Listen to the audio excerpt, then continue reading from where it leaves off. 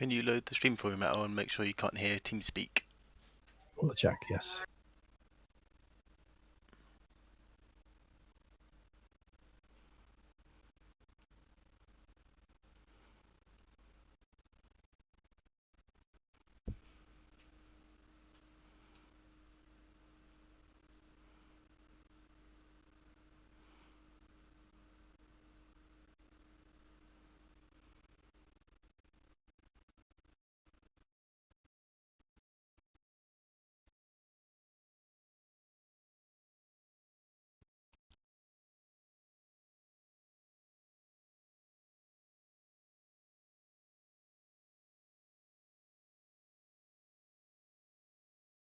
Yeah, don't hear anything, so... Perfect.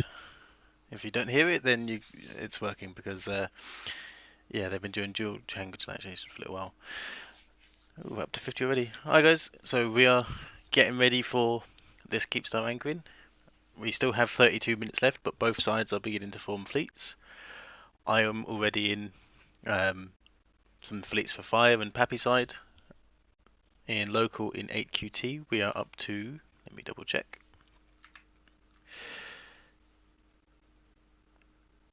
4,300 pilots in the PAPI staging. Goon Swarm staging is currently sat at around about 1,700, however they have been moving out for the last few hours, from what I've understood. Just assembling now. Yeah. So we are slowly but surely getting there. We have 31 minutes to go on this timer. What do we expect today? I expect to see a lot of tie-dye. Okay. That I know for sure is we're going to see a lot of tie-dye. 10%, but what are we seeing in this battle? Like, preview it for us. So I think this battle will go very similar to the previous Keepstar attempts. There will be some Ravens, sub-capital fleets from both sides. I think Ravens will be the primary use from Imperium side. Whether or not they are going to be causing permanent damage to Keepstar, or whether they're going to be supported by carriers or dreadnoughts, I'm not too sure yet. It would be interesting to see. I know PAPI is running some Munin fleets, Jackdaws, Nightmares. They have specific dreadnought fittings required. There are some carriers and obviously Super and Titans on standby.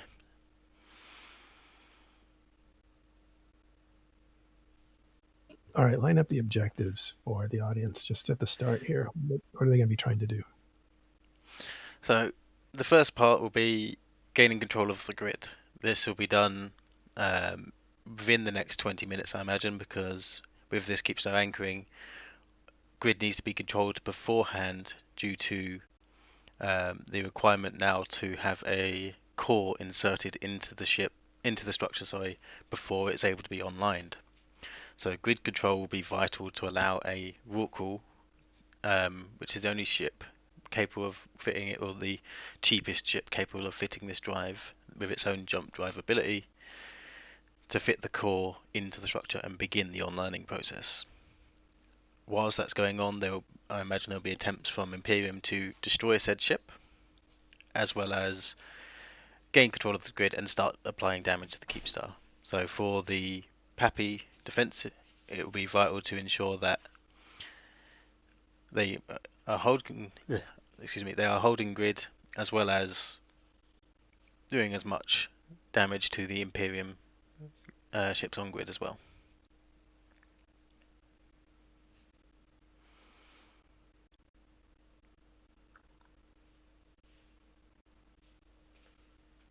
All right, what's interesting about this fight that hasn't happened before? Anything new so far?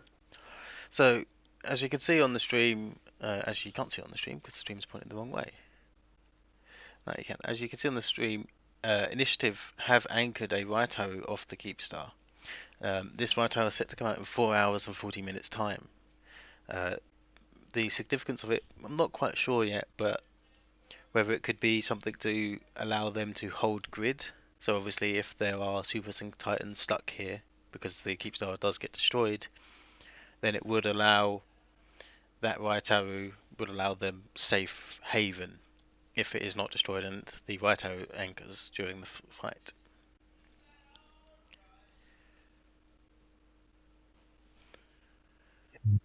Can you repeat the numbers and staging? I certainly can. So currently in Imperium staging, I am seeing 1,700 pilots. They have been moving out previously.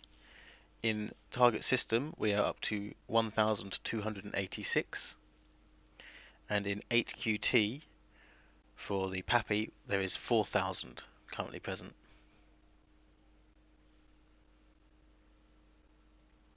So far, it's like a 2-to-1 PAPI over Imperium as far as troops go. That'll change. Yeah. I think that Rataru is very interesting. What did you think it could be used for? So it can be used as a safe haven for some ships as well. So if they, for example, drop carriers once the right arrow begins onlining, they will be able to tether, even though it won't be fully operational. So they could be using that as a tether spot for capitals, as well as a safe haven for possible supers and titans that come in. Although they can't dock, they can still get tether. It allows them to ride out timers and eventually log off.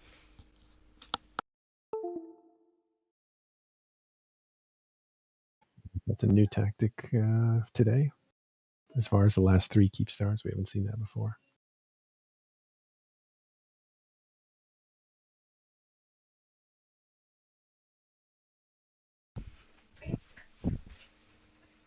If you're just joining us, this fight has not started yet. We're a few minutes away. We're looking at a Keepstar that will be attacked. It is anchored, as you can see. It's no longer blue. That means it exists in space. It just needs to turn on, but it can't turn on without going through an invulnerability cycle. Sorry, a vulnerability cycle, which starts in a few minutes, about 25 minutes. At that point, it'll have 15 minutes to tick down to 0. And if it does, it onlines and becomes fully operational. Imperium is here to make sure that never happens, and PAPI is here to make sure it does happen. Yeah, for the last Keepstar, we saw it go down to the final minutes, with literally being less than 3 minutes on the clock, and Imperium was not able to keep it paused, but they had one last rally push forward. That's exciting. The last Keepstar fight was also 14 hours long. So, The last one, that was the one before last. no, the last Keepstar fight. The last fight we streamed was the battle in YZ9. YZ9, yes, where there But was a 40-star that, armor timer. but before that was an anchoring Keepstar that was destroyed in 5 or 6 hours. And then before Yes, that is that correct. was a 15-hour fight, or 15 hours of coverage for like a 14-hour fight. Hopefully, we have like a 5 or 6 hour fight ahead of us here if things go well. What do we have landing there and starbursting out? Currently, these are Pandemic Horde Hecates that are landing in. I'm just trying to see if I can get rid of that black bar at the top of the stream. I'm not sure why it's there. This is a new concept for Horde. Look at all those Hecates.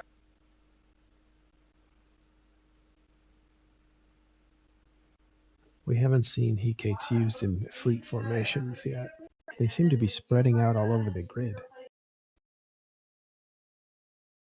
Hecates are destroyers, right?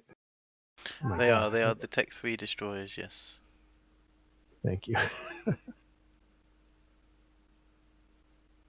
So these destroyers are moving around the grid. Looks like they're spreading out. This is very interesting.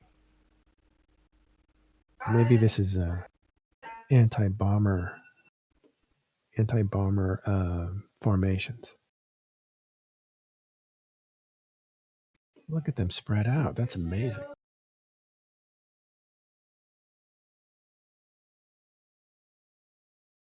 A couple production adjustments. Can you turn PAPI blue actually blue and turn Imperium red actually red? It's just be Yep. easier to read. 2 seconds. I will do. I'm just trying to see Sure. why there are black lines on this stream, and I don't know why. Well, they're not coming through. The black lines are not coming through.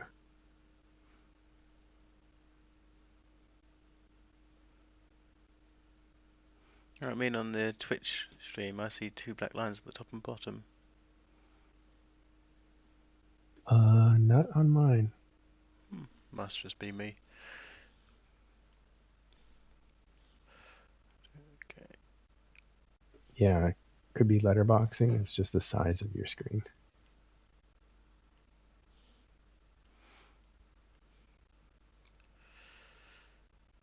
So we'll see some live changes here. Oh, look at this heat spread out. That's really interesting. Seeing a couple new things happen already. Yeah, so I will minimize that to the bottom so we can see once I go through and edit these multiple contacts. And this will just give the those not sure on this scale of war of how many sides, or how many alliances, sorry, are all on the attacking side. So all of these contacts will be with PAPI trying to ensure this Keepstar anchors successfully.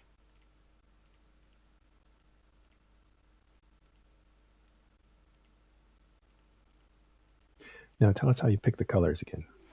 So the colours, it is different from seemingly other streamers. I believe Ron used the same colour scheme though.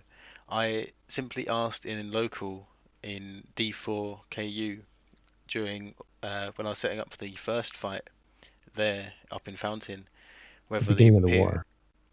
whether the initiative wanted to be blue or red, and seemingly they answered they wished to be red, which suited my needs as well, and so I made it so they was set as negative standings, which colours them red on the overview, and PAPI forces were set as +10 standings now, which allows them to stay nice and blue. Yeah, there have been people who have claimed that it was favoured one side to be positive or negative, but it was simply a case of I asked in local and one side answered. All right, we're going to get a visit from an FC from PAPI side. This is Killer B. How you doing, Killer B? We'll let him get adjusted. Hi. Hey, how are you doing?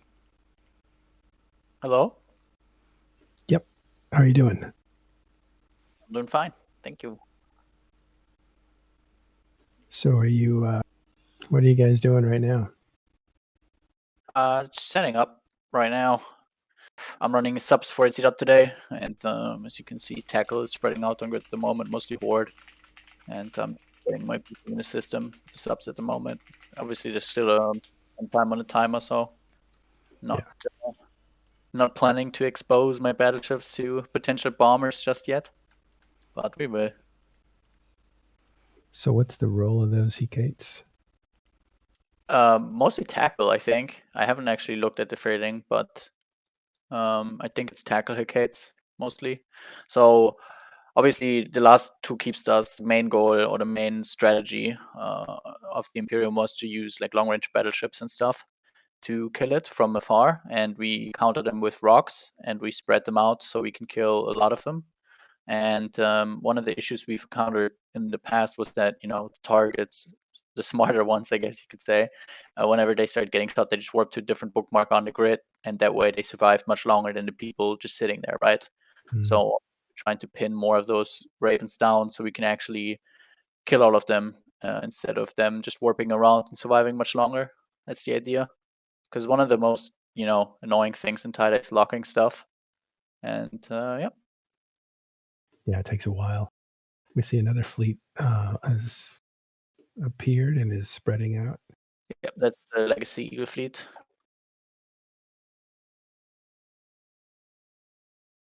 Yet another day of Keepstar. Yeah. It's been pretty good, honestly. At least I can only talk for our side, but we've been enjoying it pretty much. I think it's kind of one of those win-win things again, because goons are pretty happy they kill all those Keepstars, and they can spin that and be like, "Oh, we denied them the Keepstar in our doorstep," which is true. And we get to kill 1,000 battleships or 400 dreads or whatever every time we do this. So I think it's pretty good. I think everybody's having a good time. And then we have the occasional 60 titans in between or whatever. Here and there a sprinkle. But yeah, it does seem like both sides feel like they're getting something out of these fights.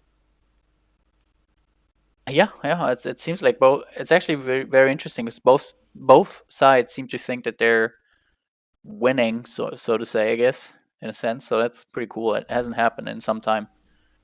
Yeah, it's a sign of both mechanics, but also good leadership. Yeah, I'd say that.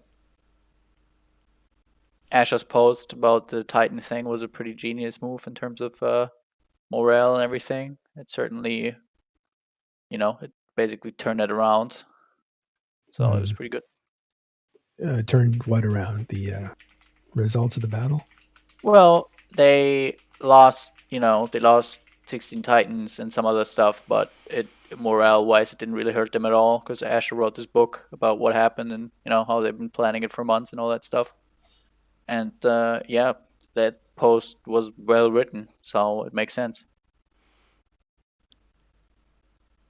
I think as well with the Titan losses, they tried something that everyone had considered very daring and something we've not really seen before, and they had moderate success with it. However, it wasn't a 16-hour, 14-hour tie-dye fest. It was actually a reasonably short fight of a few hours, and both sides had fun. Dreads dropping, the escalation chain that we saw. Both sides, both pilots that I've spoke to, had a really good time in the fleets.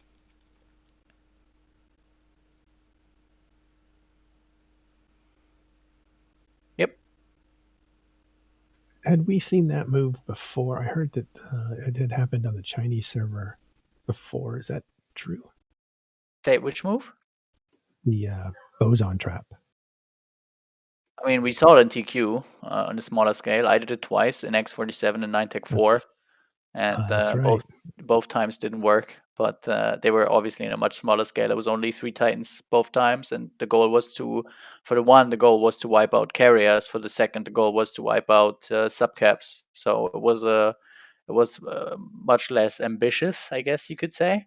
My plans that were, but yeah, they both failed too. And it seems like they failed to the same thing that theirs failed to on our end as well. So interesting. The Chinese did lances, not bosons. Interesting. Yeah, that's the thing. The problem with lances is that they're so narrow that you can slice through a chunk, but you're never going to hit as much. Even if it's a lot of lances, you're still not going to be able to wipe out. Because even if all supers jump to one side, they're still going to be spread out. Just because stuff bumps and stuff moves away from the jump in. You're never really going to be able to wipe out a lot of shit with lances. I don't think so. I think bosons are the way to go. At least for caps and stuff like that. Subcaps, it's a different story.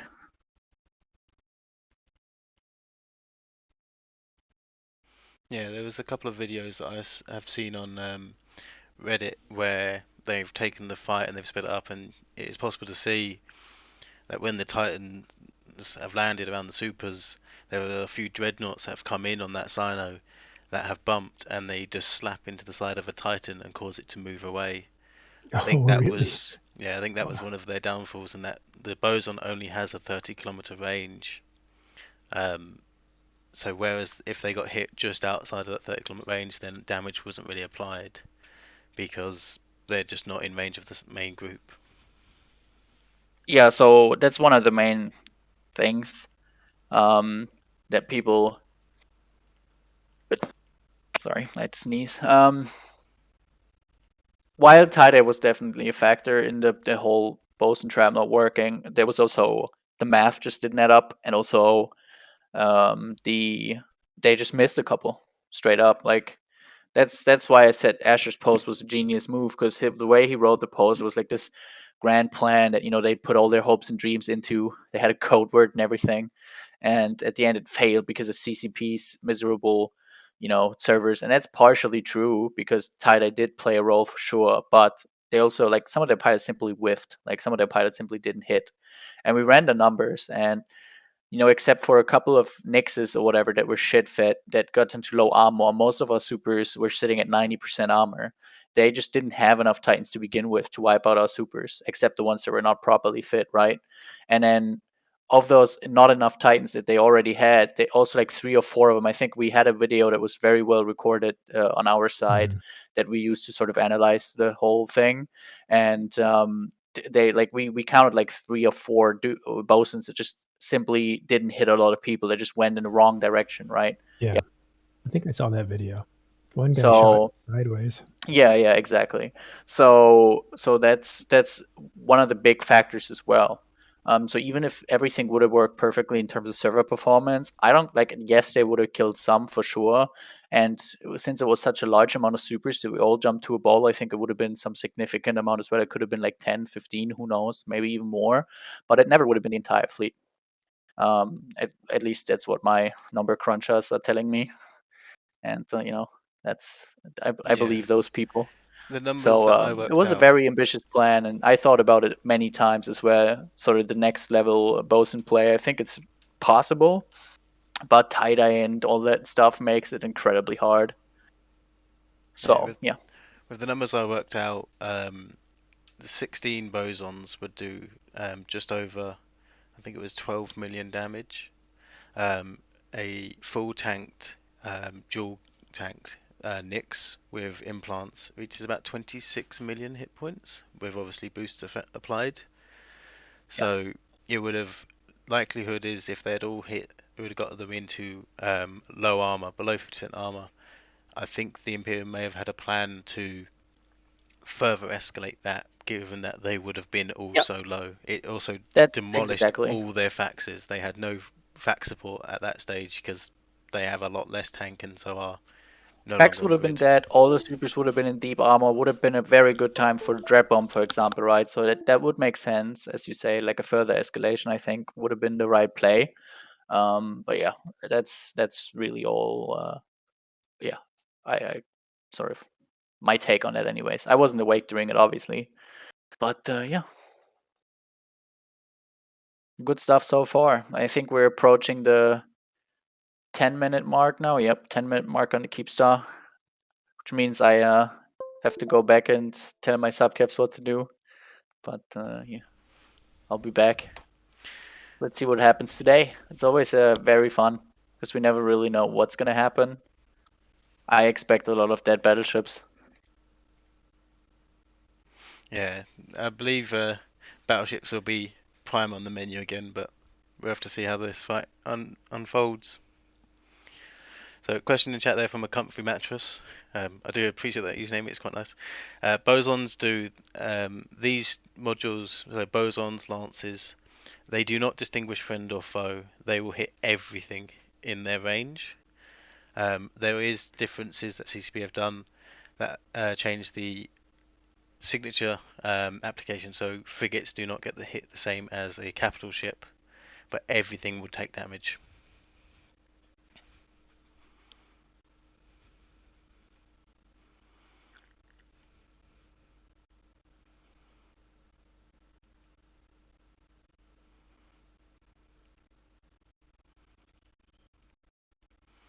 I'm just finishing adding up some more contacts because seemingly more and more show up each day.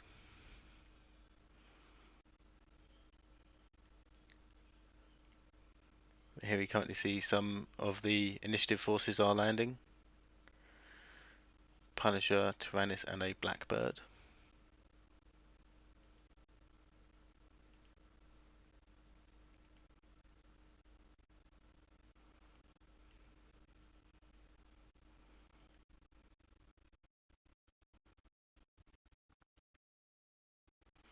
And here we are seeing some of the first capitals coming in.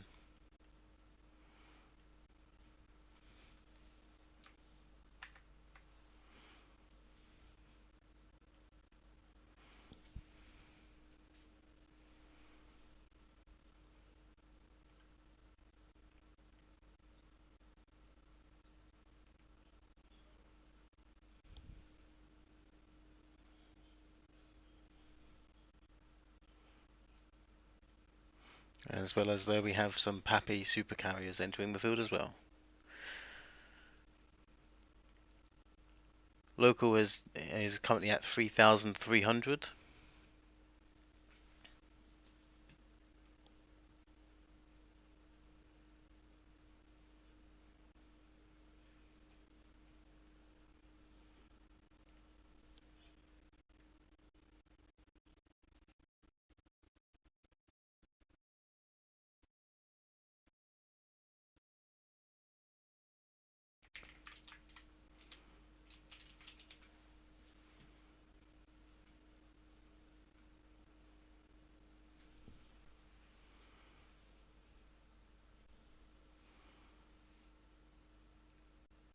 So we currently have 7 minutes and 10 seconds left on the Keepstars preparing to anchoring time. So in 7 minutes is when the core can be installed and the timer for the onlining process begins.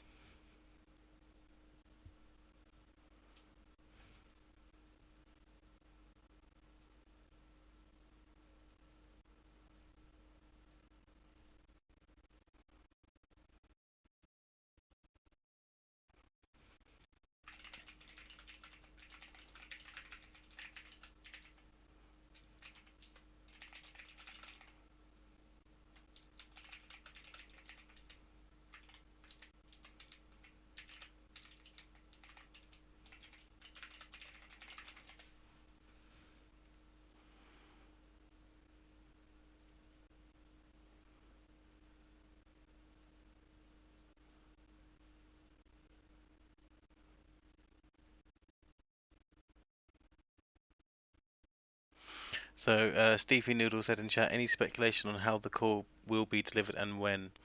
The core is around about 90,000 M3, I believe. So chances are that will be in a Rockwell that has either come in already or will be very shortly. The Rockwell will be allowing belonging to Pandemic Horde because they're in the Keepstar, and they will then be putting the core in so it can begin the online process. So here we are just seeing a capital only overview. Tie-dye is almost at maximum, it's currently at 14%. Local in system is 3,600 and climbing.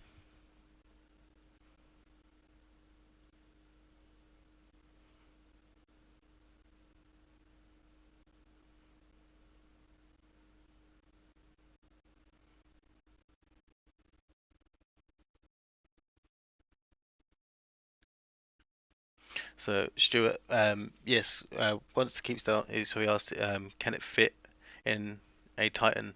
It can't fit in a Titan hull, however, the smaller ones can, but 90,000 M3 is too big for the Titan's hold.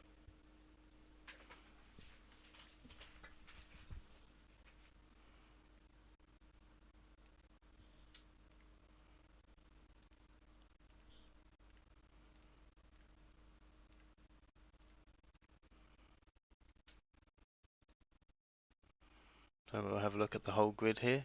There will be a large amount of blues, but we're also seeing some more corporations that I do not have standings loaded for, so we'll get them added to the correct groups.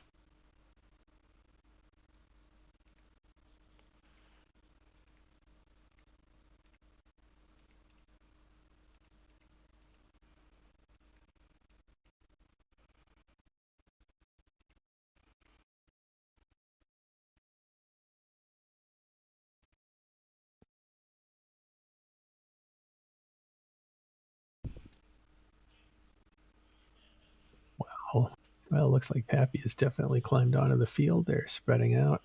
It's huge, huge amount of people.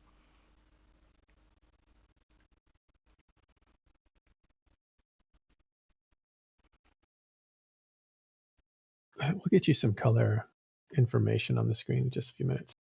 We're still setting up. Not that one, that view, and that view. There we go.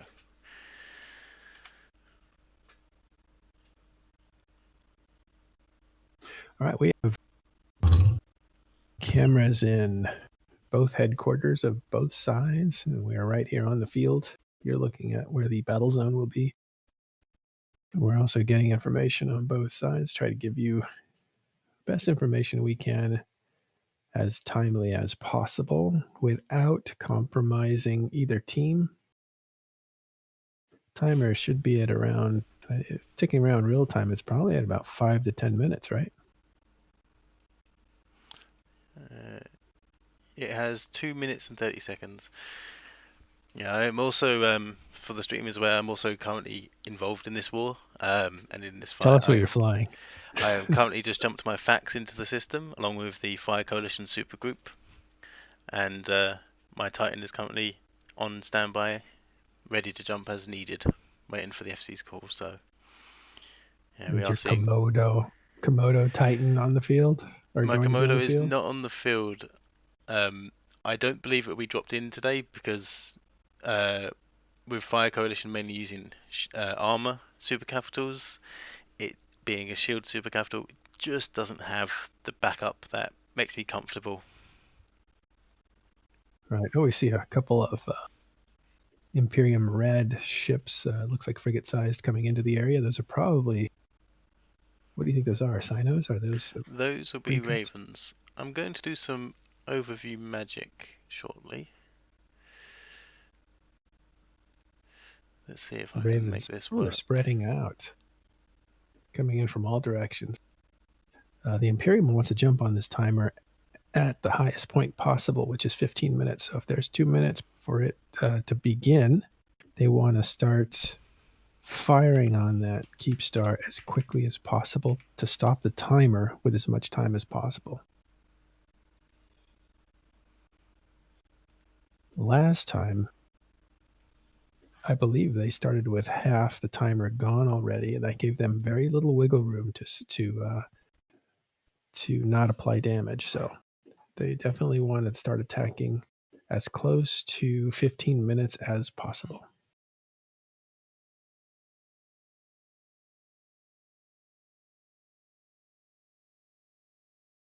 So for those that aren't familiar with overviews, this currently should allow me to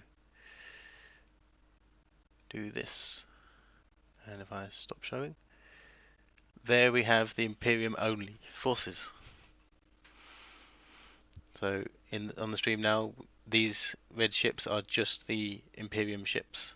So it allows me to now show you where the Imperium is around this grid, as well as we can then go back to the whole overview. Fantastic. I have just heard an FC currently claim over chat, please do not shoot Keepstar, we are here to protect. That's on the PAPI side. Yeah, this is due to Pandemic Horde being as not as +5 for all of PAPI due to concerns over infiltrated spies, but yeah, Right. it's that was quite funny to listen to. Yeah, if you're on the blue team and shooting at the Keepstar, you're probably a spy, and they'll need to kill you quickly. By the way, can you change again PAPI to blue and Imperium to red up there at the top? It's a small change. It'll make it easier.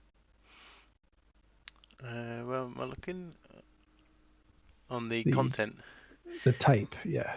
Text. Let me see if I can.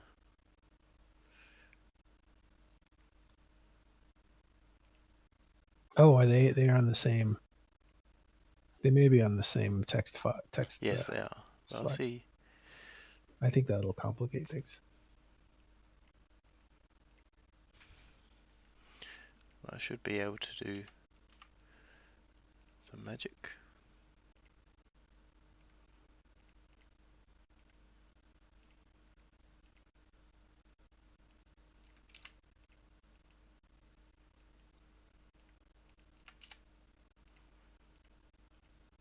And then if you still have the timer damage info, that blue might need to lighten up a little bit. Sorry.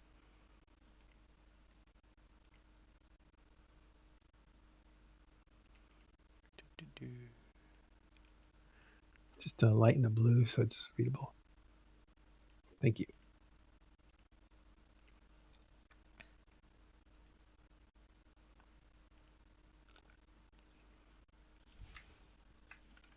Great.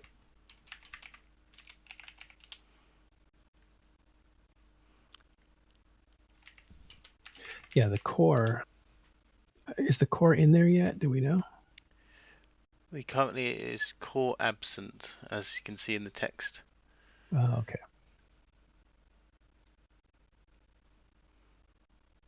So we'll go to the capital only overview for now. You can see there in the text that core is currently absent, so it is not starting counting. Oh, that's a problem for the PAPI forces. Yeah, we do currently see a rock call here from Fraternity. I'm wondering if there is any other rock calls on grid that we can see. Without that core, this cannot properly online.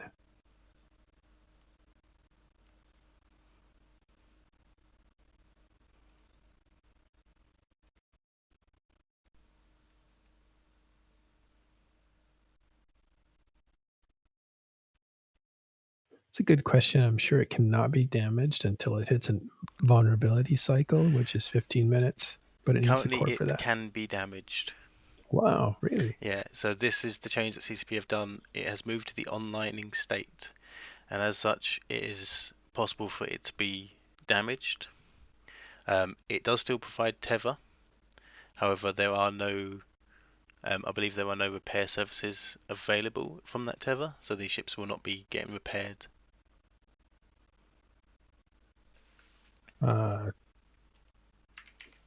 Okay, so it doesn't have a core, which means it can't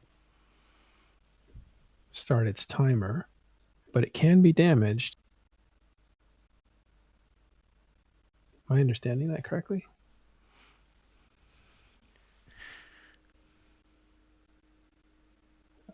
While you think about it and do other things, let me answer the question from Volt Tafra here.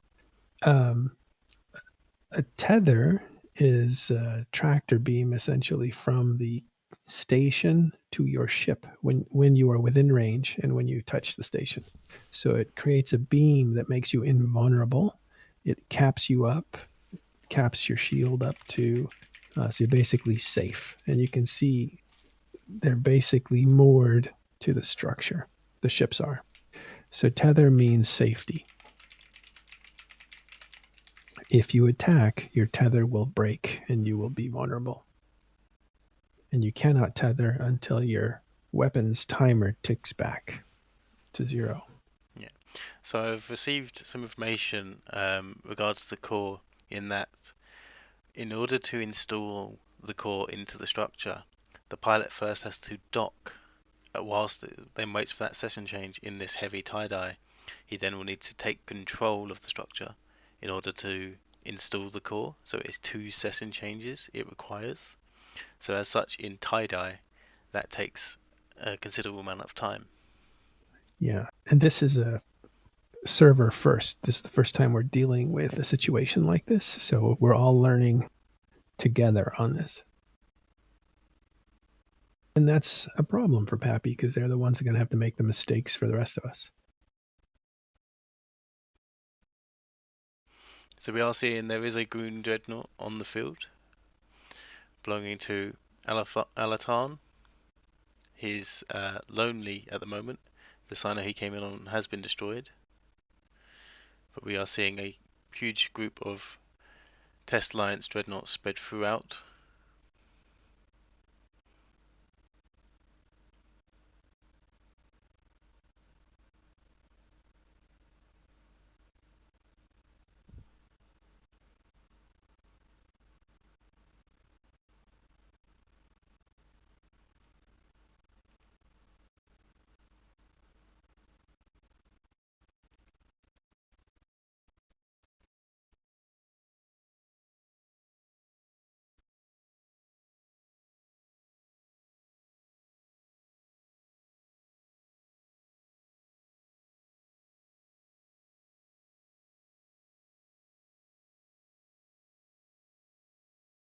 It's interesting.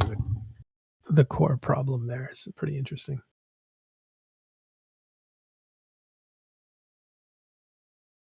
Yeah, time dilation, as it's called, tie-dye for short, is a extension of time. The servers essentially slow everything down so the servers can take the commands in order. Since there's thousands of people, thousands of commands, thousands of computations. So you will see this progress slowly.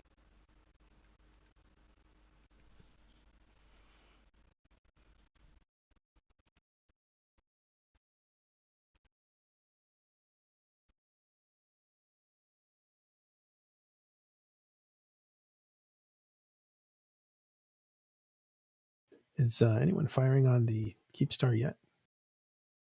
I'll go and have a look at the Dreadnoughts, but I believe so. I believe these Dreadnoughts will be actively shooting as much as they possibly can. Something appears to be jumping in behind it. Yeah, a couple of dreads. It's a Revelation in Naglfar. You can see there that they are currently surrounded by this fleet, which is a blue fleet of tornadoes, Nagas, and some more Nagas. Yeah, so this will be a long ranger fleet. But here we're seeing some more Dreadnoughts load in, as well as a few more Velxes. Dreads dropping.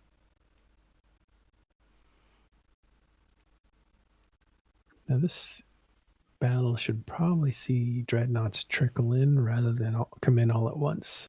Their job is to keep a certain amount of damage on that structure.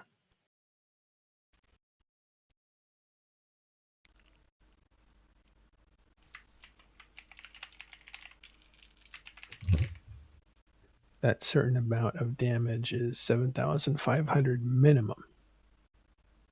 Maximum 75,000. So 10 times the minimum is the maximum.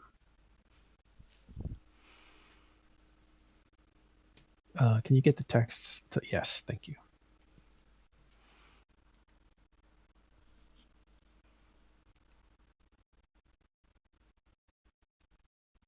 Keepstar is vulnerable, yes. And that's not good because it's vulnerable, but the clock hasn't even started yet. The clock towards invulnerability, so it's a little bit of free time for Imperium to just do damage. This fight will still go on for hours, but it's a little advantage for Imperium. Yeah, you can buy the cores off the market. Each core has a different size. Each structure requires a different sized core, let's say. Yeah, so the cores are NPC seeded, so no one group has any monopoly over them. They don't have to be assembled. They have also been reduced in size. They was originally larger, but they have significantly been reduced in size. So the Imperium is shooting that big structure up there, the battle station, Keepstar. Imperium is in red. They're trying to damage that thing and destroy it.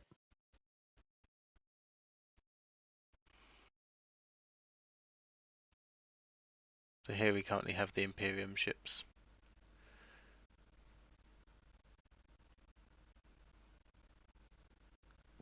Spread throughout the grid in various ships as well as dreadnoughts, battleships, and frigates.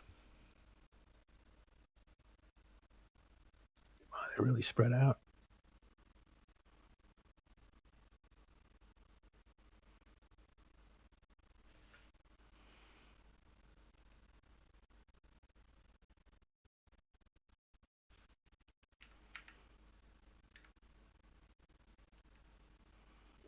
Yeah, again, we're finding out how these cores work.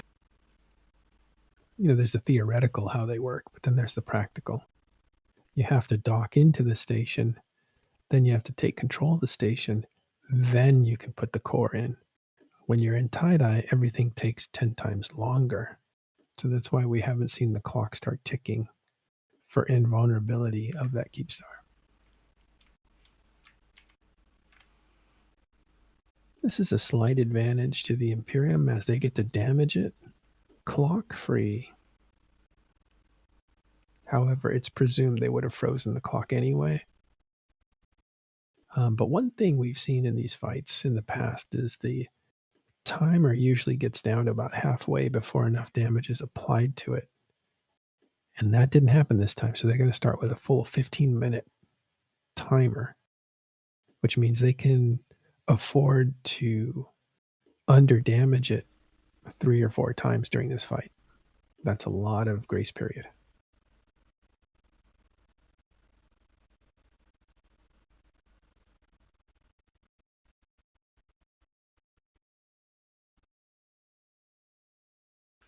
It's a good question. Can you install the core if the structure is being damaged? I believe you can, yes, because there is no current repair cycle ongoing, so the core is still possible to be installed.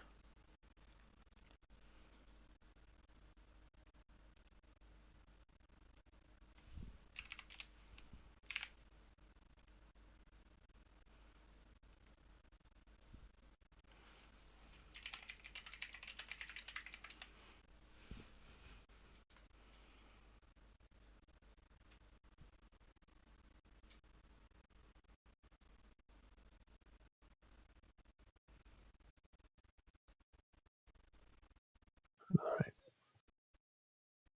Looks like PAPI is starting to prepare their super capital fleets.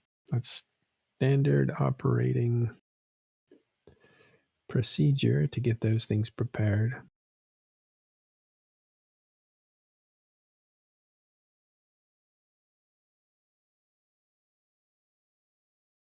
Yeah, so currently we're receiving word that the pilots with the Keepstar core are having difficulty docking in and taking control of the Keepstar.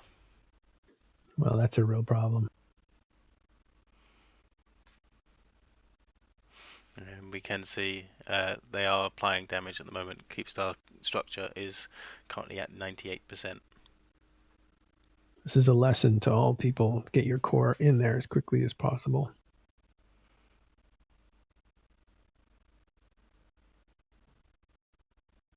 Because tie-dye is very unpredictable.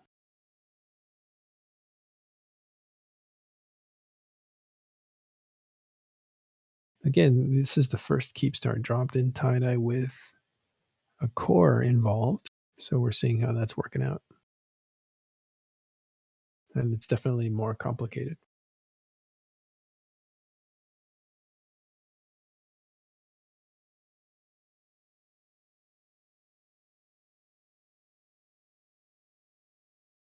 Do not think you can install it from the outside. You must dock. You must take control of the station. Yeah, it seems like yeah, the pilots are having to dock, take control, and then insert the core. But obviously with 5,000 in system and tie-dye at near maximum, it is proving difficult. Like 10% is the lowest that it goes on paper, but we predict that it can go more than 10% tie-dye. We don't predict, but we've heard it goes below. Yeah, I know CCP have even managed to get it to pause during testing in the early phases. They actually did manage to pause the system. So it infinitely scales down to near zero.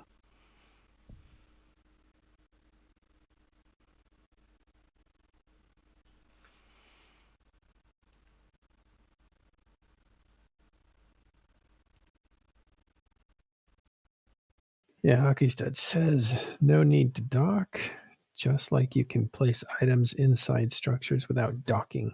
That may be true, but this is tie-dye, and there may be some problems with that. I'm sure they tried it, but they're finding they have to dock. Yeah, currently I'm not in possession of any core, so this is just what I am hearing from the pilots that do.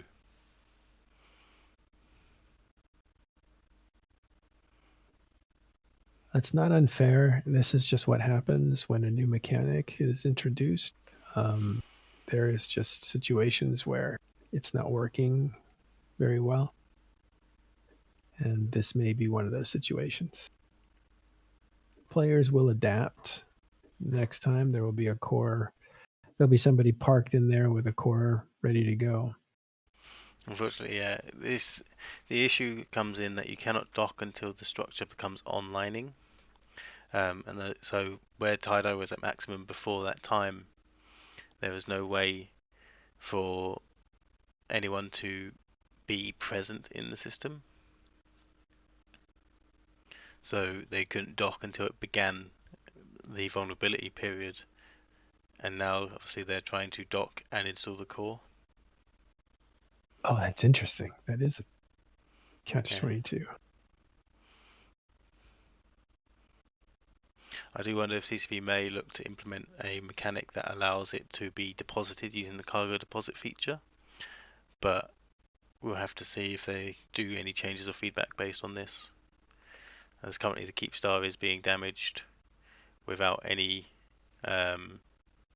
timer, so we're currently at 96%. Well, in some ways, this could change everything. You basically have to defeat everyone and then put in your core. That seems like a really tall order.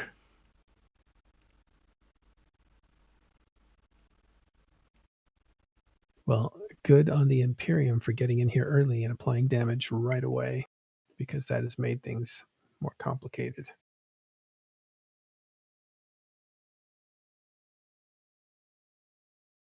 It's at 96%. The core is still missing.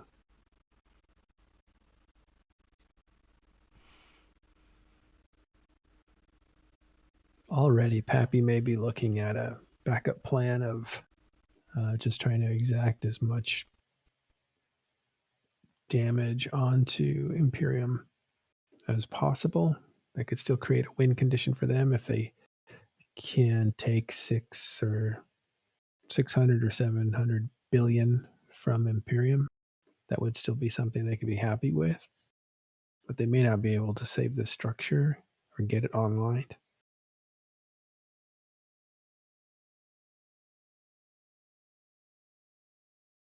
It's way too early to tell.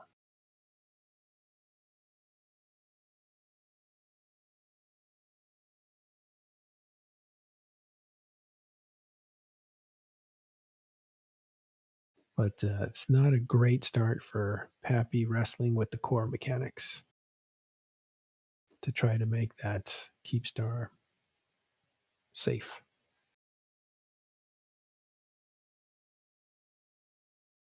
Yeah, we are just about to hit 5,000 in local.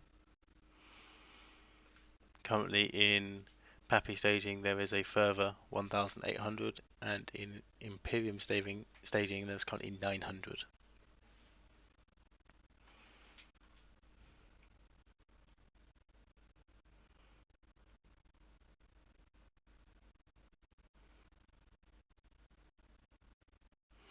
As you see from the stream, there is still a large amount of battleships spread throughout the grid, not just even around the Keepstar, but in total.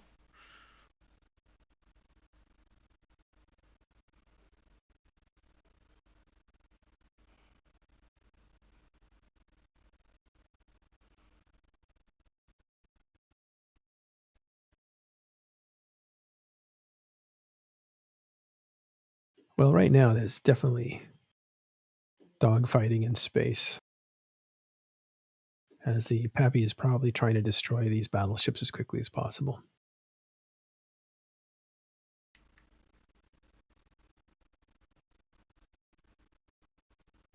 But they are spread out everywhere.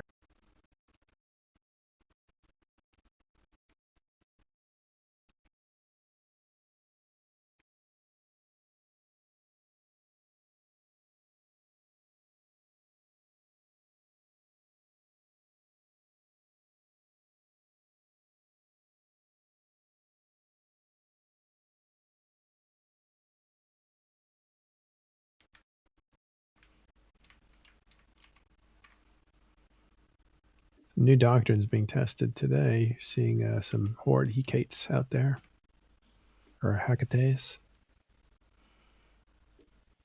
They are spread out to tackle things and to apply some DPS.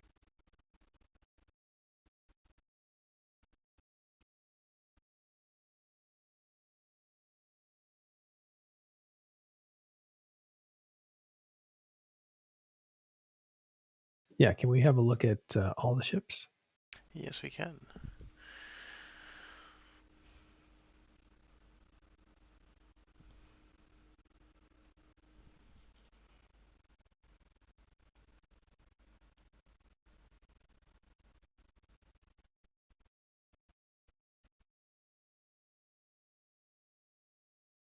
So currently there are groups and clusters of jackdaws spreading out.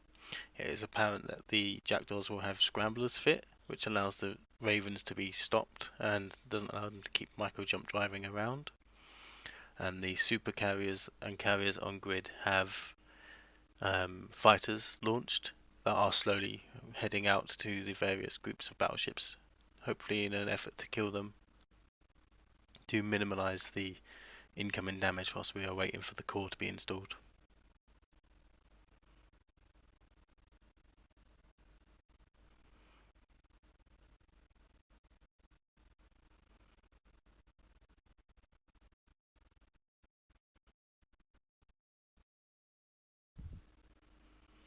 Yeah, there's the difference from just seeing the attacking force to seeing all forces really does make the difference in this. Has a lot more impact on the brackets as well. Yeah, I could find the situation discouraging for PAPI if all you see is red shooting the Keepstar and the Keepstar not able to repair itself. You can see there's a ton of, I think there's a lot more PAPI here than there are Imperium.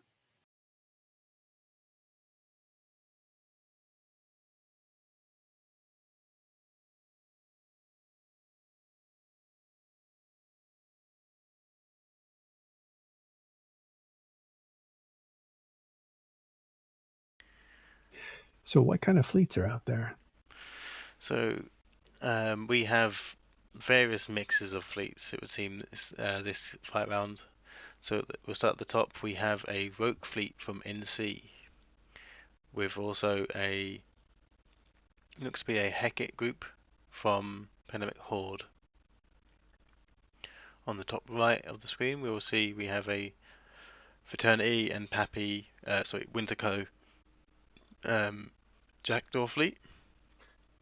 Whilst then moving further into the centre, we have some more of Pandemic Legion and Recon Rogue fleets. Various mixes of Dreadnoughts.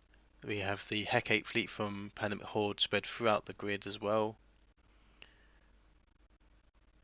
We have some more Dreadnoughts in the centre. Over here we have a PAPI Eagle fleet with if we look down here we have another NC Rogue fleet as well. So there are various fleets spread throughout. For Imperium there seems to be a few clusters appearing. There is a Jackdaw fleet as well as a second Jackdaw fleet. So currently they have two Jackdaw fleets as well as obviously their Raven fleet on grid. Yeah, it looks like PAPI is still having trouble getting into the gunner seat for that Keepstar. Yeah, we still do not see a core installed. And it is currently at 93% structure.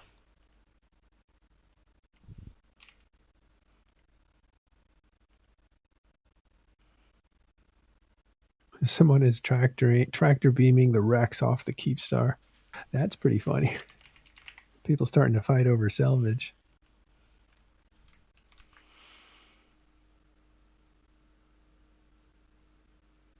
Yeah, I think we're hearing expect 20 to 30% damage on that Keepstar before the core goes in. It's just taking too long. So there's some free time for Imperium. That's if they get the core in. In other words, it's going to be a while.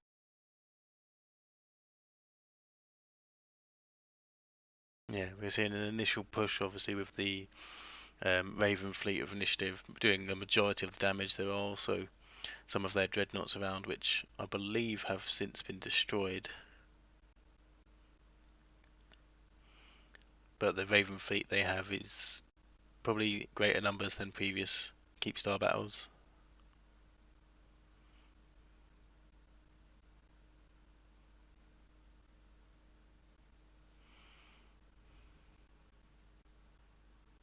It's hard to test at this scale, right? You need to recreate the conditions, and it's very difficult to recreate tie-dye conditions at 10% or less.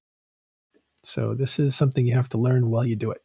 Yeah, All right. CCP are able to artificially introduce tie-dye. However, if they was to set tie-dye at 10%, it would just act as regular Eve 10% slower, or sorry, at 10% of real speed. These conditions here, we are seeing remote calls that are outstanding for long periods of time. It's not just a case of the Keepstar is in 10% tie-dye, it's also under heavy load.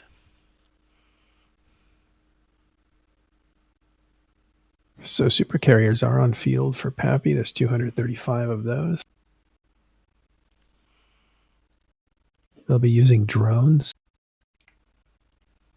Sorry, fighters. Those are bigger drones.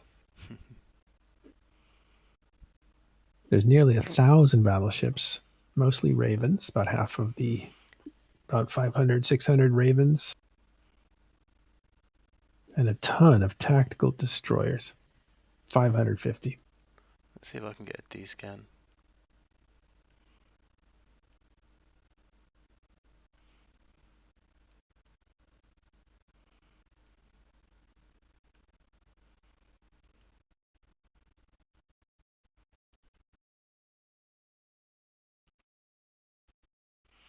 Whilst we're waiting, so we are seeing numbers in the Keepstar's dock seat is also increasing, so hopefully the pilots are able to get in.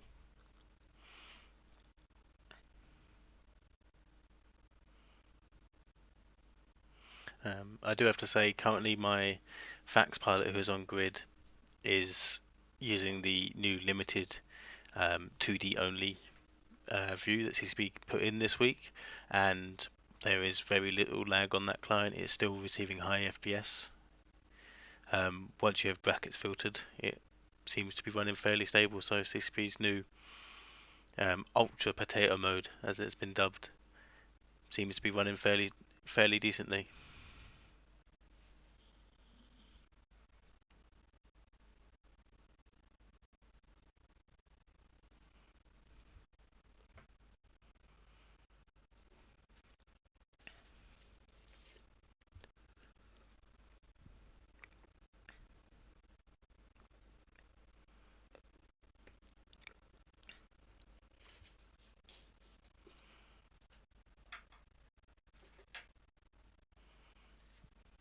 All right.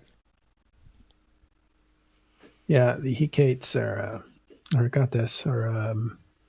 tackling ships. They also have DPS. I think we heard they were being taken out by Rokes, which are battleships with long range.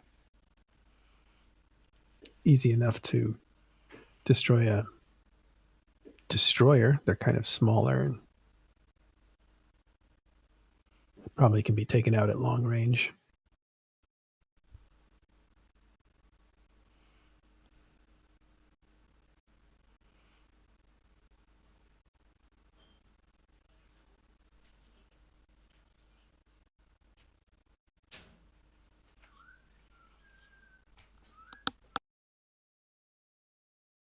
Almost 10% off the Keepstar so far, and the timer, although it would be paused anyway, is going to end up starting at 15.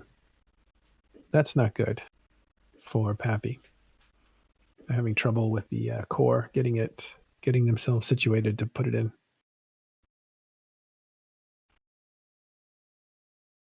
Yeah, the interesting thing will be is over time of the previous Keepstar battles, we saw that the Imperium forces did begin to lessen their number of Ravens actively on grid and increase the number of Dreadnoughts. I wonder if we will see the similar thing here, in that even though the core isn't online, this fight is still ongoing. There are still ships dying left, right, and centre. So could it be that we end up in a similar situation previously? At the moment, local is just about to hit 5,200. That's huge. So many. The last big fight was 3,400, and it was really quite amazing. This has many more. By the way, Arya from TIS reporting that there is a rumor going around that the core cannot be inserted when sufficient damage is being applied. That is a rumor. We don't know if it's true or not.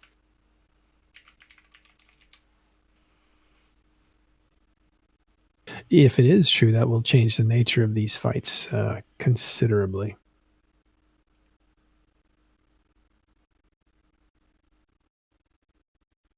We suspect it's not true. It's just a issue of tie-dye and server stability.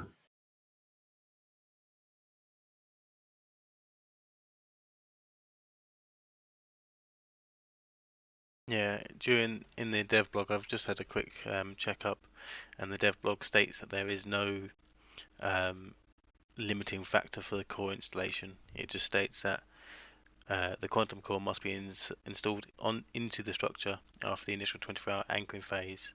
Once it becomes dockable after this anchoring phase, the quantum core need to be installed into the core room in order for the structure to proceed past the initial onlining vulnerability state.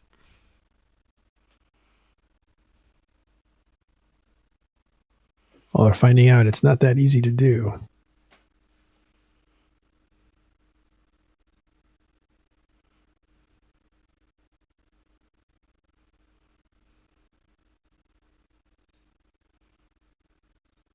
Yeah, it's Rocket X. Let's go Rocket X. That's actually him. He just said in the chat they had two supers shooting at an Athenor yesterday, and the guy withdrew the core and left. Which Thanks for changing some of those words. it seems to be pretty much a cut and run. Well, the structure's down anyway. Reduce your loss, but I don't know if that we plan to change. Yeah, that's probably not the intended use. The idea is to give incentive to destroy structures. Yeah. So we have opposites. Can't get it installed when you need it, and you can take off with it when you're about to lose it. That is not working as intended so far.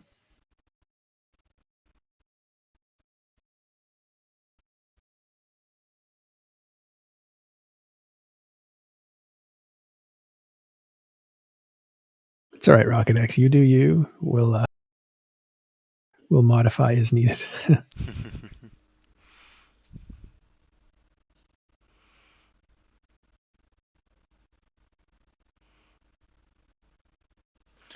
Ooh, the D-scan actually finished, so let's see if I can get this in. We'll try to get you a kill mail report to try to see who's dying. We've heard that there was a lot of ravens were already dying. So there's a current D-scan on. We see 406 ravens, 387 eagles, 351 rogues, 340 jackdaws, and 201 hecates. In total, there are 235 super carriers on grid, 245 carriers, and 250 dreadnoughts. Yeah, the raven counts dropped by 200, so they're definitely going down.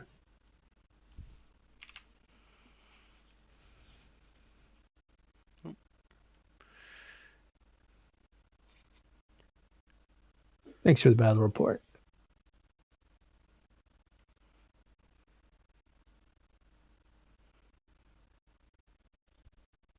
All right, it's very early in this fight. As you can see, we've just gone 11% off the structure of that Keepstar.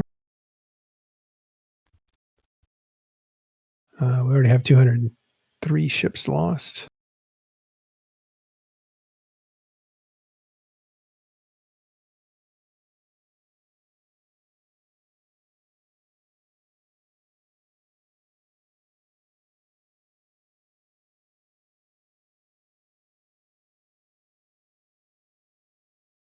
Yeah, it looks like ravens and dommies are getting destroyed.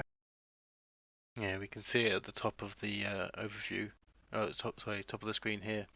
That this ball originally had ravens strung throughout, but whereas there are fleets at the top, they are thinning. So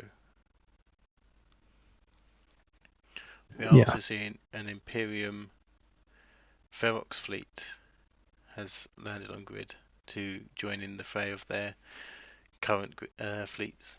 So we'll have to see if there's any subcap movement.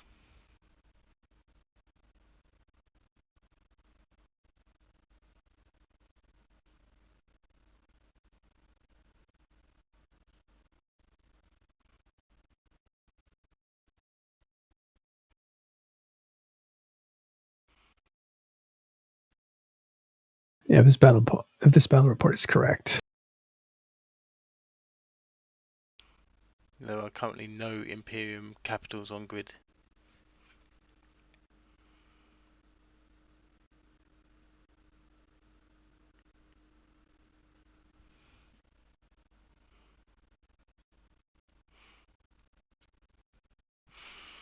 Yeah, Hypercasual just said that CCP said the core will go in even if it is taking damage. Yeah, that is believed to be the case. Like I say, it is the mechanic CCP intended. However, due to the load on the system, it seems like that is taking time,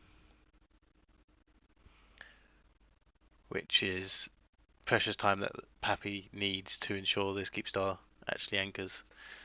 As currently they have lost 12% of the structure of the Keepstar, and it hasn't even begun its timer. Well, last Keepstar, the battle didn't really start until the Keepstar was at 50%. And that's because PAPI had tie-dye in their staging system, so they couldn't even get to the battlefield until it was half dead. I am now seeing the core is installed. All right, there's a change.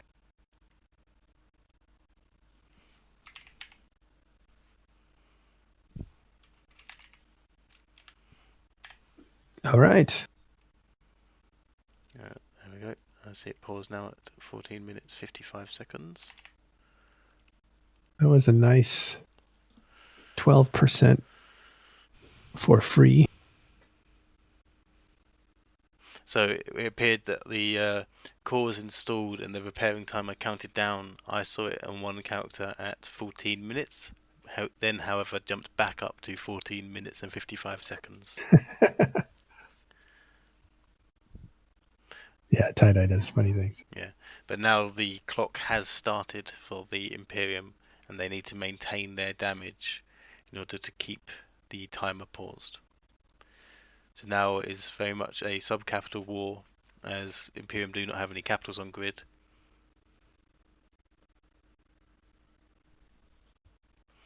So is this the sub-cap rule to try and clear as many Ravens and sub-capital fleets away from Imperium in order to have the damage fall below the required amount to keep it paused?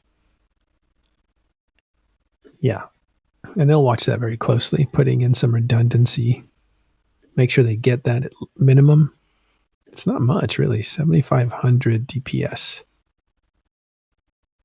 If they want this to go fast, they're going to need to apply 75,000 DPS per second. Well, DPS.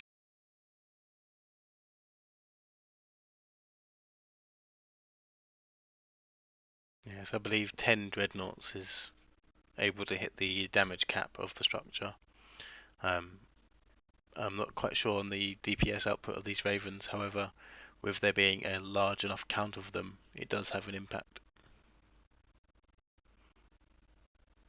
As we're seeing on the log messages that are coming up on chat, that we are just seeing Ravens being tackled many times, so each one of these is tackled, it means that he is locked down, as I'm believing they are using scramblers. So they are locked down, unable to get out of the tackle range and the damage that is incoming from both the sub-capital fleets as well as the super and carrier fighters on grid. Yeah, what's their normal behavior? What do those Ravens do? So the Ravens are using special fits that give them maximum range for their cruise missiles, as well as increasing their lock range. That allows them to be away from the Keepstar as much as possible and spread out over a much larger area. And if ships are getting close to them, they have a micro jump drive, which would move their ship 100 kilometers ahead of them, as long as they are not scrambled using a warp scrambler. A disruptor does not affect it, and same as an interdiction bubble does not affect it. The only thing that can is a warp scrambler, which is why we are seeing a lot of the Jackdaws and Hecates, I believe, have had them fit, specifically designed to deal with these Ravens.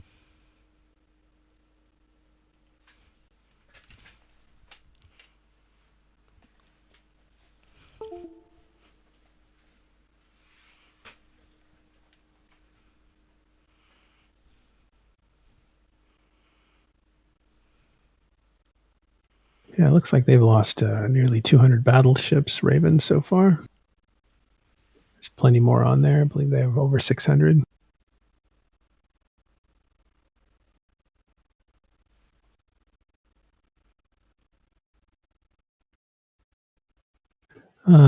The price so far is up to 60 billion.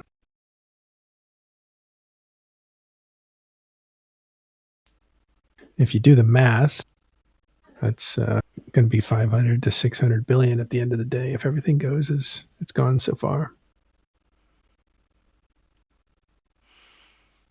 I was just quickly checking the right arrow timer off to the side, and we can see that it still has 3 hours and 20 minutes of timer.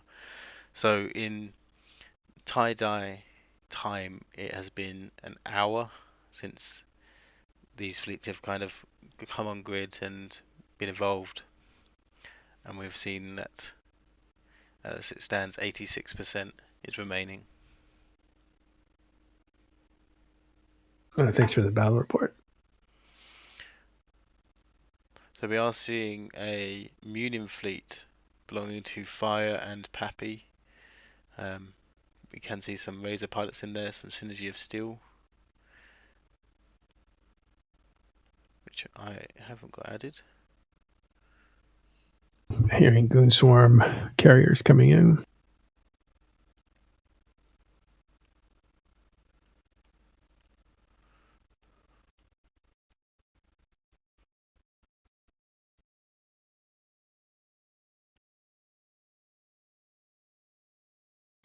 Yeah, so the Ravens are dying quicker this time because they're not able to maneuver as they normally are because they are being held down.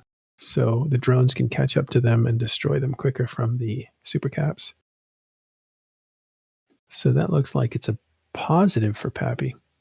Yeah, the Hecate fleet as well as the Jackdaw fleets, I believe, have been fit with scramblers specifically designed to attack these Ravens, which is why we saw at the initial fight the Pandemic Horde Jackdaw fleet, the Pandemic Horde Hecate fleet spread so far throughout the grid, because these Ravens are not interested in targeting the battleships.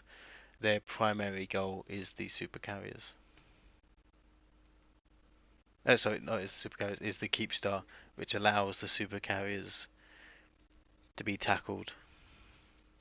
To be able to kill the Ravens that are tackled. Apologies. Yeah, you have that all wrong. Yeah. That was funny. I was like, you had all the right words, all in the wrong order. Yeah, in completely wrong order. My fax had finally let it load up and allowed me to begin moving the models and stuff like that. So.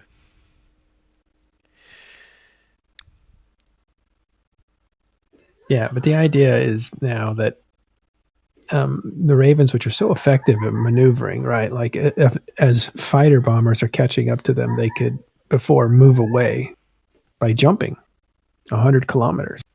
And so those slow fighters basically were about to kill something and it just got away. And that happened over and over again all over the field. So to remedy that, now they have ships that will disable that ability for them to jump away, which means the fighter from the supercarrier can catch up to the Raven finally. And in doing so, can deliver damage that takes it out pretty quickly. And as we've seen, Ravens have been dying left and right.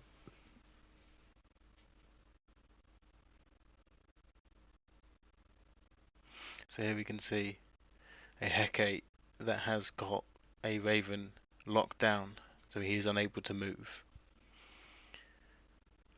Even though the Hecate is unlikely to kill the Raven on his own, the fact that he has stopped this Raven would mean that backup can now look to come and get him.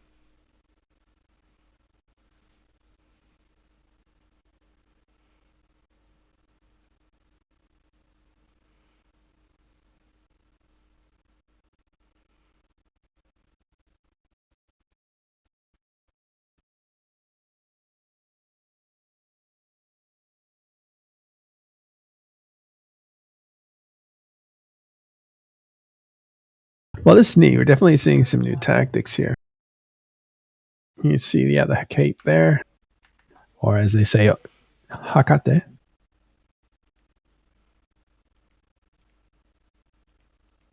Totally got that guy pinned down. Looks like two of them. This is turns out to be pretty effective.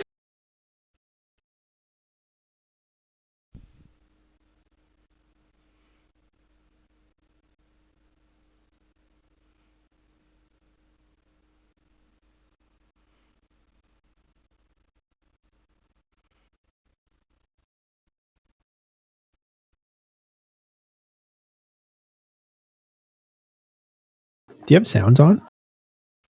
Unfortunately not. Sounds do require a large amount of processing from the game.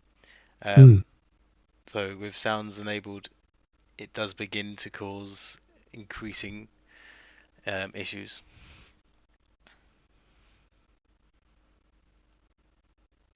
Yeah, that Raven's captured, but it's not necessarily being damaged at the moment. If we try something daring.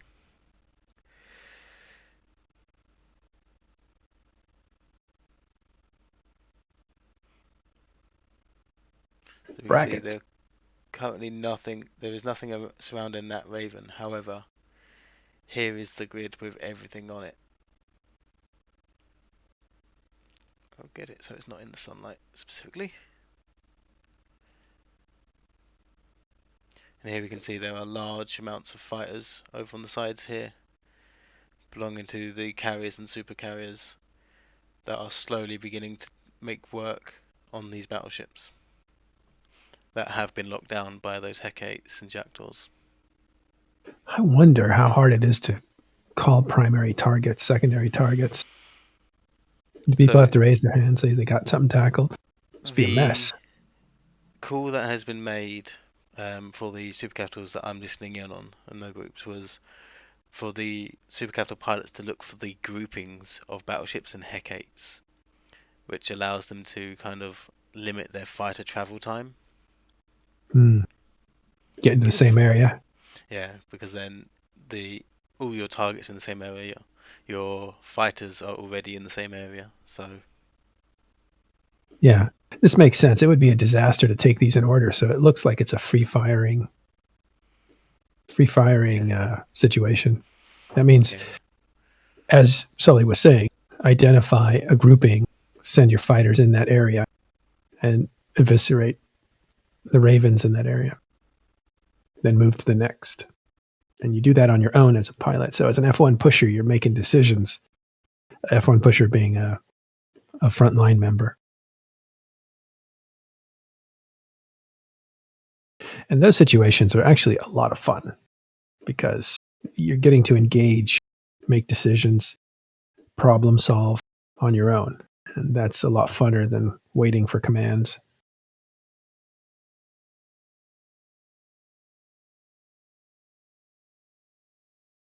And I think it's working pretty well. We don't have anything to compare it to yet, but there's, I think, well over 200 Ravens destroyed now.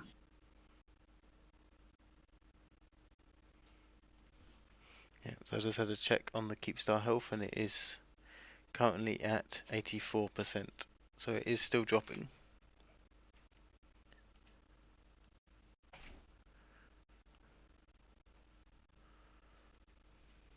Yeah, can we tell if it's slowed down or is it still moving at a good clip?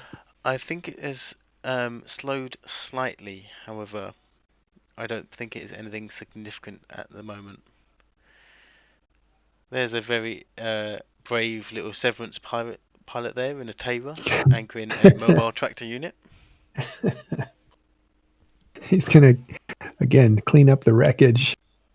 That's becoming very popular to do. Most people wait until after the fight, however.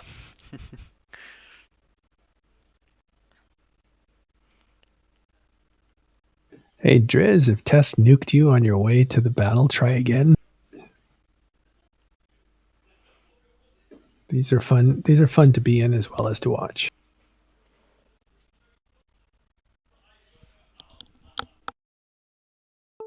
I suggest a tanky interceptor. Get past the smart bombs with your tank.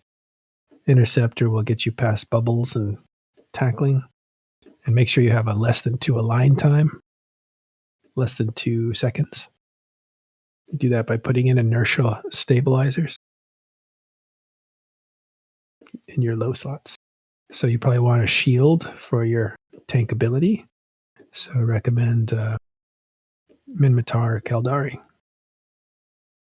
Yeah, I can say firsthand that it isn't as easy as it seems on paper.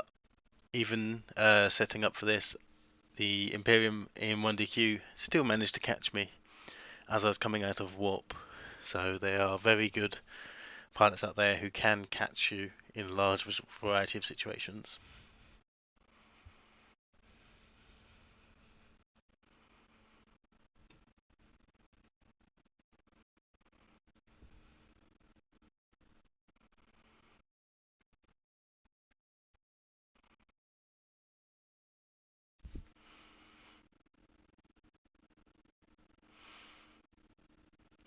So I see PJ's in the chat under Fane Industries. So there are still ISK losses being calculated through the battle reports, but at the moment we're just waiting to see what begins on this timer, because we're still dropping at 83% now. So we'll see how these next couple of hours of fighting go over. What did we calculate last time? It depends on how much damage they're doing to the structure, but and that can vary, right? It's usually 7,500 to 75,000 within that range. Yeah. Which is a huge range. So But I think it's like 12% per hour last time. I'll keep an eye on the structure timer, and when I see it drop to 82, I will put a note in chat, and then we can time and see. Right. And it's not a constant, obviously, because damage is going up, damage is going down on the Keepstar. So, but it'll give us an idea. Yeah, give us a rough timeline of the damage they're doing as well.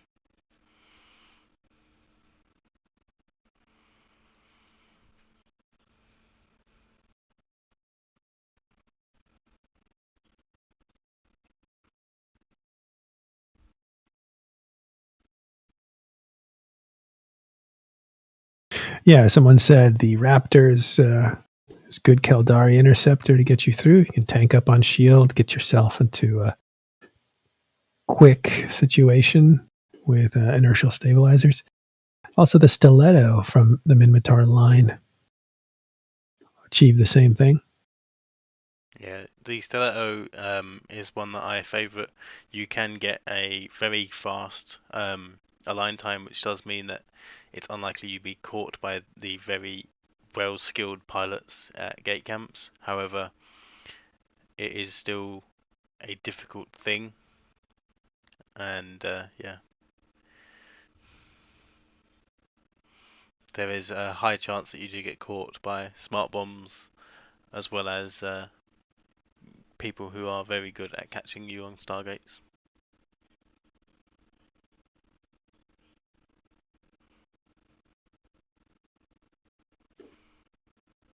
Yeah. Do we know, is it Initiative Ravens or Goonswarm Ravens or both? I will load the view over and we can have a look. We can discover together. There is a lot less on grid, it seems. Initiative has always flown Ravens. They used to have three-eyed Ravens, I think. So there seems to be a mix of Initiative, Goonswarm, as well as TNT and other groups. So I think it is just a general Imperium Raven fleet rather than a specific one now. In the past, it seems like, and this is very loose guidelines, but Goonswarm runs with Megathrons called the Baltec, named after the player Baltec. And Initiative favored Ravens. Ravens were good for killing Keepstars. Ravens are what destroyed the Keepstar in the wormhole Rage that belonged to Hard Knox. It was called Fort Knox, and it was destroyed, as was a secondary Keepstar in there. That structure was thought to be impervious to attack, but they managed to accomplish that with a partnership of a group that joined Initiative that were wormholers, and it was planned for a year. They got the Ravens in there, and the Ravens did the work. But at that time, the Ravens could, as a group, be moved around by destroyers, command destroyers. So they would jump around, fire their missiles, jump around, fire their missiles. They were uncatchable, and they would deliver the payload every few seconds. Since then, CCP has nerfed the command destroyer's ability to move a whole fleet. So it only moves a portion of the fleet, which really destroys the concept. Yeah. But still, Ravens are used to do heavy damage to big structures and big ships. So currently I can see on the staging cameras that there are 1,700 waiting in 8QT for PAPI in a mix of super capitals, dreadnoughts, titans, faxes, and some subcapitals. In 8QT, in 1DQ, I'm seeing around 800 Imperium, with Ravens seemingly undocking from the Keepstar, warping to a Titan, and being further bridged into the system. More Ravens, more Ravens. What do we have on the timers? Is it good? Timer is still holding steady at 14 minutes and 55 seconds paused. The structure percentage is still sat at 83%, so when it hits 82 I'll put a note and we can try and time that.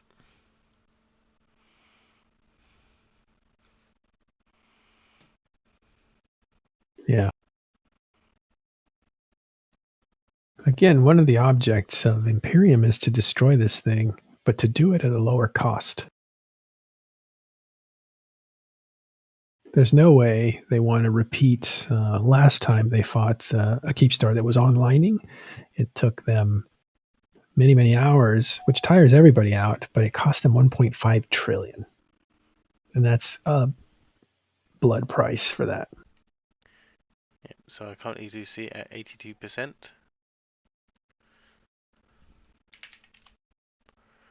So we'll try and see if we can time that and see just roughly how much is being applied in tie-dye.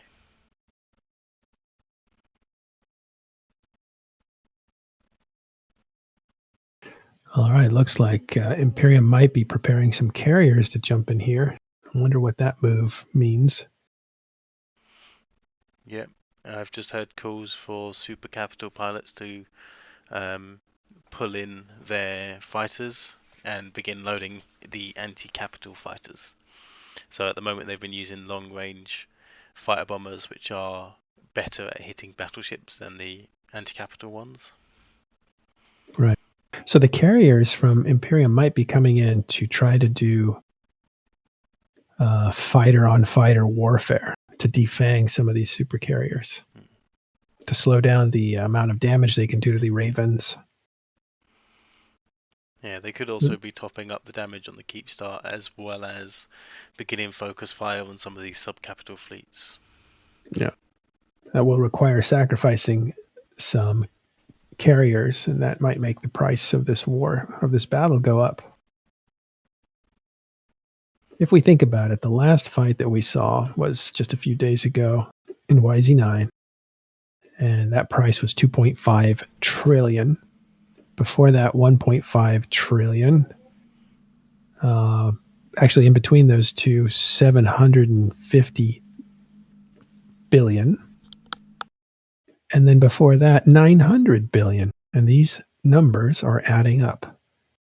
So within a week and a half to 2 weeks, Imperium has suffered a tremendous amount of ship loss that equals ISK loss. The numbers aren't really comparable to what PAPI is paying for, but PAPI are losing Keepstars. And this will be the fourth one if they lose this one. The timer moved. Oh, it has not moved. Okay. Yeah, we'll keep an eye on that. That's dramatic. When the timer starts moving, it's dramatic because timers are not affected by the slowing down of the server, which means that's 15 real life minutes. Yeah. Currently the structure percentage as well, I am keeping a close eye on that. And yeah, as soon as that hits 81, we'll have a rough idea of how long it is taking per percentage. A question in chat there. Tie-dye is currently at maximum of 10%. There is still also for the outstanding calls of each client is still going between 2 and 5 minutes on each outstanding call. We should say 10% or less, right? Because we can't see anything less than 10%, but it might be moving slower than 10%. So, yeah. A message has just gone over on the fleet chats I am in. Could all Super Capital, Dreadnoughts and Titan pilots who are preparing to jump into the system please ensure you have between 2 to 5 hours of playtime available, as it is unlikely you will be getting out before then. Yeah, we knew that. We knew that going in. Yeah, the command is think twice before jumping in because we need to get you out as well.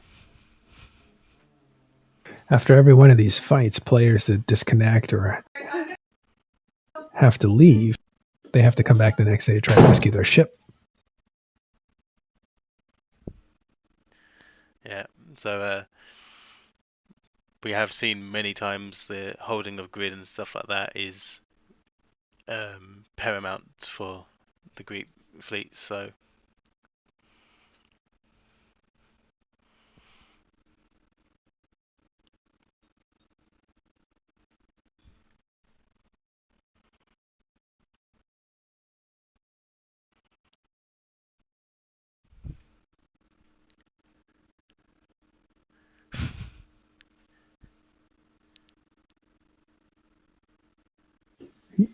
Yeah, Goon Swarm carriers landing.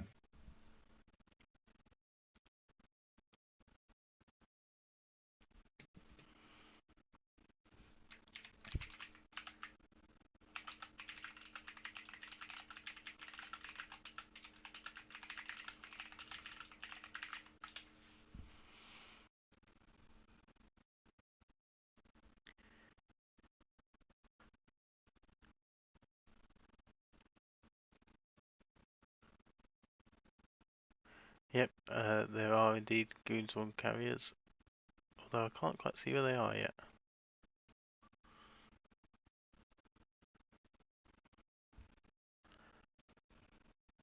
So if we have a look at the capitals.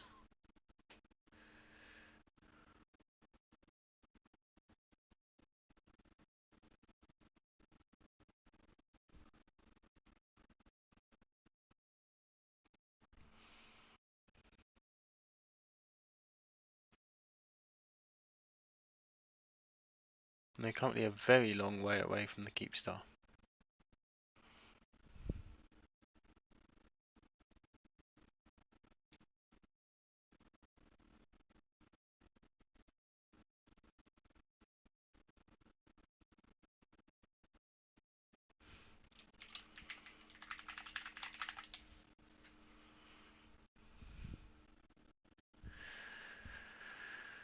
Yep, so we have a large number of Imperium carriers now landing on grid, appearing to have warped throughout the system.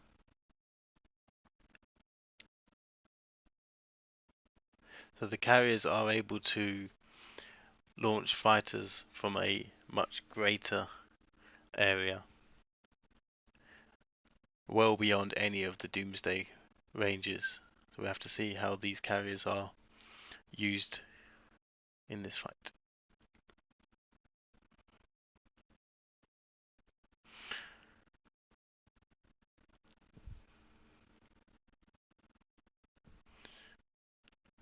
Okay, I have just noticed the timer has gone to 81%, so roughly 5 minutes per percentage.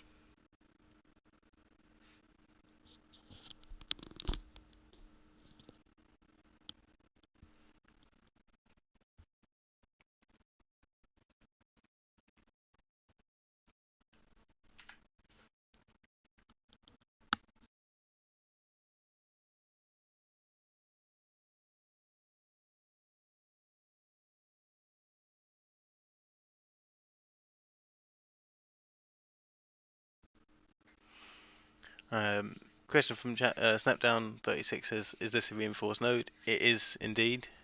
Um,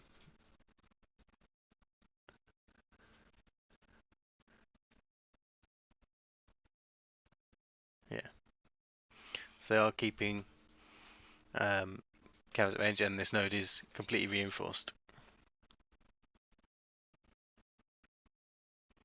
Local is just shy of 5,350 now.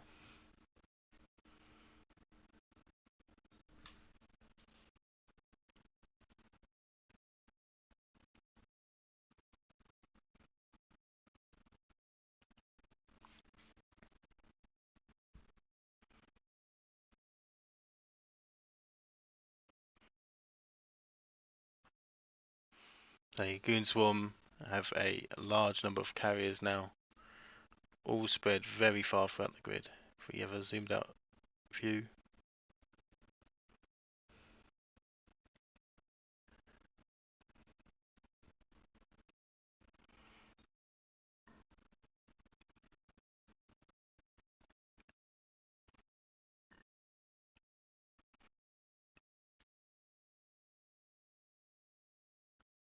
And in the main fleets we still have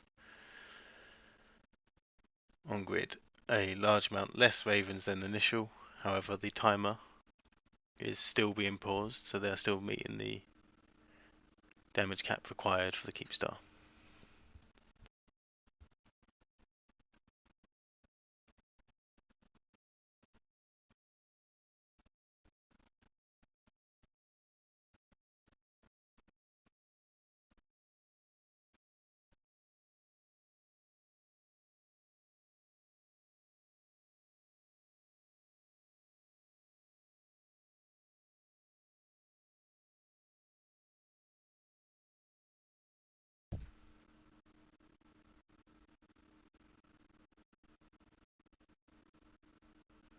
Yeah, so the core was plugged in.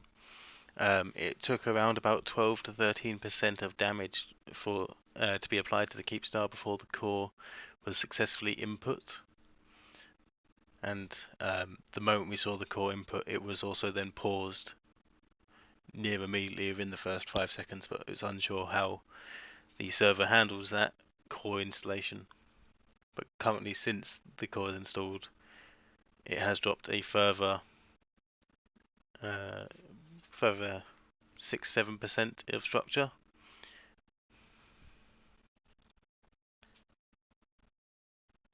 Looks like the Imperium has gone over 100 billion lost so far, compared to 2 billion. Seems kind of low. Yeah, we only saw an initial few Dreadnoughts, whereas now a majority of the damage is being applied by the Ravens, and we have obviously carriers now entering grid throughout, so we'll have to see what their fighters are wanting to do, whether they'll be going for subcapitals or for the Keepstar itself.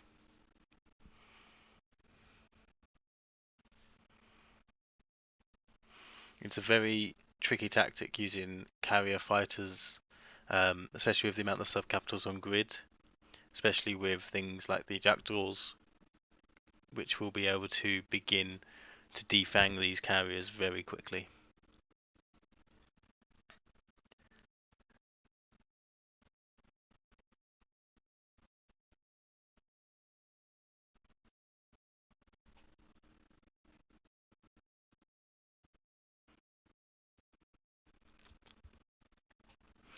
Yeah, devious citizen there. You're not the only one in the fleet I am with my facts. People were finally rejoicing over the fact they managed to actually hit something.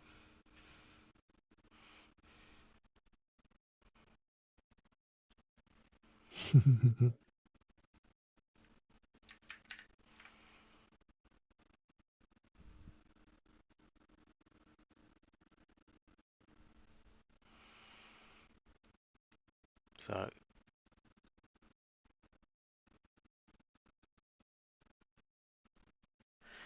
I will try and find the distance of the carriers from the center of the Keepstar.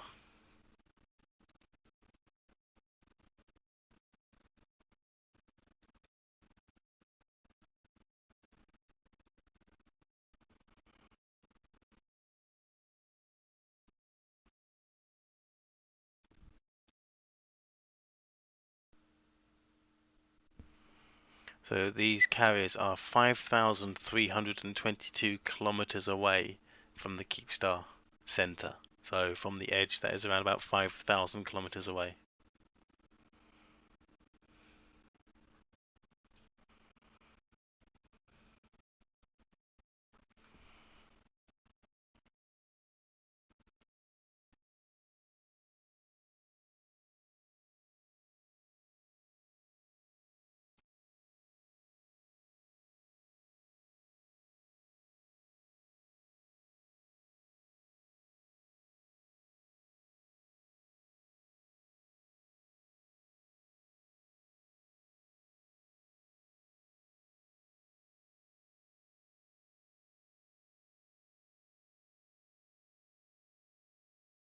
Let's try something daring with show brackets, see if we can see what these fighters are doing.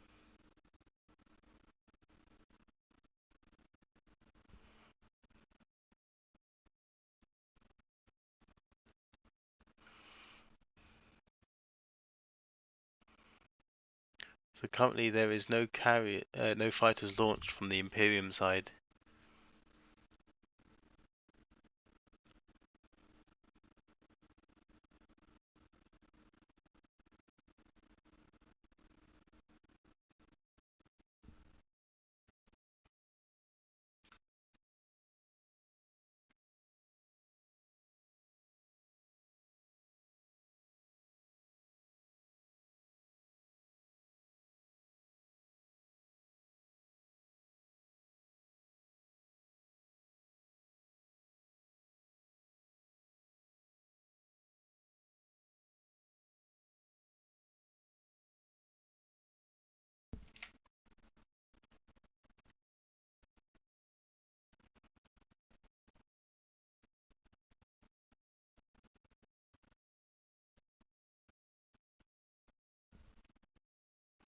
Okay, looks like the Imperium carriers are now beginning to warp into Keepstar range for their fighters. So we are seeing some at 600 kilometers, 700 kilometers, and a few now in at 1,000 kilometers away from the Keepstar.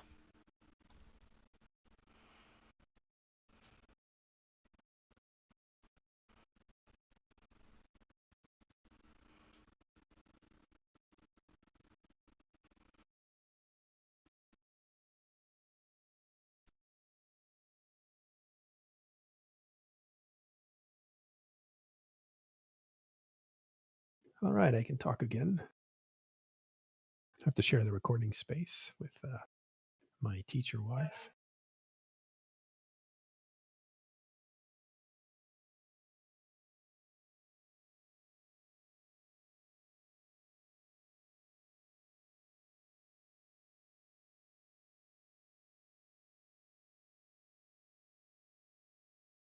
Did we sample out how fast the damage was coming? Roughly 1% every 5 minutes. Okay. We are now seeing the Imperium carriers are warping down into range now. Range for their fighters to be able to be launched and safely get it to the Keepstar in a reasonable time frame. However, they are still outside of any possible doomsday range from any Titans, even though there are no Titans currently on grid. It does put them outside of all the capital guns as well. Some questions earlier. I'll try to go back for them.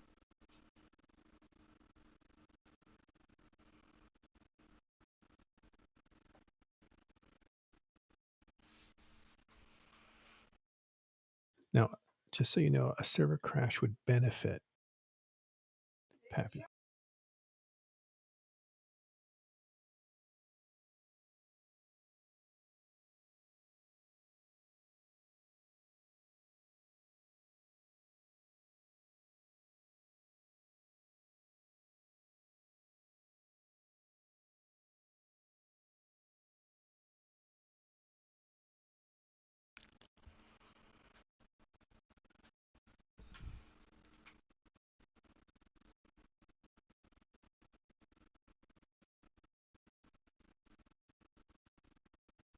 As I was saying, the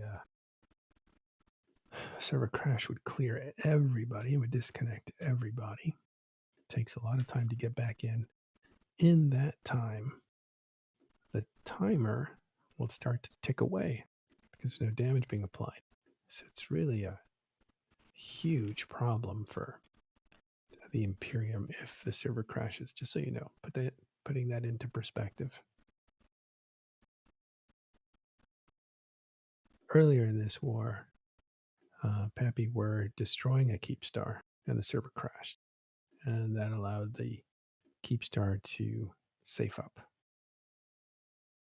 It changed the course of the war in Fountain because instead of using subcaps,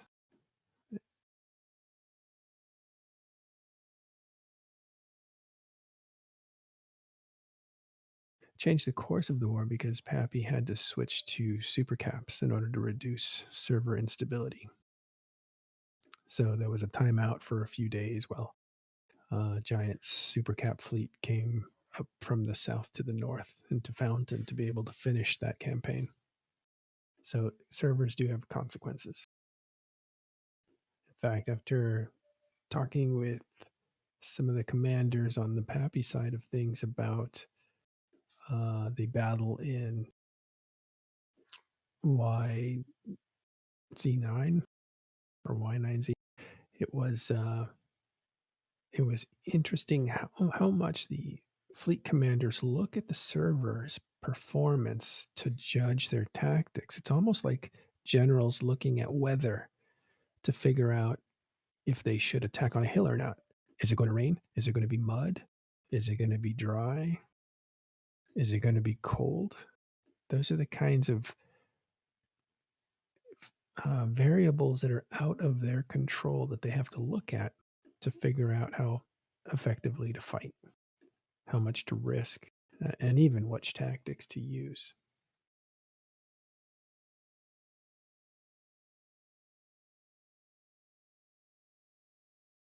Yeah, so currently on the view we are still seeing every bracket possible.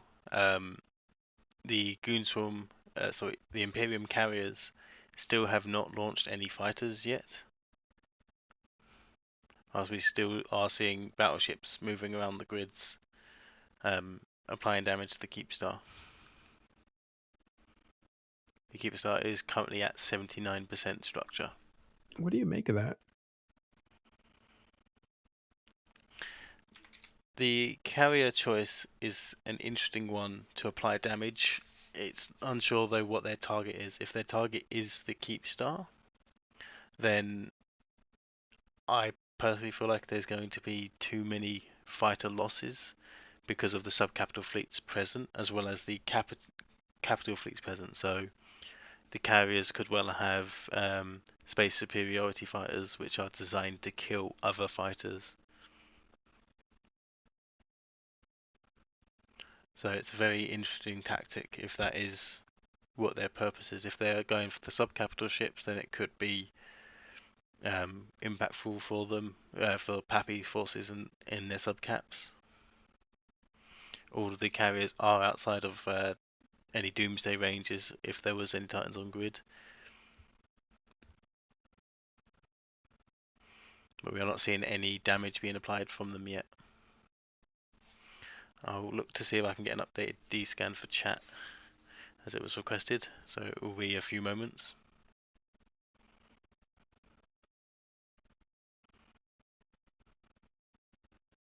All right, Sully, this looks like a long one. I have to take a lunch break, but I'll be listening to you. Okay. Good luck, and I'll be back. Yeah, likelihood is we'll still be here by the time you finish your lunch. Oh, yeah, definitely.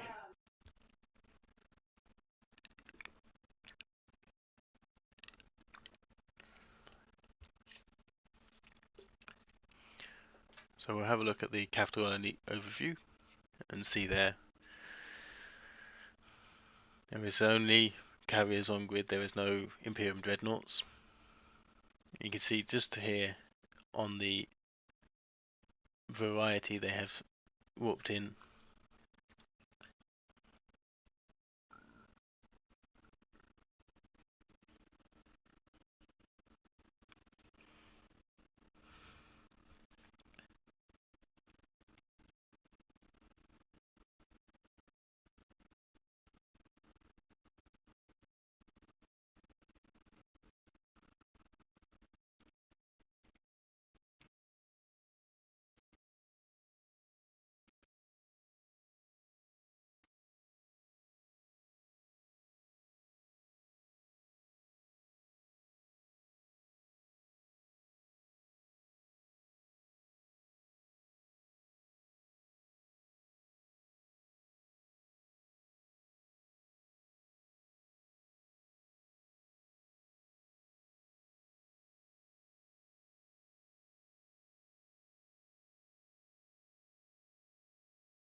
So Lifeline, the damage being applied isn't related to the core being installed.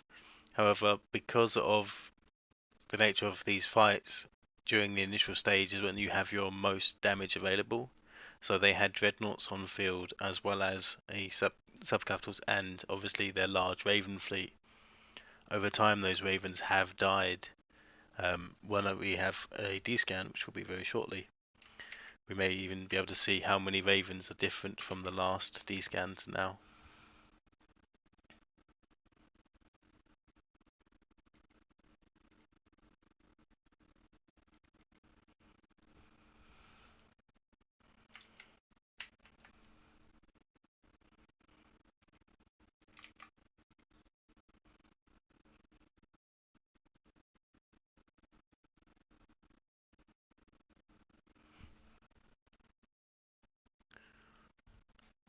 Unfortunately, that D-scan did not decide to update itself. It was still the original one. So we'll wait and see what this next one yields as.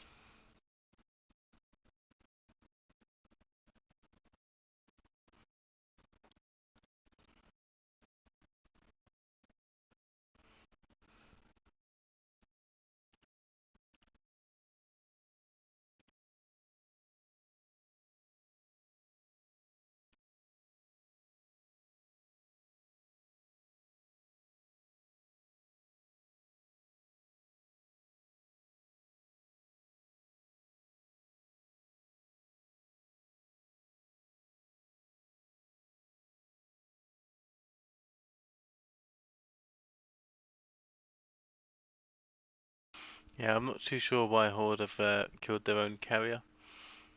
Unfortunately, I'm not on Horde comms, but it could well have been a spy, or even something as interesting as possible. I've just received word that the carrier was indeed a spy.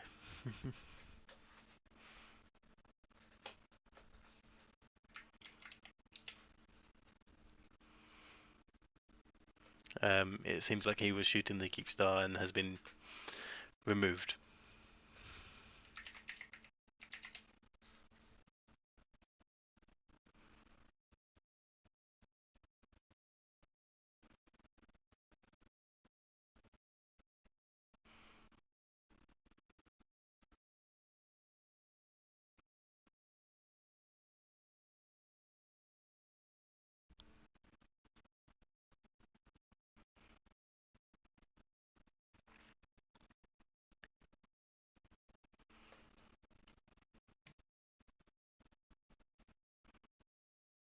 Yeah, Z Kilborn has 125 billion lost.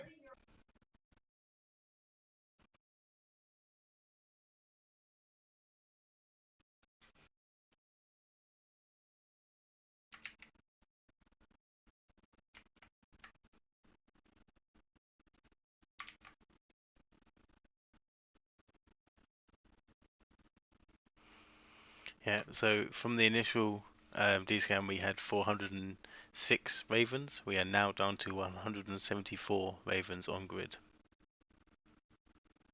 PAPI's lost 2.3 billion. So in chat is currently an updated D-scan.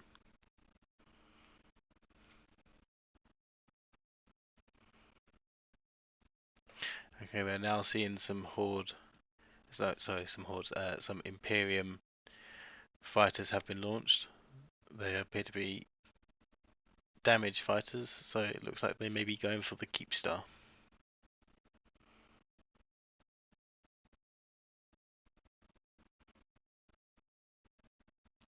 The timer is still being paused on the Keepstar, with it currently sat at 78% health.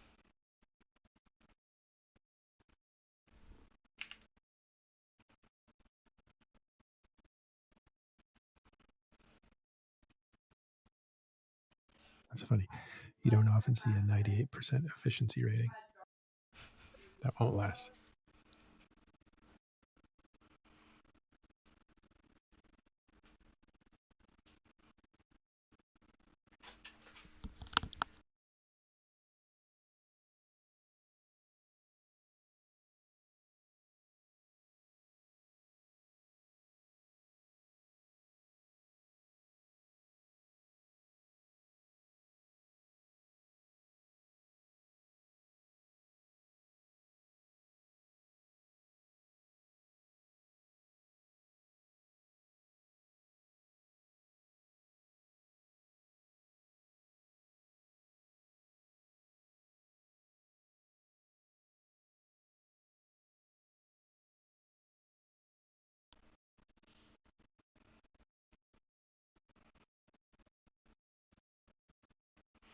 Yeah, so we're seeing more and more ravens are slowly landing in grid, as well as the Imperium fighters will be ever so slowly trundling towards the Keepstar.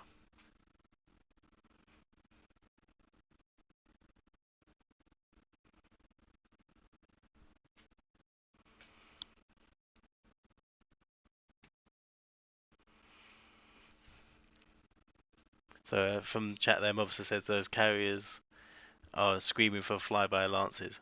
Unfortunately, a majority of these carriers are around 500 to 900 kilometers away. So they're out of maximum range for Titans locking and Doomsdays. So it would require Titans to move around the grid.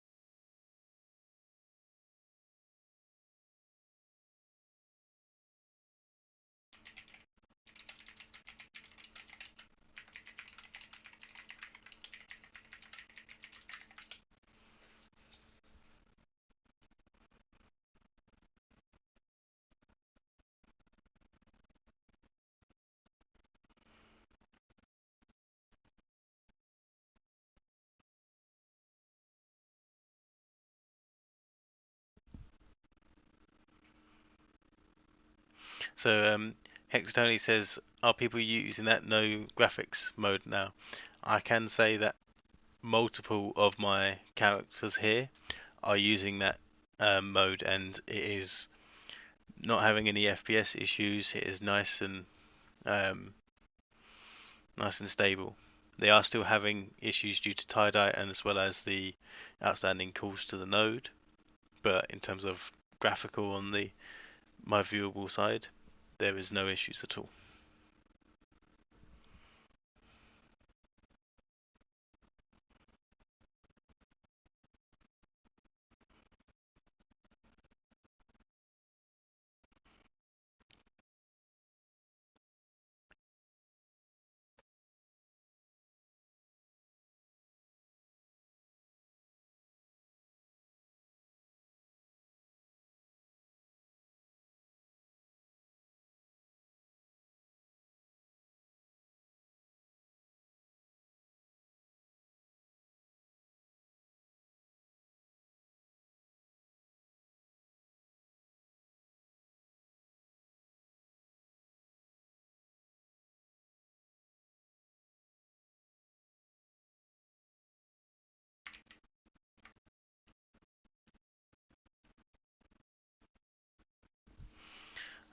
From the chat there, Devious Citizen, he says it's at low FPS with the graphics disabled.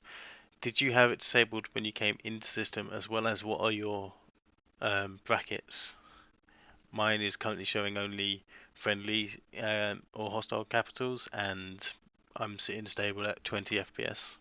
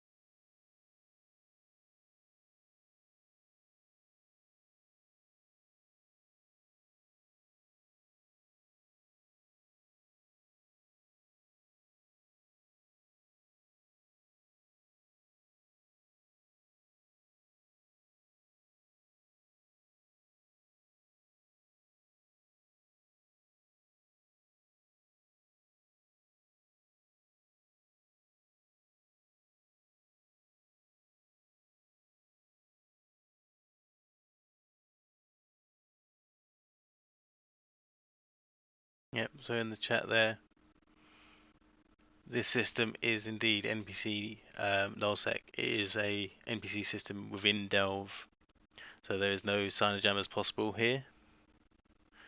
Only those small on-grid ones, which obviously over the grid size we're talking isn't really relevant.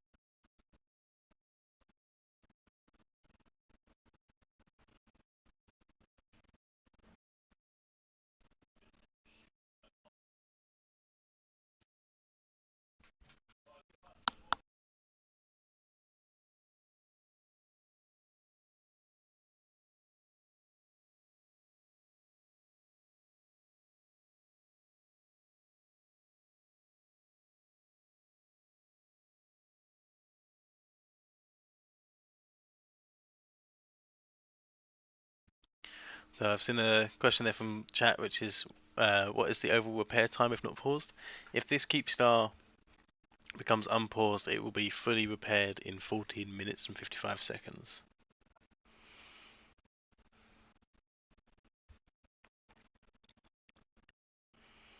Currently, system is 5,400.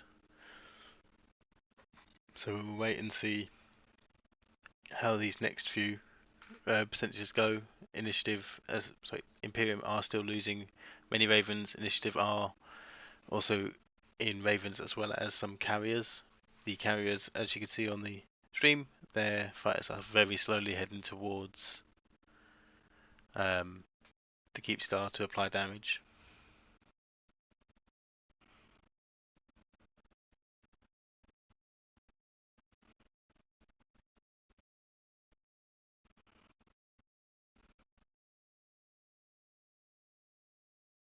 We are seeing some carriers are managed to be tackled as well. So I imagine those tackled carriers will be broadcast for fleets to land on them, as well as fighters or fighter bombers.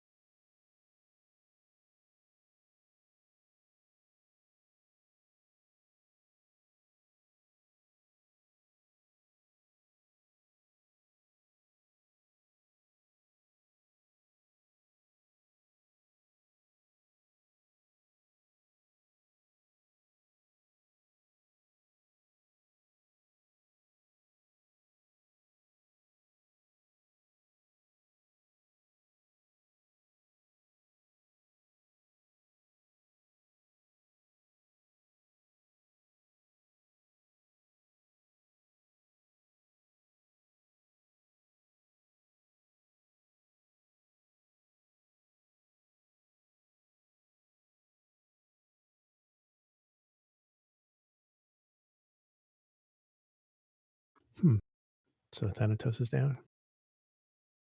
I believe Dang, so, second one. yes. Are they going to go fast? I believe the PAPI fighters from the Super are also now catching up to the carriers. Regular carriers have got some sirens on them to head over and begin tackling them. So it would seem like, as with both regular carriers and the subcapitals hunting these carriers down, that they will be losing them. I'm not sure how much damage is being applied from their fighters to the Keepstar.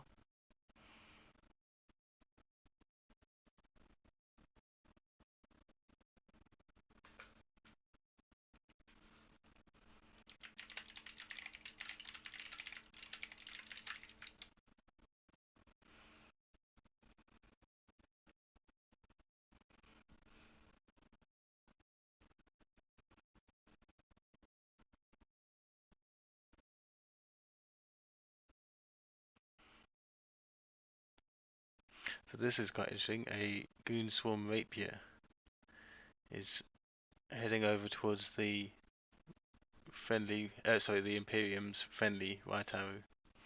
Currently it is 2 hours and 28 minutes on that timer still.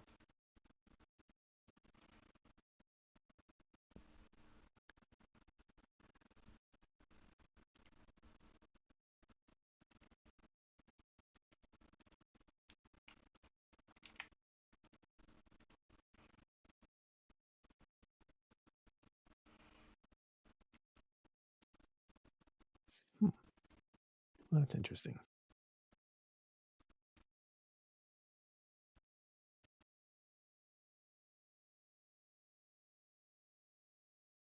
From my position it looked like he was warping into a group of PAPI, so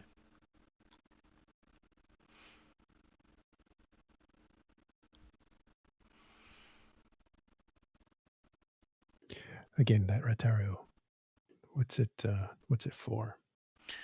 we're not entirely sure. It seems like it may just be there to help with grid control. They may have been hoping that it anchors during this fight, but it's not really known the purpose of that right arrow yet. We've not seen it really used for either side. Because it is still anchoring, it cannot be used as a tether point.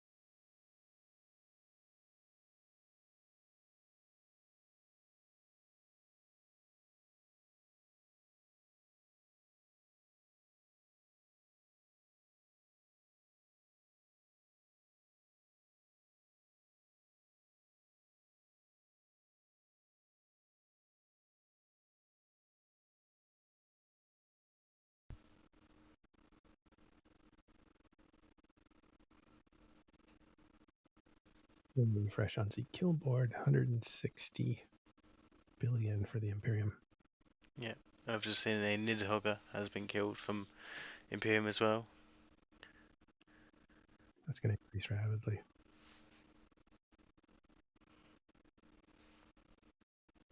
PAPI's lost 5.5 billion. Hardly worth mentioning. Yeah. We are seeing bubbles going up around some of these carriers now as well. In an effort to keep them pinned down, there is still a lot of carriers that have not been tackled. However, all those that have had to leave grid or have died, their fighters are no longer doing any damage.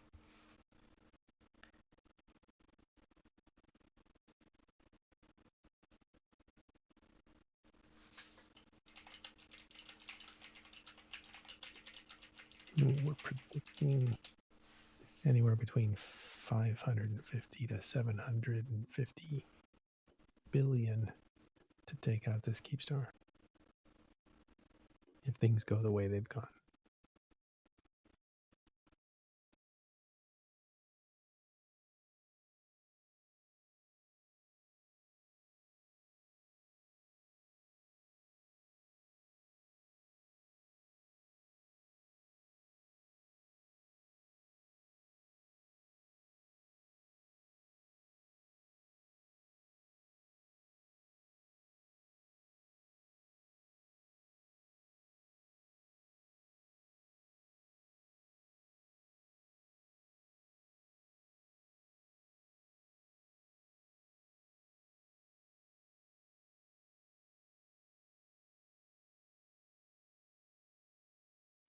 We may be joined shortly by the artist Razorian.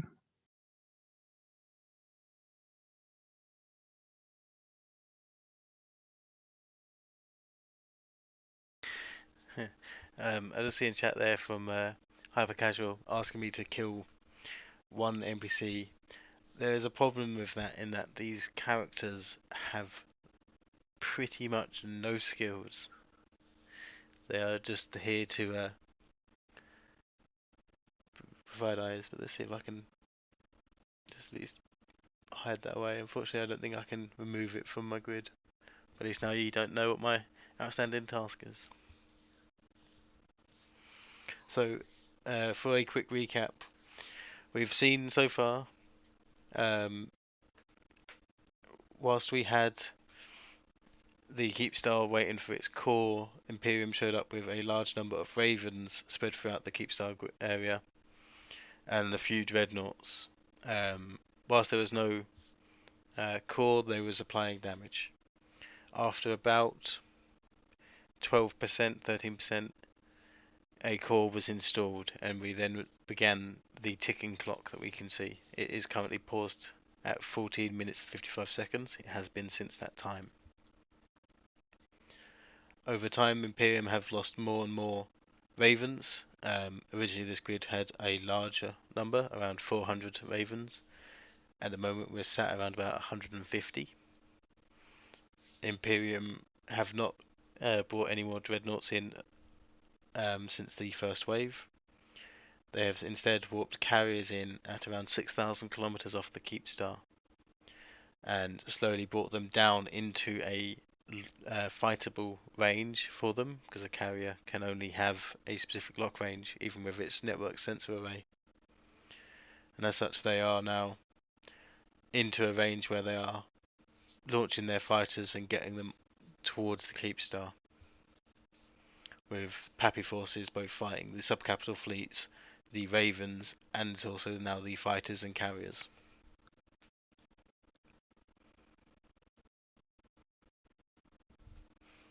All right, thanks for that update, Sully.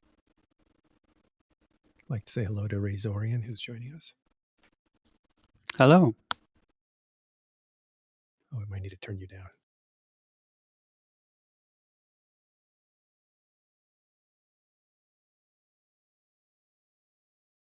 All right, let's try that again. How are you, Razorian? I'm good, thank you. How are you? Good. Are you in system? I am, yeah. Just came back, put my daughter to bed, looking at all this craziness. It's a lot going on.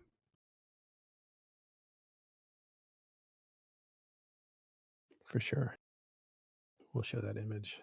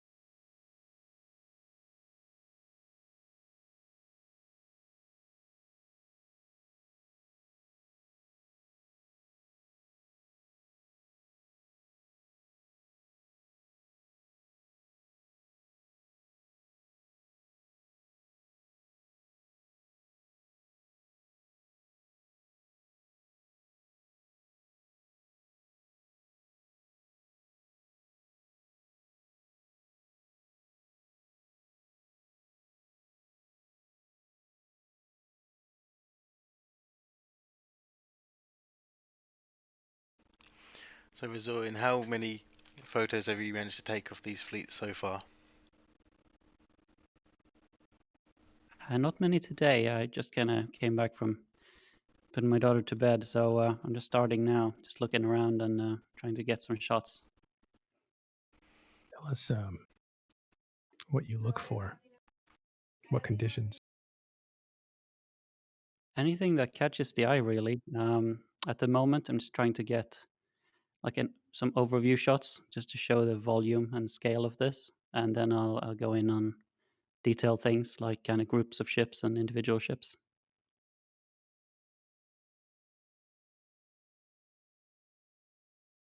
How do you know when you got something? No, it just kind of feels right. I take a screenshot. Saying that though, I mean, there's certain things technically that I look for, like composition-wise. I think that's the most important part, is to get that right.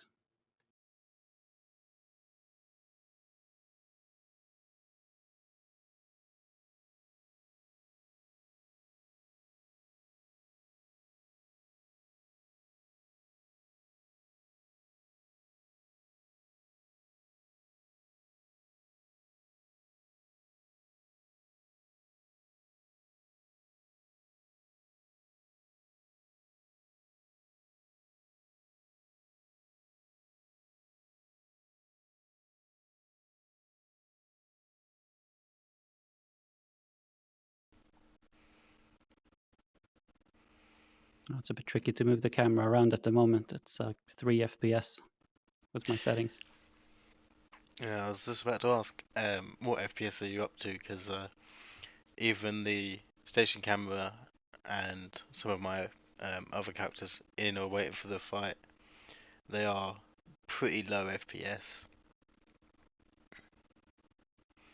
And I imagine you have a lot higher graphic settings than my station camera does. I have it pretty maxed out. It's about 2-3 FPS maybe. Very low.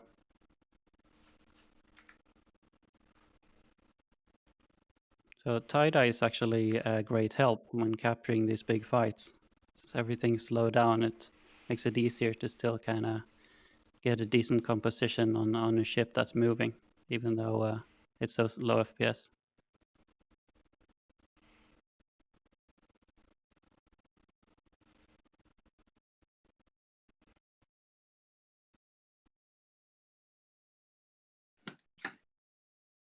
Well, let's try this mic. Can you hear me okay on this? Yep. I just had to adjust you a little bit, but Yeah, go ahead. This will allow me to talk. I can't use my normal setup at the moment. But Razorian, it's nice to see you in here. Thank you. You as well. Of course, you know we're all huge fans of your work. You managed to do something that's nearly impossible, which is make Eve look bigger than it already is.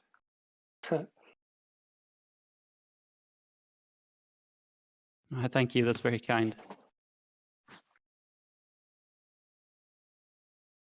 All right, so the last I looked, we're about 74%, 75%. Things are going really as expected. There's some new tactics that we've seen so far. The idea of trying to trap those ravens. It looks like that worked. That was something that Horde did with Hecates. Those are T3 destroyers, I believe. And they were scramming and holding down ravens. And that allowed the fighter or fighter bombers from the super carriers from PAPI to catch up to those ravens that belong to the Imperium and destroy them. Normally, the ravens can outrun the fighters or outjump them. And that's led to, am I mistaken? But is that like 300 ravens destroyed, or is it more than that? I'll have a look at a quick battle report. I think there were 400, and there's probably only 100 left, but that was a while ago.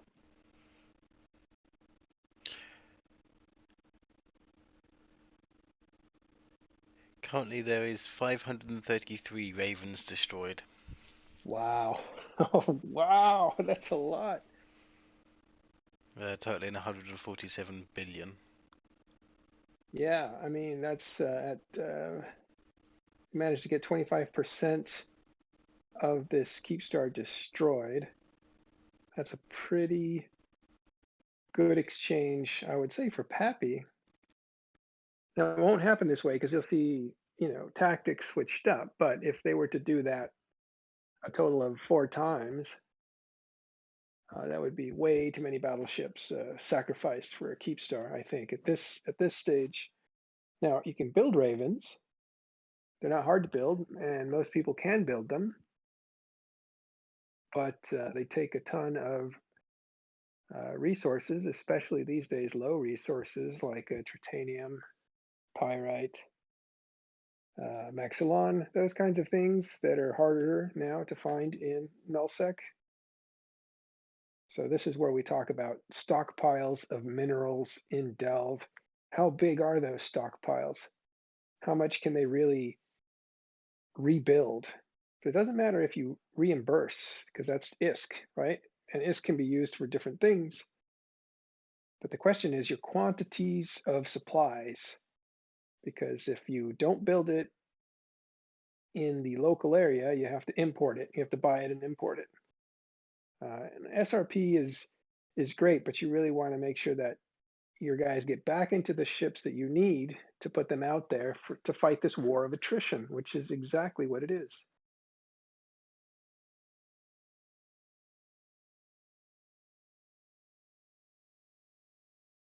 And this is something that we talked about a long time before Delve ever came under attack or any threat was ever even noticeable on the horizon, that a war of attrition could never be won against the Imperium. It was thought that they were just too strong as an industrial base. They had too much industrial power and too many structures and too many miners to be able to really put all this equipment together that they could defeat the entire galaxy in a war of attrition. And that's what's being put to the test.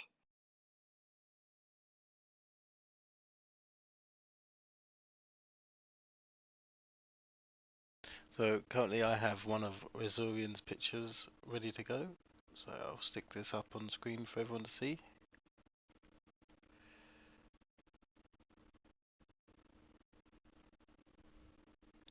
So here is one of his, make it a bit more central, one of Resurian's pictures from the fight today.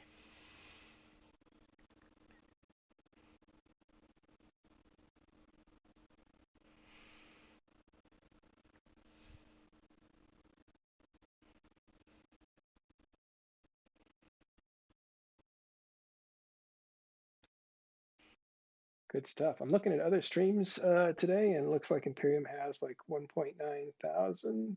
We're up in the 900s. Ron's got about 750. CCP is streaming. They have about 500 people. And so is Evlog. A lot of people watching this fight. Yeah, there'll be a lot of people watching and a lot of people involved, but I think we'll see things like people like myself who have a Titan pilot who aren't currently in this fight, maybe sat on the sidelines waiting. Because there is still currently no Titans present on this grid, only super capitals and below.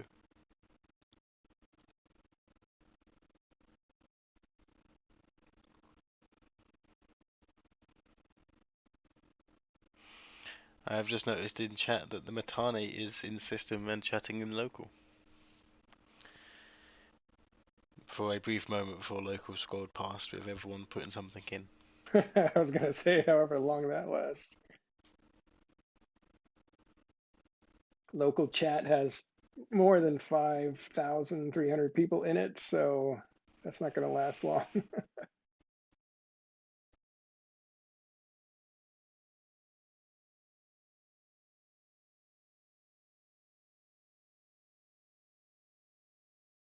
But that's cool. He's here, probably boosting the morale of the side of the Imperium.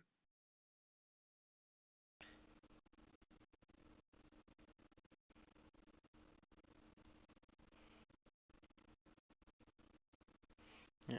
Keepstar health update for those who are not reading along at the top of the chat. It is just currently sat at 72%.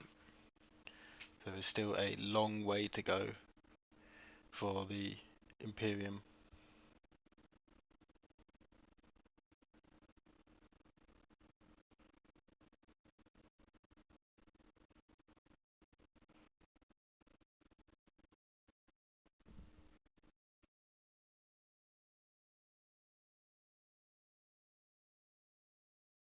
There's a battle report for you in chat.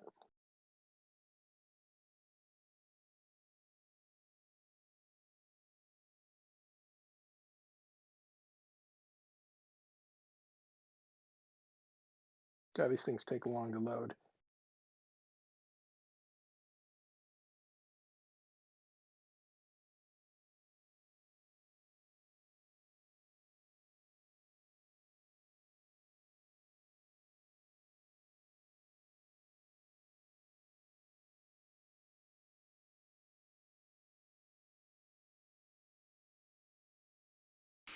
So Dark Hearts Rising asked if this was the 4th Keepstar. It is indeed.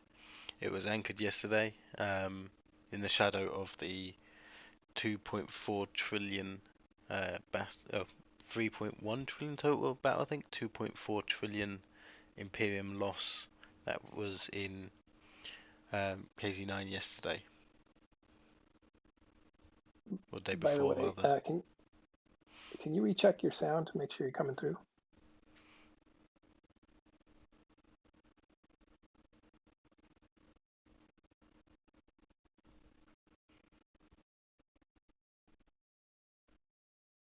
Are you guys able to hear Sully? Yeah.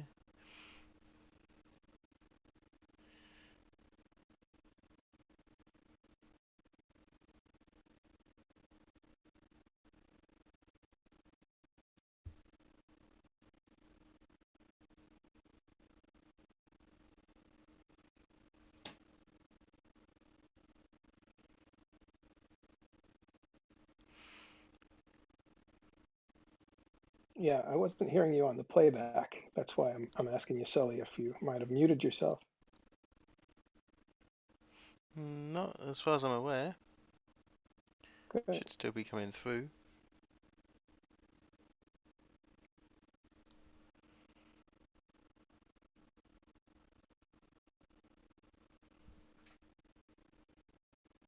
Oh yeah, there's a good stat, right? For PAPI, that's encouraging. 620 Imperium battleships dead, 28% of the Keepstar destroyed. That's not a good trade. Yeah, people are saying they can hear me fine. I think my Okay. OBS may have just had a funny 5 minutes because I have been muting it as I've been stepping away and having a drink. So I think it had a funny 5 minutes of where it was showing unmuted, however was still muted.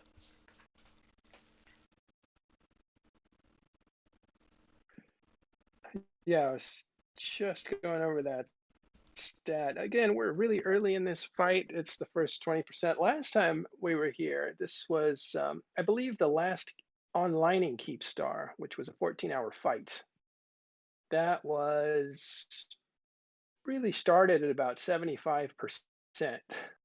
So if you think about it, we're really just getting started.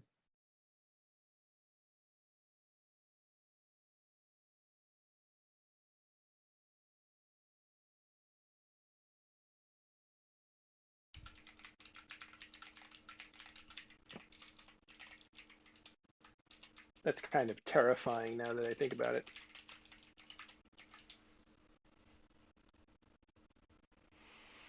Yeah, it's very odd when you come to the scale of these Keepstar fights, especially for the previous one where we was calculating how long left of the battle. Oh, there's 10%. It's still got an hour and a half. Well, I think was the calculations. Yeah, yeah.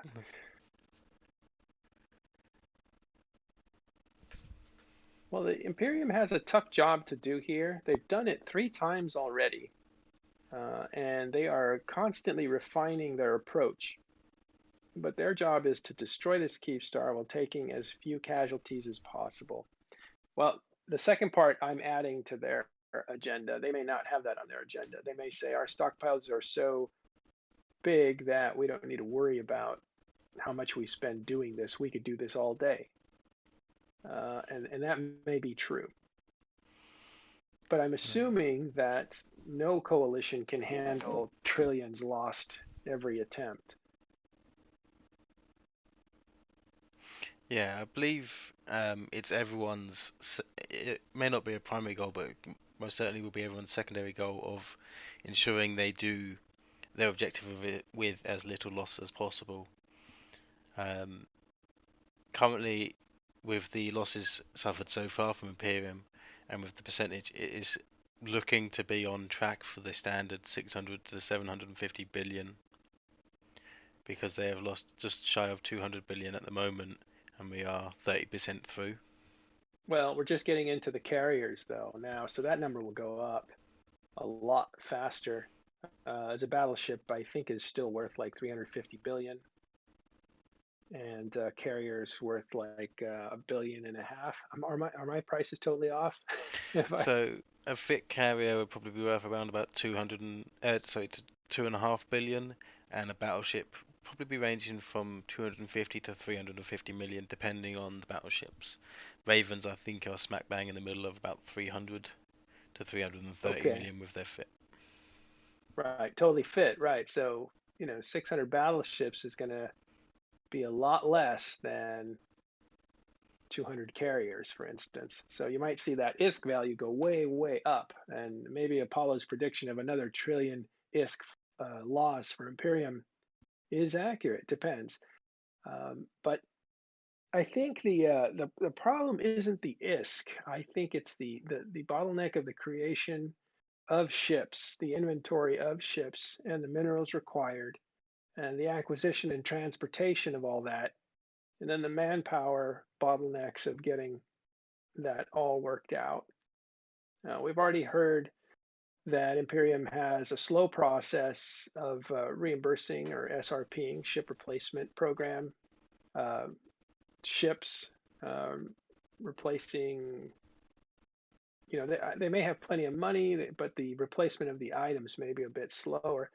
And if that's true, that's not necessarily a sign that they're running into some kind of attrition problem or supply problem. It really could be an issue of bottlenecks in trust. Only certain people have access to the bank accounts or the supply hangars of their organization. So you're creating man hours, and that's work and has certain challenges on its own. So it's not necessarily a sign of running out of anything. It's just a sign that it's taking a while to get through things, get replacements through.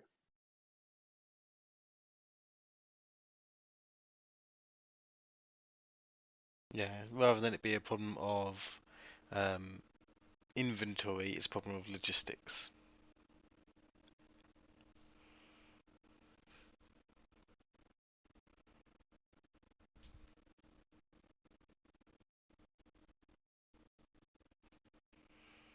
So we've had a question from Noggin in chat. How many battleships have died?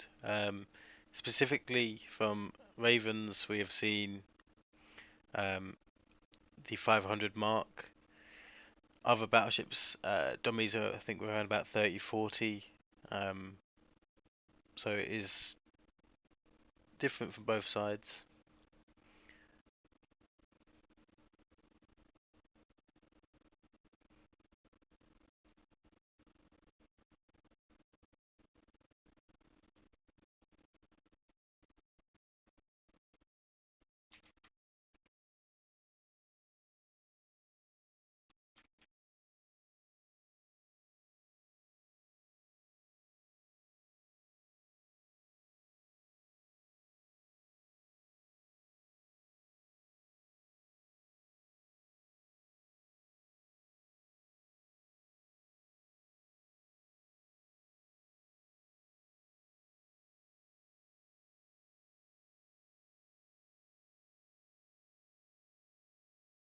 Currently, I'm seeing an Imperium loss of around 225 billion to PAPI's 6.5 billion. And we have just reached 600 Ravens destroyed on the latest battle report that I've seen.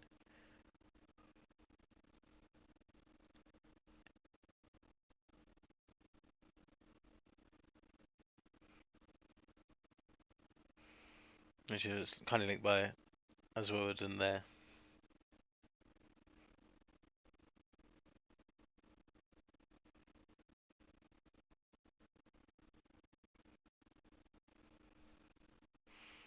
I'll look to get an updated D-scan for chat, so give me a few moments and hopefully the D-scan will be coming in.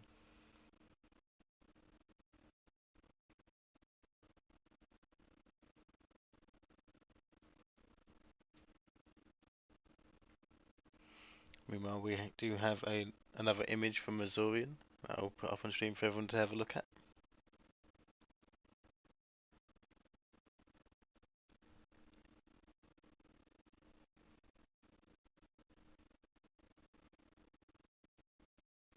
There's the latest image from Azorian.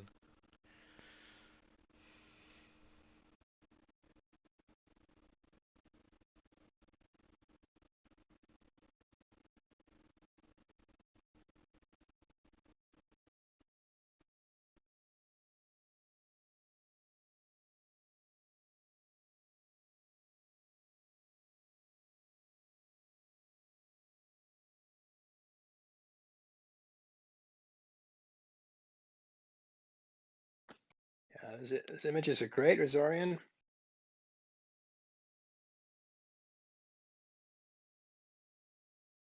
Thank you. Sorry for being so quiet on here. I'm trying very hard to just focus on the capture at the moment. Oh no, that's okay. You just hang out with us. Keep giving us pictures. It's beautiful. Yeah, We'll try to stay on top of commentary. They're showing Eve in a whole different light.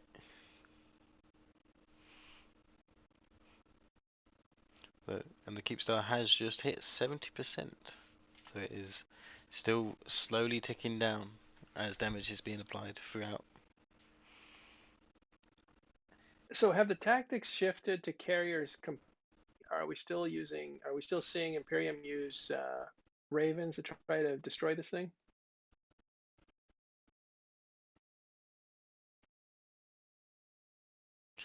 So we'll have a look at the fighter overview here.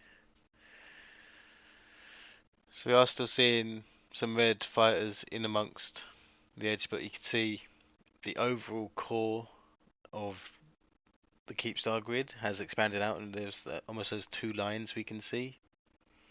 And as the carriers are launching more fighters, some of them are warping away, which does pull away a lot of the damage. And I'm not sure how much damage is being applied from these carriers to the Keepstar itself due to the almost firewalled fleets from PAPI.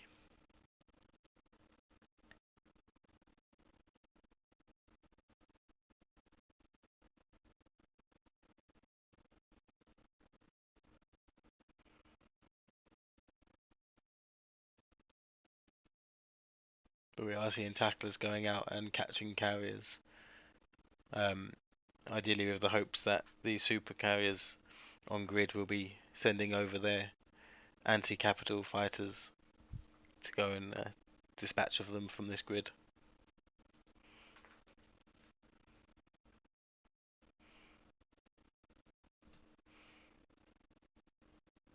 So in your assessment, how would you say it's going so far? It's an interesting tactic using carriers. Fighters are very vulnerable when they're traveling to target, and obviously they don't want to bring the carriers in too close because then the carriers themselves begin to fall. And at the same time, they need to also apply the damage. At the moment, Goonswarm have lost,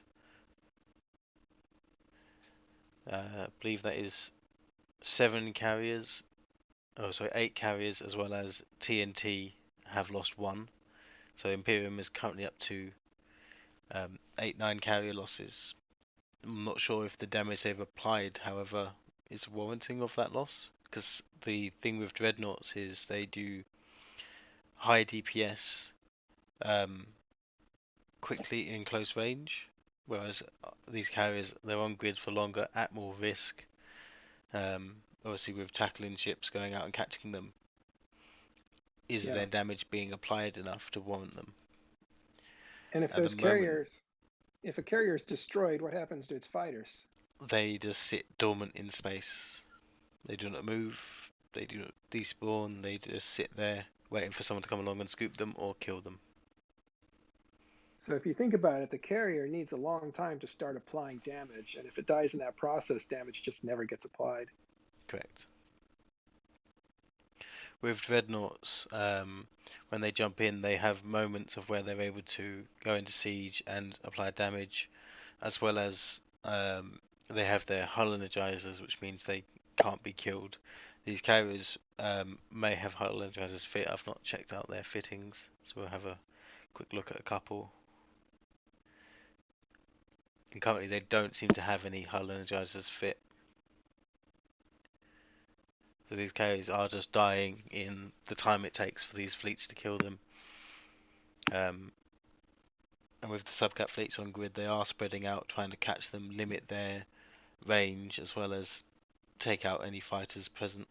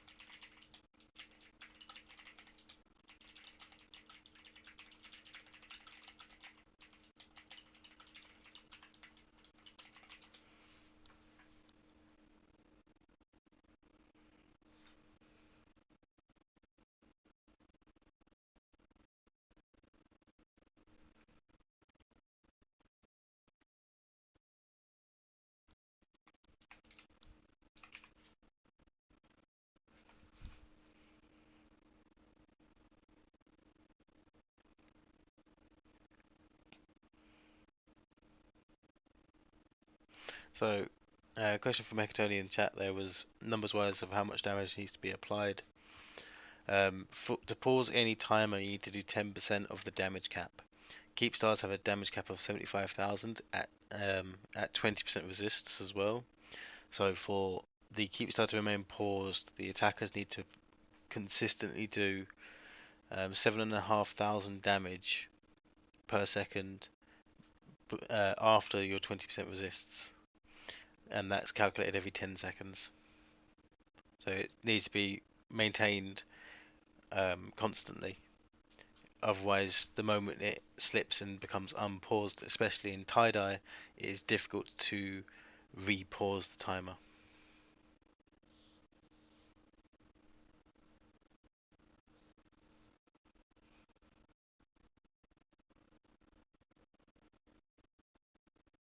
We are still seeing tackle go out, capturing carriers and ravens. None of the carriers that I've seen pop up on Zkill have had any warp core stabilizers on them. So it is just currently each time a carrier gets caught, either more Goonswarm carriers are warping in or more battleships are warping in, depending on what is killed, to hopefully maintain their damage.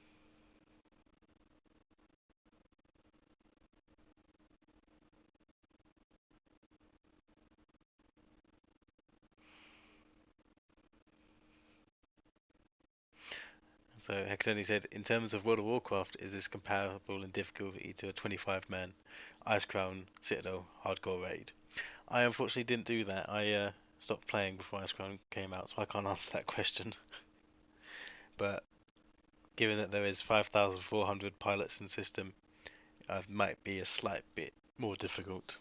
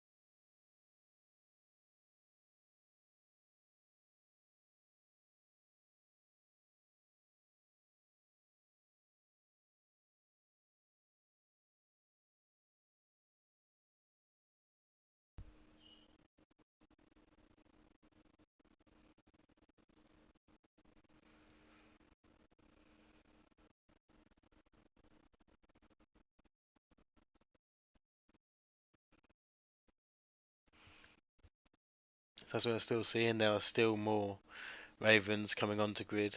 We are seeing carriers moving around the grid as well. So with each moment, more coming in and out. If we have a look at the fighter overview, we can still see a large amount of fighters are on the move.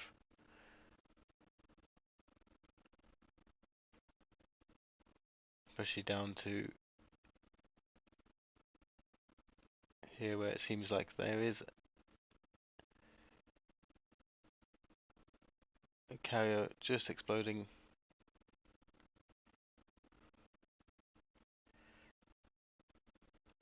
Which has got a fire coalition, I believe that? Nope, a PAPI fleet there.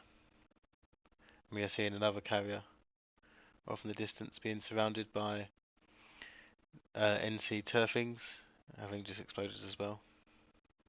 Whoa.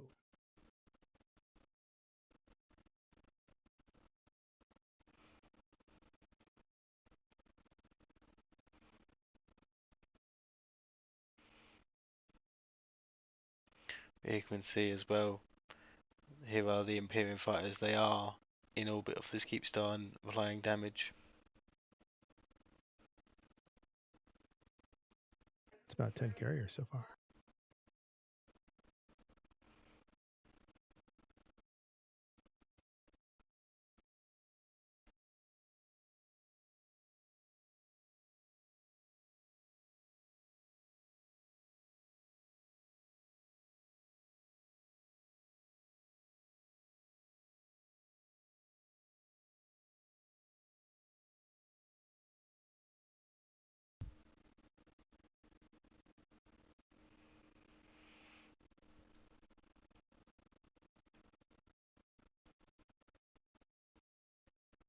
Looks like we're approaching 700 battleships lost for the Imperium. In some ways, those are tougher losses than carriers.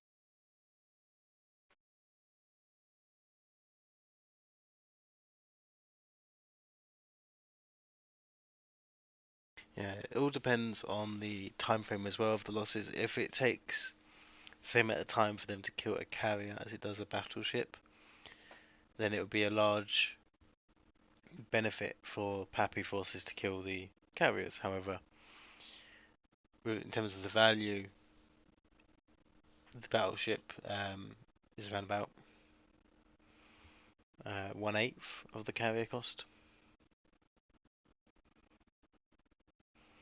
But these battleships are the Imperium's backup in terms of they're what originally kept the timer paused throughout these Keepstar fights. They have been steadily keeping their damage applied.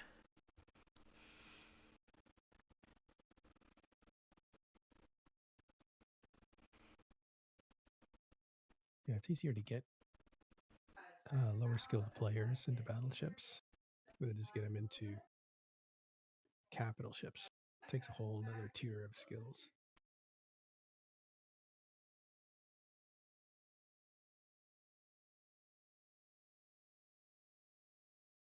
See a Vendetta on field.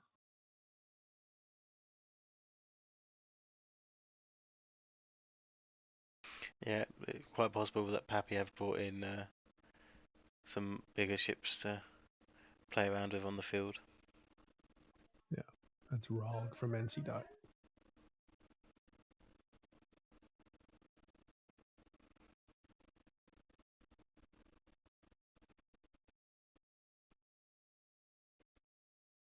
Are you good to give a recap? Are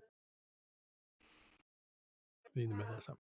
Yeah, so King Dave, that's kind of a recap. So currently what we are seeing here is the Keepstar is still being paused. So throughout this fight, Imperium have maintained a significant amount of damage onto this Keepstar. Whilst the core wasn't installed because of the new change that seems to be brought out over the last week, for the timer to begin on a structure to online, a core needs to be installed.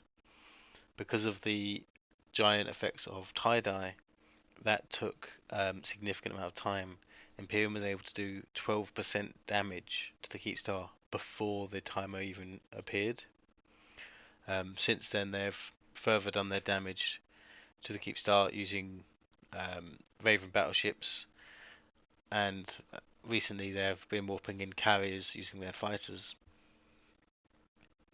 PAPI are slowly clearing them as best they can, and as fast as they can. They're trying to clear out the battleships as well as these carriers. There has been over a dozen carriers lost now. I think we're up to 18 carriers and over 715 battleships.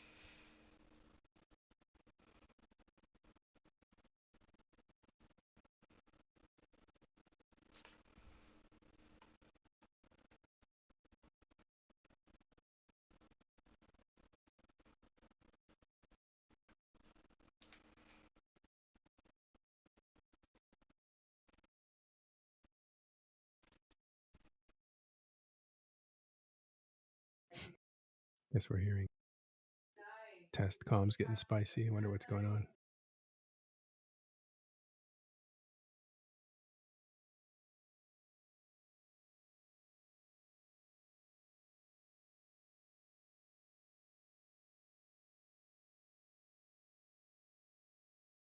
Yeah, I'd like to be a fly on the wall of both sets of comms here to see what's going on with both sides.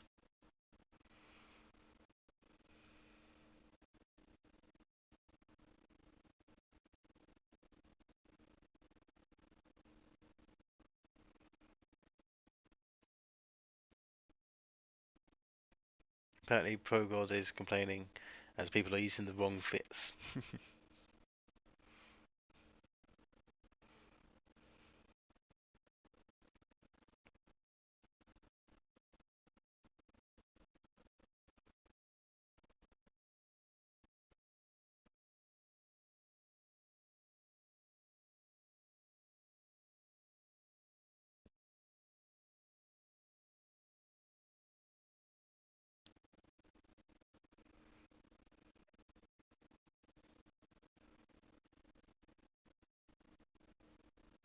I see.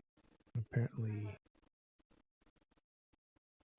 Test lost a carrier.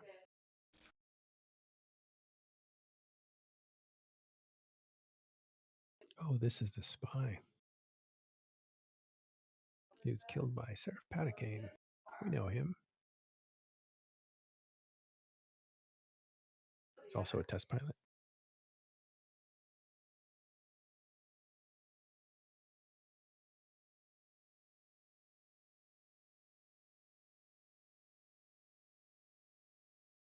Oh, is that Omega Gold in chat?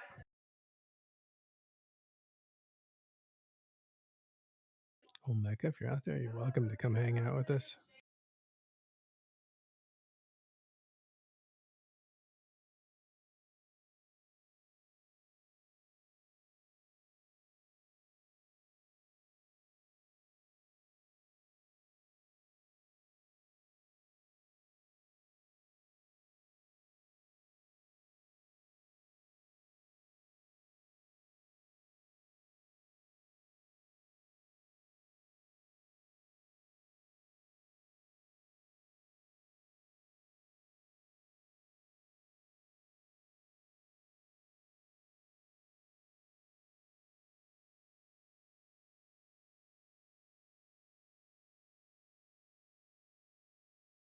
It's a nice exploding Raven, Razorian.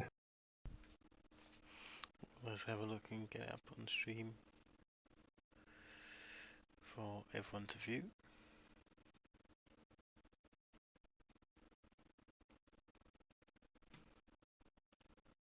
So Yeah, here capturing we are in tie-dye makes it a lot easier to time these explosions.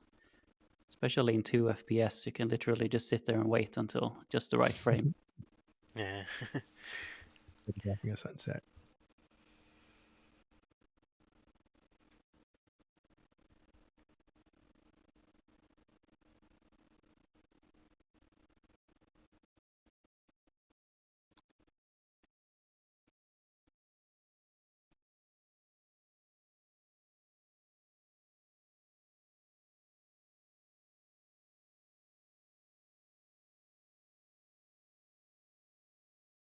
It's amazing that the client is able to put up with this at all. It's very impressive. The switch to 64-bit really made a huge difference. Yeah, before 64-bit, these kind of fights would have been a lot different, a lot more lag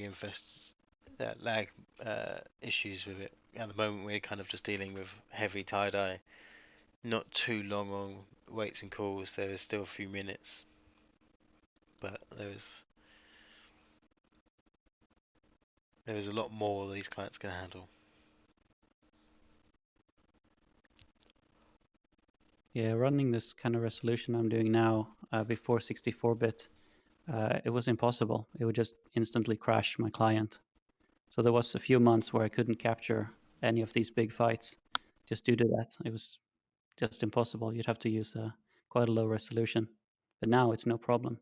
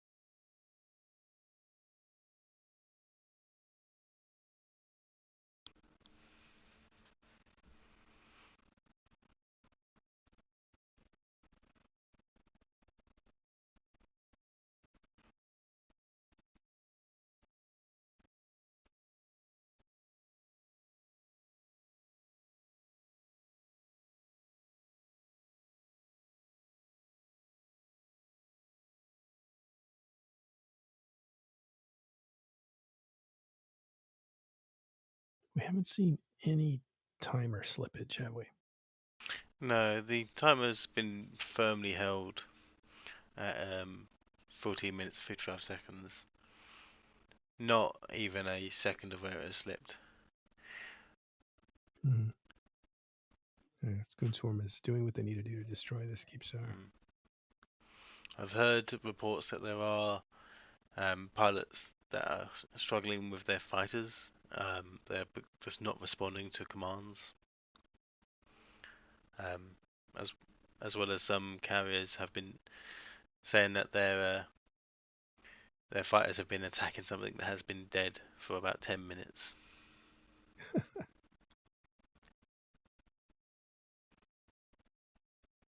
That's got to be frustrating.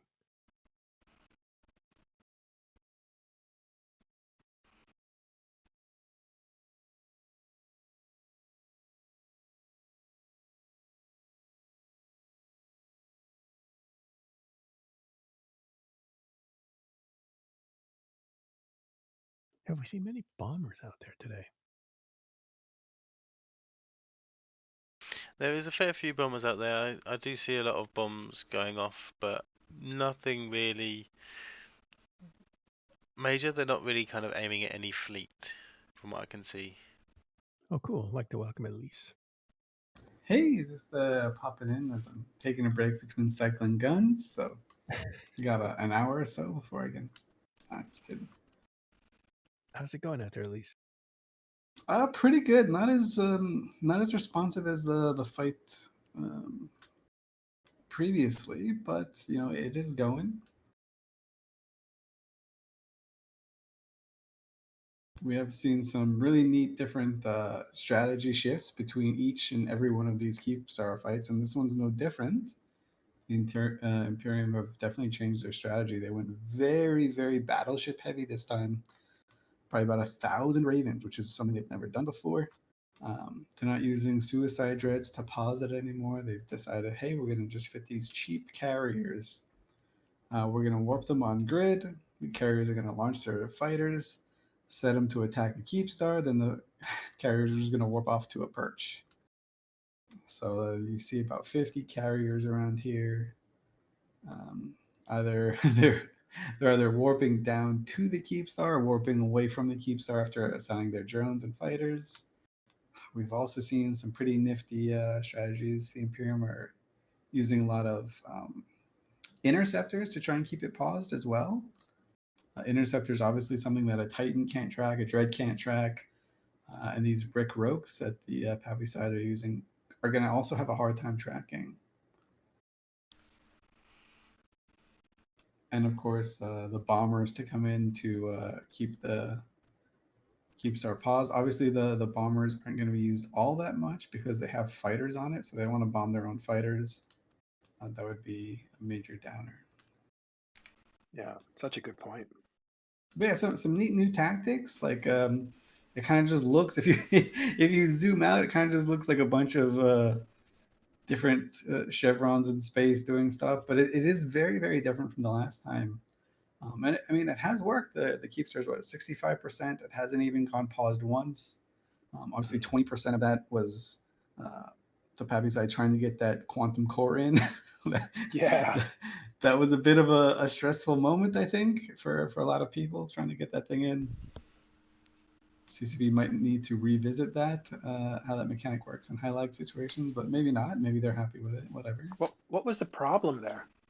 It just wasn't going in, from what I can understand. That like you drag it into there's like a little bay, a quantum core bay, and you try and drag it in there, and it just was not having it. Yeah. So what's that Rotaru doing on the horizon there? What do you think that's for? Absolutely no idea. I don't. That's just a little forward staging where they can put some. You can just keep carriers on there tethered if they have to go AFK, or maybe reships or anything like that.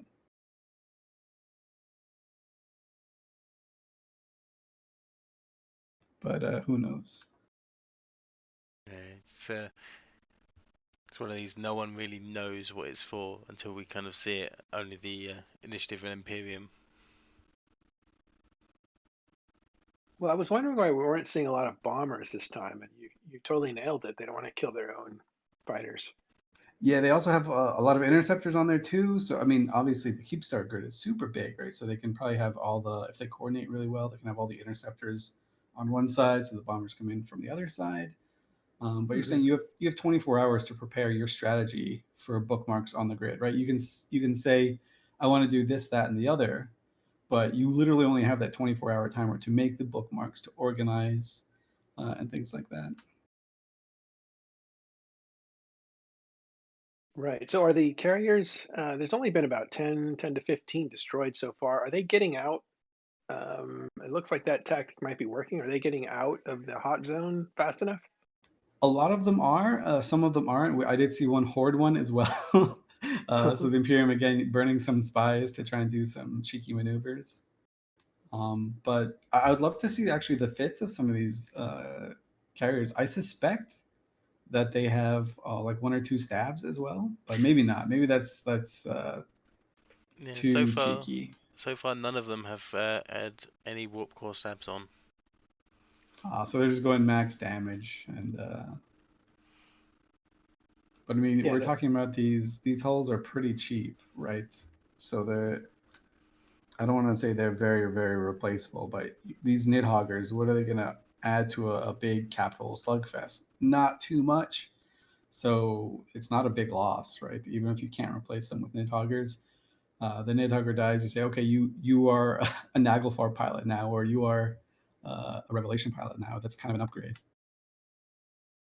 Yeah, currently 728 Ravens have been destroyed, 48 Dominixes, and a combined total of 19 carriers.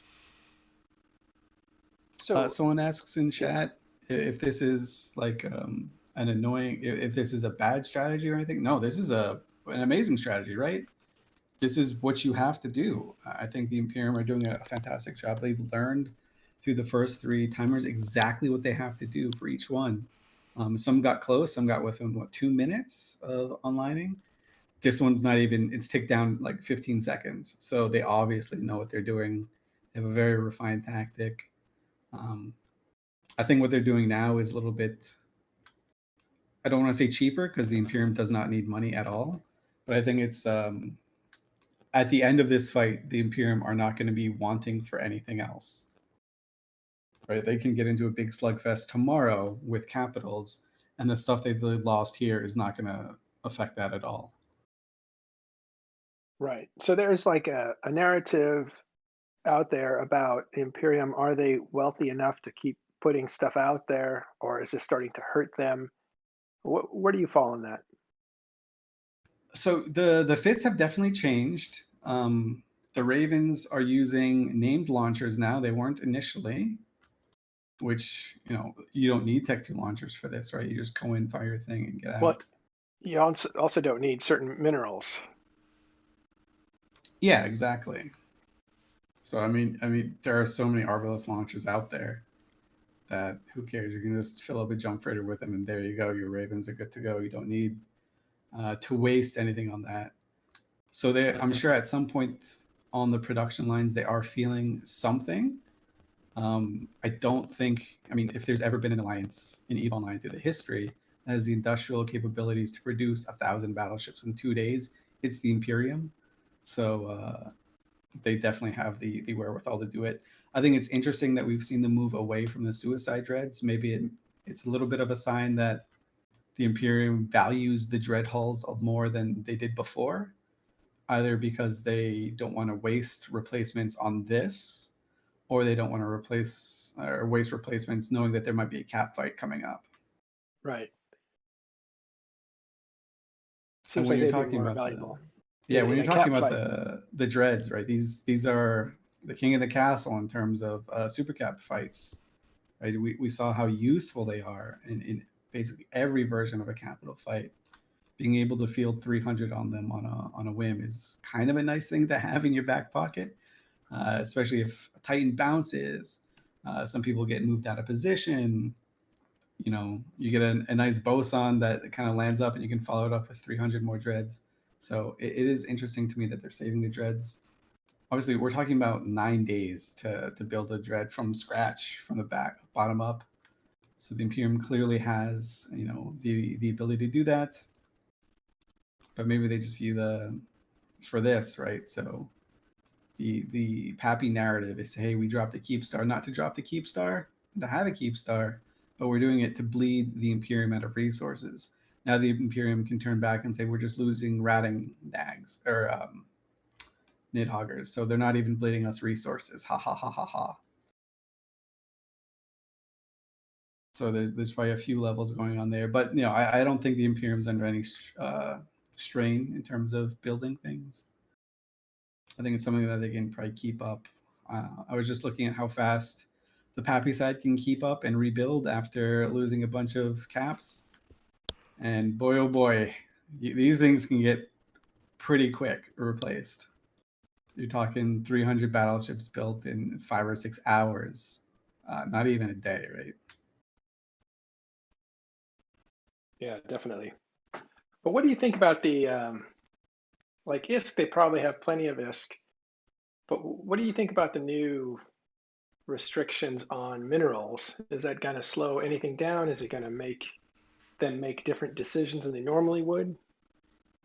I'm not sure, actually. I don't think so. I think the Imperium probably have a really good amount of minerals stockpiled for this. They knew this was coming, right? If Pandemic Legion, a pretty small alliance that focuses more on fighting rather than building, if we could have a mineral stockpile that can keep up with this war, definitely the Imperium has that times 10 probably. So I'm sure there's a Sodio somewhere that's just loaded with Trit and Noxium and stuff like that. But Pandemic Legion would be losing a lot less than Imperium as far as ships go. Yeah, that is true. That is true. So the scale is definitely different. But the Imperium, they haven't been getting resources from their own region really for the last 3 months, if you think about it, because they've either been at war or preparing for war. So the Delve time unit level of max resource gathering has been blunted for some time, but they've got years worth of materials saved up. I don't think they have. It would be facetious to say that for months and months they just took all the minerals away from their members and nationalized it, and they're ready for a giant war of this scale. I think that's false. But the members in the Imperium surely have minerals that the Imperium can then use their huge treasury for to buy, like buyback programs and stuff like that. So even if the Imperium itself doesn't have a huge mineral stockpile, their members, they can tap into those as well and get them really quick.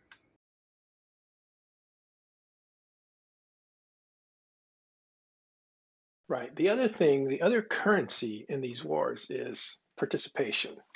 What do you see on both sides? So after that big YZ9 fight, the local in 8QT, which is the PAPI staging, was massive. Before the fight even started, there was something like 4,300 people in local. That's before the call was to log in all the supers. That's before the call to log in all the titans. So there were a lot of people just wanting to go get in on the fight. And the Imperium, they haven't lost a beat at all either. Like, look at just look at how many ravens there are. They're just, you just scroll, keep scrolling, keep going through. And most of the ravens are warping into the grid, right? So these people are still just as motivated as they were before, if not even more so. It's a testament to like the leadership of all the groups, keeping their membership like interested and engaged and setting goals that they can like attain. So Right. when either of these parties undock, no matter what happens, it's going to be a win for their side, right? Which doesn't mean that these leaders are manipulating people. They just set goals in a no-lose situation, right? So right now, if you're a PAPI pilot and you lose this Keepstar, you don't care, right? Because your goal was to kill as many Imperium as you could. If you do get the Keepstar up by chance, hey, we have a Keepstar in Delve. They said this was impossible, right? So no matter the outcome, you end up with a win, and so your morale just keeps building. On the Imperium side, it's the same, right? They say we don't care about the loss that it takes. We just want this Keepstar gone, and so they can just say, there you go, Keepstar is gone. We lost 1,000 ravens in the process. Who cares? We can make 1,000 more in 4 hours. In the event they lose everything and the Keepstar drops, they say, well, now we have a target that we can shoot in NPC Delve. It's not even real Delve, it's fake Delve.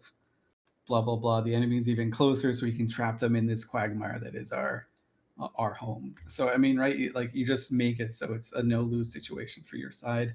And both groups like really buy into this, right? Mm-hmm. This is expectation management. It keeps morale high. It's something that it's not something that you really consider in as playing a factor in the big wars. But there have been alliances that have completely crumbled because they couldn't manage these expectations. Atlas Alliance, for example, like one of the big name alliances in years past, they had a problem doing this as well. They couldn't manage their expectation. Their membership dropped beyond the minimum, and even though they were one of the biggest forces in Eve for some time, they just couldn't keep it up, and they petered out and died. The old Northern Coalition, the people who used to live in the North, um, like 8 years ago now, they were considered too big to fall, but they had the same problems. They couldn't get their membership all on the same page, and they fell over too in a big war. So you're looking at like these alliance leaders, the fact that they've been around since almost the start of the server. They know how these games work. They've used it on their enemies before, and they've had it used against them. They know how to combat it. So that's why you're not seeing like those tactics working here, no matter how hard people are trying. That's the experience of leadership. Yeah, exactly. So we've seen a couple X factors, right? One is the server stability, and the other one is expectation management. I will say the serviceability feels a lot less good today. Obviously, there are 5,300 in local. It's almost unprecedented to have a fight this size. The fact that it's not crashing constantly is probably a good thing. But I was so hopeful after the YZ9 fight where And maybe I was talking to Carneros after, and he was like, "Hey, you know how you were gushing about how good the server was? It sucked for us, by the way." So I was like, "Oops, I must have just been lucky." So maybe I'm just the unlucky one this time, but it's kind of it's chugging through. I am still locking Ravens and other battleships, and I'm sure these Ravens are also locking the Keepstar. Obviously, they are, and having success doing some damage to it. But it feels like a slow laggy, or not a slow laggy, but a slow tie-dye fight, rather than like a very hype fight that things are responsive in.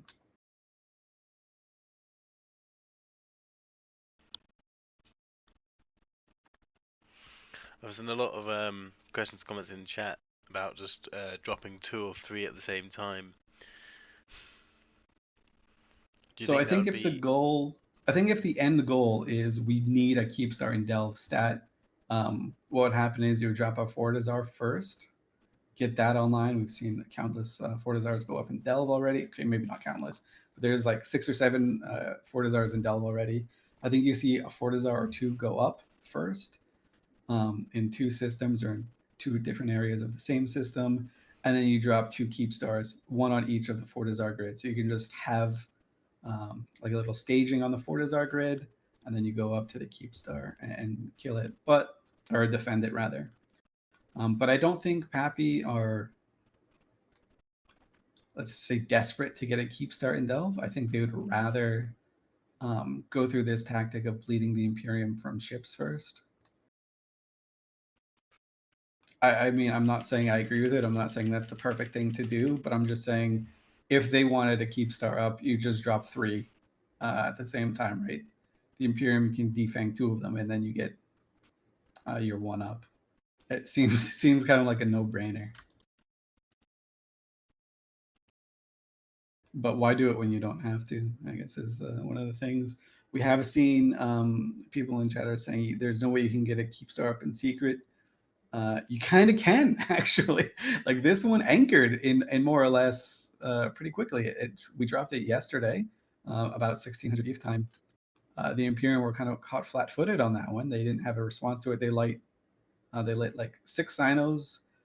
4 of the Sinos instantly died. One got through, and 1 like 6 dreads got through. They did half a tick of 1 piece of damage to it. It was like just at 99%, and then the Keepstar went into this anchoring process. So answered with Titans to clear those dreads. Yeah, they were not messing around. There was no beating around the bush. That was a moment where it was pretty clear to me that the PAPI side, they wanted this Keepstar to get to at least this stage. They didn't want to just milk the fight out of that first stage. In this stage, you get a huge bonus because you can tether to your own Keepstar, even though it's not online right now.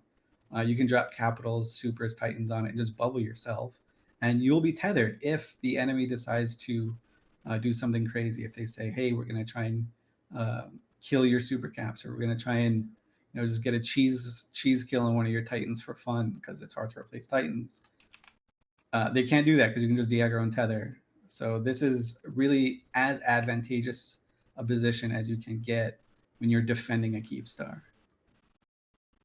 We're defending an onlining Keepstar, I should say. Right. So this is the second one to go to the armor. Sorry, not the armor timer, but this is the second one to go to the onlining process, which sets up the 24-hour waiting period. The last one went 14 hours. What do you think this one will do? Oh, I hope less. I mean, I don't have anything else to do today, so whatever. I'm here for the long haul. In other fights, I've been in like smaller groups. So I've been in like a stiletto for a while because tackling these ships was actually important. Because our fighters or fighter bombers would get to a target and they'd either MJD or warp off, and then you'd have to chase them. So having an interceptor going on the primary was kind of important. Now I'm just in a rogue. It's pretty chill. I have a battleship only overview. I click control click as far down as I can go, and I just throw some guns on whatever locks. It's fun. See, I've got an even lesser job. I'm currently in a apostle in amongst the fire super fleet. Yeah, which so I is mean, you're not even getting shot, right? no. Because the Imperium, they're not going to waste a shot on you at all. I've got nothing shot. I've got nothing locked because I don't have a cap. So I'm literally just sat here going. Eventually, I'll either rep something, have something to potentially shoot at, or leave system. I can't lock any enemy caps or anything like that because they are all too far out of my range. Yeah, I'm Aside just from one swapping carrier. overviews. They're What? all the Imperium are in carriers right now, right? And they're all 1,000 kilometers from the grid, which means they've warped in, thrown their drones off, warped out to a perch to safety. No one can really kill them out there because PAPI aren't going to. I say that, and there's a Naglfar, but oh, never mind. That's Mango's Naglfar. Yeah, so far there's been one carrier that has come within potential doomsday range of the main part of the Keepstar, and I think he just warped at 0 because he's 179 kilometers from the main super fleet. I don't expect him to be around much longer. So there is the unsung heroes, the guys that are doing the actual work in this fight, right? The ones in the trenches. It's not the battleships shooting on either side. It is the jackdaws, harpies, to an extent the eagles, and the interceptors. The small ships are the ones doing all the work on both sides, right? So the Imperium has a jackdaw wing. PAPI has a pretty big. They opted for a pretty big. Jackdaw, Hecate, Harpy Wing, and they're the ones that are doing the defanging. Which you defang these guys. Who cares if you're in a carrier? You're not doing any DPS, or you're doing like 50 DPS if there's only one squad up. So these guys are doing all the hard work, clearing off all the fighters, trying to kill these interceptors as well as they keep zooming around, which I imagine is next to impossible. But yeah, these guys are doing all the work. It's really funny in these big fights. They're hyped up to be these huge capital slugfests. Like there's trillions of ISK of stuff on grid, but the actual, the actual like important fighting is being done by these like 50 to 80 mil destroyers and frigates. TIE fighters and X-wings of the battles, right? Yeah, exactly. And Billy just chimed in. We're officially up to 800 Ravens dead. We're closing in on 1,000. I think at this rate, if it keeps up, there's going to be 2,400 Ravens that have died, which is insane. It shows how many they can build. And it also shows you how they're like what they're kind of willing to do to get this done, and how they also have kind of changed tactics a bit. And before it was only initiative in Ravens, and the Imperium were in Rokes or Megathrons or something like that. Then they came in Vexers and Myrmidons as last ditch efforts and stuff to keep it paused. There is no panic pausing ships here, right? Like this is all, we figured this out. We know the formula to what we want to do. So it's, I don't know, it's pretty cool. I'm very interested when the meta shifts for the same objective between like 6,000 or 7,000 people. The meta just kind of shifts a little bit from day to day. I bet. Can you explain that panic pausing ship that you just talked about? What that is? That concept?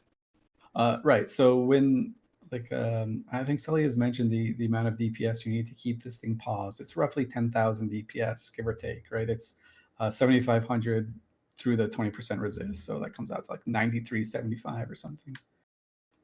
So if you slip down past that damage threshold, and you're not doing 10,000 damage a second to this thing, it'll start repairing, and it will repair in real time. So it goes essentially 10 times faster. Imagine just like a car going down. We forget to put the parking brake on. It just starts going down the hill. And if you're standing at the bottom, you've got some panic across your face. So what the Imperium was doing, in especially the first one, is when they kind of gauged that they were getting close to this moment, or if they saw it ticking down, they would panic Sino in or panic warp in some dreads. And it wasn't the perfect amount of dreads, right? It's not like, oh, we'll just warp in 3 to keep it paused. It was, we're dropping like 25 of these things. We know that it's a waste, but we need to make sure this thing pauses. As things went on, you saw the second or third fight, you saw the cadence of the dreads coming in. It was basically, you could probably make a Swiss train conductor blush by like how prompt it was, and how it was like on a timer, like 4 dreads come in, 30 seconds later 4 more dreads come in, 30 seconds. It was beautiful. And you also saw moments where bombers would come in and either torp or bomb the Keepstar when it started to tick down, just to pause it, to kind of regain, get a little breath, and reset. But you're not seeing those types of, I don't want to call them mistakes, but you're not seeing those types of reactions here anymore, because you give these FCs time, they're going to figure out exactly what they need. Which is what you meant by not seeing those as a sign that they've got this dialed in. Yeah, I think both sides kind of know exactly what they're doing, and they're getting 100% out of what their plan is. If you have like a time machine, I'm sure PAPI would like to get the quantum core in before it hits 70 something percent. But that's just lag, right? That's not anything you can really work with. That's just, I know for next time that we don't have 100% to work with. We only have 73 to work with. So you work from there. Yeah, we were explaining that when the core wasn't going in, that this is the first time we've seen it in these conditions. So of course there's a learning curve here.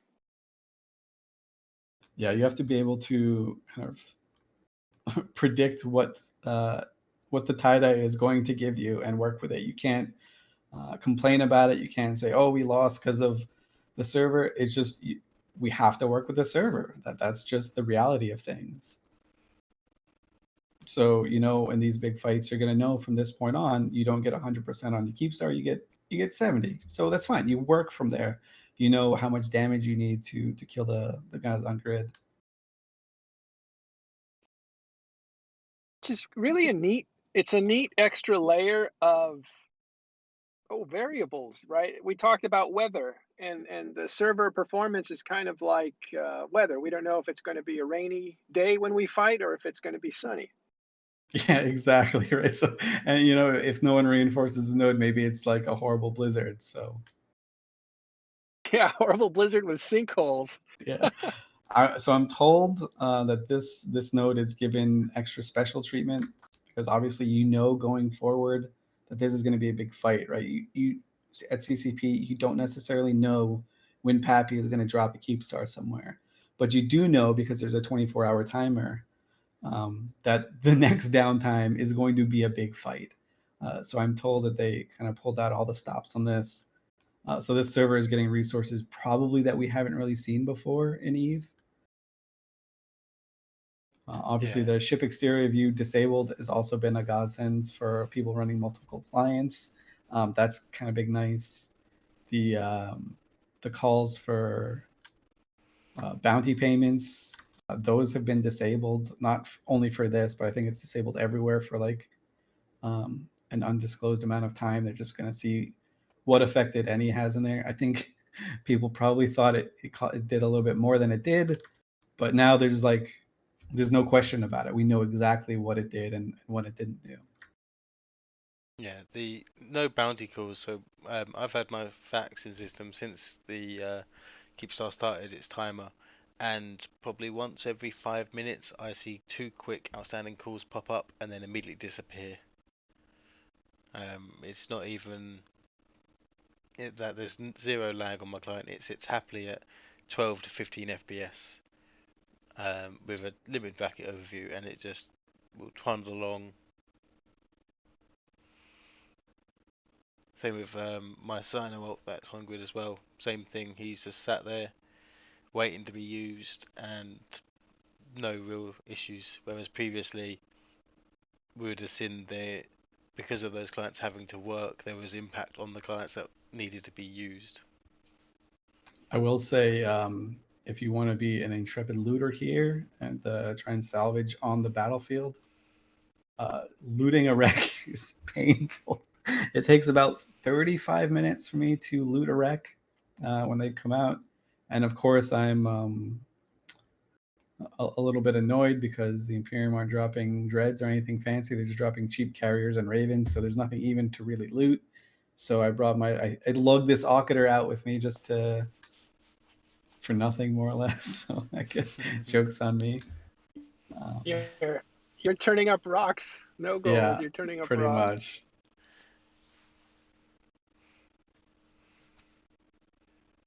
We've seen a few people anchoring some tractor units in and around the Yeah, space. there are a bunch of MTU. I think every dread pilot took an MTU with them. They were like, "Hey, screw this. We're not going to let some nerd in an Ocketer get this." Sure, Billy's got a MTU only overview, and he's fragging that on his alt without anyone looking. Just kidding. We saw Someone asking Fraternity. Chad about. Oh, sorry. I was just going to change director. She'll go with yours. Man was Fraternity yesterday in the YZ9 fight, lost an Octa after it had looted one of the avatars. Oh no, that's that loot was actually pretty big. Those Titans were not skimpy fit by any means. They were full expensive fit. He fell to a bunch of tornadoes in KZ9. So someone in chat asks about how I'm liking the new font. I'm confused by it. Right? It seems like they've changed the font 3 times in 3 days. I'm sure that's not the case, but that's what it feels like. I think it looks great. I wish like the names weren't the same color as the text, but otherwise it looks beautiful. Like it looks very crisp. Yeah, the font definitely is a work in progress improvement, especially over the last one. So it is it's stepping in the right direction. Luckily, it's a lot better for larger monitors as well. It's been found. Yeah, that's good. That's definitely good. I will say one of the nice things that CZW have done over the years is they've moved local to its own like separate little server, so you can just trash talk all you want and it doesn't actually affect anything. Also, shout out to Brisk Group Ball who warped in his Raven and got locked probably by a few thousand people and then instantly warped off. Didn't even fire a shot, just warped in, wasted people's time by locking him out. Type psych and local as he warps off. So very well played, very nice distraction there.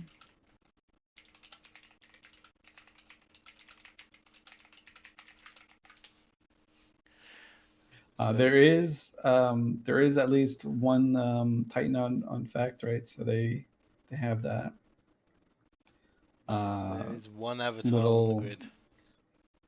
What's that called? The little burst that they shoot out that changes the resist and everything. The phenomena. Phenom. The Phenom, yeah. So the Phenom is active, right? So that Phenom gives kinetic resistance bonus, but an EM resistance penalty, I think. I think so. I Just think for the avatar it's different. I think maybe it gives the other way EM around. resistance bonus and kinetic resistance weakening. Let's have a look on the stream. I mean, it does one of those. I don't remember which one it is. It's kind of it's one of those mechanics that they introduced after I was like no longer a super active FC, so I didn't really pay much attention. I didn't like commit it to memory the same way that I committed other useless Eve trivia to memory. But yeah, so the Phenoms are active right now.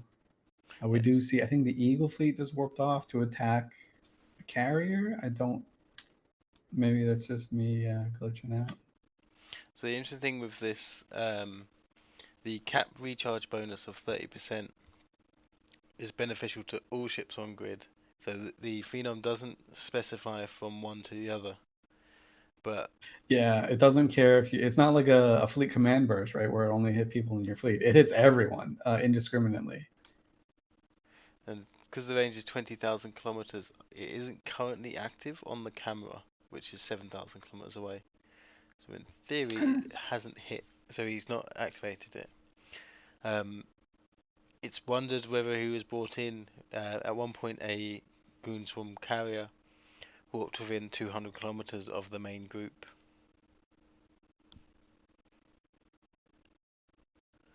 So it may have brought him into Doomsday, however he landed too late.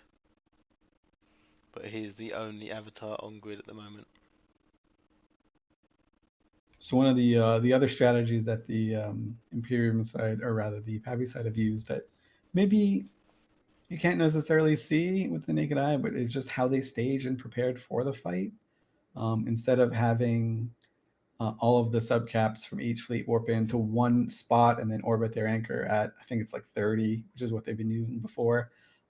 They warped people in very slow and methodically to completely different areas. A, to avoid a bomb run because they don't want to get bombed, and B, just to have the battleship so spread out that there's always someone in range of an enemy battleship. And there are so many PAPI battleships and stuff like that that there's always there's no way really to hide.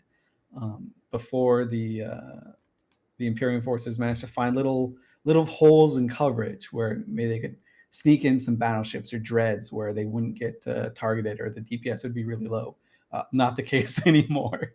It is a complete perfect spread around this Keepstar in terms of subcaps. They did the same with Capital. So if you look around, you'll see dreads kind of all over the place, right?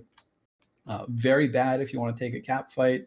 Very good if you want to shoot as many ravens as you can before a timer goes down, right? So are the tactics giving you an idea of what the goal is, what the win conditions are for each side? Yeah, I think so. The Imperium, I think it's pretty clear that the Imperium want to kill this thing not as cheap as possible, right? But they want to be as efficient as possible. So they're killing this thing the most efficient way they know how, and I think this is honestly pretty dang efficient. They don't want to cap fight here. They don't want to kill supers. They don't want to make PAPI bleed. They don't want to do anything like that. They just want to kill this Keepstar first and foremost. PAPI, from the way they set up, and people might think this is going to be spin. I'm trying to be as neutral as possible. It's not spin. I think PAPI just want to kill as many ravens as they can, frankly. I think their goal is to kill as many.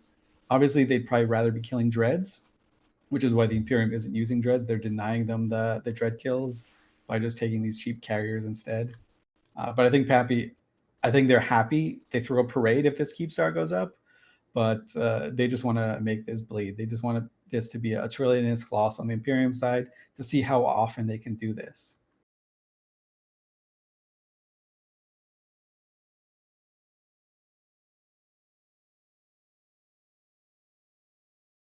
Because this is, I mean, we talk about something that Vili said months ago, right when this all started.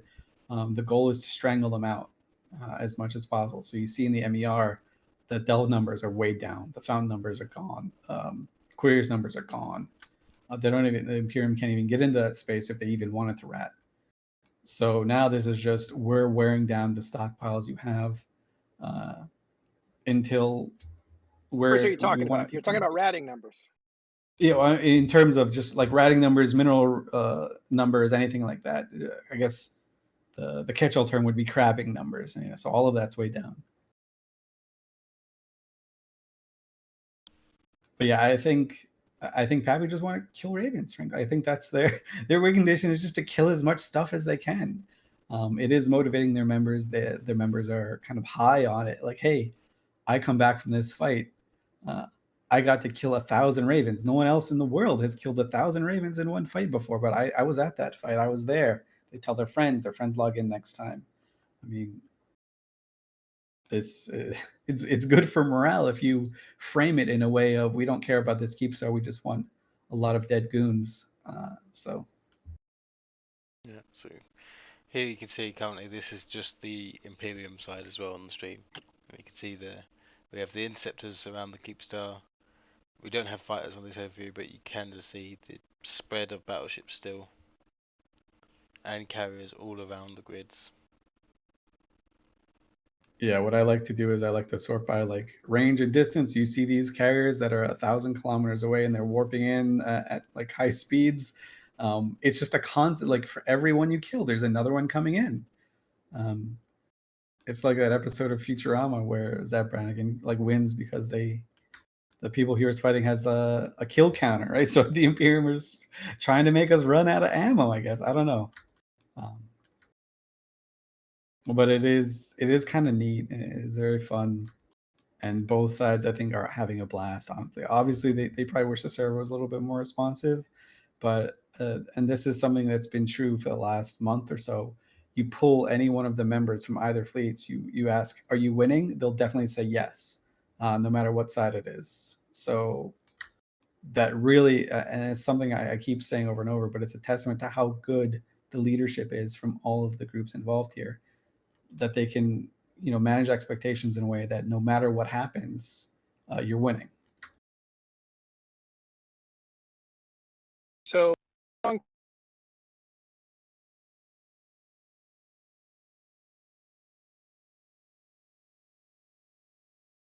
I might have lost you there. Yeah. But it sounded okay. So it's not me. Okay, that's good. Don't worry. I can just monologue. It's fine. It's Matterall. He's mobile at the moment, which is why his Oh, connection he's sounds a bit definitely odd. driving through a tunnel. That I know a tunnel sounds when I hear it. But yeah. So the idea of maybe that the Imperium are going to run out of Ravens or going to run out of battleships. Nope. If it is going to happen, it's not happening yet. There's no sign of weakening. I'm always able to lock up like 9 battleships at a time. I accidentally locked up a friendly Jackdaw. I'm sorry, Jacob Warrior. If I shoot you, I didn't mean to. Don't listen to him, Jacob. Oops. He definitely did. I got cut off there, but I was going to ask you, Elise, if you're not in the middle of anything else, what's the long-term prognosis for both sides? Like, what are we heading into? You talked about the Anaconda strategy,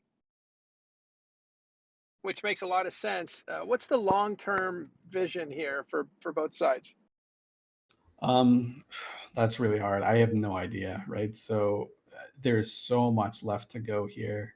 We're just kind of breaking the surface. Especially if a Keepstar does go down and delve, what happens next? Do you fight over iHub timers? Do you just try and kill other Keepstars? Do you just try and kill infrastructure? Are we going to see Satios dying? We saw in YZ9 any Fortizar timer can turn into a massive slugfest of like unseen scale. So I mean, I think it is a bit of a mystery going forward. If I were to guess, I would say there would just be a lot of fights over strategically significant systems, a lot of fights over like jump bridges to try and destroy the infrastructure. Then after the jump bridges go down, you want to go after the iHubs and kind of reset that. So I think that's probably where the next course would be after the milestone of Keepstar and Delve is achieved, right? Because once you have a Keepstar and Delve, you just move everything into it, which maybe the Imperium kind of want. That they'd maybe love to have that opportunity to have their enemies cornered in Delve where they can't get out. Obviously, it is kind of nice if you're in an NPC station, right? Because if your Keepstar does go down, you asset safety everything 5 days. It's in an NPC station. You can get it out. You don't have to wait a month to get anything out. Sure, it's like a disaster, but it's not a catastrophe, right? So so yeah, that's probably the game plan for the PAPI side. I don't know. I'm sure Billy's got like 6 or 7 multiple part plans in play. I don't know what they are, and it's not just Billy, right? It's there's quite a lot of people that are collaborating on the decisions, and they're not set in stone, right? They're adapting to what the Imperium is giving them in the same way that the Imperium is adapting to what PAPI are giving them, right? I don't think if you asked a month ago. If you asked Asher, "Hey, are you happy feeding 2,000 ravens in Delve?" He'd be like, "What's why? Like, why am I doing this? This seems dumb." But obviously now they've adapted to it. The Imperium's fighting a defensive war, but they're having to fight it offensively, which makes them change gears a little bit. Yeah. Currently, the Imperium losses are just surpassing 350 billion. And that includes 856 ravens. So it's a lot cheaper than 300 billion.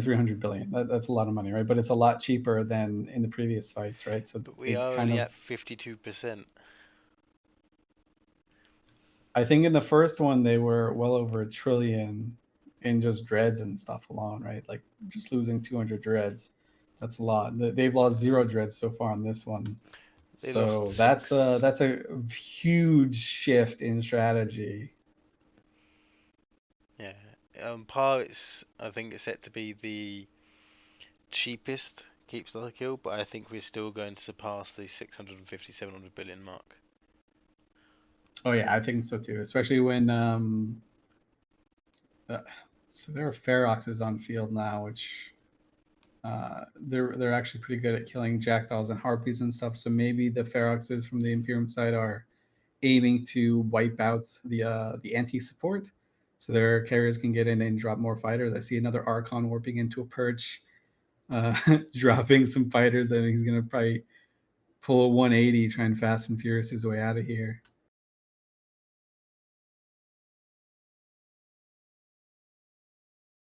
But yeah, so I mean, those numbers, I think the Imperium is going to be happy with the progress they've made in terms of getting this down to as cheap as possible. Right. So imagine they get it even down even cheaper. Right. Imagine it's 400 bill overall to kill a Keepstar. Then is it even worth dropping Keepstar? You're just trading us 1 for 1 at that point. Maybe that's their end goal for them to try and figure this out. But it seems pretty darn efficient right now.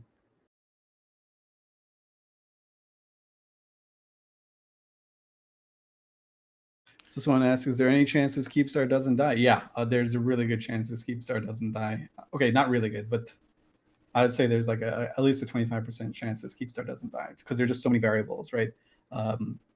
Maybe someone screws up a warp in. Maybe the guy handing out ravens runs out of ammo or something, right? For we're just talking 5 minutes.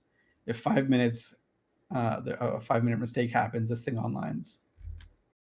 So any small thing that could happen, the Imperium are really behind the 8 ball here. They have to do everything perfectly, which why it doesn't seem that impressive to just throw battleships at it, right? But it's not that they're throwing battleships at it. They're throwing battleships at their right speed in their right spots to make sure that this stays paused. And they don't want to throw too many battleships at once. And they hold the right amount in reserve. And, you know, I'm sure there's some other reserve tactics here that we don't even get to see because they're doing so good right now.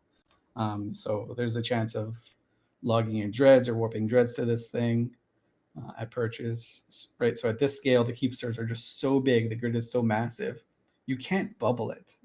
There's not a bubble big enough to keep people from warping in, right? So that's a huge difference over how old school fights would be in like pauses or something like that. You would have to be fighting the grid. Here, you don't have to fight the grid. It's a gajillion kilometers big.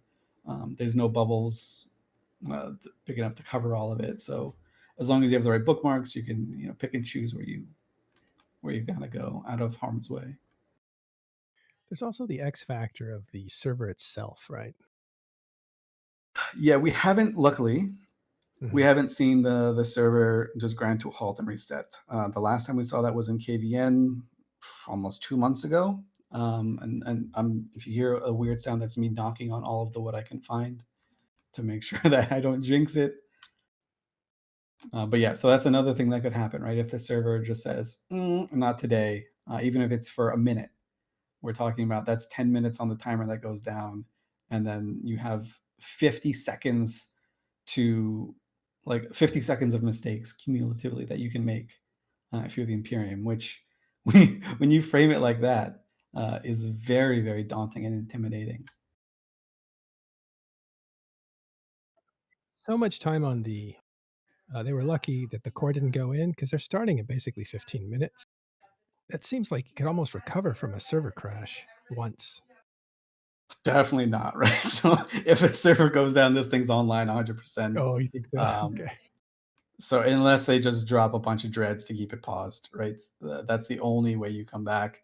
Is you don't even bother logging in your subcaps. You say, okay, guys, we're just logging in our dreads because dreads are like pilot efficient, right? So one guy can do 4,000 damage, something like that. So instead of these ravens where you need 10 guys to do that much damage, you just get one guy in to do that. So maybe that's a possibility. I doubt it. I remember KVN seemed to take about 10 minutes to come back up. Yeah. So But that's to get damage applied took a lot longer. yeah. So like that's like disaster scenario, and that's why I say that when it comes to chances of this coming, we don't know what the server is going to do, right? If the server does decide to just fall over and croak for just a couple minutes, then this thing comes online, and then that's not a mistake on the Imperium side. That's not a tactical win on the PAPI side. That's just a random variable that might come in. That's just a tornado that might swoop in out of nowhere. If we're going with that weather analogy, The so rogue wave. we all hope that doesn't come to pass, right? That's the loss scenario on everyone's board, right? Because sure, you get your objective up, but at the cost of, hey guys, the future fights might be determined by something out of our control. Maybe people aren't that interested to play that game. So that's why I don't think anyone is rooting for that.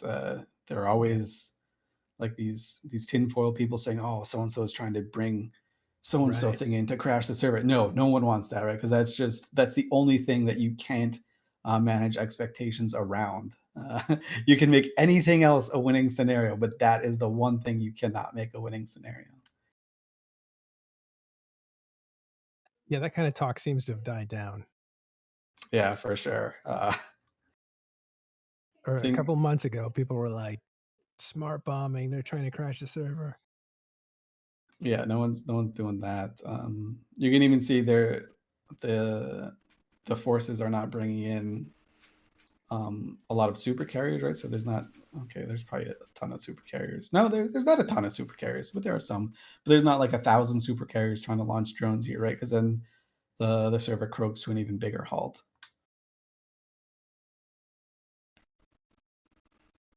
Yeah, at the moment there's around about 250 supers on grid.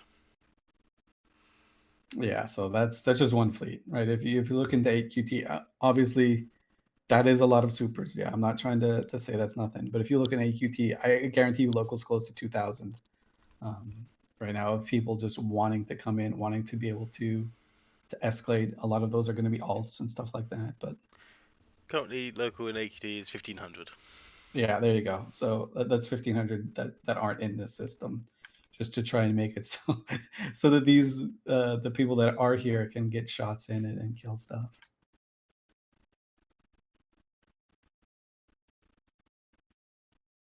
But to someone's point, I think if PAPI did want a Keepstar desperately,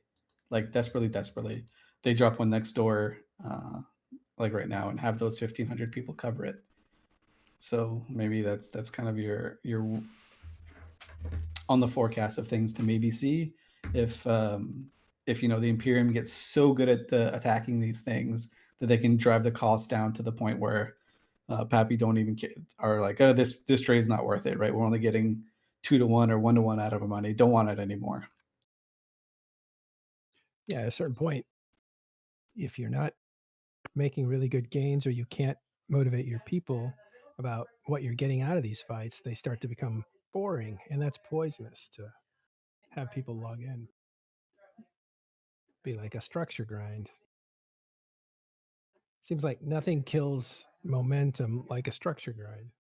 Yeah, I've had to grind through my fair share of structures, and it is a trick to try and get people motivated. It generally, and this is probably something CCV wouldn't want to hear, it generally involves doing something out of the game to keep people motivated, like watching a movie together, playing another game together on another screen while you grind. So that's why for a while, Eve, when kind of the meta was to just grind through as much stuff as possible, right? Dominion solve. Eve was known as the game you play while you're playing another game. I'm sure CCB did not like that. They do not want their players to have to play another game just to play their own game. So that solve system is gone. It's in the trash. We'll see it never. Yeah. I was just handling a conversation with someone who was saying, CCP is ruining my mining gameplay because I can't watch Netflix while I sit here AFK. Yeah, exactly. I'm not sure that's what they want. We're coming up to 900 Ravens dead. I guess all battleships dead. So that's a huge number. 900 battleships are halfway through this thing. It's at 50%, but it's actually not even quite halfway through, right? Because it started at 80. I mean, I guess Ravens were dying the whole time. But so yeah, so we're on track to close to 2,000 battleships dying. If that's the case, what's more important or impressive, the ISK value of those or the actual battleships? I the think it's just the supply? raw numbers, right? The raw numbers are just the impressive thing, because who cares, right? A big fight could take out 3 trillion ISK. Like YZ9 was a 3 trillion ISK fight between all sides. This is just a paltry few hundred billion, I know. But That the fact that they have 2,000 Ravens ready to go and die. And it's not even that they have 2,000 ready to go and die. They probably have 10,000 actually ready to go and die. But the fact that they can keep these guys in their ships and coming, it's frankly like incredibly impressive to see the Imperium War Machine at this function at this level, right? Because these guys die. These people stay on grid. I don't know. It has to be the most frustrating thing. I think I would want to punch a hole in a wall if I was one of these pilots. I'm sure you load grid. A lot of these guys aren't even firing before they die. This is how fast they're dying. Then they have to say, shoot, got to get out of my ship. Got to warp to the place where I get smart bombed. Got to get back to Windy Q. Got to get in my new ship. Got to get bridge. Got to sit in that jump tunnel. All these things. And it's got to be really frustrating. It's comparatively super easy for me. I just control click a bunch of red lines, and I F1, F2, F3, and eventually they die, and I'm just sitting here happy. But the Imperium pilots, they can't really, they don't have that that luxury. They have to warp in, shoot the pause, activate MJD, not the pause, shoot the Keepstar, activate MJD when they're getting mass locked, or even before they're getting mass locked. Keep the Keepstar, fire some more shots, blah, blah, blah. Rinse and repeat.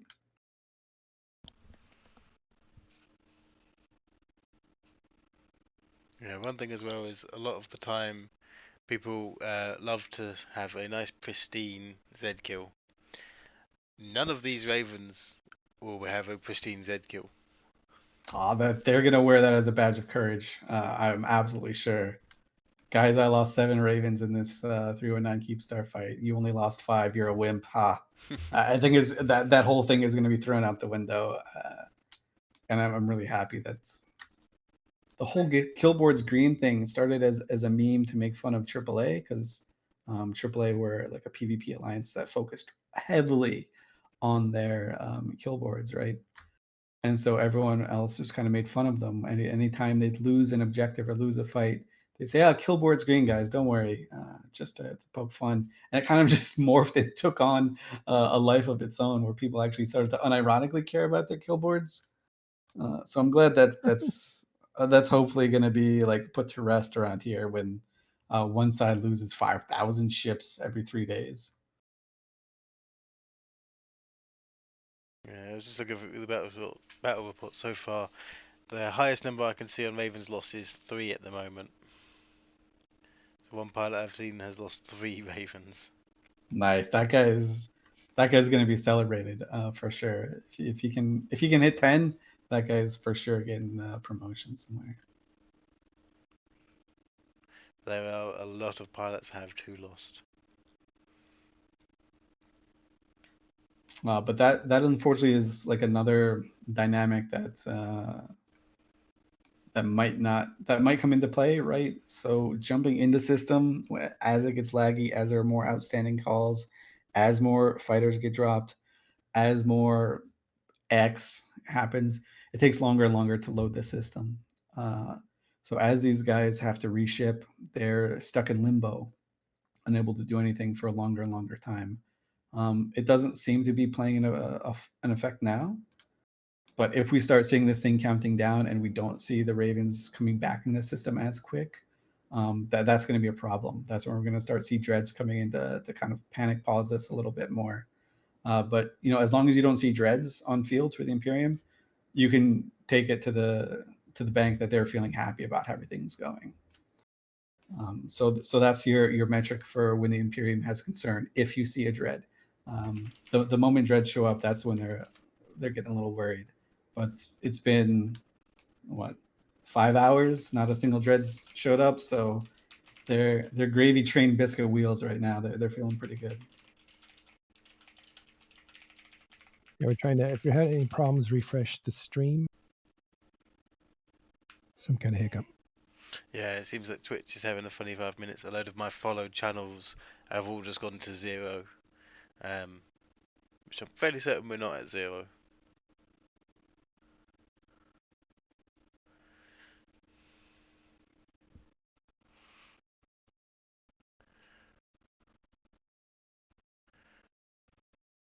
I mean, as I will say, as I'm locking up these ships, they're all taking damage as I lock them, right? So the battleships, the subcaps are spread so far around this grid for the PAPI side that no matter where they come in, no matter where the Imperium pilots come in, they're getting shot by something. I would imagine, and we should probably drag some Imperium pilots on here to ask them, but I imagine they get maybe 3 shots off before they die or before they have to warp out. Obviously, not all of them die. Some of them MJD out of range. And then warp to a perch and then warp back, which is the right thing to do. Yeah. It doesn't look like any of them. It doesn't look like any of them are in frigates. So there are no frigate escape bays in these Ravens. So these guys can just go straight for their pod. Bring in a bunch of Ravens, they die, then you're in a like an assault frigate just to quickly try and get that little bit more damage off. I mean, I think if this continues, I think there is a case to be made that the Imperium will say, especially if they see these interceptors doing a good amount of damage, keeping this thing paused, because the interceptors seem to be having a great time still. I think there's a case to be made by saying, if you're in a battleship, if you're in a Raven, we're going to throw a retribution in there too, with the little ADC as well. So when you die, warp down to the Keepstar, plunk into it. When you start getting shot, activate your ADC, tank for a little while. Fingers crossed, right? Because you're talking about 1,000 retributions that would be out there.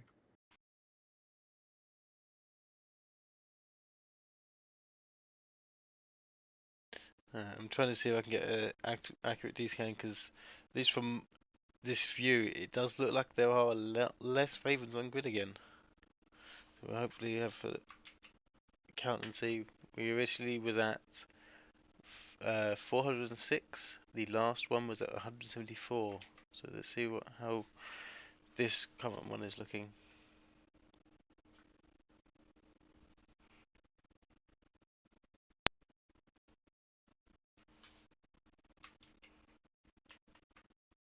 So just my like little scroll, which is the equivalent of napkin math. I think there's about a 120 still up there.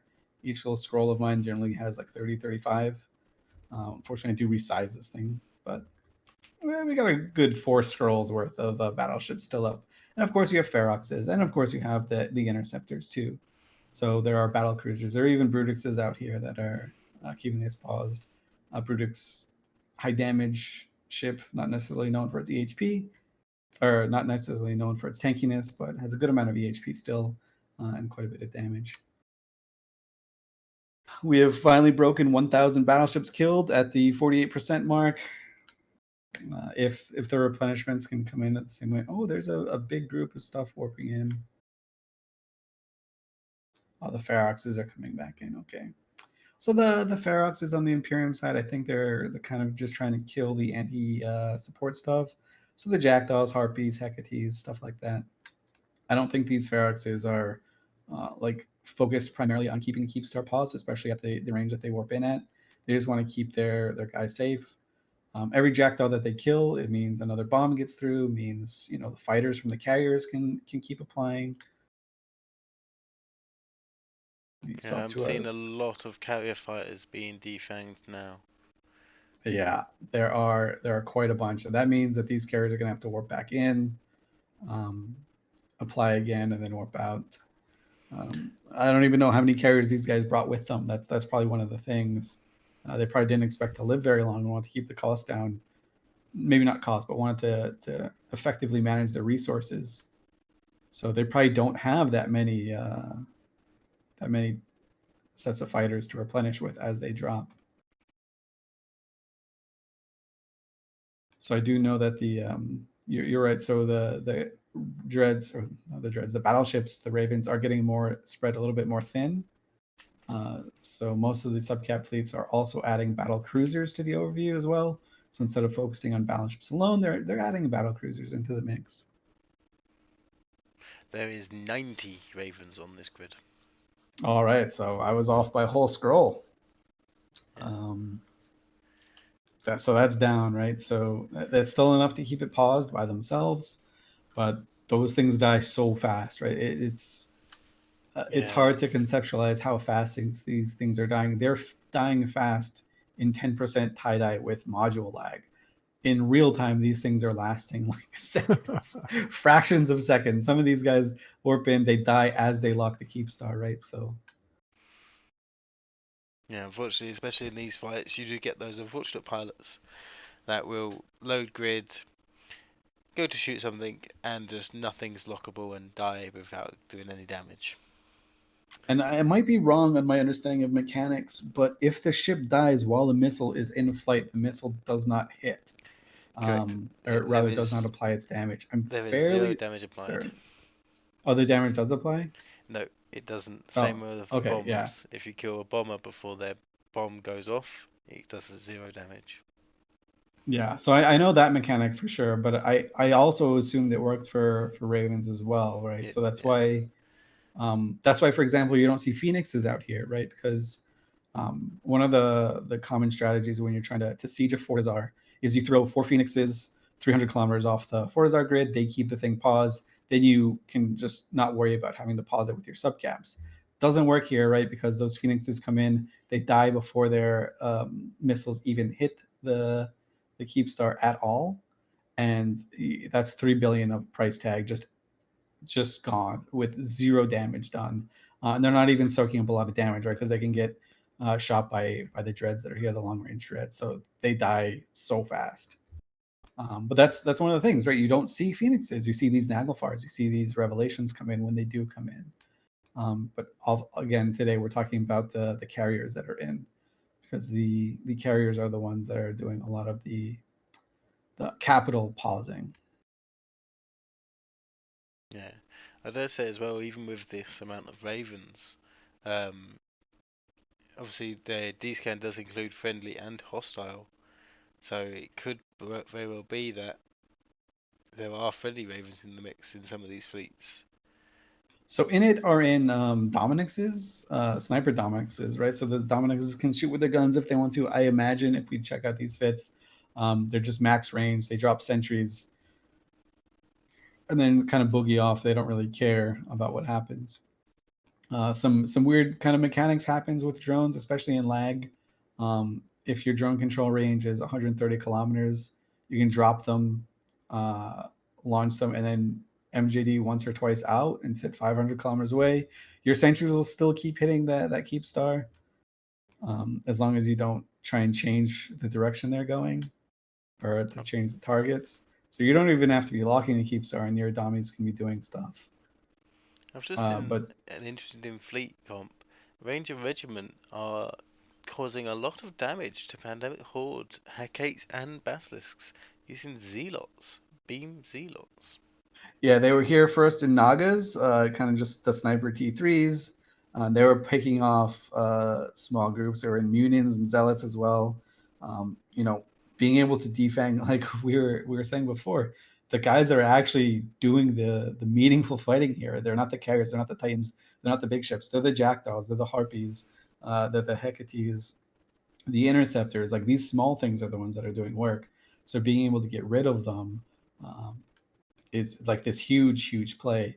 I will bet when the next Keepstar fight happens, that there will be more people in Ranger Regiment type fleets, right? They won't just be Ranger Regiment in there.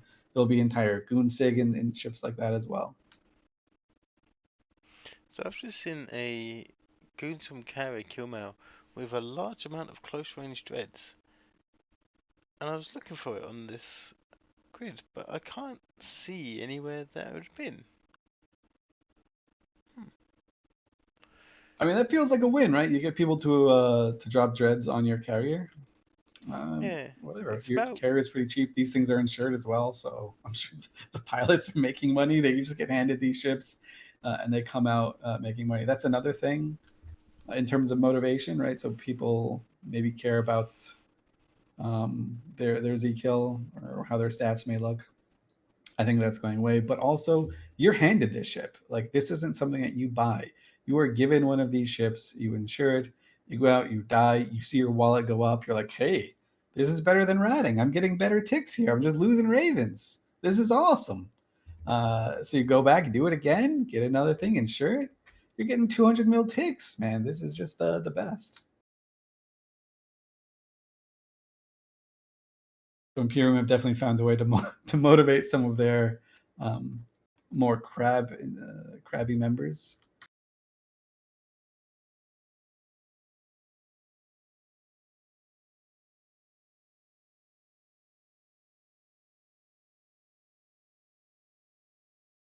Yeah, on the D scan I saw earlier leading back to the Dominixes, there was only 25 Dominixes on grid. Yeah, the Dominixes are getting zonked pretty hard, but I do see some Feroxes coming in that are not coming in with the main Ferox groups. Oh no, they are.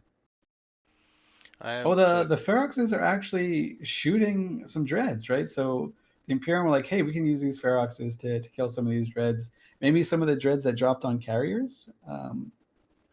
They're honestly a little out of position. They can't get reps. They can't necessarily get cover. If this isn't a hot dread, if it's a long range dread or something, this thing could die. So we may see some Imperium getting on some dreads of their own. They're not losing dreads; they're just killing dreads, evening things out.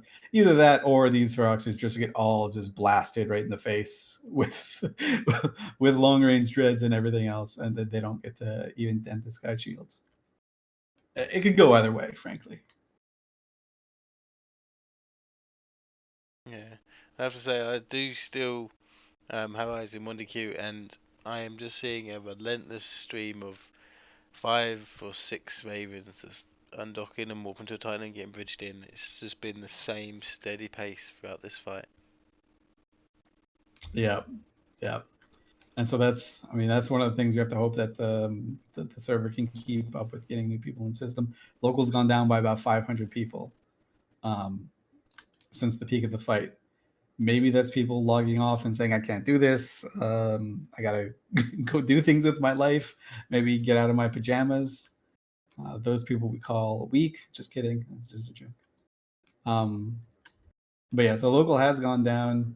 I don't think it's an unwillingness to fight. I don't think anything like that. I'm worried that maybe the server is slow to get these people back in, which could spell a bit of a problem for the Imperium if it does keep up. If not, if it's just normal numbers going up and down, then whatever, they're fine. Again, if you swap to a capital only overview, there are no Imperium dreads in system, so they're not feeling panicked at whatever the situation might be. There are like 50 carriers that are 5,000 plus kilometers from the grid that have definitely just thrown their fighters on there, warped off, and said, "Good luck, fighter boys. Do your best." Forcing people to try and kill them. Oh, there they are.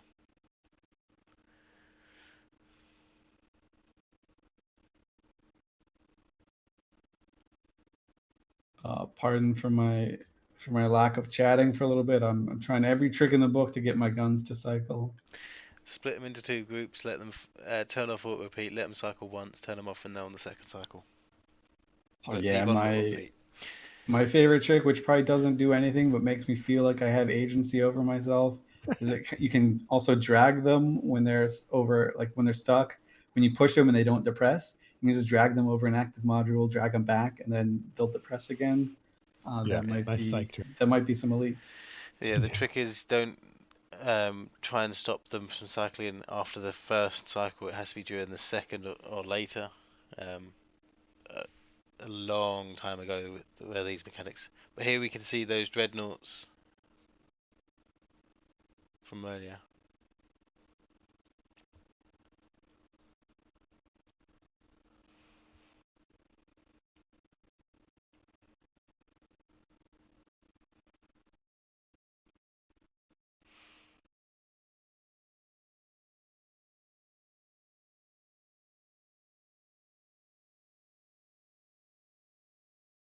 There's that's a Archon carrier in there. Yeah, so there's an Archon that was currently at range and managed to get caught. I moved my camera and I lost the Feroxes that were shooting the test rev. I want to know if they succeeded.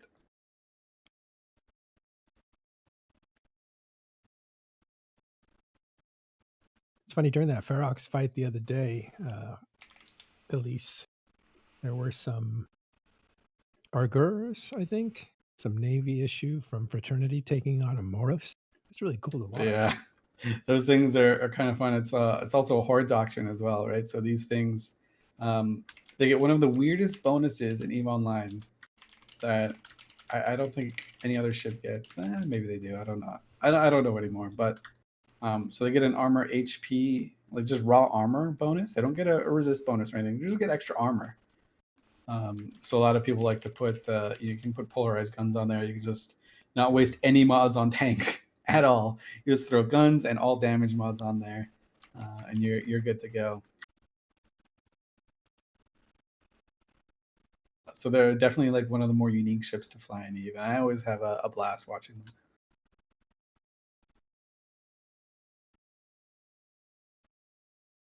The same body style as the Munin, right? No, it looks like a Guardian, but a Guardian that shoots. Oh. Unless you're you're talking right. about a different ship. Unless you're talking about Ruptures. No, it was a Gur for sure. You're right. It looks like a Guardian.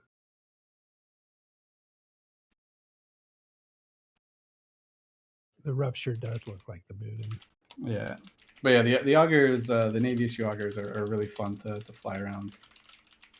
You can just completely brick them out. So people know this, PvPers know this, so like we're never gonna shoot that. It's like shooting a Punisher. The Punisher's always bait. So because that's also a very tanky ship. So you just do the opposite, right? You just break expectations, put max tank on it, and you never get shot. Much like no Imperium or no PAPI pilot in a battleship has probably even gotten locked this entire fight. Right, the Imperium they have to shoot the Keepstar. They can't bother shooting anything else. In their big ships, at least. So sure, they have support wings going around that are murdering other support wings. Very, very important, actually crucial to the fighting that's going on. Those guys are the ones that are actually doing all the work. But if you're in a big ship, if you're in a battleship or even a battlecruiser, you're probably not getting locked this entire fight on the PAPI side, because the Imperium just have to keep loading everything into this Keepstar to make sure it keeps dying. They're not hitting damage cap. They're not deflecting shots. So that every little bit of DPS that they can do helps, right? Because if you hit that maximum damage threshold, that's when you start deflecting shots. That is definitely not happening here at all. At that point, that's when you can start diverting your subcap guns away to do something else. But they haven't got here. I just asked someone that was in the fleet if they're getting deflected. The part of the description of the damage they're doing. Yeah, it'll say like you've done like 11,000 damage, 433 was deflected, or something like that. I see. That's a signal you've reached damage cap. Yeah. And I think there might even be a graphical interpretation of when you hit a damage cap. There should be. If there isn't, if there is, I don't know what it is. You won't see it here anyway. Yeah, that's something we're probably never going to see here until there's like until the PAPI side want to kill an Imperium structure. Then I think their damage cap will be hit. All right, so I'm getting told that Rev did die. The Feroxes did manage to get the blood of a Dread, so that's cool for them. They can say, "Hey, we didn't lose Dreads this fight. We killed Dreads this fight. It only cost 1,400 Ravens so far." So far.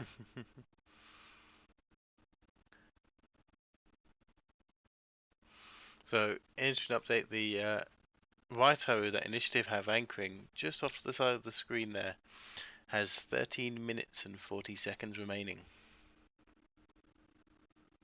Yeah, so I'm thinking after consideration, they're probably just going to throw their carriers on that thing. Their carriers will get safe. You just have to go back and forth there. So just like this, Keepstar will online in real time. That thing will online in real time, right? So 14 minutes in real time, it'll go 10 times faster. 2 minutes and that thing's up, ready to go. They put the core in. They got a safe spot where they can tether their things. We are very close to breaking the 1,000 Raven mark. We are over 1,000 battleships, but we are at 972 Ravens. Nice. All right, I'm gonna quickly lock up some ravens here to try and do my part. Try and get the 1,000th kill. Yeah, I think there's probably gonna be like some sort of prize for the 1,000th kill. That's what I would imagine, at least. Yeah, some Price is Right style. a Raven skin. Yeah. Oh, let's do it. I think there's actually a really fancy file, like a 10 Bilisk IGC Raven skin. I'm not gonna commit to doing that. We can guilt Billy into doing it, right? Use that TTT money, get the 1,000th killer of the Raven. Gets the If you can IGC prove to Raven me skin. you got the final blow on the 1,000th Raven, I will more I'll buy fun you a stuff like 10 that. bills Raven skin. Yeah, we need to do some fun stuff like that. I think for the audience, Yeah. pep them up. If it can Also, get proven that that's the 1,000th Raven for this fight, I'll get you that expensive skin. I mean, just broke 1,000. Are we there yet? I think the biosecurity skin's like 500k isk. So I'll give the Raven biosecurity skin out to the person that can guess the closest or guess closest to the number of Ravens that will actually die here. You can guesstimate 1,000 dead at 46%. Maybe we'll hit 2,000 somewhere around there. That'll be a good launching off point for your guesses. But the biosecurity skin is all yours. Yeah, so I prefer the cryptic nemesis skin. All right. At the end of this, we'll check out those guesses and see who came closest. How many Ravens will end up dead? Gotta tell you, J Flow, 1,023 is probably how many are dead now. Yeah, we're going for the end of this one. So someone says, what are the chances of the chaos going online at this rate? I mean, there are so many variables at play that we talked about before. I still think it's a good 1 in 4 chance that it does online, right? Not for the Imperium lack of trying, not for their lack of drive or lack of strategy. Just the window to make a mistake is so small. Like you just screw up once. You have, for this whole, let's say this fight will probably go on for about a total of 8 hours. For this 8 hours, you have 2 minutes in real time where you can make a mistake. And then the Keepstar onlines. You screw up for 2 minutes combined. So that's you can screw up twice for 1 minute if that makes you feel any better. But you've got 2 minutes to make a mistake. So that's why I think you can't really say that it's definitely going to die just because of that alone.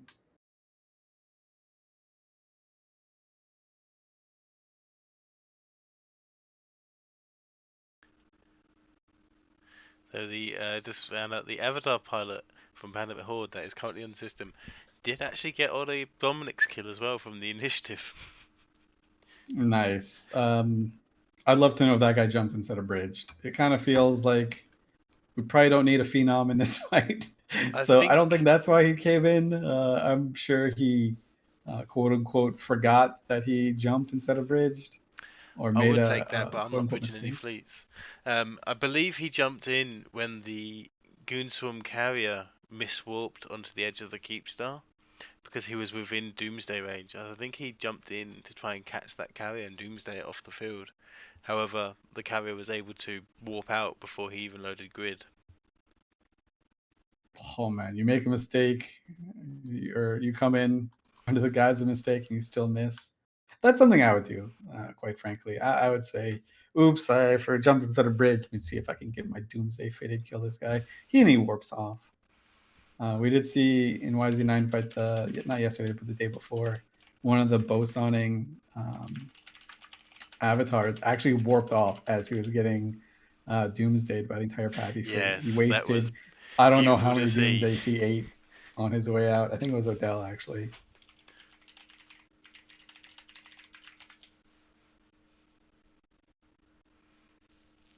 Yeah, it was as he was warping off, you just see on his model just the back end of his avatars looking like it's been through a blender.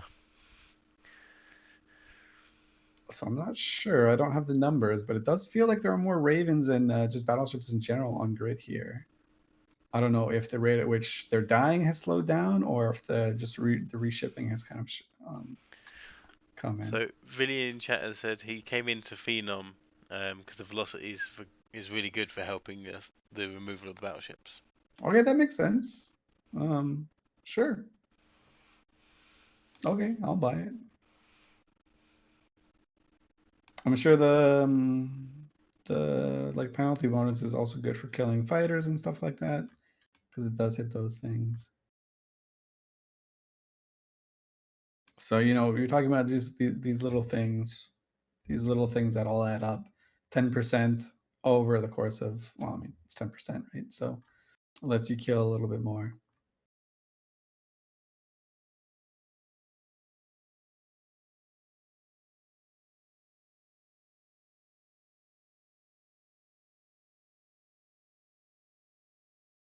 Sully, can you put up some of Razorian's pictures here in the podcast channel? Yes, let's have a look at that. Awesome, thanks.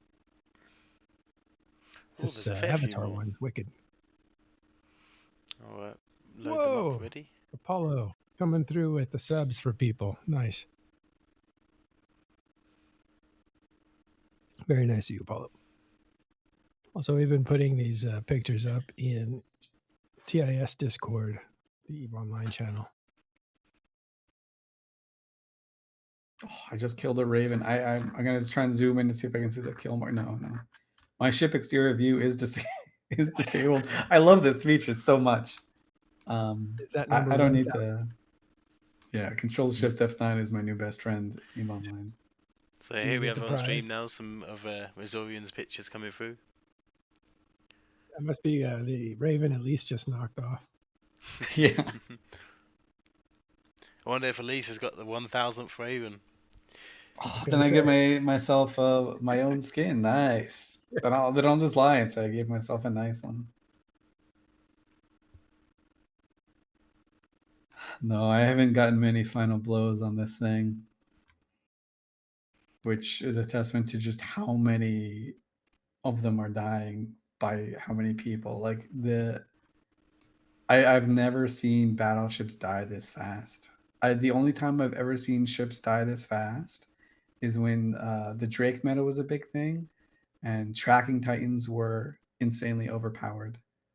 Okay, let's maybe not call it insanely overpowered. Tracking titans were really good at shooting drakes to the point where they could one-shot them with like 2 guns.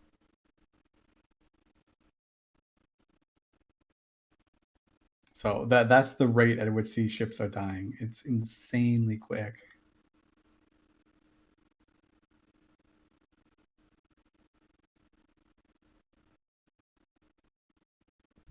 But if you swap to a cap overview, the Imperium don't care. They haven't dropped any dreads in.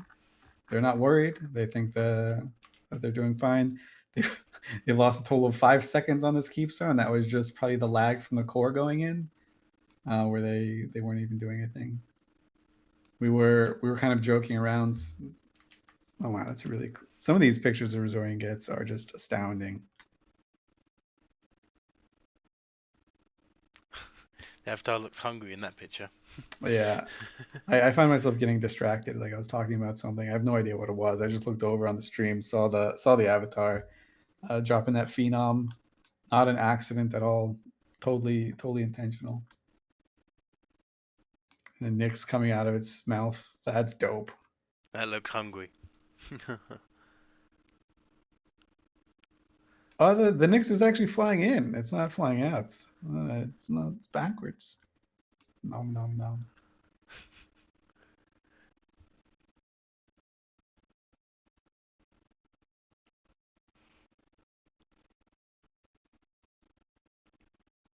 My guns have once again cycled, so I'm expecting everyone else's guns probably have cycled too. So maybe some ravens will be deleted really quickly.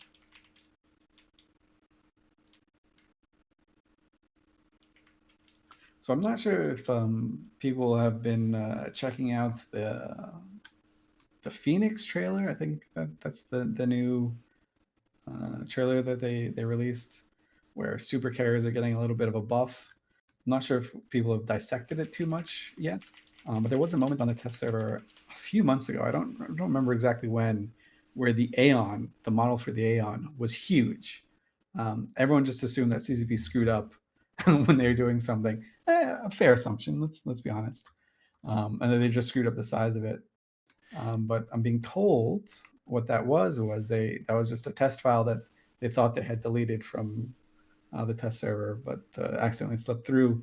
That might be the actual new size. All the super carriers are going to get a size increase. Their models are going to get bigger. So that's something that's maybe coming. Who knows? It's very That's cool. interesting from when that Aeon size came out, because it got massive. It became a really big boy, and shortly after that, it shrunk down. So it got to about 30%. So I was wondering whether CCP accidentally put 300 instead of 30 in the percentage size Yeah. increase, because it went from being a small ship to fleets were getting confused that they thought a Titan had undocked, when it's like, no, that's just an Aeon. But so it'll be interesting to see if they do resize them. Naturally, being an Avatar pilot, can I have my Titan a bit bigger if they make them bigger? But yeah, it really did. It really did become a thick boy in its size. So maybe that's I mean, everything feels like pretty big now, right? So that'll be good. Super carriers will be a little bit more epic. That'll be nice.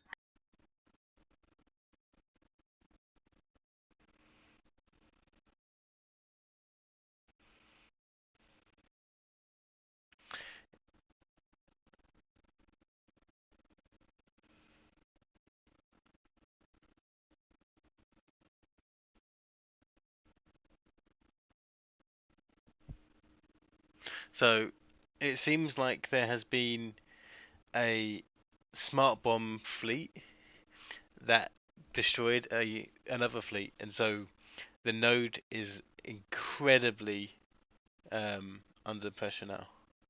Oh no. That's not that's not something we want. Smart bombs are so there are two modules that are known to cause like tremendous amounts of lag. Smart bombs are one of them. Bombs are the other one when they hit a big fleet, and fighters when they're deployed. So let's just call it 2.5. But yeah, so they used to cause way more lag. Before CCB did some infrastructure changes to how damage is recorded. It was like Brain in the Box is what it was called before. Or no, Dogma is what it was called before. Brain in the Box is what it's called now. I don't know. It's something techno-babbly with a weird name that CCB came up with. But ever since then, it has gotten a little bit better for things like that. But those things also are just known to cause tremendous amounts of lag. Tremendous amounts of lag, real bad for the Imperium pilots here who have to attack this thing. So we'll see how the server catches up the calls. Maybe if they're lucky, if they're already firing, they can keep firing. So that would be nice. I don't know if that's going to be the case. But I have tried to lock some things, and it does seem to be taking quite. Oops, sorry. It does seem to be taking quite a bit longer. Yeah, apparently people have some outstanding calls have increased from an average of 5 minutes to 8 to 10 minutes, and some of them still outstanding. So it seems like there was something that happened that did cause it to stutter a bit. Local has dropped down to 4,700, but for those that have been able to see it on the stream, the initiative Right Arrow has come out of anchoring process and is currently in the online state with core absent. And Pandemic Horde have signed in 2 revelations onto that structure. Yeah, I mean, there you go. Until they put the core in, it doesn't finish the process, right? So Correct. either force them to put that juicy core in. Yeah. Or So with that's that structure dying. yeah, that's one of the big changes since the last Keepstar fights, right? So now CSB's implemented this quantum core change, where it kind of ups the ante a little bit. These things cost almost as much as the structure itself. For the smaller ones, at least. For the Keepstar, I think it's 30 bill, which it's still 30 bill. 100% drop rate on quantum cores. But they made it as of, I believe, last Tuesday, that every new structure that's being anchored needs to have this to continue the onlining process. If you have a legacy, not legacy alliance, right, but or legacy coalition, just if you have a structure that's already up that doesn't need to be anchored or online, you don't need to put the core in it, I believe, until January or December.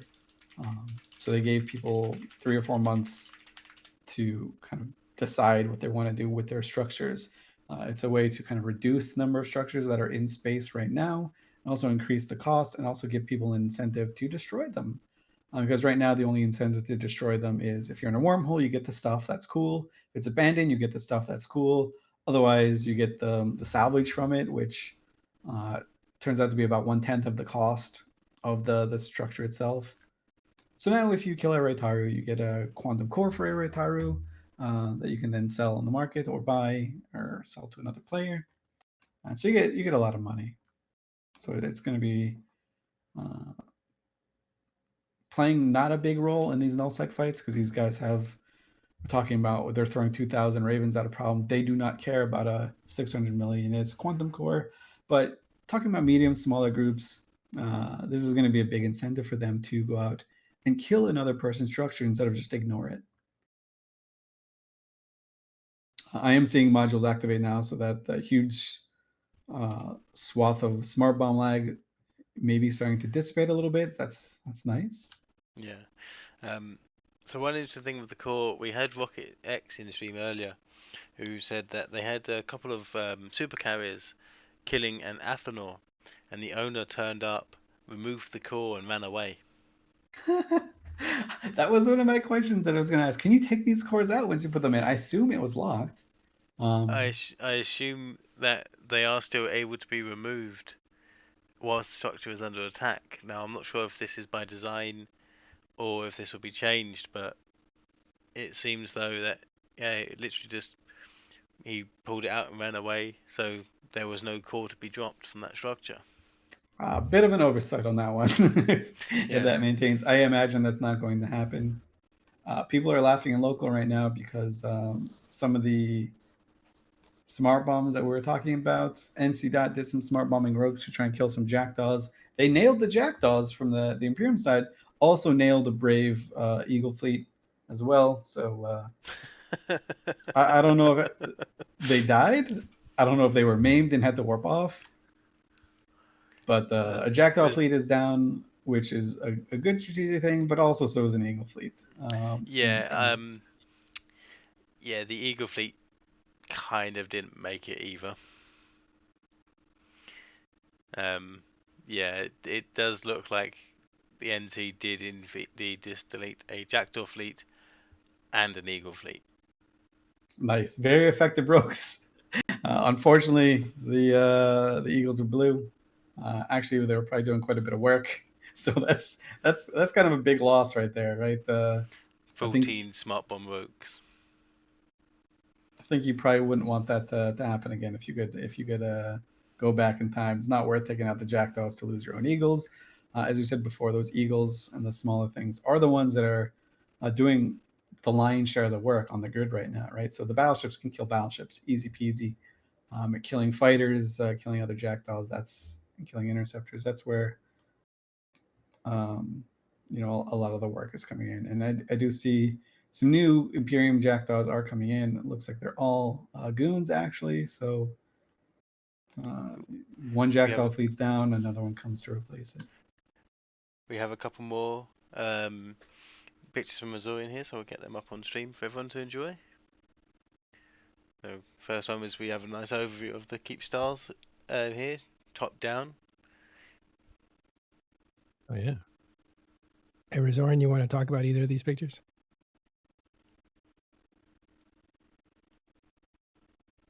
Is there anything to be said? They look Oh, yeah, damn sorry. good. I didn't realize I had pushed the talk.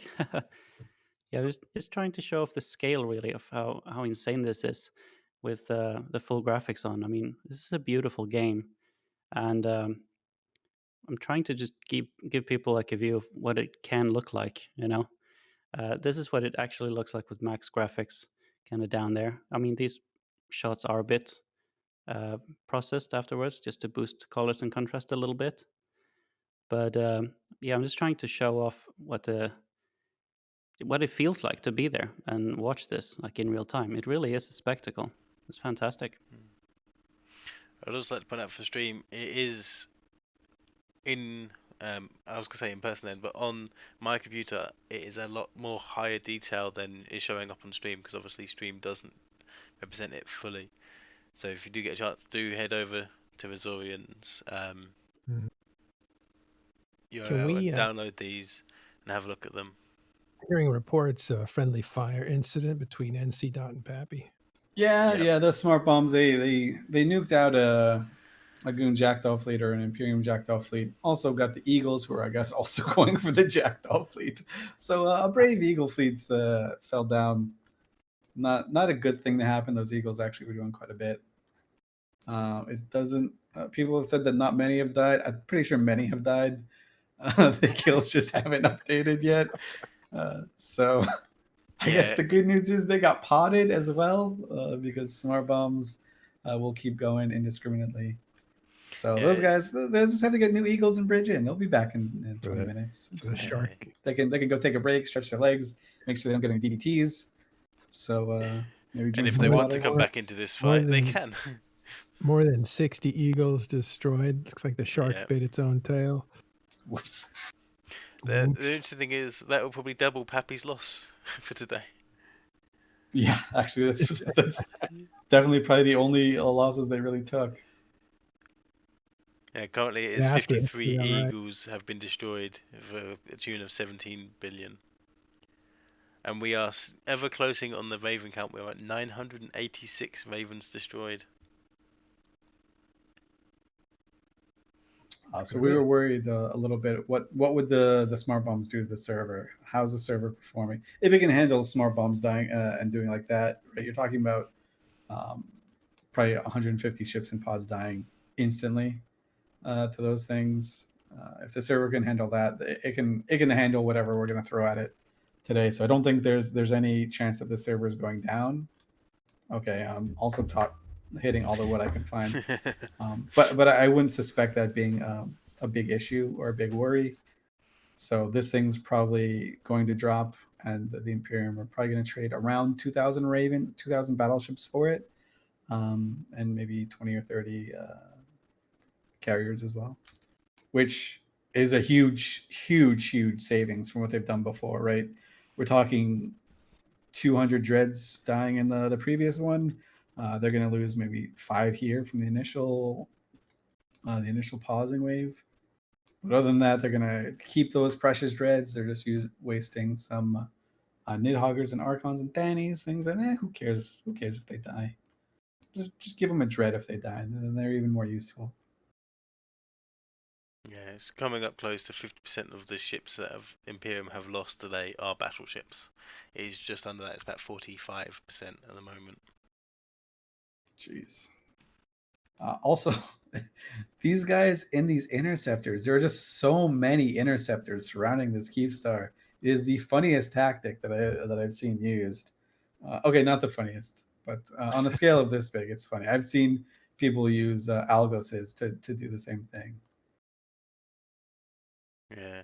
Currently there is 33 Tyrannus and 24 Crusader. Those are the larger numbers of interceptors that have died. Interestingly, for the Imperium, they have lost 675 pods, but there is 1.44 billion in pods that have been lost. We talked about NC friendly fire killing 66 eagles. Those are heavy assault cruisers. I think it was some smart bombs. They destroyed their target, but they destroyed the other group that was coming to help out. Oh, the CCTV camera is lockable. I think everyone on both sides is trying to get on this one. That'll be a fun little kill if anyone can get on it. So I was talking to someone in NC Dot. The smart bombs continue to cycle, and they would not stop cycling for 16 minutes. They had 16-minute outstanding call to turn off. So they got the jackdaws, but the lag caused by killing all the jackdaws meant that they couldn't warp off or turn off their mods in time to avoid killing all of the eagles as well. So it's not It's not straight. it's not necessarily a matter of just whoops, we accidentally killed these eagles. It was like the lag that we created killing these jackdaws made it so the eagles couldn't get out of the way and the rogues couldn't get out of the way either. Yikes.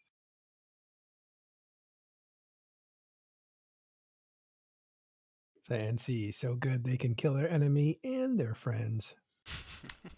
Yeah, there you go. I believe the term is collateral damage. Hashtag worth. Yeah. Well, that's just yeah.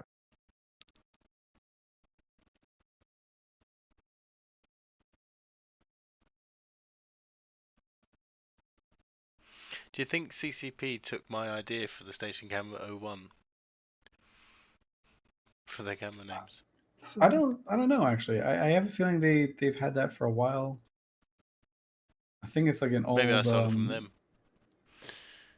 It's an old thing that they used to do for the Alliance tournament. The GMs have access to the Eve TV stuff, but I can't show info on the character name. It takes too long.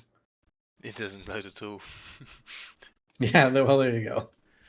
But I think they're old because they were around for some time. It's a fairly standard name but yeah. So that's what you can see here on stream. That is the Opux yacht. And So someone asks if they've got the smart bomb fleet, why are they not going for the drones and fighters on the Keepstar that are keeping it paused? The Keepstar model is so large that the fighters are not, they don't have to be anywhere near one another. The drones don't have to be anywhere near one another to apply their damage. You're talking about smart bombs that go in a 9-kilometer range. So there's no way that you can get any appreciable amount of coverage to do anything good. What they can do, though, is they can kill the things that are killing the things, or they can kill the things that are killing the fighter bombers, right? The fighters themselves.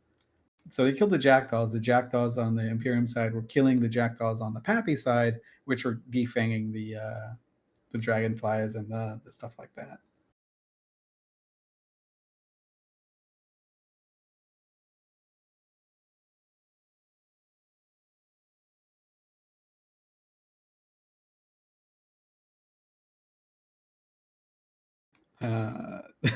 There is a Rorqual out there as well. If the Rorqual is anything like me, he is very sad at the caliber of loot that is being dropped in the first fights. You know, if 200 dreads die, each one of those dread wrecks has between 300 and 6 million in its cargo. So looting that, you get a pretty big payday, right? It's fewer things that you have to manufacture. It means you can manufacture more ships. You can also save your own minerals and stuff like that. So each one would, net you like, let's say 500 million each. 500 million each when there's 200 on them. That's some good cash money. It's not something to sneeze at. Now there's really nothing out here that's worth anything, right? You want Arbalest launchers? All right, you can loot some Arbalest launchers. You want some crummy Tech 1 fighters from these carriers? Not that many of them died. You don't even get that many. So Rogue will probably quite sad there. Someone asked, do we think that this thing's going to unpause? At this rate, I don't think so, right? They've gone more than halfway through without slipping even a few seconds. The Imperium FCs seem to get the rate at the battleships coming in just right. So they can, it feels like they can keep this thing paused. They probably don't even need that many battleships. They've got 50 interceptors shooting it as well.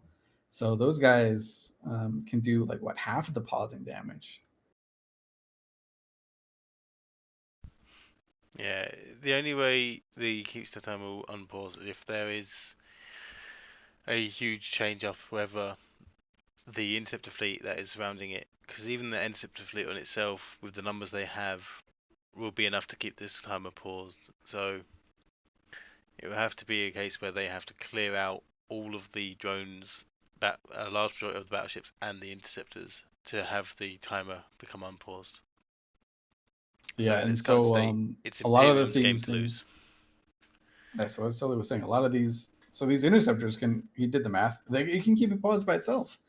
And, a rogue doesn't want to shoot an interceptor. A dread doesn't want to shoot an interceptor. A super doesn't want to waste its things on an interceptor. Like, it can't even track them, even if it could. So these interceptors are a neat strategy that we talked about very early when this fight started. That they're playing a pivotal role here, and it's something that we've never seen before in these fights. We've seen the Imperium try to pause these with dreads at long range. They didn't like that. They said, "Hey, this is costing us too many dreads." Right now, where they have sometimes they had bombers coming in. They said, "You know what? Since we moved from dreads to carriers, we can't really afford the same level of bombers at the same time. There will still be bombing waves, but not the same amount." So they said, "You know what? We're just going to throw interceptors at this. They're not going to shoot these things." And they're absolutely right.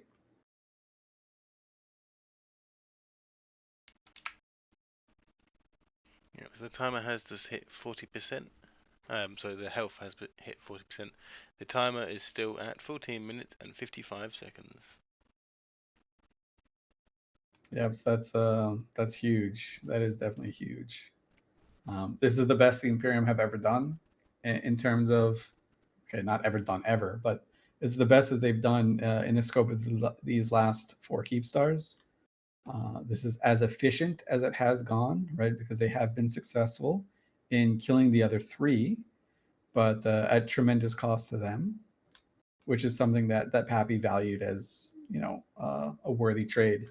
Now that they're reducing the ISK value here that they're spending, we're going to get to the point where, hey, does PAPI even want to do this anymore? Maybe they just say, screw it, let's drop 2 Keepstars. We can make sure one goes online because we have that type of advantage. And maybe they just go for the strategic objective. But we'll see how this turns out, what the final tally is for this. Do recall that the resource redistribution did not affect salvage, right? Which is or any of the stuff that the Keepstar kind of really uses to build, rather the more expensive stuff that the Keepstar uses to build. So with the resource redistribution, the mineral stockpiles are being worn away with these ravens, and before that, dreads and carriers. But not so much. It's not really affected the same way as the Keepstars are. So everything else goes up in price. The Keepstar kind of stays the same. Again, we do have this new little dynamic here with these quantum cores. You shove a 30 billion extra price tag into these things that is recoverable. I would love, love to see the Imperium somehow sneak and run away with that. I think if they can lose whatever ravens they lose, kill the Keepstar, and somehow get that quantum core, which that's going to be some Indiana Jones shit if they can pull it. That's going to be stuff of legend if they can pull it off, because it's going to drop right in the middle of this entire fleet. If they have a spy in the right spot who's been patient and they just grab it and run, that would be the funniest outcome of this fight.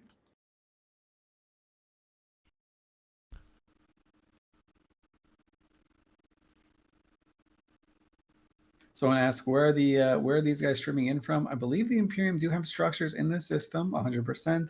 There's also an NPC station that they can come into. So it's not just that they're bringing people in from 1DQ. They can also bring people in from elsewhere in the system.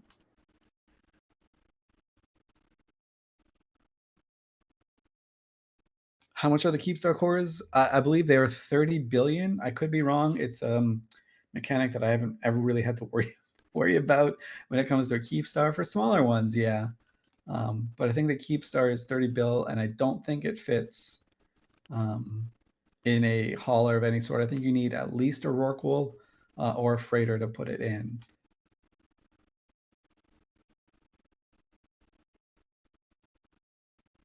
So I have something very interesting. We are over 1,000 ravens.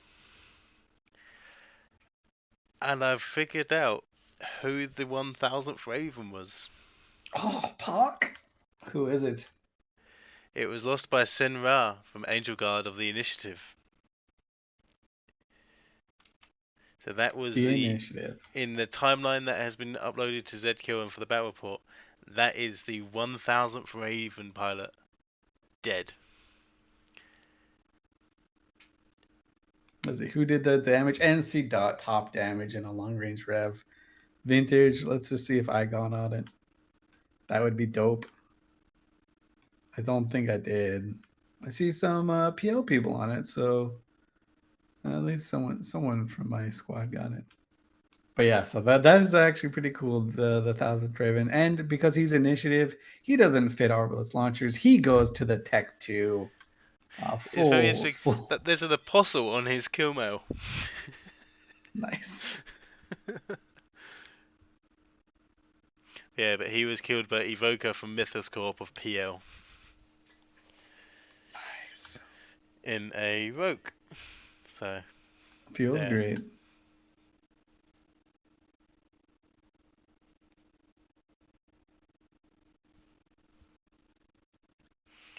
But I had a refresh and it was like, oh, we're over the 1000. Right. So I went to the timeline, very bottom, and counting my way up.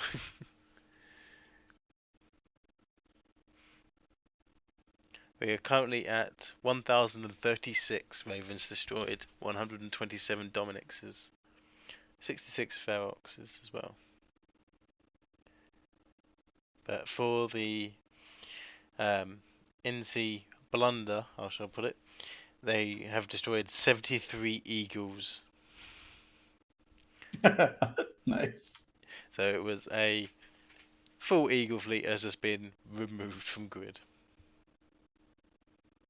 I didn't want those Eagles anyway. My guns can cycle faster now that they're gone, I'm sure. No, just kidding. Those Eagles actually were pretty important. Those Eagles were doing work and they've just been removed.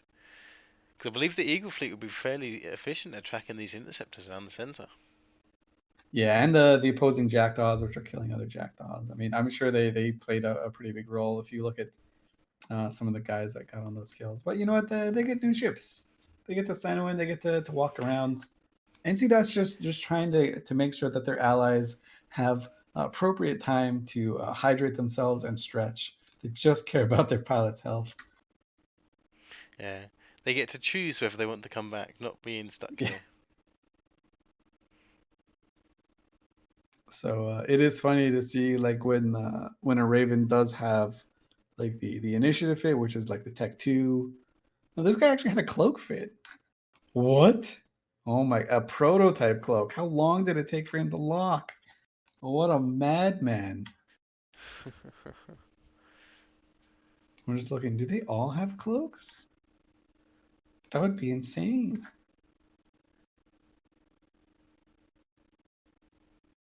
All right, that guy's the only one. All right, the 1000th guy was the one with the cloak. He didn't want to be number 1000. He wanted to just live his life, but he got zonked. Yeah, most of the others have a newt in that position, but he was like, nope, I kind of want to hide out here, but it kind of doesn't work that way. So someone asks, how is the energy from the PAPI side for these fights? From my perspective, are the free KMs enough to counteract the Drag of Tidy fight? Absolutely. Absolutely. These people are ecstatic to kill 1,000 Ravens, and it's going to go up to probably 1,800. If you kind of look at the numbers, it's not just like Elise Randolph rhetoric or anything like that. It's like the numbers continue to go up, or at least stay the same.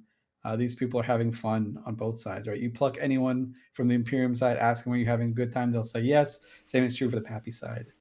People are having a blast, especially the guys in the long-range dreads. I think they're having the most fun because they get to get in these big toys and they can just the cathartic feeling of just blasting a Raven in one shot. It just feels so good to one-shot a dude. I don't know what it is. Right? If a guy dies, whatever, he dies. But if you are the one that's responsible with your one blow, it just feels so good. And it's very easy. It's laid back. You don't have to do anything. The Imperium pilots are the one that actually have to put in the work. They have to warp in, lock, reposition, make sure they don't die, jump, and then reship. They have to push a lot of buttons. PAPI pilots can just lay back, put their feet up, F1 some poor guy as he dies, and then laugh.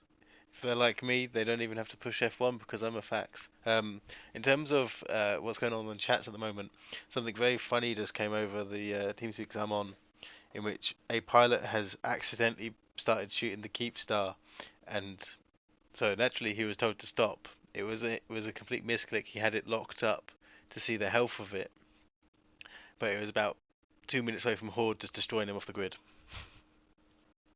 Yeah, so a lot of people, because you can tether to these things, some pilots have been locking up the Keepstar to make sure they don't tether.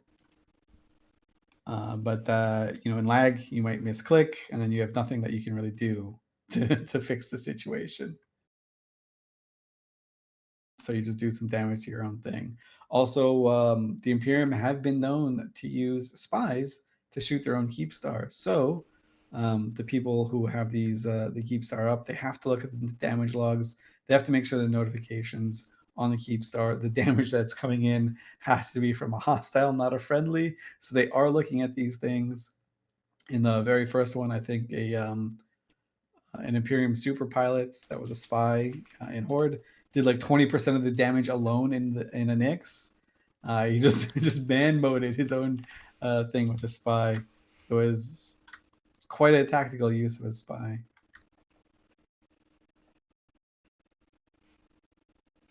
Yeah, there was one caught earlier. Even with, he was only in a carrier this time, but he was indeed caught attacking the Keepstar and was swiftly removed by Pandemic Horde. Them being the enforcers for this Keepstar, because it is their structure, they're able to see the logs. Yeah, one of them, there was like this awkward moment, I think, on the second Keepstar, where this one guy brought in 5 dreads from Horde. He was in Goons for like 3 years, 2 days prior. So for the first timer, he was in Goons, dropped fleet, joined Horde. Somehow that one slipped through the cracks, and he was just AWOXing the Keepstar with his own dread. Yeah, he kept coming back in another dread. They killed him. He'd come back in siege, do more damage. They killed him. It was impressive, to say the least. Yeah, that's costly though, right? So you're losing a spy and in this case a Nyx, which you can sell for 20 bill, 22 bill now as prices are going up. And we can see the Imperium strategy is definitely to make this as efficient ISK-wise as possible for them and replacement wise, and it's doing wonders. Their strategy is really paying off. They still have I think they've lost like 5 dreads maybe so far. They 4. lost. Okay, there you go. Not even 5. Yeah, 4 dreadnoughts totaling around about 12 billion, 11.5, 12 billion. They have currently lost 10 Archons, 15 Thanatoses, and 11 Nidhoggers, totaling up to around about 85 to 90 billion. Yeah, it's nothing, right? So those and those things are, who cares? Like you don't even need them, right? They don't even need to be replaced. Obviously, you can get your. I'm sure the Imperium will reimburse you, but they don't have to worry about replacing those ships because those ships are very low value in terms of strategic significance. Whereas a dread, very high value, right? We're just talking about the things it can do. You can have a Haw dread that kills subcaps. You know, a long range dread that can kill other dreads. You can have a short range dread to drop in on out of position dudes and out of position super caps. Dreads are so versatile, so important in these fights or in these campaigns. And so the Imperium really also values them very hard. That's why they're not using them right now.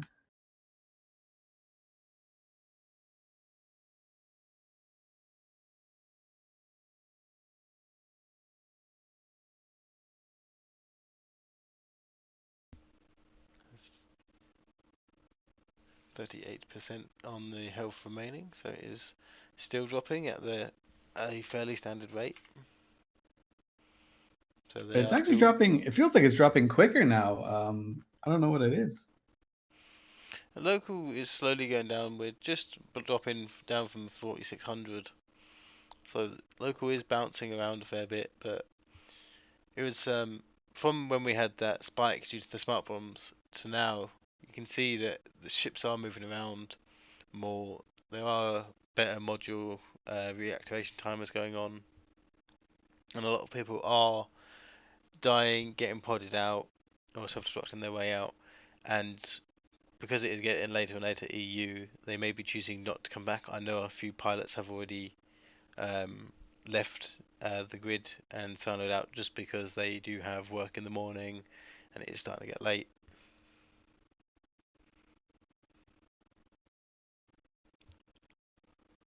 Of the 1,000-something rogues that have died, I am proud to say I'm on 50 of them, so I'm not really pulling my weight here.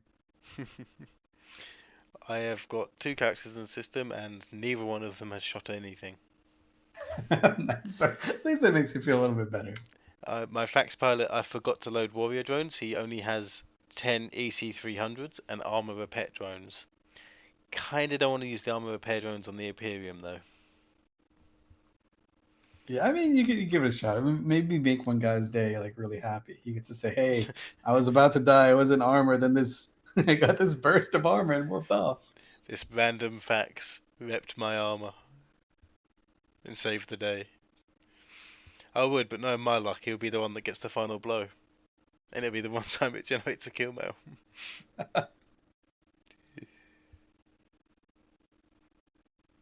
Devious Citizen is quite happy with your kill mail count there, Elise, because he was ahead of you originally, but he's now only on 5 kill mails.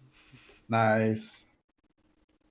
Feels amazing. I'm good at pushing F1. Yeah, it was quite funny in that he was excited earlier because he was looking to die, and yeah, he got saved. I think it was in like 70% structure. So Billy has mentioned that we have finally surpassed the highest number of battleships dead in any one fight. I had no idea there was a record for that, but apparently we beat it. Hip hip hooray! Launch the confetti, light the fireworks. When we're only 2/3 of the way there, so we're gonna shatter this record. Like this record's gonna be so obliterated, no one will be able to touch it. Yeehaw, Ravens! I hope it's easy to put like a little marker in space of like a Raven graveyard. It'll be good for Halloween. I was just trying to remember what fight it was that had that record. There have been some fun ones. Battleships were a pretty big mainline doctrine for a while. Even in Delve rather, there were some battleship slugfests where people would just die, repeat, come again. But I've never seen battleships die this fast or at this rate. So I had no idea this record existed. It's dope. Must have been for a big fight somewhere around. Billy, where is the old other record from? FWST. FWST. Okay, that, So that a few doesn't days count. ago. All right. So what was that? A All couple right, of so we Keepstars broke the ago. record that was made a week ago. Yippee ki Bring the fireworks back. We're not launching those for this. Yeah.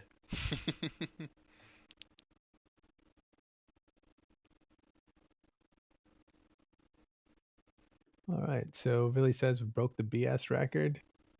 Yeah, it's we already celebrated and then had to stop the celebrations prematurely. The record was from FWST like 2 weeks ago. So who cares?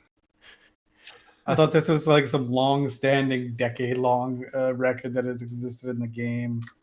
There's a Guinness record somewhere of like some big fight that I had no idea was going on. No, it's just 2 weeks ago. So to put things in perspective, that means in 2 weeks the Imperium have lost like 4,000 battleships, and they can just keep putting people in battleships. Like that's so funny. Yeah.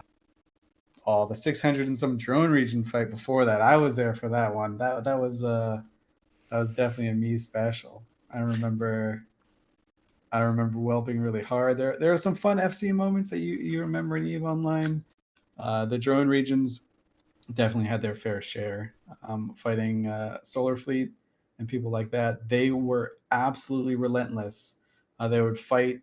would keep sinoing in. They would just keep going. Their morale would never break. And it's not like this where they're going after an objective. They were just fighting for the sake of fighting. I remember quite vividly. Yeah, I remember quite vividly. We were trying out a new doctrine, and the fight wasn't kicking off. And it was myself and FCing a fleet, and Vince was FCing a fleet at NC Dot. And we had like a little private message. He's like, "What do you want to do here? Like, if we stay here, we'll get the objective, but it's kind of boring, right?" And he was trying to goad me into like whelping the entire fleet, but he didn't want to be responsible for it. But yeah, let's just go. Let's just do it anyway. And of course, we took like massive losses over like for no point. He was like, "Well, it was Elise's call, really, at the end of the day." So, Yeah. classic. Was it really that? I'm just trying to think. Was it really only 600 as the limit? Because I remember, in 2012, 2013, in like 200-man firewall Abaddon fleets, and we just got completely whelped. I'm like, I would have thought it'd been higher. It's hard to kill battleships. It's hard to kill that many battleships. Right? You're talking like 3 full fleets of battleships have to die. I can kill it. And after the first fleet of battleship dies, the second fleet's like, "Hey, maybe we should not be here." And then when the second fleet dies, the third one's definitely on the way out, right? So, yeah. as I say that, there are a swarm of ravens coming back in from the Imperium right now. They must have just had one really big regrouping, rehanding out. Would this be the rope-a-dope strategy where they just hang in there, take punishment, the ravens? Oh, I mean, for sure. The Imperium's figured out that the exact amount of ravens they need to whelp in order to keep this thing, to make it go down.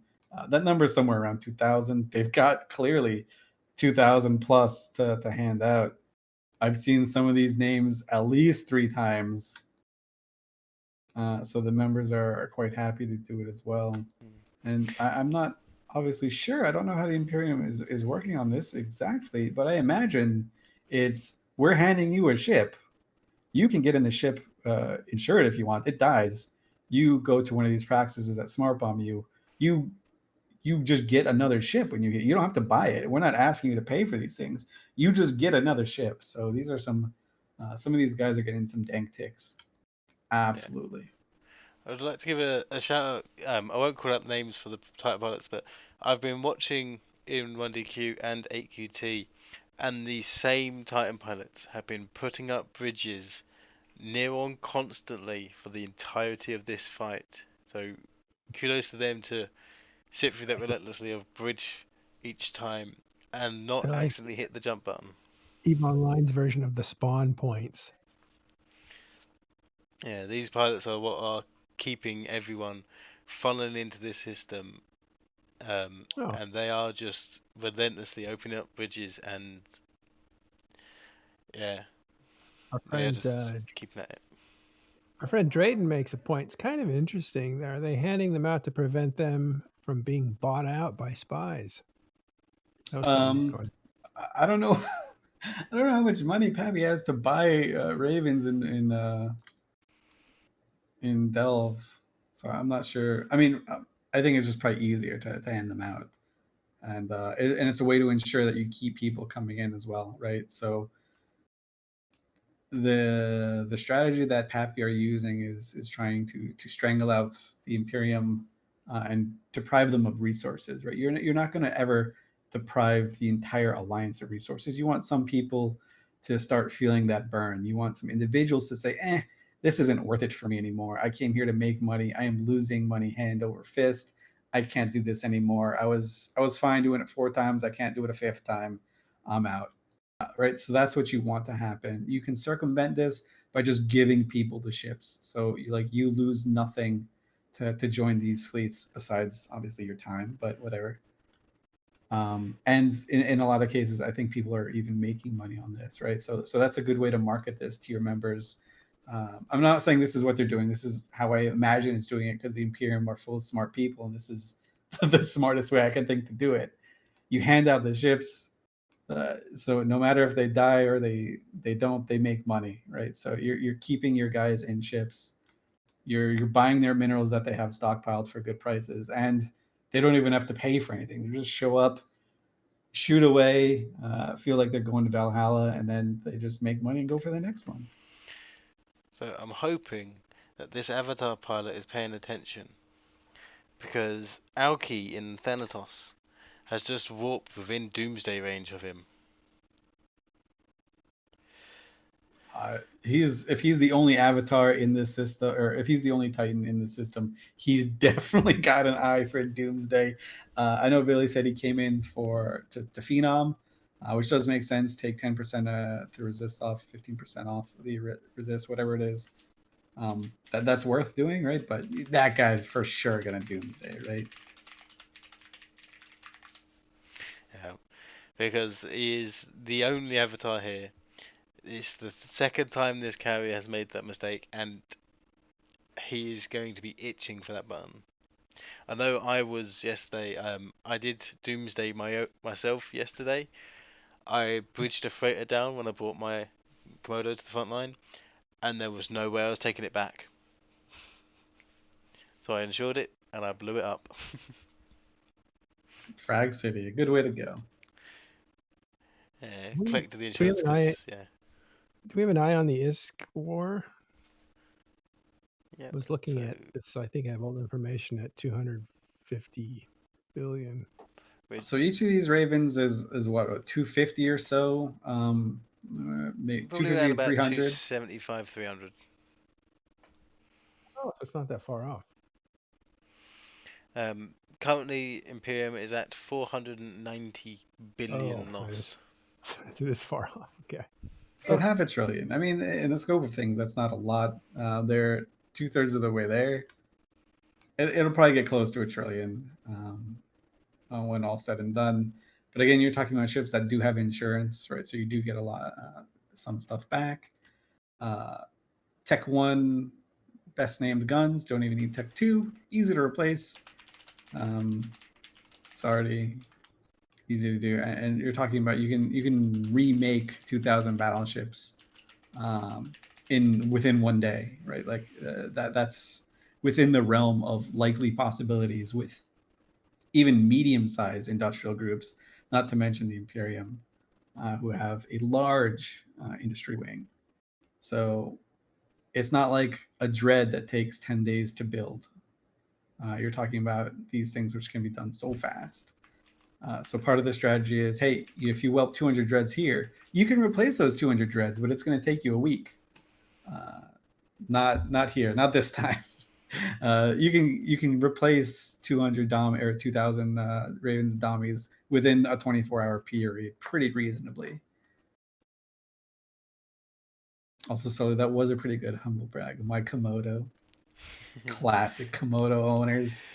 Hey, there's a reason when we was on stream the other day, I brought up AQT, and it took a little moment for people to realise, hang on, that's a Titan with fighters.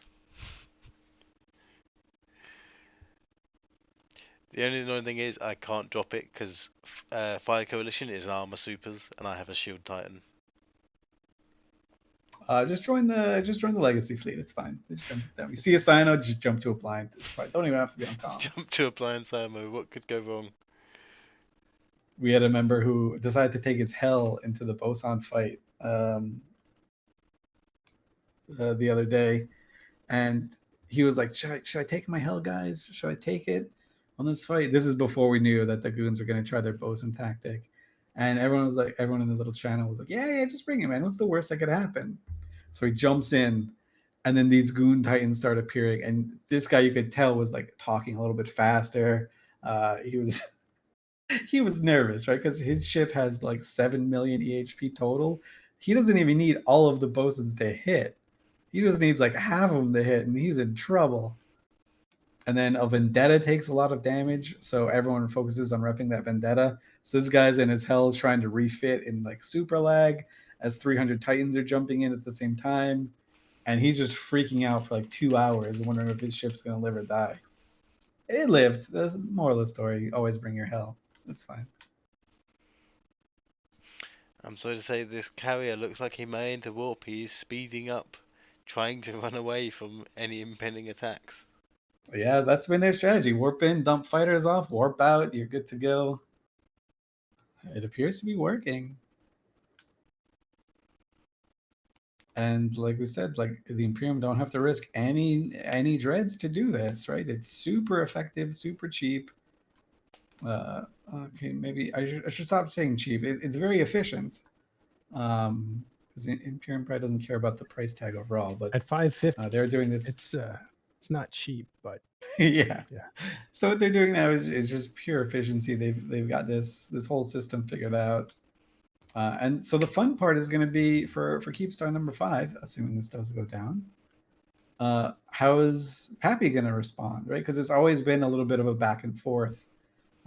Imperium do one thing, PAPI responded one thing. They respond doing something else. Imperium says, "Oh, we're going to respond to that now," and so they change, right? So if you look on the big scale, it's like, 5,000 people in system, Keepstar dies, whatever. It's the same thing over and over again.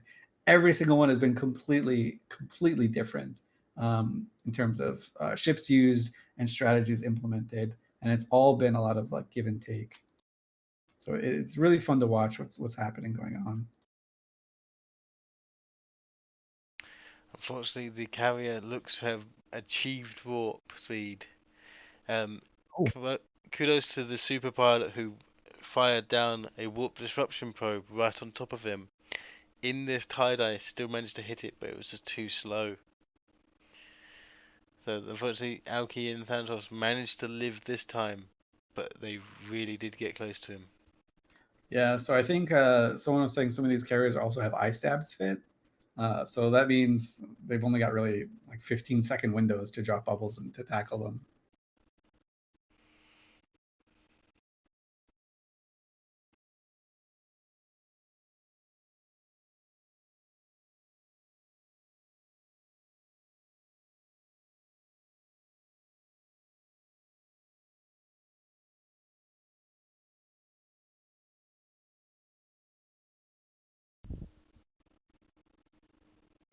And so I've been kind of saying a lot about the Ravens, but the Damis, the Imperium. It's not just the Initiative that has Damis. The Imperium also has Damis. These things are very efficient, right? Because you don't even really have to do anything. You just drop your drones and just survive. That's just your job, right? You don't even have to be in range of the damn Keepstar to do damage. Unlike a Raven, a Raven has to be able to have its missiles reach. Dami doesn't care. Dami just drops drones. Drones reach. It's like Honey Yeah. Badger. Yeah, I mean, and they're going to be sentries too. They could even be Tommy going don't even care next about level nothing. and just have their drones assigned to one person. They don't even have to do anything then. Yeah, they don't even have to lock it, right? They could just assign it. I think assigning. I've got some experience assigning drones in lag. Not the easiest thing to go. So they're probably manually doing it. But yeah, and the jackdaws that are near the Keepstar, they can't defang those sentries. Those sentries are 400 kilometers away from each other. So what are you gonna do? You just have to kill the Dami and hope that the Dami does actually die. Just a quick shout out to CCP Convict who just put in chat. I've meant to do 3 missions of StarCraft Remastered during this fight. Nice. So far is what he's put as well. I can easily squeeze out another 2. Yeah, I reckon you got another 2 in you there, Convict.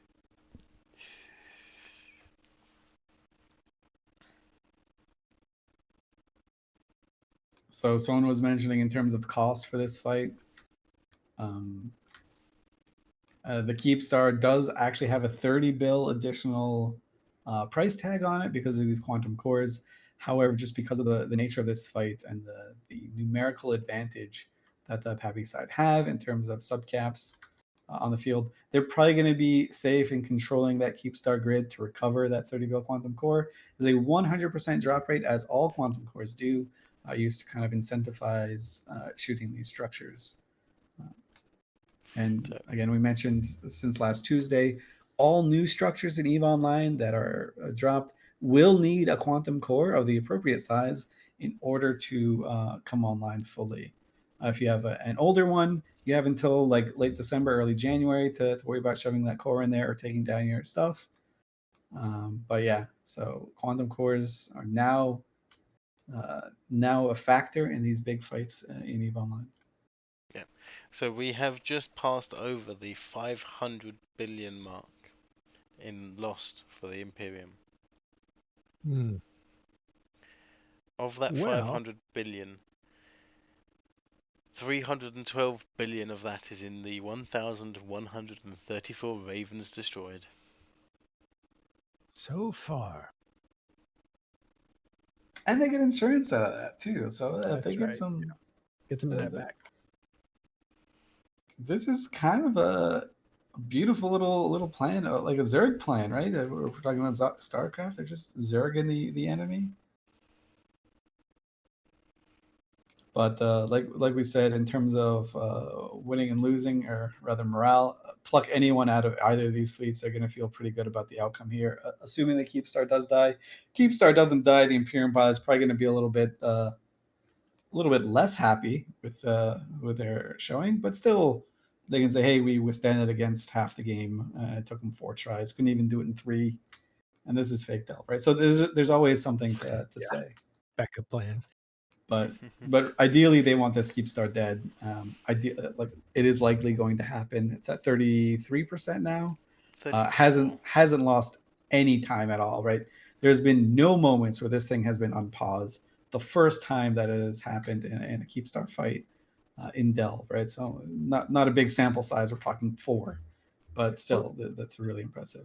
There's also the added, I don't know if you'd call this benefit, but threat that this is going to take you a while. If you want to put down a structure, we're going to hold you here for 5 to 12 hours. Maybe you're having fun, but maybe you need to get on with life. Yeah. So I wouldn't call it waterboarding necessarily, but it is. We're going to meet the challenge, and if it takes a long time, that's going to be on you guys. The problem with that is they fed 3 trillion or 2.5 trillion ISK 2 days ago in like a relatively snappy 4-hour fight. So any little morale that they broke down through making this a long fight or a hard fight was completely reset in YZ9, right? That's one of, and by the way, that system's right next door, so we haven't even gone far. But that's one of the risky things when you do a gamble like that, right? So I would say it's worth it. 100 times out of 100, I will try that maneuver, because if it does work and you kill 100 supers with 16 Titans, you have like immortalized yourself in not only EVE Online, but like the EVE Online's entire history. You're just like you're just whoever pulled it off, and I think it might have been Laz's call to do it. Whoever pulled it off would just be a god. But it didn't work. You lost 12 Titans and a bunch of supers in the process. The enemy 16. now has like that bloodlust again, right? If PAPI were at all feeling falling back on their laurels or not feeling motivated, that whole thing reset it. But again, that did not hurt Goon morale at all. The way they framed it, they were going for something great, and it didn't work out for them, which is absolutely true. And so the Imperium numbers are just as high as they were for that fight. If you have that fight again, there will be even more Imperium members, right? Because it's kind of like this hype thing of we tried to do this cool, never before done, or never before like orchestrated maneuver. No one's gotten this close. Well, it'd been done. That was done at a different scale. I think X-47, you saw 3 Titans go after a carrier fleet. This was 20 Titans going after a super carrier fleet. Yeah, Totally exactly. scale. But and I take your point though. Like if you drag out these fights and make it not worth that much for them because they're here for 10 hours and they only killed 800 million or 800 billion or a trillion, then when they fight a fight that's only 5 hours and they kill more, it electrifies people. So you set expectations at the wrong place. Yeah. So I mean that type of strategy goes back a long time for Goonswarm as the alliance, and as that group. Not only the Imperium, but Goons before they were in the Imperium. Part of their strategy was something like that, to deny your enemy a good time or to make their life miserable. That's kind of always been one of the core fundamentals of what it means to be goon. They did it in Delve 1, they did it in Delve 2, they did it in every campaign they've ever been in. They want to make fighting them miserable for their opponent and enjoyable for their members, and they're very good at doing that. But in this case, the PAPI guys are not having a bad time. Right? This entire fight, that strategy really hasn't been working for the Imperium. And part of the reason is the people in charge of these PAPI alliances. They know these tricks. They've actually, like in Billy's case, he's done this to other people. In Headliner's case, he's definitely done that to other people. So they know what to watch out for. They know how to frame the campaign to their members in order to keep that level of motivation going and not to fall into the trap. Well, what do you think of the other side of that, though? Because the Imperium, when it was super strong with a ton of supers and titans, went up to tribute, and essentially PLNC said, "Go ahead, take the territory, structure grind all you want to heart's content." And I don't know if they had a great time doing that. It got interrupted with the drifters, but they were pretty much done by then. It was not that fine. What would happen if the Imperium said, "You want to try to grind through all these structures? Go ahead." The scale of those two fights is now completely different, right? You say, hey, if the Imperium says, hey, try and grind all these structures, before they get the word structures out, the PAPIs have already started going, right? They're just going straight for it. They're like, oh, you got 50 Keepstars? Easy. I can do that in a week and a half. They're already chewing through your leg. Yeah, so that strategy is not working. Part of the Imperium strategy a few weeks ago was, we're just going to make every timer as painful as possible. That was when they were defending Keepstars, right? And now they're currently attacking Keepstars. So they had to change their strategy a little bit, which is why I think the Imperium FCs deserve a lot of credit. They were on the back foot. They had to defend a lot of things. PAPI switched it up, said, hey, we're going to make you attacker now, just for fun. See how you do with this curveball. Did they defend many Keepstars? They defended, I think, 2 or 3 that they showed up for in Fountain. Yeah. They Kinda ended up harassed, dying, right? right? Yeah, I mean, they saved time. They saved timers, right? They were effective. The Keepstars ultimately died. YTAC 2 was a great little victory for them. And NBM, was it? Or what was that second one? KVN, yeah. KVN. KVN and OTAC-N, I think, whiffed one of the timers there too, because of the Imperium defense. Yeah.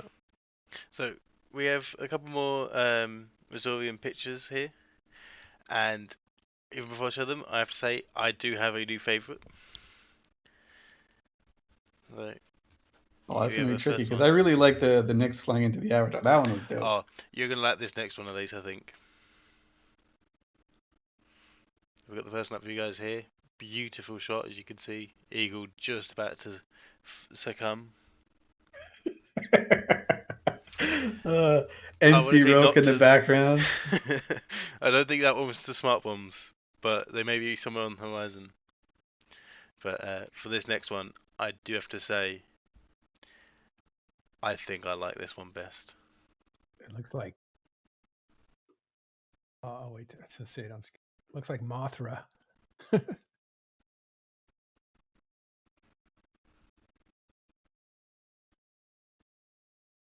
Those pictures are from Razorian. He's hanging out with us in here. Hello. Good stuff. Do you want to explain anything on these two? This one here is actually one of my favorites as well from the ones I've taken tonight. I was really lucky. I was kind of just hanging out above the Keepstar, looking at all the ships, and this Nyx on docks. I just kind of follow it out. It just made a beautiful scene. Yeah, I've just posted a link in chat for the screenshot there, and it looks even better outside the stream. It really is beautiful, that one. Yeah, these are all captured in really high resolution. They're 6880 by 2880. It's a very high resolution. I'll post this all in my gallery when the fight is done. That is really awesome. So the Nyx is without a doubt my favorite ship model in the game. It's absolutely. It feels like the most spaceshipy spaceship. Yeah. I don't know if that makes sense to other people, but it just feels like what a spaceship Yeah. should look like, right? And it sounds like it because the engines have a low rumble. If you're in a quiet spot and you're flying it, you can, or at least you could. This is a while ago. You could feel the deep bass coming from that ship.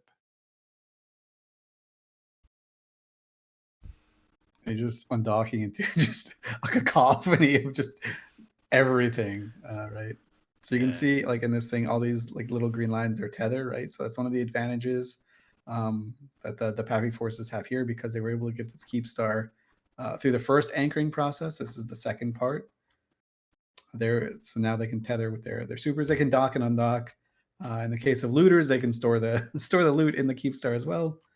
Neat little thing that you can do. Yeah, absolutely everything in this picture. So yeah, be sure to check out Missouri's album after the fight, because Right. he has many We'll good share ones. these. We'll share these with you here, but you should go see Razorian's Flickr, and I'm pretty sure that's just do Flickr / Razorian. You'll get right to it, and you'll be able to get these whole a view at all the work that's there, and these will all be in different groupings per battle. He's done some work over the last few weeks on some of these big battles, so there've been a lot of massive epic pictures.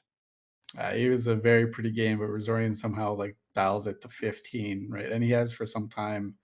If you go through like his stock of pictures that he's taken on his Flickr, they are so cool. Each one is like more wallpaper worthy than the next. It's just great.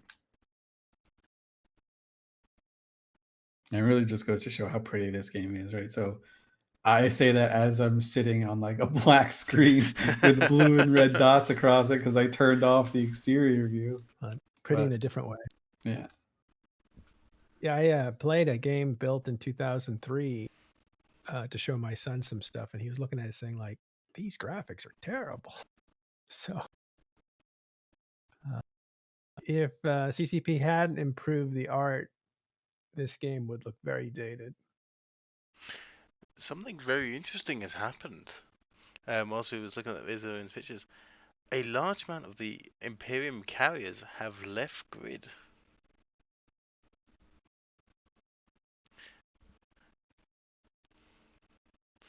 So there was only you're right.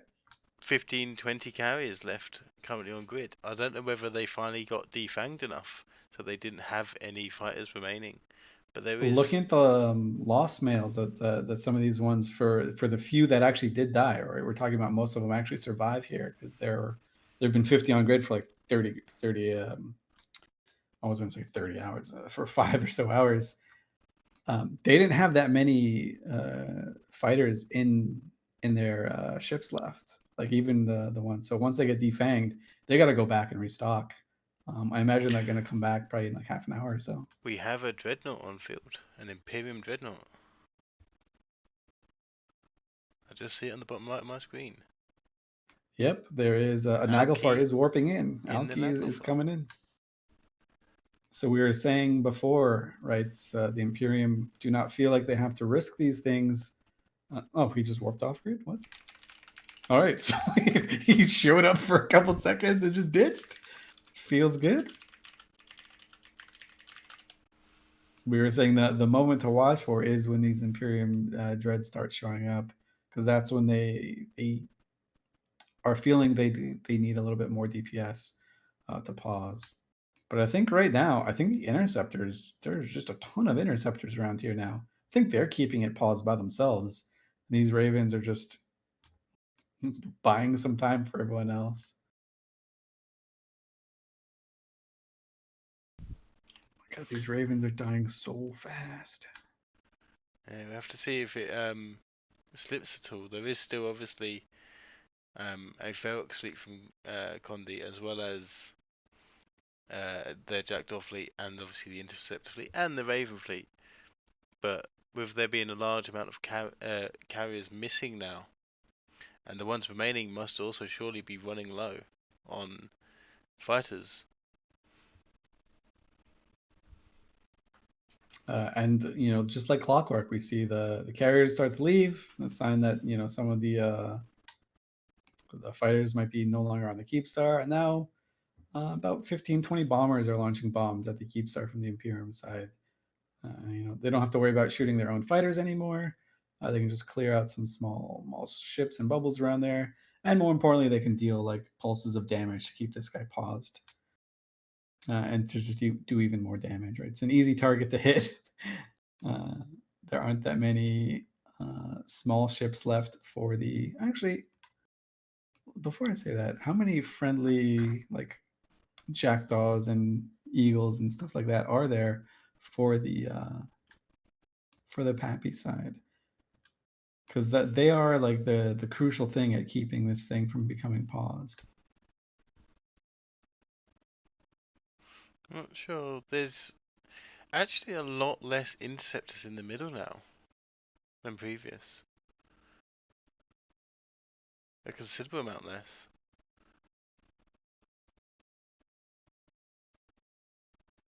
There are 250 ravens on this overall grid. It's quite a substantial amount of ravens. I'm just So running a if- D-scan now. Let's see. If people were worried that the ravens might be thinning out, nope. Ravens still here. Don't worry. A lot of the ravens, actually, a ton of them are 1,000 kilometers away on their way in. So that we're looking at like a pretty big reship that must have just happened. These guys are back in. Someone did mention, hey, since reshipping is such a big thing, how come no one's in the Imperium staging, dropping bubbles and stuff to keep these things from going? Basically, the best answer for that is that happens in real time, and this happens in 10% tie-dye. So your 2-minute bubble isn't really worth anything. They can PDS it off essentially instantly, and you maybe bought yourself a fraction of a second for a dictor pilot that could be in another ship doing damage here.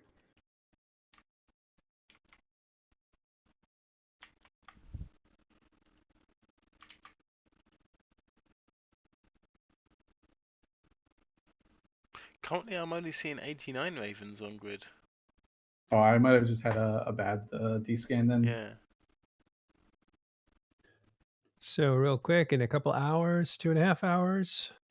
Yeah, 2.5 hours will be the 9th anniversary? No. Drayden, how many years have you guys been doing open comms? I believe it's the 9th anniversary, which makes it a 9-year-old show. And they'll be having it today in about 2.5 hours on their own channel, Open Comms Show. Yeah, that's a big milestone for any like video game talk show type thing. I remember quite fondly. That was the first ever Eve related podcast. Anything that I have ever done was the Open Com show. It was Dirk and then Big Country. They're like, they messaged me as I became a CSM member. They're like, hey, you're on the CSM. That means you're important, right? And I'm like, not really. They're like, oh, well, come on the show anyways. We need someone to kill some time. And so I was like, all right. And that's why I'm here today, in large part to that show. So Yeah. Yeah, and rest in peace, BC. Passed away a couple of years ago, right after E Vegas. He was a great personality. I built a little community around him. And the show, to his credit, is still going, thanks to the efforts of Drayden and Dirk McGurk, of course. They got some new guys in there, including Brisk, who you all know, and B. yeah, LB is there. Oh. I really like him. He's got a cool mustache. I call him the Harpo Marx of the group. He doesn't talk, but he plays all kinds of sounds and expresses perfectly with great timing the emotion of the group. His name is quite fitting. He does give me some like very Joey vibes from Friends. Matt LeBlanc. I'm sure that's where he gets. I'm sure I'm not the first person to say that, given that LeBlanc is his name. It isn't his name, but So check that out in about 2.5 hours. I mean, we'll probably be here when it starts. So Yeah, we'll probably be wrapping up. We'll be popping the corks for the 2000th Raven kill, maybe by then. I don't know. Yeah. Not too late to guess how many ravens are going to end up dying. Okay, so Yeah, yeah. the last thing we were looking at was they pulled back some of their fighters and smaller ships and have opted to throw some bombs in that direction. Yeah, so bombers are playing a little bit bigger role now. Bombers are really effective at keeping this thing paused. It's something that had been theory crafted for some time on how would we kill a Keepstar. A lot of the big name theory crafters said, "Hey, you just launch bombs at it over and over. They can't do anything." Also, torps in the bombers are very good, especially when you don't have good things to kill bombers. Right, ravens not very or rogues not very good at killing bombers. Neither are dreads or super carriers. They can punch out a lot of DPS before they can even get locked. Okay, so the more active D scan does have 102 ravens and 27 dummies, which are between the chance like the D scan pushes that I've had, like 5 or 6 ravens have died. But yeah, bombs are very effective. It's a tactic that the Imperium used quite well on I think the third Keepstar, the one that got like really close. Maybe that was the second one. I'm kind of losing track now. But they were able to use bombs to kind of like in a bit of a panic keep the timer from going down. They had they had lost a lot of battleships. They had lost a lot of their dreads. This ticker was coming down. They needed something to pause it. Out come these bombers, launches some bombs. Damage cap gets hit again. It gets paused, and it stops before it even can count down. Like say hi to Diopa there. A great streamer. I think very underrated. I think he's my favorite Eve streamer of all. He puts you into the place, puts on the sound, gets you into the right moments. He doesn't do a lot of talking, and I like that. But he definitely has an eye for what's important and takes you there. So if you ever get a chance to see Eve online through the eyes of Deopa, I recommend it. He also streams a bunch of other stuff that you can watch too, and he does it in a really good way. Good to see him here in chat. If you ever get sick and tired of me talking, then just go over the Dopa stream. Oh man, you just like seriously. There's 1,000 people watching us, and 950 are here to listen to you, and the other 50 are here to watch what Scully's putting on the screen there. Because really, I learn stuff still at this age. I learn stuff when you talk. Most of it's not even made up, so that's even better. But I'm happy to be here. Hippojax is here as well, so Yeah, that's Hippojack. If you want to come back here, let us know. my favorite thing was during the YZ9 fight. I think just chatting with Hippojax is probably the most like narrative destructing thing that could ever happen, right? Because like no matter what side you're on, you view the other guy as the bad guy, right? Or the guy that you have to fight. There's no way that you can view Hippojax as like a bad guy or like someone to be mad at. He was just so happy. He was having a blast, right? He just lost an Erebus doing like something that's like an impossible feat. Had so much fun doing it. Like that level of excitement is infectious, right? So if he's my enemy and he's having that good time and he makes me want to have a good time, so I don't want to kill him. I did shoot his dread yesterday, though. Sorry. Yeah, I was about to say I did see a picture from Elise in a chat channel, and it was literally just a screenshot of Hippojax in his Dreadnought, and underneath was saying, "I didn't want to shoot, but still shot," or something along those lines. He was one of the first responders, right? So when this Keepstar went down, we're talking about 24 hours ago, 30 hours ago by now. PAPI dropped this Keepstar, Horde jettisoned it out. The Imperium were caught a little bit flat-footed, right? They've caught these before, as they were in I think 2 of the 4 previous ones were caught before they even got to this stage. And Hippojax was one of the first dreads in to try and pause it, try and do some damage. He started the work that the rest of the Imperium is finishing now. He got it from 100 to 99%. These guys are getting it the other 98%.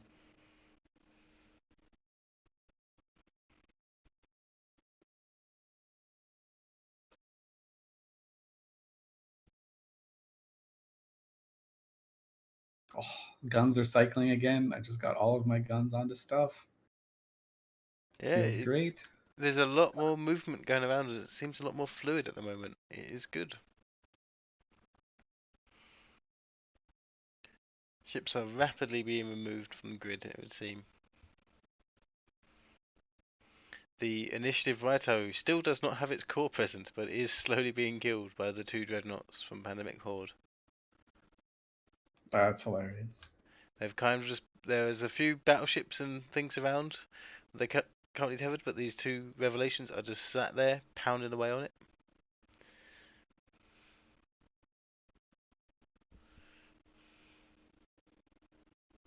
HTP, says CCP Convict, for the win.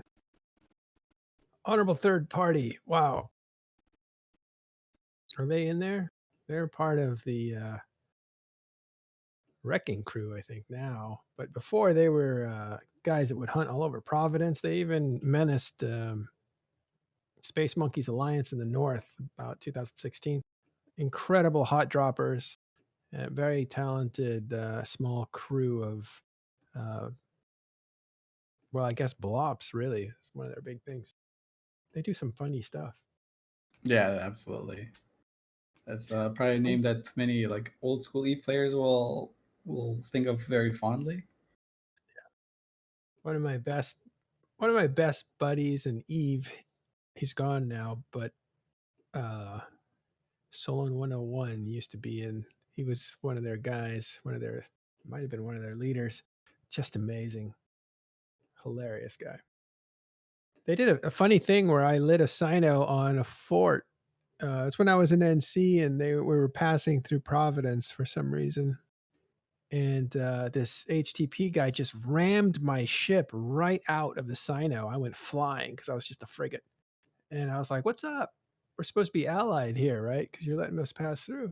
And he goes, "Yeah, I'm just borrowing your Sino." So he parked his battleship in the Sino. So And, it looked like he was letting the sign up for anyone that would warp to it. yeah, a vulnerable battleship. You can't do anything. It has a Sino on it. Let me destroy it. And as soon as they attack it, he just opens up on them. Yeah, there are some really very funny, like very inventive ways that Eve players figured out how to destroy other Eve players. Yeah. That's one of my favorite aspects of the game, and also one that makes CCP's job incredibly hard. Right? So they're like, oh, we'll just put this mechanic in. This is how they'll use it. Makes sense. And then we just like take it and just like corrupt it in the worst ways possible and use it for death and destruction. Eve players wouldn't do that at all. So we have one more picture from Mazorian here I've seen. He's posted in the chat, so I'll load that up. It is a rather stunning picture, as well as in chat as well is a link to his Flickr for all those to go and have a look at these images yourself.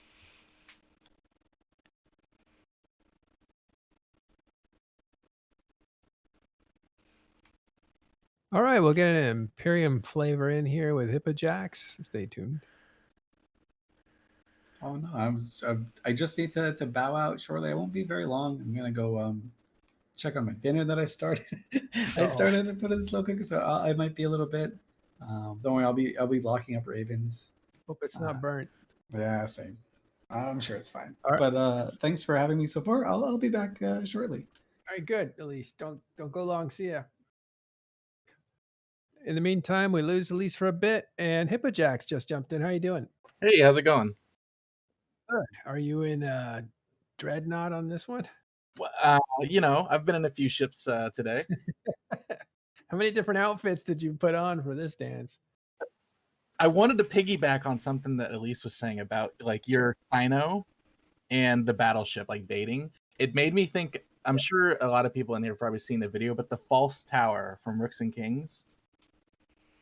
I remember that one. That's one I was going to bring up. This is where they anchored a POS but didn't enter the password, so it didn't have a bubble. So everyone assumed they was, able to shoot the POS from range because they had a Hictor put his warp disruption bubble up. And they was shooting at this POS, and then all of a sudden all these battleships in this POS started shooting them back.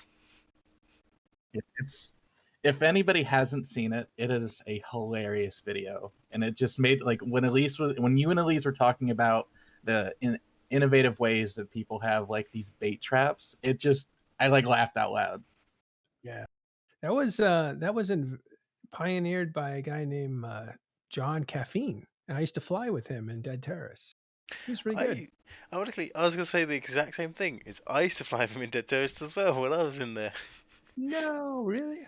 Were we Yeah, in the many same place? moons ago. Yeah, 2010. I think about that. Yeah. Well, were you in Syndicate or were you in Fate? Emperor Assault, and I was in Cloudwing. You were in Cloudwing, right, against Northern Coalition. Mm-hmm. Dude. With Evoke to our side. Yeah, Evoke and NC. Oh my God, we were court mates. Or we were alliance mates. That blows me away. Did you guys just become best friends? We were, and now we're even more friends. Look at that. I didn't know that. That's amazing. Thanks, Hippo. You brought that up. Just bring people together, one Right. story at a time. That's what I'm here for.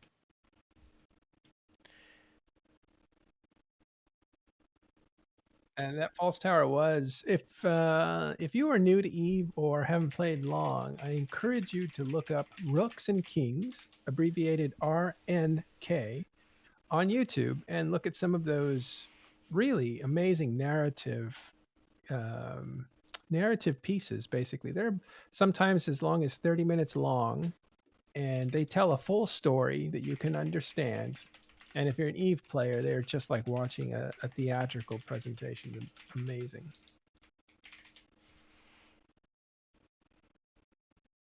I missed a little bit of the fight since the first part of it I was at work. But what kind of tactics have you guys noticed that were different in this one that were different from the previous Keepstar battles that you've noticed? Carriers. Lots of Yeah, carriers. There's actually a few different things. The first thing you missed, though, was that this is the first time somebody had to put in a core, and that was no easy task. And the timer doesn't even start until you do put in the core. So Imperium was able to put 12 percentage points of damage on the Keepstar before the clock even appeared, because tie-dye really complicated the process of putting the core in. Is there any sort of downside to not having the core in aside from obviously the ank or the tethering? Like, is there less resistances in the future? Is there some sort of downside to it being in low power or whatever? With the core not installed, there was still tethering, and there is still tethering going on. So I'm not sure if that's how that plays is, but there is still tethering. For example, the right arrow on grid hasn't got a core, but there are ships tethered onto it. But it has the same resists and everything like that. It just doesn't have, I believe it doesn't have the repair services online. And some other small things. We're hearing that Imperium dreads are jumping in. Just a quick note. Go ahead.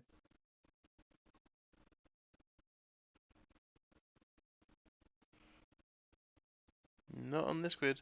I've heard that they have landed some dreadnoughts on the Fortizarin system, close range. Oh, okay. But they have not warped into grid yet. Yeah, I think they were jumping out. I don't know if the person knew where they were landing. Oh, cool. Convict. I don't know what he got. I was going to say put a link in there, but it's not the right one.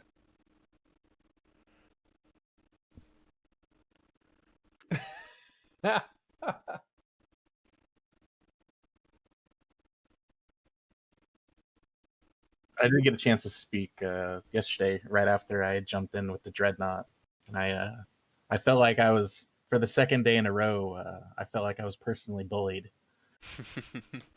If I was, I got the little heads up a few moments before you guys arrived, and I was to make sure I was getting everything set up, and I was about to hit the start stream button. I was like, "Oh, Imperium dropped reds, great!" And I looked over for a second, and I looked back, and all of a sudden there's like, "Test of dropped Titans. There's no more dreads left." I just get so excited, like whenever like the call goes out or somebody says like, "Hey, we're about to do something," I'm like, let's go. Like I like buckle my seatbelt and I'm like ready to ride. So here is an update. I saw a bunch of these leaving 8QT, but I didn't know where they was going. NC Dot has signed in an avatar onto the Keepstar. Curious. What do you think that's about?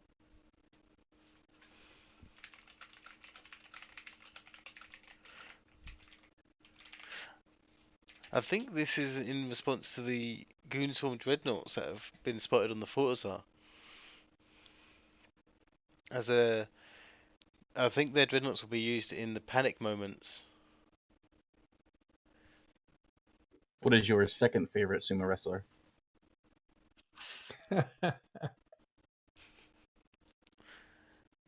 Actually, I would say I'm a fan of sumo wrestling, but I don't have any favorites. Well, No, I don't think I do either.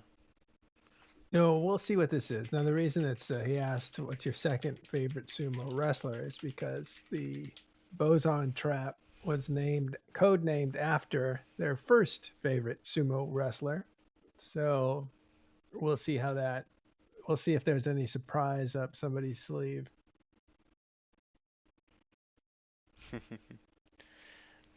Let me just check local to see if Hippojax is in there.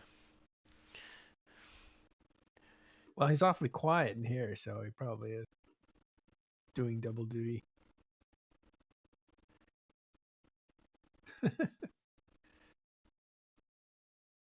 Can't always put all your eggs in one basket. Yeah, got to diversify. Or he's not in local. So you're saying a Titan jumped out, but you don't know where it went? I saw a multiple amount of Titans jump out, and I have no clue where they went. Oh, interesting. I found where Hippojax is. I'm Where? slow boating to salvage the wreck of my Erebus. You got a long way to go from that system. Well, we did hear that Imperium dreads were coming in. We don't know if they're on grid or want to come onto grid. If they do, the natural predator of dreadnoughts are doomsdays from Titans. So we might be seeing a slow motion escalation, possibly. Got a couple bumps there. We did. You might Well, here be they are. interested to see this. You can it's like, oh, I see bumps. This is very apropos. It looks like a giant pumpkin. Titans on field. That gets the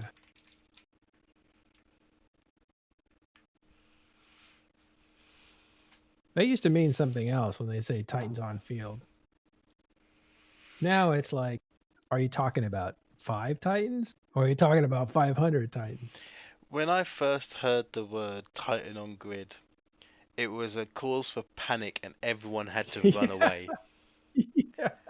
Because Titan we were on safe grid, in a get out. pause until a Titan came on grid, and it was just a case of, now everyone has to leave. What was the range on that initially? The grid. I think. 300 kilometers.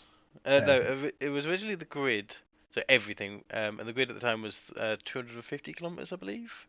Yeah. And then they did some manipulation work, and then they made it go through sinos, which was a choice. Yeah.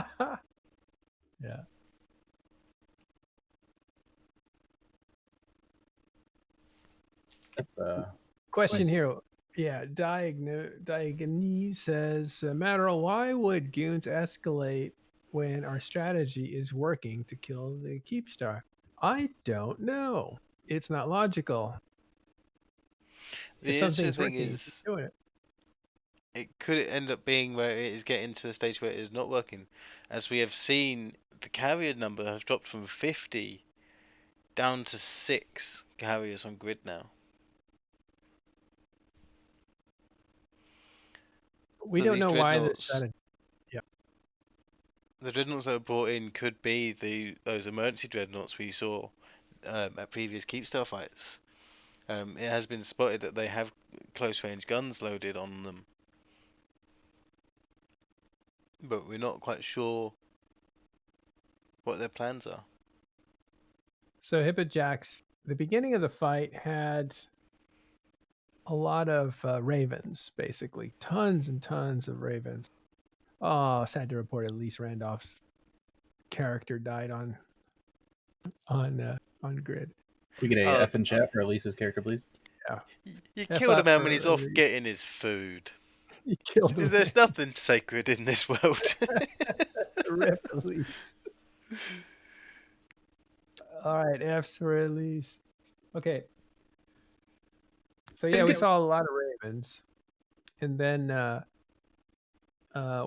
we start seeing carriers drop fighters and then bug out, staying on grid, or they'd go to a perch, and that's kind of what was going on initially. You weren't seeing a lot of bombers actually, because they didn't want to destroy their own fighters. You also saw a lot of small stuff like interceptors, actually, a ton of interceptors. So that's what we were seeing from the Imperium side earlier.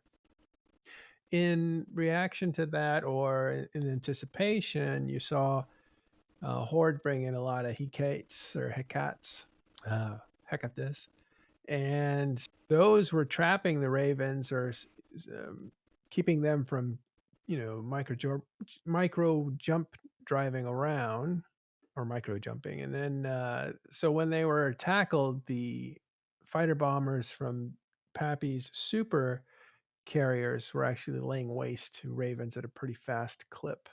That lasted a few hours, right?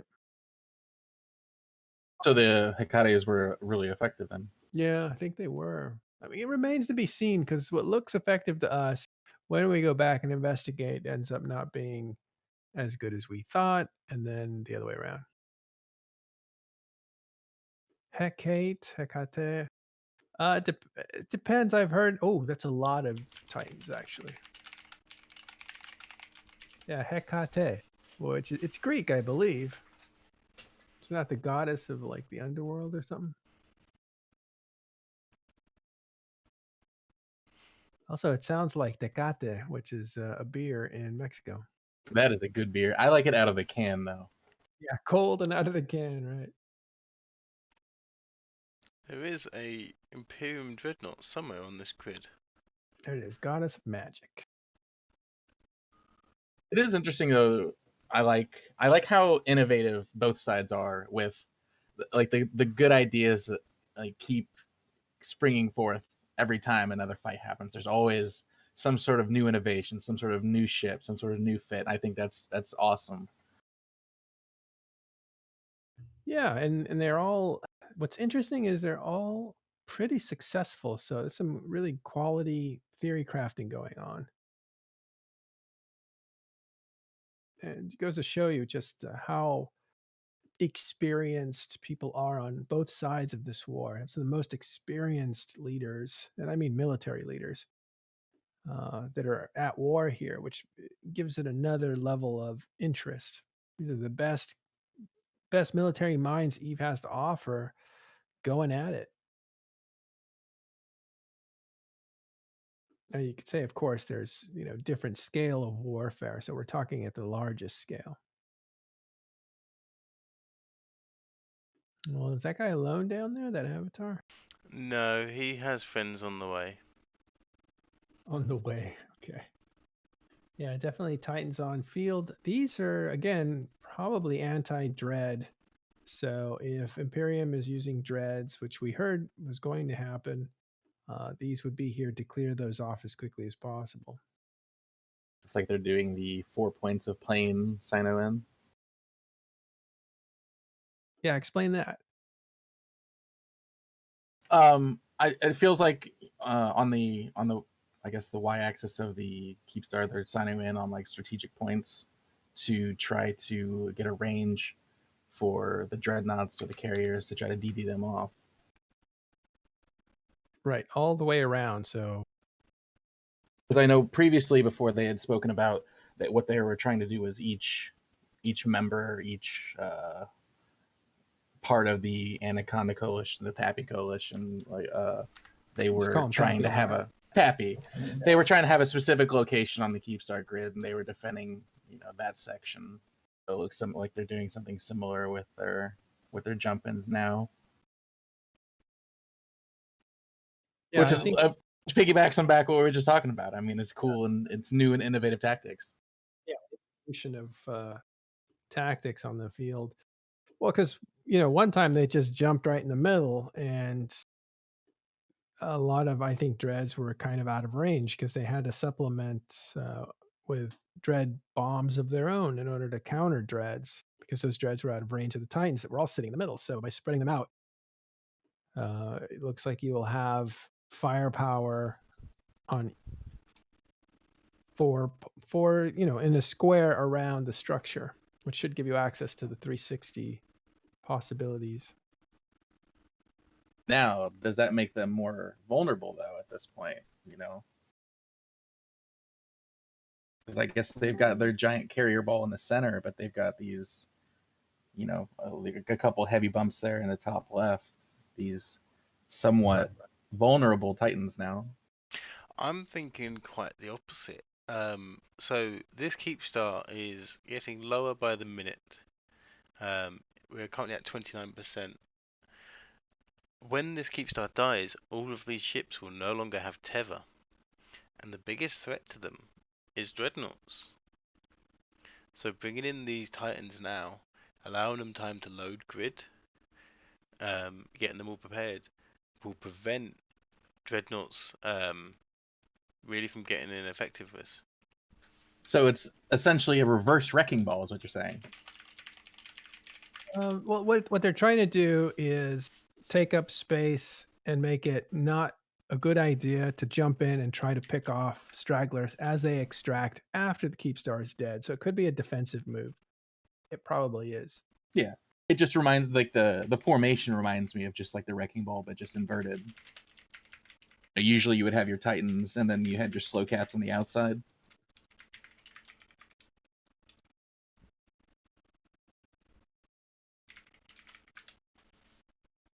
Yeah, so that's probably that makes sense. And the reason that makes sense is because you don't do something with 10 minutes left, not in this kind of a situation. You want plenty of time to load grid. We saw how long, sometimes half hour to an hour to be operational when you're jumping into a situation like this. We now have the first Dreadnought landing onto the Keepstar. Well, I don't expect he'll last long. So this will be an interesting moment, is if all of the Titans doomsday him, he will survive because he'll probably be energizing the moment he lands. But also, it uses up so many doomsdays to get him killed. Toxic is talking about the faxes on standby.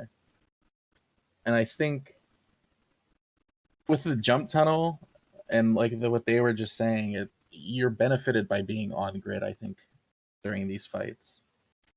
I think earlier it took me 55 minutes to load system at one point. Yeah, and you also take up space, right? By moving in the Titans, they're going to be situated they're going to be situated in a way that they can fire on enemies that are coming in. Anybody coming in after them is going to be subject to the waiting time, the loading grid before you even know it. And that's very dangerous, especially in a capital fight. So yeah, getting in early, I think, at 30%, it's a little early. Last time we saw him get in at 25%, but it's not that much earlier.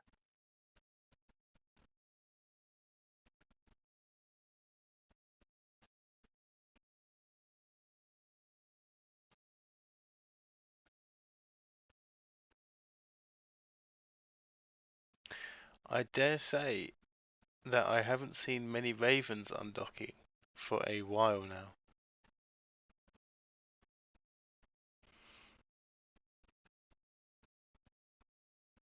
Well, it could be that their phase is over. Maybe that they're taking this in a few phases.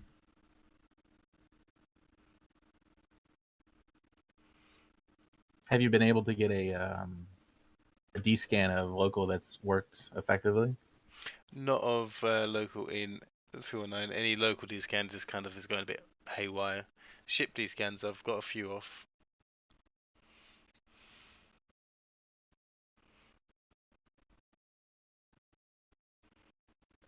And we have 2 more Dreadnoughts warping in as we speak.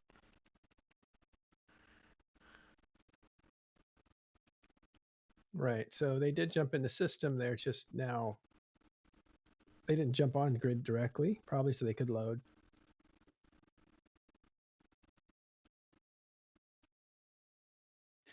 Question: is it likely the Keepstar will survive? You never know, but all we can say is that Imperium has had a pretty solid plan. They've been chipping away at it. They're taking it down to now 28%. So they're doing what they need to do in order to destroy it. But you just don't know what can go wrong or what can happen. Everything from a server crash, which is not a good result, would save this thing and it would actually online. Or there could be a slip up. They have plenty of grace period though, with 14 minutes and 55 seconds. Normally you have about half that time, 8 minutes, 9 minutes. So you can only slip up once or twice without putting DPS on it.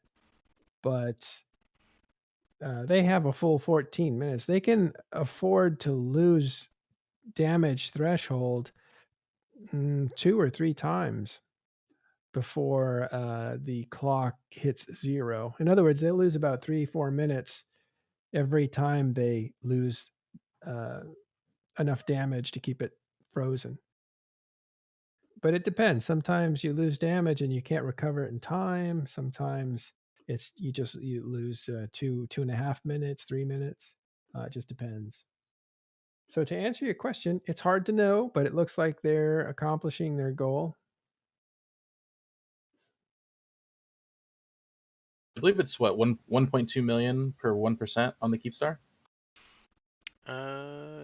It's 108 million total. So 1.8.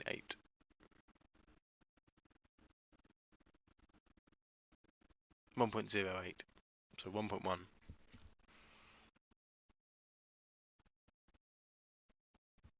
These ships are still coming in too.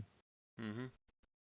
Yeah, we are seeing more and more Dreadnoughts warping in at maximum ranges on this Keepstar.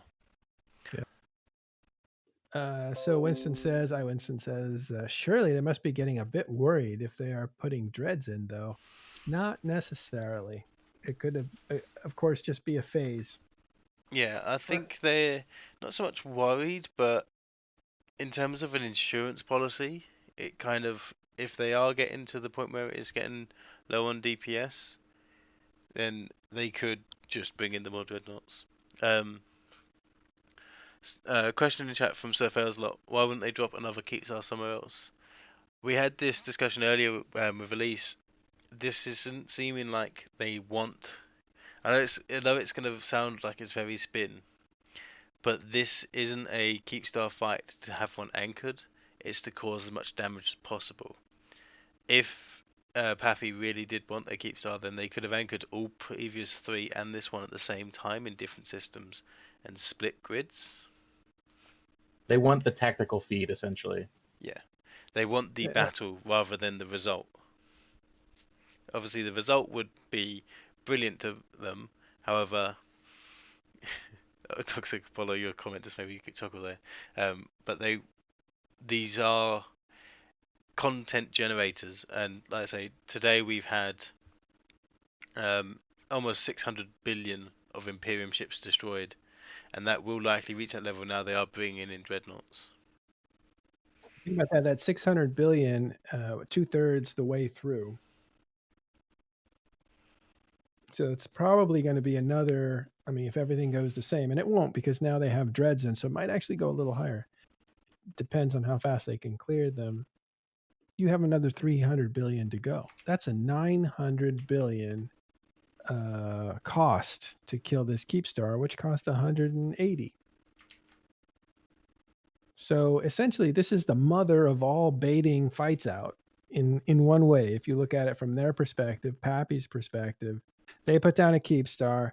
They pay 200 billion for the opportunity to extract 1 trillion or so from the Imperium. And the Imperium really has to fight these. I don't think there's any condition where they would say, yeah, just let it drop. We don't care if you have jump range into Delve proper there. So it's not a fight they can just walk away from easily.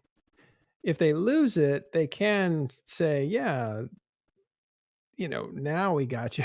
We got you right where we want you, or something like that. This is something that Elise was talking about earlier. I hope I do it justice because he was making it sound very impartial.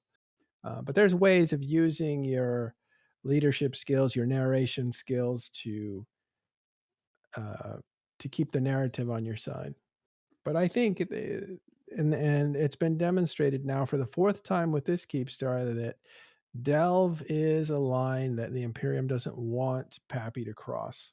So they're fighting these fights.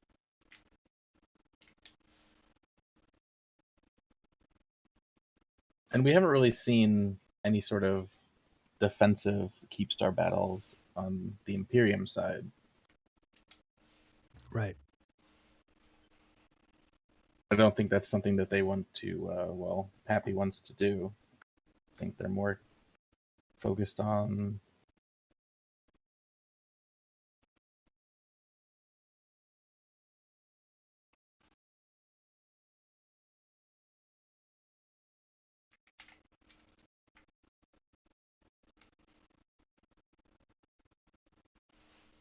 Can they win this war is a question from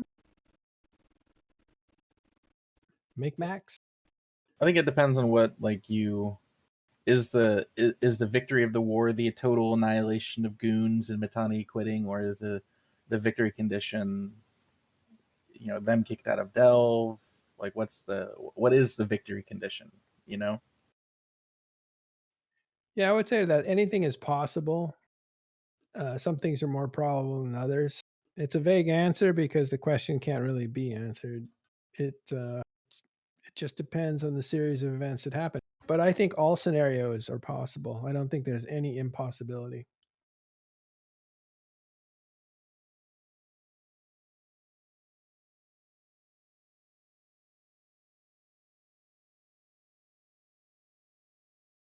Yeah, I don't think a Keepstar is bait necessarily for activity. This war is too big an effort to be just something to play around. Like normally you put down a bait citadel, you want your guys to be entertained because you want them to hang around. You want them to log in. So you put a structure down and you'll say, somebody tried to take it from us, and somebody will. And that gives you now content because now you can go fight these guys over the thing that you imposed on them.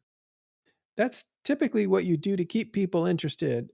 This is not the same thing at all in that sense. It is, let's put this down and create an opportunity, not to horse around and to play and to keep people active, but to take a chunk out of their arsenal. And whether that is 1,000 or how many ravens have we killed so far? Zounds comes to 1,266. Oh, there's a DD going off there. Do you see it? I don't know if you can see it. That'll be aimed at a dread. But the point is, you take a pound of flesh out of Imperium, 1 Keepstar at a time, and that's what these are for.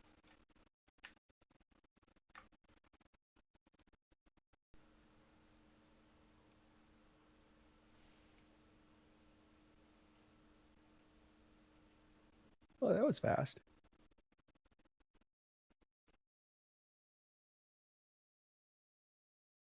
I see a little explosion there in the background. I don't see a doomsday yet, but we may not have that turned on. We should do.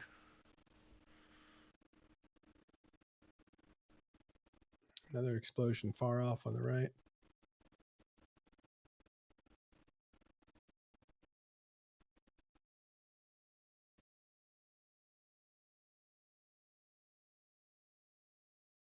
In there somewhere is a doomsday, apparently.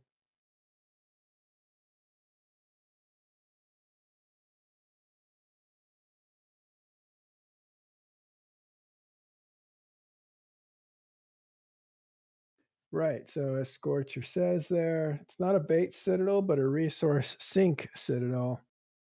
I think that it's fair to say that PAPI is happy with the result when it costs a lot to defend a Keepstar being dropped in their territory. Those ratios just really work in the favor of PAPI. However, Imperium is no ordinary group. They are massive harvesters and massive builders as well. So it depends on their resources and what they have in their savings and their stockpiles to see how long they can survive a siege of this scale.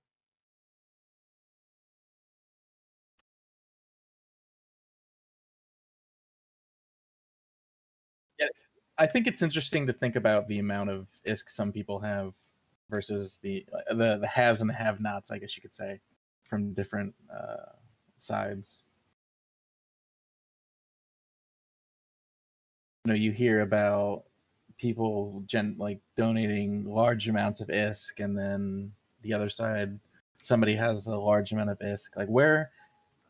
I'm just curious. Like, what's the actual value of like the amount of ISK that people have? Like, what is wealthy to the normal line member on either side?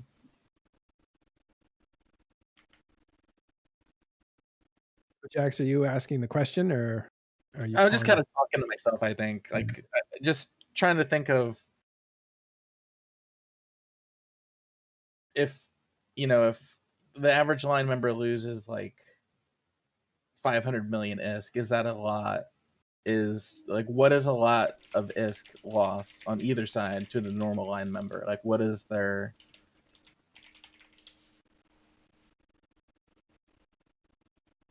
what tips the line member over the edge, I guess you could say?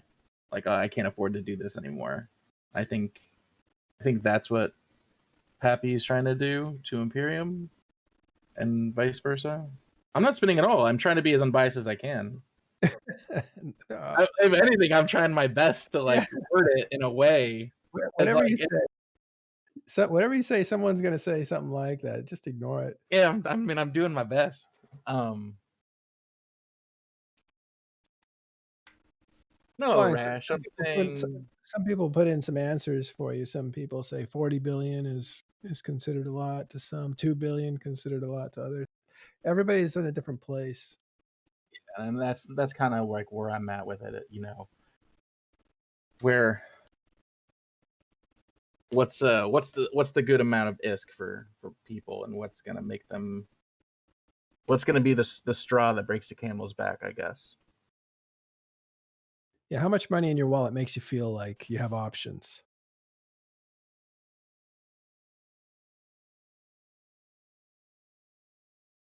Yeah, well, didn't there used to be a ship spin counter? Yep, there was. That's still a thing? Yeah, they took it away for a little while, but it came back. It's definitely here. I think, though, you can turn it off if you want. The thing is, you have to spin your ship at least like 10 times, I think, and then you start seeing the little counter below. Spin it for a while.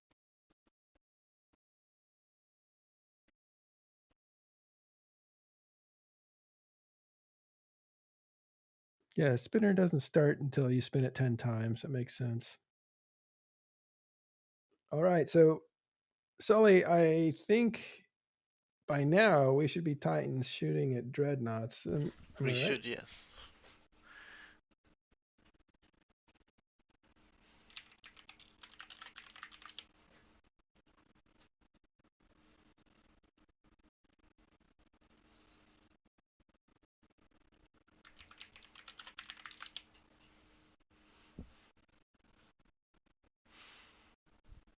Turned out to be another big brawl. We're at 6 hours and 40 minutes.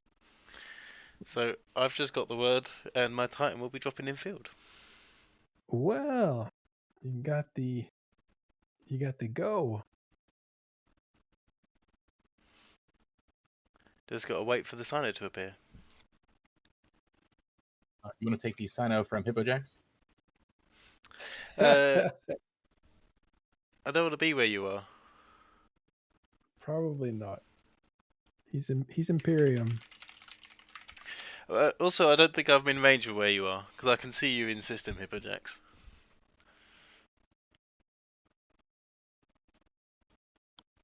At least I did earlier. Have you moved? Yeah. Nope, there you This is we're quite a ways out, right? I mean, I don't know how fast we're going now.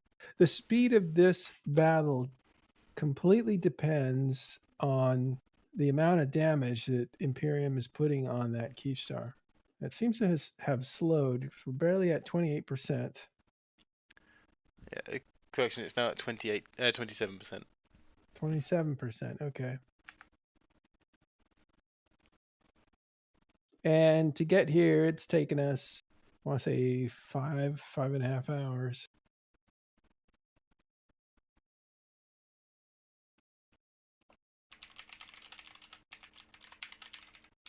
Yeah, we're seeing something like 8 dreads coming in from the Imperium.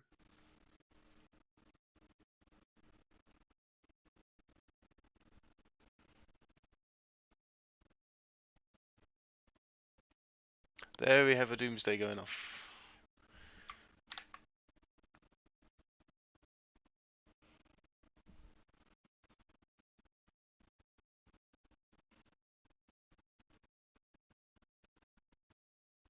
Whoa. That is being shot from the Titans near the Keepstar all the way out. Probably hitting a Dreadnought, most likely.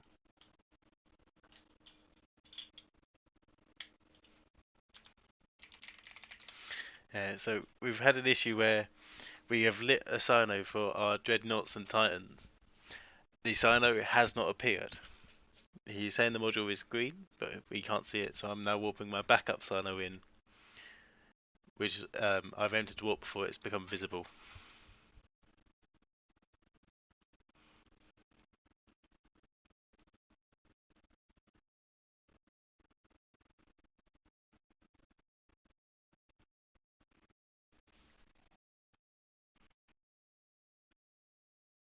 Yeah, so that's probably not the first Doomsday. It's the first one we've seen with some clarity.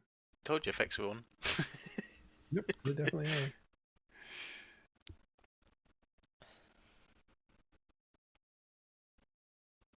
I'll be right back.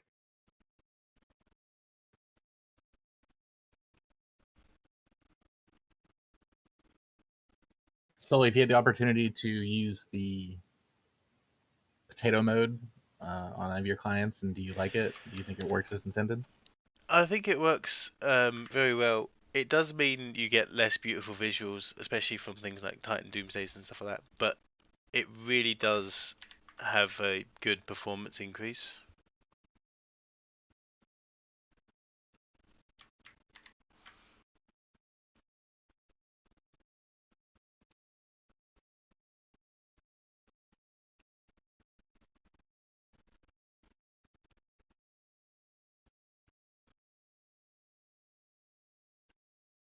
How are you holding up, Sully?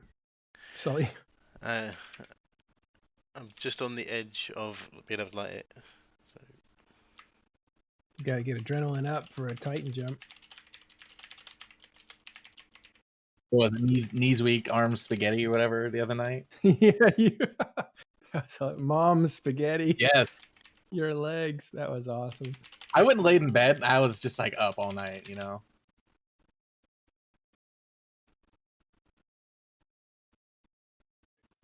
Well, that's what I was going to ask, because that happened at night for you, and I was like, are you going to be able to sleep with all that, adrenaline aftermath? How was sleeping that night? Thanks, Lulu. Maybe this has happened to you. So whenever a new game comes out and you spend a lot of time playing it, like the first night it's out, or if you play something you really enjoy, regardless of what it is, and later on that night it's kind of hard for you to go to sleep, and you kind of have a dream about it. That's essentially what it was like. Like, I dreamt about the fight, and it sounds so nerdy to say, but like, it just happened. Yeah. And you wake up and you're like still hyped from it. I felt like I slept less than I had slept all week. I got up, I had to go to work, and then sitting in the work, like, Like Elise is saying, like I walked in like Vince McMahon still. Like what is it? The $1 billion walk or whatever it is. Yeah. My boss is like, he's like, what are you so happy for? And then I kind of explain it to him, and he's like, you're speaking Chinese to me, right? We are seeing some more doomsays go off as well, whilst I'm trying to position this Sino. Tie-dye fights make moving things very slow. Yeah, no, even the next day I was still on a super high. It was great. But that's what you want, that's what you want when you play this game. You wanna log in and you wanna go fight somebody, and you wanna have that adrenaline rush, that hype, that feeling that even if you go into a fight and you lose, you had a great time and everybody's high-fiving.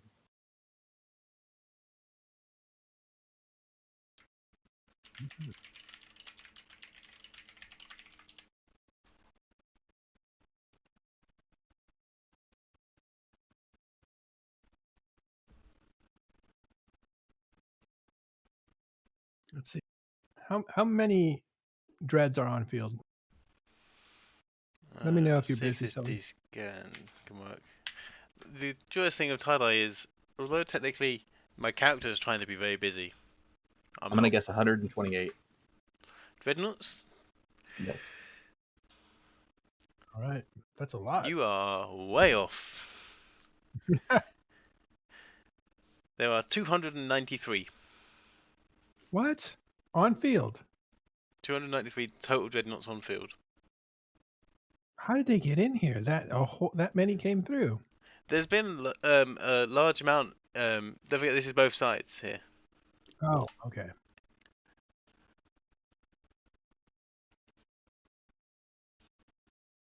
That's a lot more than I had anticipated.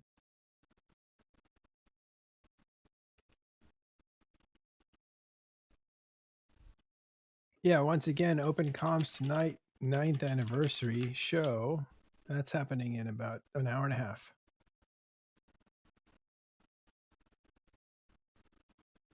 I have a feeling this is going to run over. Drayden, why don't you come in, hang out with us in comms?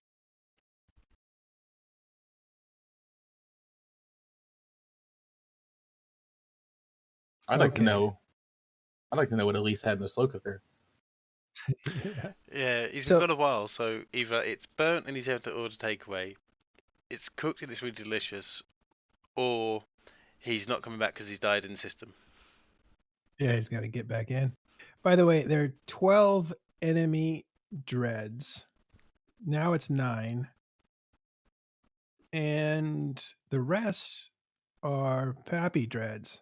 And now you have Titans. So 9 or 10 or 12 dreads is just enough to keep applying damage to that structure. This we've seen before. I'm starting to lose track. It might have been Keepstar number 2 or 3. I think it was number 2. The other fight that went 14. We saw them trickle in just a bit, just like 4 or 5 at a time, just to keep the damage going. And then at the end, about the last 20%, they put in like 10 or 20 dreads. So we might be seeing them get to the 10 to 10 or 20 dreads a little bit early. But expect them to just keep moving in dreads with a certain cadence that they've got.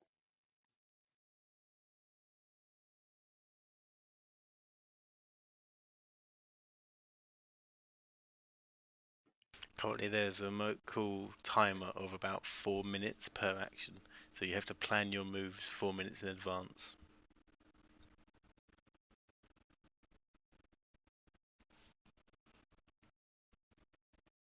Have we seen any token Thunderchilds on the field today? I've not actually looked at that. I'll have a look at the battle report and see if there's anything in the evolved.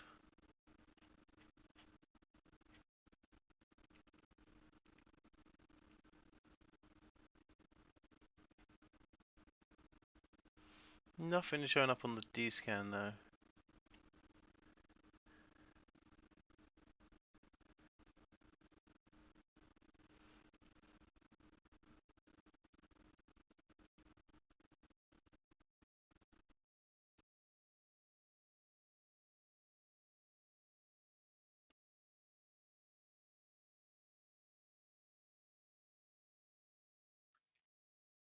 Hippo, we have a question there. How much ISK do I have in my wallet? In my personal wallet or the Jita wallet? He's got 2 wallets. It'll be a little bit.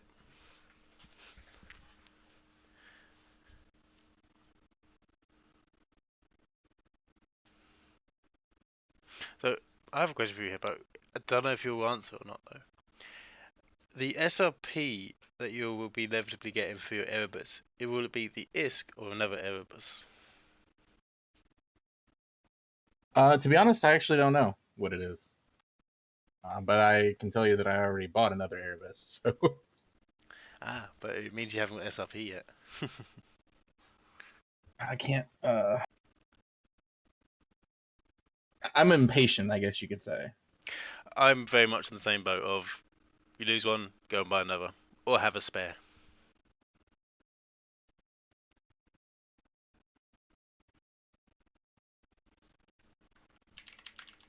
The majority of the money that I have, Nick, is it's assets. On Hippo, though, I have 113 currently after buying an Erebus.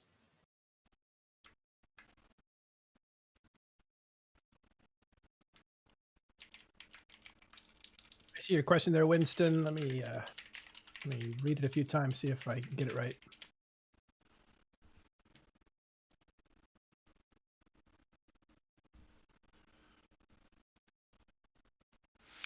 Also, I'd like to just point out something very rare has happened. I actually was able to overheat a module, use it for 2 cycles, and turn the overheat off. For the first time ever in tie-dye, that's never been possible.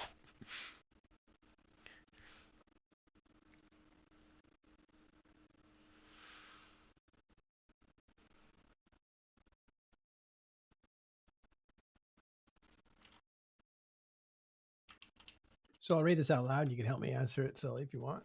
Or Hippojax. As a neutral, do you think it's fine that someone can have so many supers, titans, dreads, and all the subcaps deployed on a structure and still lose it to some smaller ships whilst being completely outnumbered? Just good tactics or something needs to be fixed? I'm not sure how to answer that. It's an interesting one because partly that is what Eve is. Eve is not a game where the Titan can destroy everything. When it used to be that case, the Titan was considered way too overpowered, and it has been brought in line. There is no one ship over another. Each ship does have a different purpose. So a supercarrier, for example, versus a Titan will likely lose in a 1v1. However, a supercarrier versus a carrier, it's no question the supercarrier will win. There are purpose-made ships to counter one another. As we spoke earlier, Titans are brought in to counter Dreadnoughts. But enough Dreadnoughts will kill a Titan. Same way that the hostiles here originally have brought over 1,200 battleships. That doesn't mean their 1,200 battleships are worth less than what the other fleet has bought. It's just they have done a different purpose. They was made for a different thing.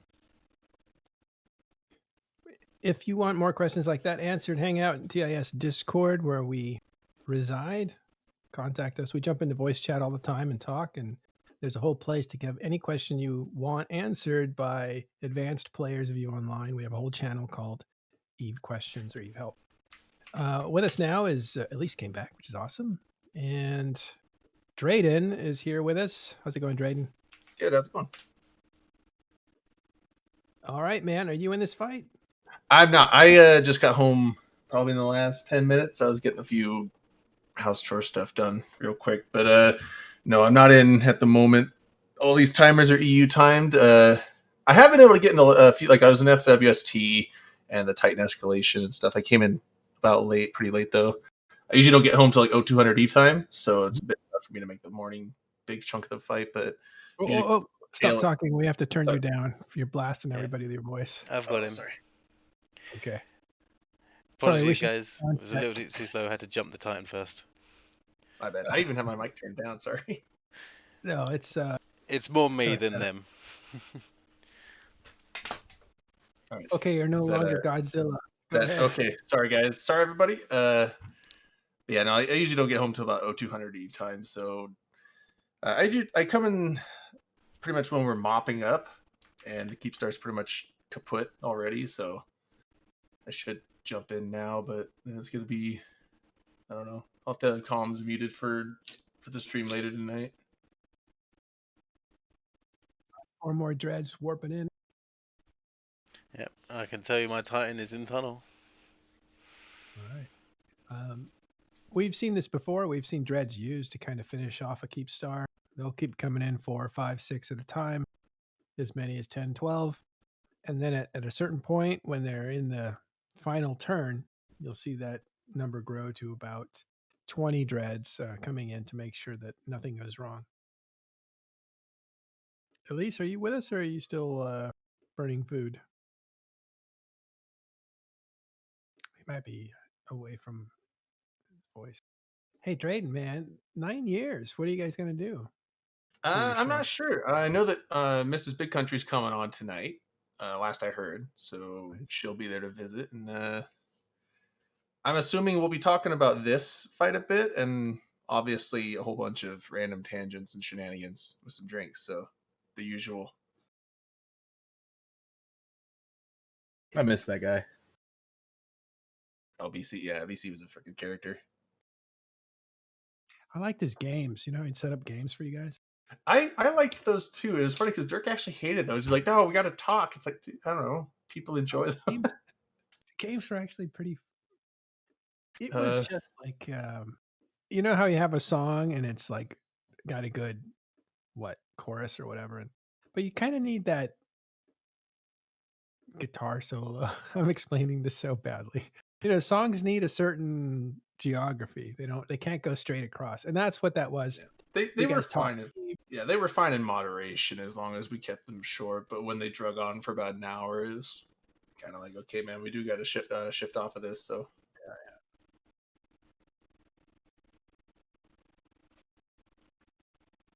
PAPI Keepstar is not dead yet.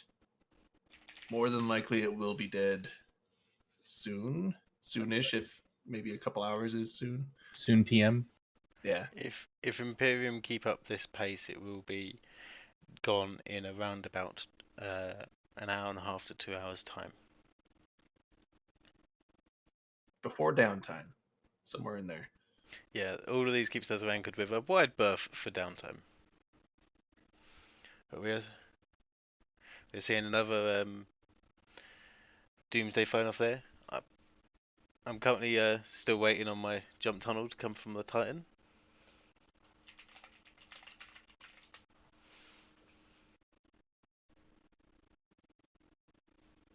Yep, Imperium is very experienced at this now, so there's no way to know, but it looks like it's going to be destroyed before it anchors, before it onlines. Sorry, it's already anchored. The initial phase of anchoring it has the element of surprise, and that's kind of what happened with this yesterday, about 30 hours ago, let's say. I think it was around 5 o'clock Eastern time, 5:15.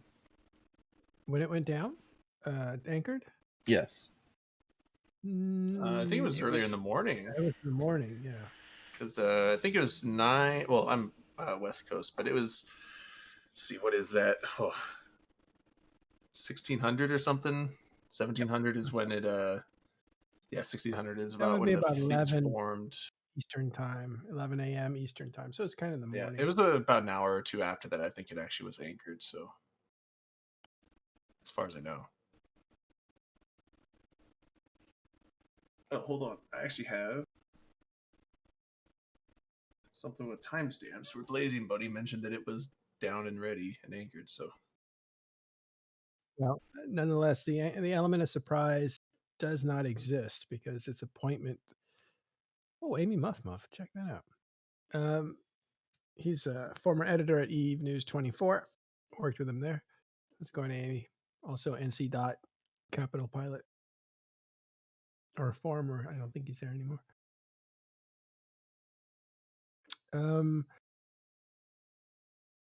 Yeah, so the Keepstar can go down with an element of surprise, but this is appointment fighting here because you have to wait 24 hours, and there you go. You're all set up and ready. And so this is where the Imperium's gotten really good at being able to take them down. It looks like they will take this one down. We don't know yet. Still has 25% to go, but they've been having really good progress, and that timer is just so forgiving right now at 14 minutes and 55 seconds. It hasn't budged since it started. In tie-dye, that's not a lot of time. No, of course not. I mean, but it is if you're slipping damage, because we saw the timer last time slip twice or 3 times. No, it slipped twice. It started at 8 minutes, and then it slipped to 6, and then it slipped to 2.5. And that was scary for the Imperium, but they managed to pull it off. And here they're starting at 15 minutes, basically. They have plenty of wiggle room to, I wouldn't say screw up, but to not apply the damage they needed to keep it going. That said, things can change, momentum can shift. When it shifts very fast. Even in tie-dye, if that clock starts ticking, you'll see everybody perk up, and it will be like a shot on goal. Well, the repair timer isn't affected by tie-dye, so Right. So yeah, it's 15 minutes. That's essentially what, probably around 2 to 3 minutes worth of game time to get damage back on. That's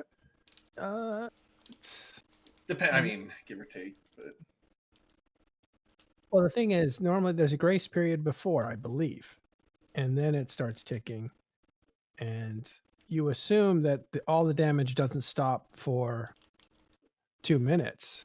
It just means that they didn't put enough damage on it. They're still damaging it. right, it's a threshold they have to break. Yeah. So that's why it could slip once, get recovered, slip twice, get recovered, and then they could finish it off. Yeah, the losses, though, are piling up, as Kamara says. And that's nothing that you can just laugh at, because we're talking about significant amount of ships destroyed. And every ship has to be in some way replaced. So, for those wondering, I have finally loaded grid. It has been 1 minute of tie-dye, and my Titan is finally loading grid. In real time, how long did that take? Let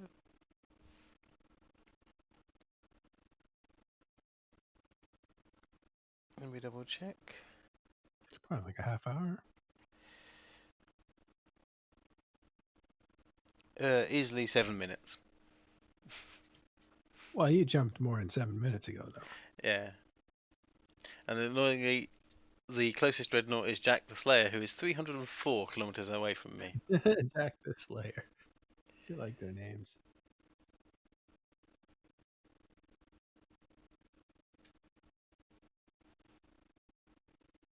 So, Drayden, your NC guys accidentally took out a... I was watching. I was kind of flipping back and forth between here and INN, their broadcast. I think I was over on that side when they were laughing quite a bit at it. There was a lot of smug on that channel over there, so I found it was pretty funny. I don't know if Blazy Buddy's gonna be on our show tonight, but if he is, I'm definitely bringing that up to try and figure out the behind the scenes what actually happened there. Well, we got some clarification. Elise was saying that they turned on the bombs. Sorry, the smart bombs were able to take out their target, but couldn't shut them off because of tie-dye. They cycled and cycled and cycled and cycled. Oh. And the Eagle fleet had essentially too much velocity and just flew right into the death zone.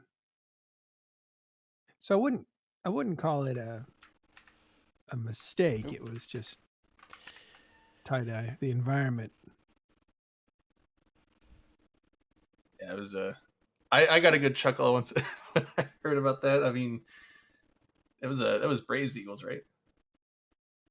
Yeah, I think so. Oh man,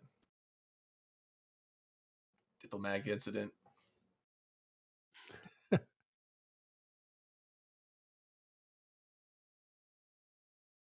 It looks like the dreads are getting worked over pretty good.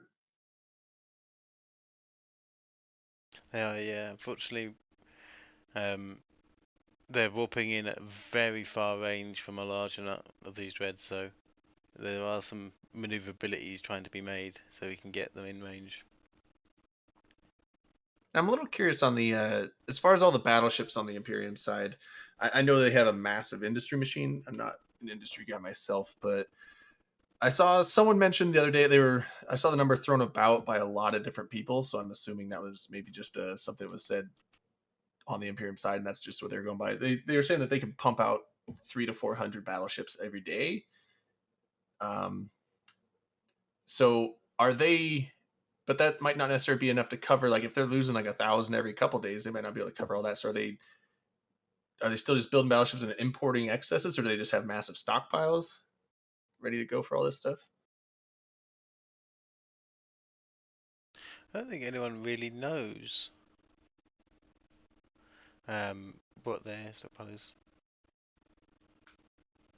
Because I know during the FWST fight, we had a couple spies in their station, and they ran out of Rokes. They ran out of Megathrones, I think, and then they're out of Rokes and Ravens. They're getting low on Megathrones, and that's when you started seeing a bunch of like T3 like tornadoes and stuff coming out.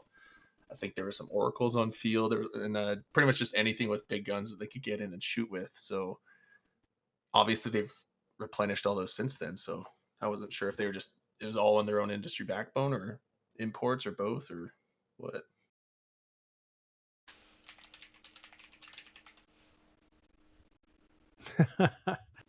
Toxic says that battleships are sold out in Jeddah. That's pretty funny. That probably answers some of that then. I do remember when there was a campaign, I think it was against the Northern Coalition, that I was listening to podcasts back in that. It might have been 2009 or something. I don't know. They were saying Straunt completely sold out of Jeddah. And all I remember thinking is like, wow, what is Straunt? It's back during Tower Warfare. That had to be a pain to move. That stuff is not small. No. I think, did they actually adjust the size and make it a little smaller at one point? I think it's always that's possible. I haven't. This war is the first time I've used any capitals in combat in years. So I'm liking this a lot. I got to blow the dust off my Dreadnought several times already. So do you have a good time in this war? I have been. Yeah. I mean, this is probably the most engaged I've been in large scale wars since probably the Old Fountain War. And honestly, as far as like, since it's just these big fights are just a constant, almost everyday occurrence now. So this is not like the, when we got Glaston Tribute or whatever, where it was, a couple of big fights and then a whole bunch of just uncontested timers. This is we initially thought, like, because when we were in Fountain, Initiative didn't come fight. I'm not saying they didn't fight, but they didn't fight all the time. So it did kind of feel like a steamroll through Fountain. But now that we've hit the Delve wall, it feels like the serious content's finally coming up. So I'm liking it. Yeah, there was, at least economically, we're looking at the economic reports and the losses. And, for the first 2 months, we were saying there's really no war happening here. And now it's undeniable. These 2 or 3 of these battles have really made up for the entire war as far as cost. Yeah, well, it's finally gotten to the point where both sides have, drawn a line in the sand, and they're conflicting lines. So it's making good content, I think. Lots of tie-dye. That's the downside, but I don't know. When it comes to the big no block wars, everyone knows what they're getting into. So I don't think that's a huge detractor from a lot of this. So T Zebra there says, been in Eve less than a month. No idea what's going on. Yes, you're in the right place. If you don't know what's going on, you will eventually learn. It just takes a long time. But if you have people explaining it to you, it can go a little faster. Essentially, what you're seeing here is an attack on Space Fortress. And the fortress is being installed. There's one group trying to prevent that from happening, and another group trying to kill them to stop them from preventing that space fortress from anchoring and turning online. That's essentially what's going on here. There's all sorts of mechanics. And on and on. Again, if you want to join Talking in Stations, there's a nice place to ask more advanced players what's going on with things. So, I've just And got there's our some Discord. good news. My Titan is in range of a Dreadnought. Hey! You might actually. Do you have that equipped for a camera if you decide to doomsday someone? It's funny you should mention that.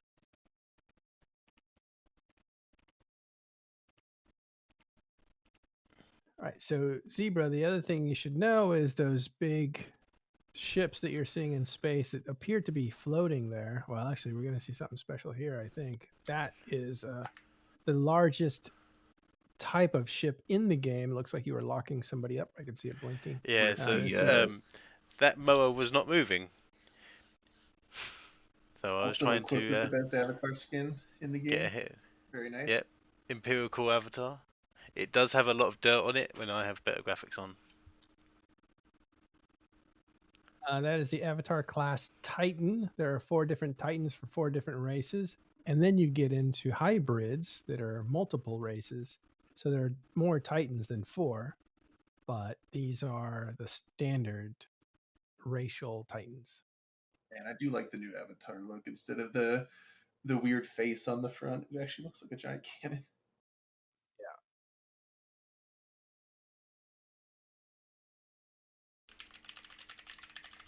So it's essentially it's a massive ship the size of Manhattan. If you want to scale it to Earth, and this thing will shoot what's called the Doomsday and apply an enormous amount of damage over a short period of time. It's a Death Star laser. Yeah, this is the joy of tie-dye of waiting for locks. All right, I have returned. Hey, Yep. The joy of fights like these is finish dinner, did all the dishes. Guns have cycled once. Probably. Locking up some more ravens. I see there's some dreads on the field. I mean, I was really most concerned with what you were eating out of the crock pot, personally. I made some chicken. It's kind of like a soy glazed chicken. At some We point, can I turn will this achieve into locks. a cooking stream. That Phoenix is still exiting warp, so I won't try and relock him yet. so the Titan is moving at a pretty good clip. It's just that you're seeing everything 10 times slower or more than normal speed. Yeah. So- So on the left, I have the outstanding calls. So this is what my client is trying to get the server to do for me. Oh, that's interesting. Is that something new, or has that always been there? It's been in the game for a long time, but it just lets me know. So when I give a command, it'll come up there. So add target. I'm trying to lock the Naglfar of Miyaki, and it has been ongoing for 1 minute and 50 seconds.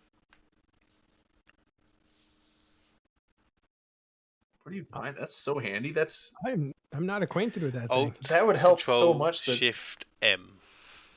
Control Shift M. Alt, There's so Control, many- Shift M. There's so many times I'll like do the commands multiple times just because I'm like, I don't know if it registered. I didn't seem because I found that hitting F1 does not work as well for your guns as just manually clicking them and watching the button drop down and come back up, the little animation. Because then you get like a visual confirmation that it has it. But sometimes I I just have end up achieved repeating target, and going I have modules. clicked the DD button. So now we wait the 2 minutes for my DD to activate.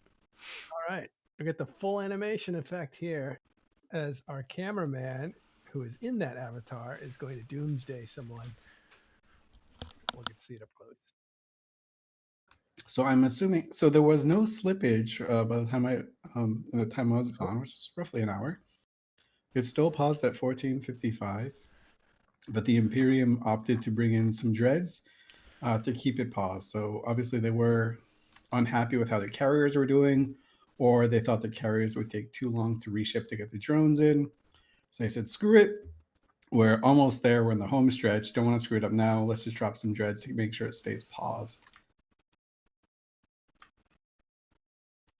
Yeah, someone asked why they would change tactics. I mean, you have such a small window of that you can screw up. We're talking about less than 2 minutes of real time where you can make a mistake in a 6-hour-long fight. My Doomsday is firing.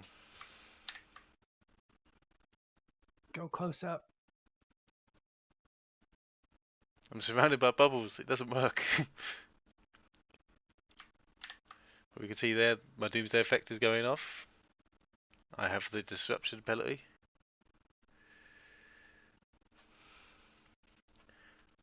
Oh yeah, the light rays there that are starting to form.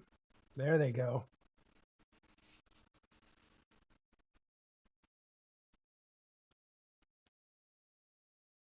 You see the engine is spooling. I believe this is the first for TIS. Yeah, so the turbine in there. It's like a pupil.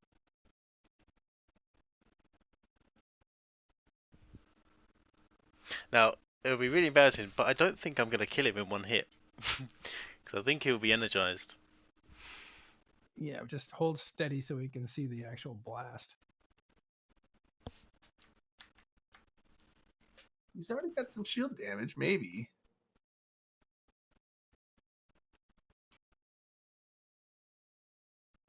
Love how those lights come together. They're really... That is not Oh, a friendly good. next, it is beyond that.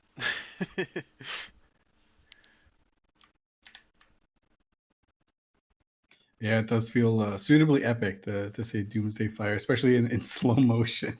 It feels like a Michael Bay movie is going on in your backyard. Well, so he's entered structure. See him up here in the top right. Oh! That's chump.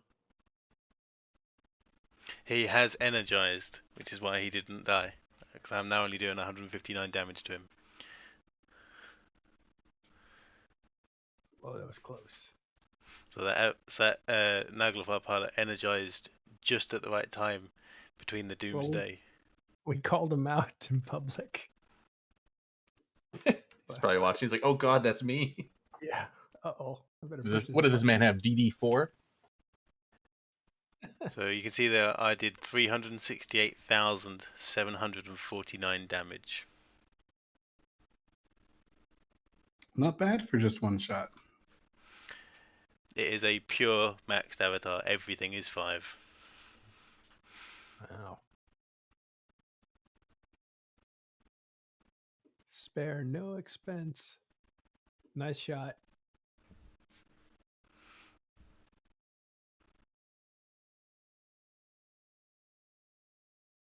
I just need a dread to finish him off.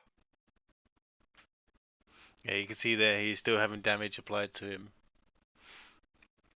And so it's likely the Energizer's probably come to an end.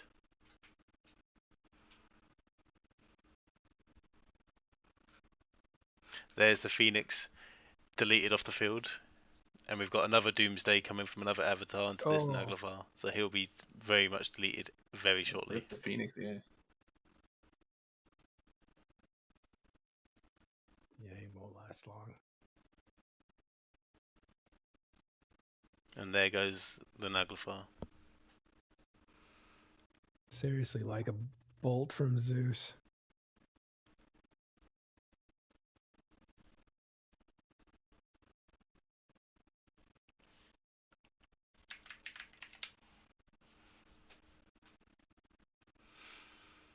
So we have Nick's Absolution in range, so we'll have to keep trying to lock him, and then we'll use our guns on it. So I just got word that from the Fire Coalition, I was the only one who jumped my Titan in. To the victor go the spoils, as it were. So, a question there from McBeger: why avatars? Why not Ragnarok Leviathan? He's not a regular EVE player, so the difference in the Titans is their natural tanking ability. So, Ragnarok and Leviathan are both shield tank Titans, which work well when they are with test fleets. Generally, they use shield supers as well, so they have that specific type of logistics. And Avatar is an armor tank ship. So we use these in our armor doctrines, so avatars and Erebuses. Also in this fleet we have Nyxes, Aeons and Apostles. It allows them to know that we're going to need, if we need reps, we can get it from our own ships. It is possible to do armor tanking on the other Titans, however it just isn't as effective. Someone in chat said the Erebus is too ugly. I take it back. I think the large chin is tasteful. It's very cool. I agree. I think it also has a very distinguished jawline. Yeah. It's got the So as we see the rest of the, I'm sure you guys cover this, but since I'm just playing catch up a little bit, it looks like a lot of the Imperium subcap fleet is no longer comprised of Ravens, Interceptors, and stuff. There's a lot more Myrmidons, Brutixes, those type of things, like not necessarily like pure line doctrines to keep it paused. And we also see a constant stream of bombs, more or less, that is adding damage to keep this thing paused. Yeah, is this like the ratting fleet that they throw in there at the end to kind of just apply DPS? I don't think it's quite there yet, right? These aren't But, the villagers with pitchforks. No, when you see the Vexers, then you know it's kind of scraping the bottom of the barrel here. But but no, these guys are getting the job done. They're being augmented by these dreads. I fully expect the dreads to come in like a little bit less often now. I think we'll probably see fewer of them coming in. They're going to use just enough to keep it paused, not a single dread more, to keep it as efficient. They've been like 5 hours of pure efficiency. They're not going to give up now. It's kind of a pay-as-you-go model. I guess in a sense, yeah, that could be it.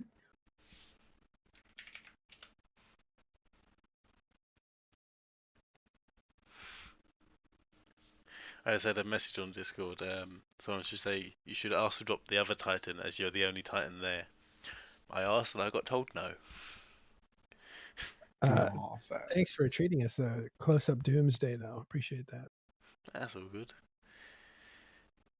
Now we just have to wait.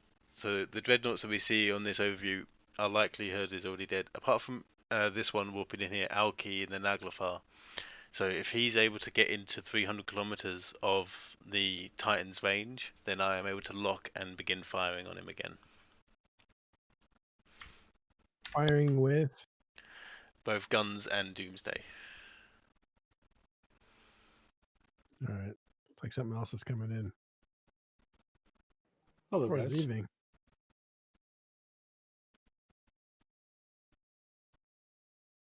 So, Elise, when you left, we saw. Were you here when the Titans were in? I think you left right. I think before. I left before the Titans came in. When I was still here, it was still rogues shooting ravens, and that's it. Get us caught up on why the Titans would come in. We heard, I think, that Dreads were coming in for Goon Swarm or the Imperium, and then we saw Titans come in, and a good allotment of them in different parts, right there in different areas. So what would be going on there? What's the strategy? Right. So we were talking about this earlier. The Imperium was happy to keep throwing ravens at the problem because they didn't need to do anything else. It's how their strategy morphed and evolved from the last set of Keepstar fights. So they figured out the amount of damage they need, and when they're falling below that, they know how to, like, I guess, re-up that damage cap. The way that they can keep it very paused for very efficiently in terms of members. Not necessarily in IS, but in terms of members only, right? Because 2 dreads can keep this thing paused if it's shooting, and then you don't need anything else. And that's the dreadnoughts, right? And the natural counter to these dreads is either more dreads to shoot them out of the sky, or these Titans, which, as Sully demonstrated, can more or less one-shot these things, so they can't really apply that much damage. So the read must have been on the PAPI side. Hey, goons, they think their damage is dropping. Let's make sure that they can't have dreads in here to keep that damage paused. Make them commit more battleships that our subcaps can then start chewing through. The Titans are also really good at shooting battleships as well. Like anything a dread can shoot, a Titan can shoot as well. That's part of the reason why I really like these interceptors that the Imperium are using, because that's something that the Titans can't shoot, right? It's going to take a minute in like real time to lock. So that's a long time to start with. And then the guns won't be able to track.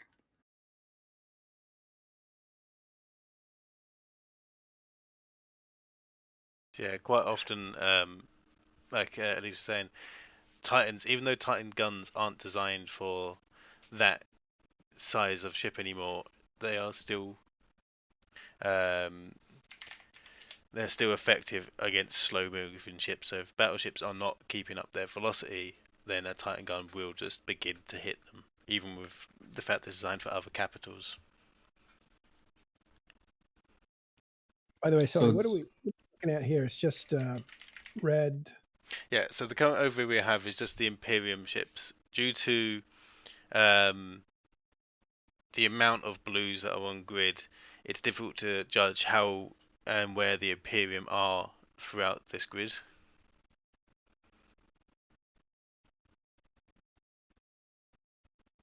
Now, if this Keepstar explodes, which we expect it might, this leaves them exposed without anything to tether to. In other words, no safe structure. Elise, what kind of problem does that pose for the PAPI fleet?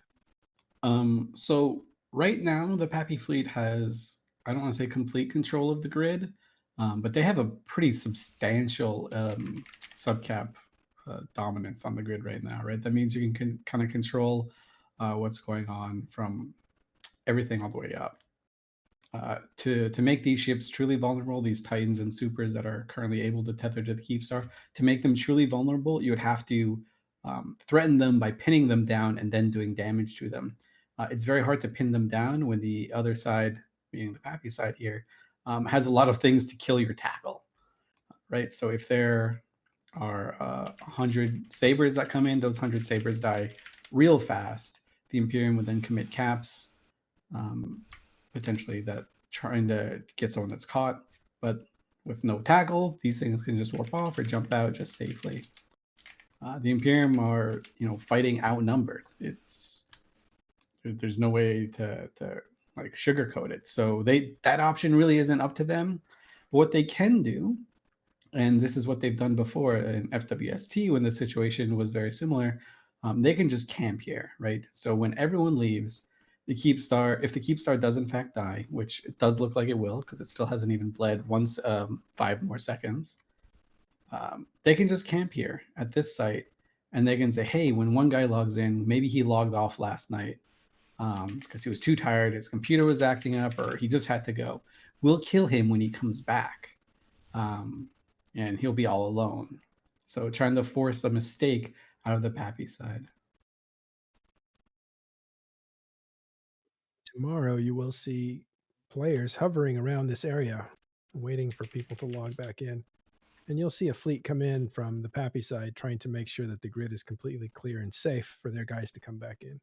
Yeah, so what'll happen is PAPI guys will run their APIs, say who's logged off there. They'll say, okay, we've got 6 supers still logged off in that system. We know exactly where they are in grid. They've got a bunch of bookmarks. So they'll say, okay, guys, they'll reach out to those guys and say, hey, at 1900 tomorrow, we're forming a fleet. We're going to control this grid, make sure that no one's able to tackle you guys. Then you can jump out to safety. Don't do it a minute sooner, because then you might die. Invariably, someone's going to say, I think I can do it. Or they'll maybe scout themselves. Maybe they'll be like, I don't want to trouble all my boys to form up just for me. I'm in here in an interceptor. It looks pretty clear. I'll just log in, and then bang, someone decloaks, someone drops a bubble on them and kills him, and that guy's dead. So those are numbers that don't get like put into the battle report, right? The guys that die after the fact, or the guys that die like on the way here. So these things do get a little bit more costly.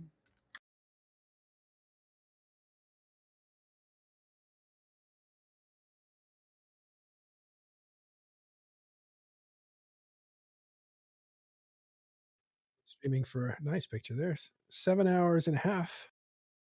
There's still 23% to go. This is going to be a pretty long one. Or something like 9 hours, 10 hours. It's going to be an all-day affair. Yeah, we should have a look at the cost, see what that's gone to.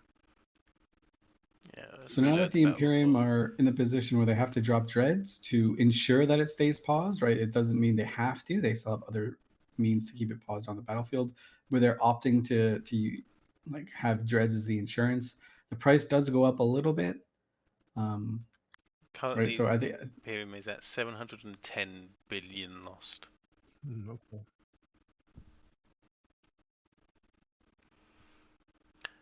So, for those eagle-eyed, you'll notice this Dreadnought has just come into my lock range at 299 kilometers of my 300 kilometer lock range.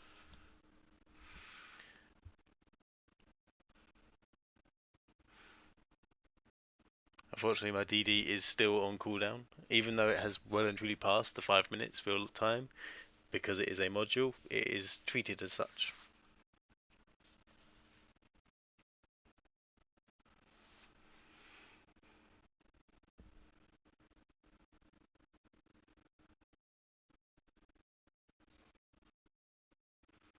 Yeah, so currently PAPI forces have lost 86 billion.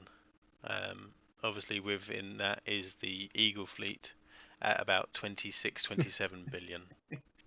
that's hilarious. That's accurate. I mean, when we had the other Keepstar fight, we were saying included in that is one spy Nix, whereas now it's just the 70 odd dead Eagles that were smart bombed by NC. Yeah, if you weren't here early in this stream, NC Dot had a smart bombing rogue fleet that aimed at killing an Imperium Jackdaw fleet. The Jackdaws were creating some havoc, shooting the PAPI Jackdaws and making it so the PAPI forces couldn't defang these carriers effectively because they were just getting shot at by Jackdaws. So the NC Dot was like, "Hey, I got a plan for this." They warped in some smart bomb rogues, started to smart bomb. Similarly, in this time zone, the FC for a brave Eagle fleet was like, "Hey, these jackdaws are being a problem. I've got a solution for this. I'll just take my eagles and shoot them." So they were on the same spot together, and as the NC Dot rogue started to smart bomb the jackdaws, obliterating that fleet, they got them. They couldn't turn their jackdaws or their smart bombs off. Likewise, because that kind of like clogged the system a little bit, the Eagles couldn't warp off, so they also got smart bombed to death. So NC Dot accidentally killed a 60, 70 person Eagle fleet of their own blues. I'm sure they had to sit there for like 15 minutes watching them die in slow motion, unable to stop it. I'm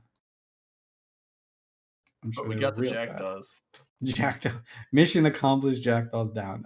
Like almost instantaneously, those Jackdaws were back on the field. They got bridged in as reinforcements. So there we could see that Naglfar has just been hit by the lower DD of the Titan below me and just removed his health.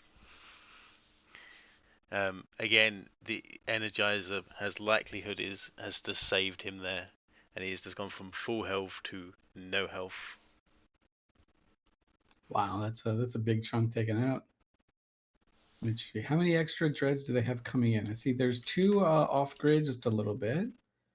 Oh no, the ones that were off grid, it looks like they're kind of coming on field now. So there's always going to be like 1 or 2 dread shooting at this point, probably. So another one just popped up. Yep. And one dread dies, another another dread starts warping in. Nikolai is still exiting his tunnel, but he's going to be outside of my range. But his likelihood of Nikolai will be in range of some more of these Titans. So he is currently over there on the grid, so he should be in range of some of these Titans up here. So we've seen this before, right? Bombs and dreads. It's a very effective tactic, right? It's very manpower efficient, right? Because you don't need that many people to do it. But it is a good. I mean, the Imperium right now, they're in the home stretch. Like we said, they've spent 6 hours playing this more or less perfectly to try and keep this thing paused. They don't want to let it slip right now, and it can't be said enough times like how small of a window you have to make a mistake, right? Or you're talking in a 6 hour fight, you can't have a lapse in judgment for 2 minutes. So they don't want to let this start ticking down. They want to make sure they can keep it paused the whole time. And that's why these dreads are coming in kind of piecemeal. So they're going to lose probably 50 dreads, maybe not even, maybe even closer to 30 dreads for the entire fight, which is a huge improvement from some of the earlier fights where they, committed a lot more, a lot earlier. Having not needing to drop these dreads for a whole 80% of this thing's health, that's dreads that you can keep in the fight for tomorrow or the next Keepstar.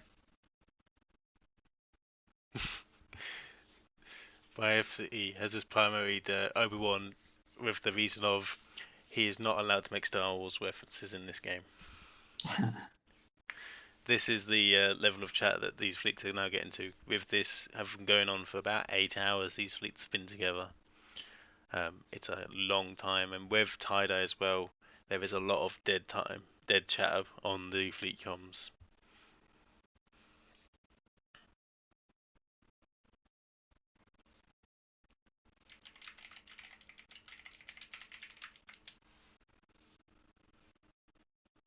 And as well, Veritas and Myth has come into my range.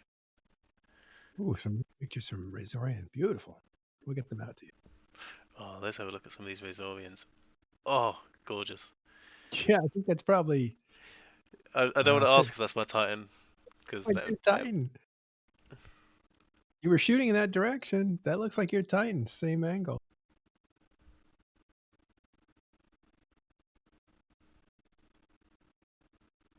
Yeah, I've got him loaded Razorian.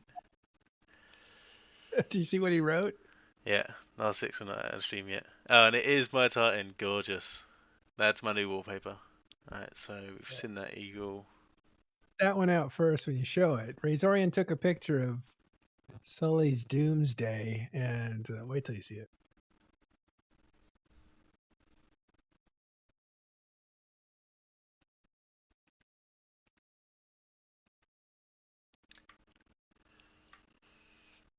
Alright, so let's make sure.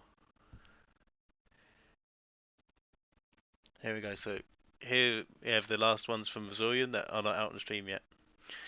So we've got this one. I believe Razorian said it was one of his new favourites. Yeah, that's amazing. Yeah, you can just see he has managed to catch that between the game creating the wreckage and the ship being destroyed. That's one of my favorites too, ever. It's just an eagle getting fragged. Yeah. The Keepstar below.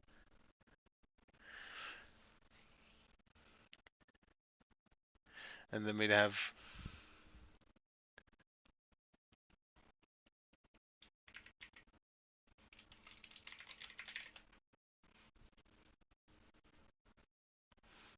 so we have the Titans showing up with some of these Dreadnoughts on the early destructions.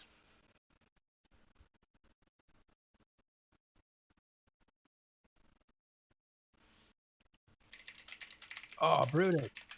Yeah, so we have a Brutix there. Getting fragged.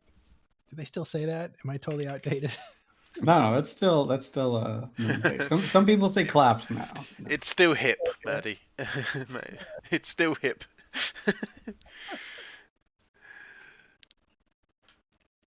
And here we have when the avatar was coming in. So I have 3 lovely pictures of my avatar. And I'm happy to say they are professionally taken by Razorian, so I have 3 new backgrounds.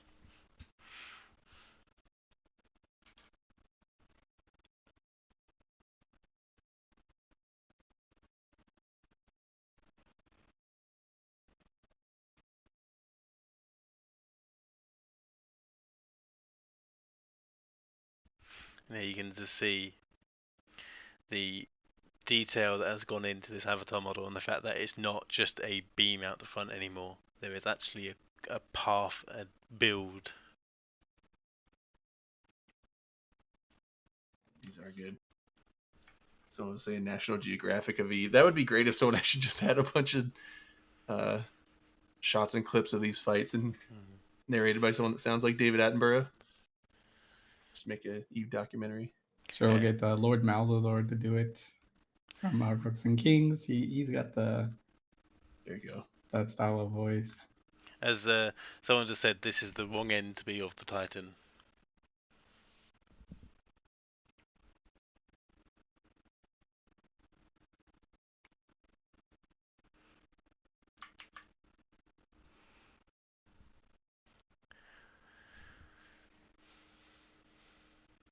So you guys, and Zorian adds up all of these onto his Flickr, so please do go and check him out. I've been there a couple of times, and they are beautiful. He is one, if not the best photographer in Eve, and just does amazing work.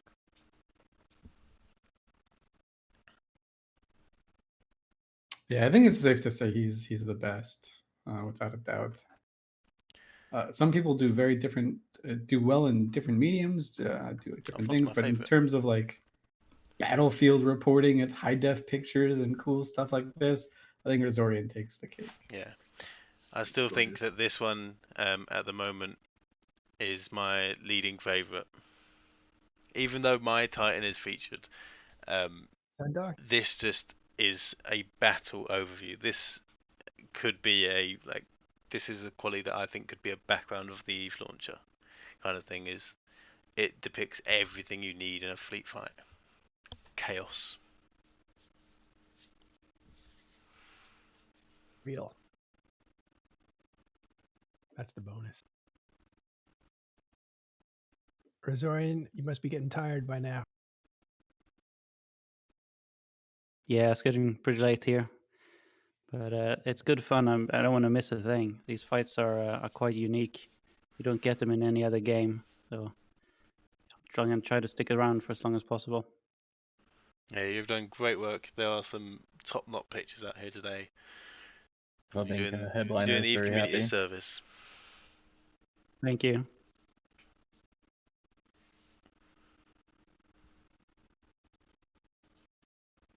So we're down to 35 Ravens on the field. At some point, there were, I think, well over 400. 406. Yeah, so down to 35, 12 Brutuxes, 81 Feroxes. So the battle cruiser and battleship type of pausing DPS that they have is going down. That's why we see these Dreadnoughts coming in to keep this thing paused. When does the Imperium really round a corner on a Keepstar? Is it 20%? I mean, really, at this point, for this specific one, I think they rounded the corner when they started, right? I think they did a really, really good job. Just in terms of their commitment to it, knowing exactly what they needed, and then not being afraid to drop dreads on the situation to give them the final push. I think they're very happy with their showing, and they should be. They tried out different tactics that seemed to work out well. PAPI also tried different tactics, which worked fairly well as well. I just said well like 8 times in 3 seconds. It's okay. But yeah, I mean, just the meta evolving from fight to fight is fascinating to me. It just seems like the last 10% goes so fast. Yeah, so they can speed it up. I mean, the dreads certainly speed it up, right? Because a lot of these ravens, sometimes they only fire one shot that hits before they die. These dreads, they can energize up so they can keep their shot supply instantly in the nags. So when the dreads are on field, it definitely feels like it's going much faster. You don't have to worry about sentry cycling. You don't have to worry about your missiles dying or anything like that.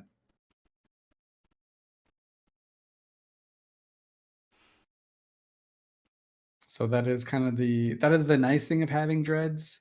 The downside is, especially if you're an Imperium pilot, PAPI have so many Titans on grid right now that your dreads don't live all that long. So it's a pretty sizable commitment to keep them going. It's about 5,000 ships destroyed, Zebra, so you know. About 4,500 of those are on one side, the red side here, the Imperium side. And both sides are definitely iterating on their strategies. And both sides have to adapt to those iterations, right? So this isn't just adapting to what they did last time. This is adapting to what they expected to see this time and things like that. That's kind of what I was talking about earlier. I just love seeing the new and innovative ways like they're finding to fight. Like every fight's different, every fight's evolving, and I think it's pretty awesome. Yeah, that is definitely the thing. I mean, if you sit back and look at it, you're like, oh, a bunch of guys are shooting a bunch of guys, boring. But it is completely different every time. And it truly is fascinating to see what these guys come up with. You're talking about some of the best theory crafting and FCing minds in the game that the game has ever seen. Not only in the game currently, but that the game has ever seen. Trying to outdo and outthink one another. Play and outplay other players. I'm gonna have to dip out real quick. Go start getting prepped for the other thing. Thanks for hanging out, man. 30 minutes to have fun on your show. It's open comms show. It's like the Raytaru on grid just exploded. And so I think Cord had committed 2 or 3 dreads to that. Takes about 35 minutes to kill a Raytaru in ideal situations with no tie-dye, if you can hit damage cap the entire time. And that thing's there been about 4 hours, so that makes sense. Oh yeah, we are just catching the explosion. So here we see the Dreadnoughts, Tirak, Rastel, and Gabrin from Pandemic Horde have been sat here for a fair old while. We originally was there was originally put in to try and coax out whether capitals were able to get in range of we're going to attack them there. However, nothing really happened with that. What's that frigate size ship? Is that starting to blow up? It is indeed. Whoa. I hope you're looking at it, Razorian. Maybe. Wow. So they took it out. Yeah. So the unfortunate thing is, for those that are like me and hate leaving puzzles unsolved, we will never know what its purpose was. Looks to me like it didn't really get used.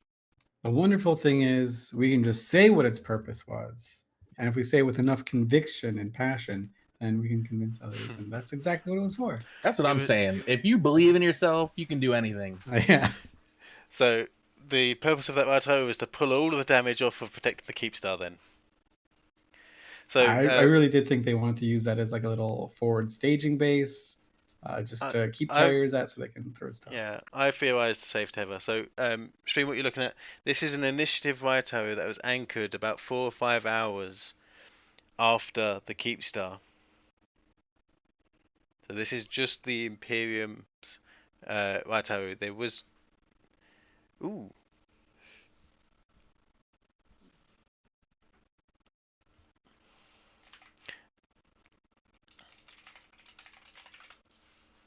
The good news is, since people have heard in my Alliance and Coalition that I have the only avatar on grid, we have happily got more and more Titans jumping in now. Like, we can't leave them alone. They got shamed into it.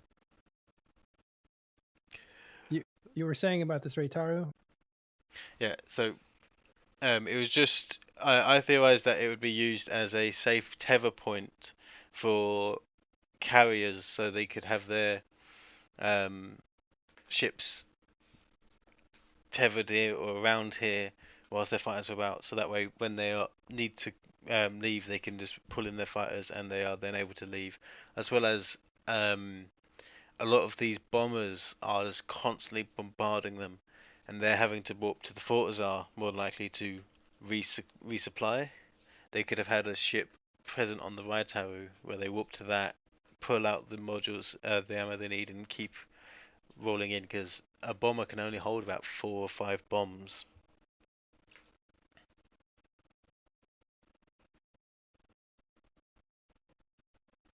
So obviously not an important strategic role for that thing, or rather not a vital strategic role thing, just a quality of life improvement, more or less. But they're like, hey, you know, we could do this. This will make it a little bit more efficient. Let's see if we can get it done. Plus, if they're shooting this thing, then they're not shooting us, which is always a nice thing. However, PAPI have just so many people here that they can devote a few resources to keep that down. Yeah. As we see another Imperium Dread land on grid as one dies. So, you know, one guy dies, one guy shows up, and when you think about, you know, the timing of all this, the next Dread is already in warp, right? He's already initiated warp. Someone said, "Okay, your turn. See you in Valhalla." To a Dread that we won't be seeing for 5 to 10 minutes, if not longer.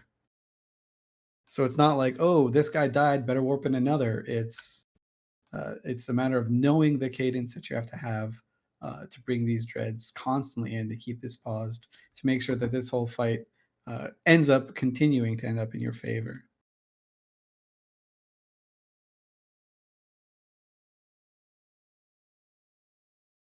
So it's very cool to think of, like, from an organizational standpoint, the amount of, you know, power, like manpower, you need to make sure this goes. It's not just a click warp guys type of thing. But again, like I said, the Imperium are the ones that are being forced to make a mistake. I can't tell if that sound was from my end or was from someone else's. I'm not sure either. I don't believe it was from mine. But just as an update, Test Alliance have brought in their Shield Titan fleet. So we had the question earlier about Leviathans and Ragnaroks. Just off here, you can see now that Test Alliance have brought in their Leviathans and Ragnaroks, and I do wonder if there is perhaps a Komodo in there. I'll have a look and check. Test Alliance leading from the back. They're keeping their Titans in reserve to, you know, preempt the next big Dread wave coming in, right? I tried to be as unbiased as I could all night. I have to get one out. You know what I mean? Doing 5% of the damage to these Imperium forces.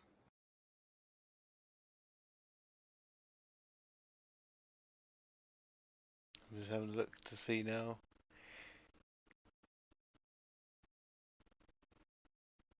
I'm There's still about shocked that a dozen Ragnaroks from Test Alliance.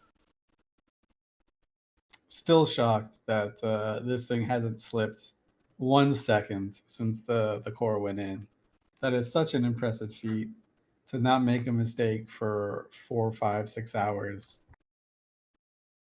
7. Even there you go.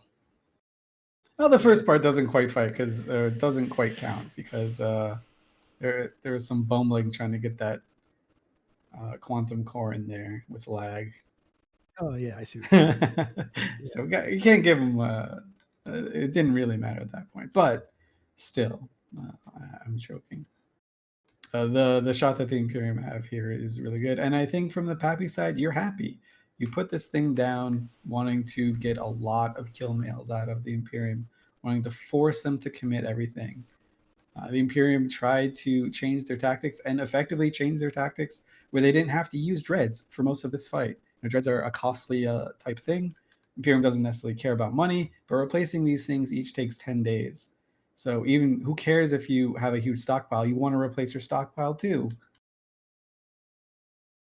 So, you know, the fact that they were able to go 80% without committing a single dread is a huge testament to their ability to keep this thing paused with just subcaps alone. Really, really impressive.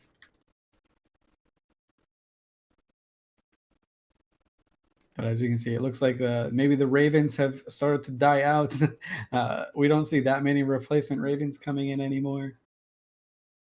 I So just want to see, maybe I just want to see somebody make one of those 300 like memes with, instead of just the arrows coming, it's just ravens coming from the army. yeah, it's just Ravens upon Ravens. So here we're seeing something that Elise said about is Test Light brought a load of Titans on grid, and immediately 3 more Dreadnoughts have come into the fray. 1 Dreadnought died, another one has landed in, and these things warp slow. They would not be able to say, oh, he's just died, warp in. These are, as well as the game taking 2 to 4 minutes for your commands to come through, these are like, okay, you warp in, then they count it out. Okay, now you warp in. And they're relentlessly bringing them in, but not all in one go. They are just staggering them brilliantly. And we also have to give credit to the PAPI side, right? They brought in those Titans, the things that are going to kill these dreads before these dreads even, like, as these dreads were in warp, right? PAPI were like, okay, well, you know, they're probably going to bring more dreads. Let's just bring in more Titans to kill them because their doomsdays from the other ones are still on cooldown. So it's both guys reading the situation really, really well and adapting in advance of what their opponent's going to mean. It's like 4D chess type of thing. And these dreadnoughts are in extremely close range, to the point which I'm beginning to wonder whether my guns would actually hit them effectively because they are so close. These dreads are drifting in.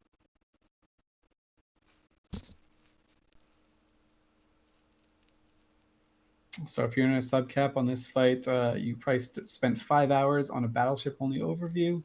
You've now added cruisers and battle cruisers to your overview if you're on the PAPI side, because you know you just don't have enough battleships in range anymore. Chat has lovely pointed out my Doomsday is ready. I didn't want to fire it on Cora though, because I have a feeling there'll be a load of the Test Alliance dreads willing to go for it. So I'm going to wait and I'm going to try and target one of these 3. Well, I'm just waiting for their velocity to slow down so they're out of warp. Yeah, it is important to coordinate these things, right? So in the FC chats of every alliance or every fleet that's here, as there are several, they're trying to coordinate what dreads go where or which doomsdays go where. So there's as little overlap as humanly possible, right? You don't want to waste these huge weapons that can kill a dread really fast, right? You want to force the Imperium to keep bringing these dreads in at the rate that they're bringing them. Because if you slack, then you know what? Maybe the Imperium says, "Oh, we don't have to bring in so much." Your goal is to rack that final bill up as high as you can. So you want to kill these as efficiently as possible. Yes. And there we see Go ahead. Savone has just completely been obliterated by 2 Doomsdays from 2 avatars whilst he was already in structure. So that's what Elise was saying, is these need to be coordinated more, because that's 2 Doomsdays fired on him. That means that they are now 2 Doomsdays less. And as you can see on the overview as well, there are a lot of bombs coming in, right? Those bombs aren't trying to kill battleships. They're not trying to kill drones. They are pausing that Keepstar, applying some damage. That's the role that they're playing. Is that a panic pause right there? No, the Keepstar hasn't come unpaused yet. Yeah, I don't think it's panic, but I think it's, hey, we're out of battleships. Let's launch some bombs here, guys. These things do a lot of damage, right? We're talking about when Ravens, when they die, the missiles that are in flight don't land. These bombers come out of warp, they launch their bombs, they warp off. Those bombs will always do the full damage to that Keepstar. Right? That's permanent damage. That's damage that can't be repped. That's damage that can't be ignored. Anything like that.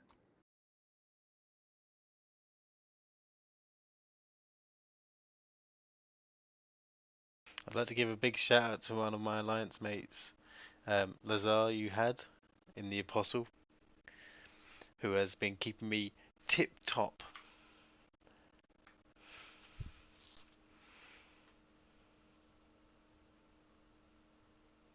How fast can those dreads fire on the Keepstar? They will be suffering the same and similar lock times to myself, so as you can see here, I've been trying to lock them for a little while. The longest one being a minute, which is me on the Naglfar. but they've also had invulnerability. So they will be able to see easily how long in their warp they are, and they can immediately start locking the Keepstar as soon as they can, but they still have to siege and then lock. Yeah, the order of operations is as soon as your speed cuts, like as soon as their speed cuts down, it no longer says warping. You hit siege, you hit your sensor booster, you control click the Keepstar if you can find it, which So hopefully we you can can see do. here that Naglfar is just energized. I have a funny story about that. So that Naglfar is currently impervious to damage. But I didn't doomsday him. So many moons ago, whenever during the Casino War, when we were in Saranen, there was like a Revenant and a Ragnarok that used to doomsday people outside of the Saranen station. We baited one into doing this at one point, and Check for a second. The Keepstar timer, I'm being told, is not paused. Uh-oh. That's why I think those bombs Keepstar is repairing. So Matterall's instinct was right. Those were kind of panic bombs. I think they might have alphaed enough dreadnoughts to create an opening for themselves. So either the timer is going. The timer is unpaused. So if you're in one of the PAPI fleets right now, you're not at the edge of your seat, but while you were mindlessly mashing buttons for the last 4 hours, you are now excited at the prospect of this thing maybe even onlining, right? So now the Imperium, they have to respond. It has been repaused. We do have 3 Dreadnoughts currently on grid. Those 3 Dreadnoughts that seem to have warped in really have just held it, but all 3 of them are currently being doomsdayed by multiple fleets here. And the bombs that are in air, they will land and keep it paused. I fully expect that to happen. So this is what we're talking about. The Imperium guys were thinking ahead. They knew how much DPS they were applying, or how much rather DPS they weren't applying. They brought in some extra dreads at some point. They said, "Hey, bombers, do your thing. We need you in this moment." And they slipped for 40 seconds. So they had 4 real seconds of making a mistake after 7 hours of fighting. Oh, those Titans are going to work on the dreads, trying to keep them off. But that one was energized. I wonder if it's... Yeah, so the energized Naglfar has just died because his energized is end. So as I was saying, the order of operations is you siege, sensor booster, lock the Keepstar, hit your energize button, because these Titans are going to come and try and blap you as soon as you show up. That way you can get like a couple more shots off. That's the whole point of that mod. Why fit it if you don't use it?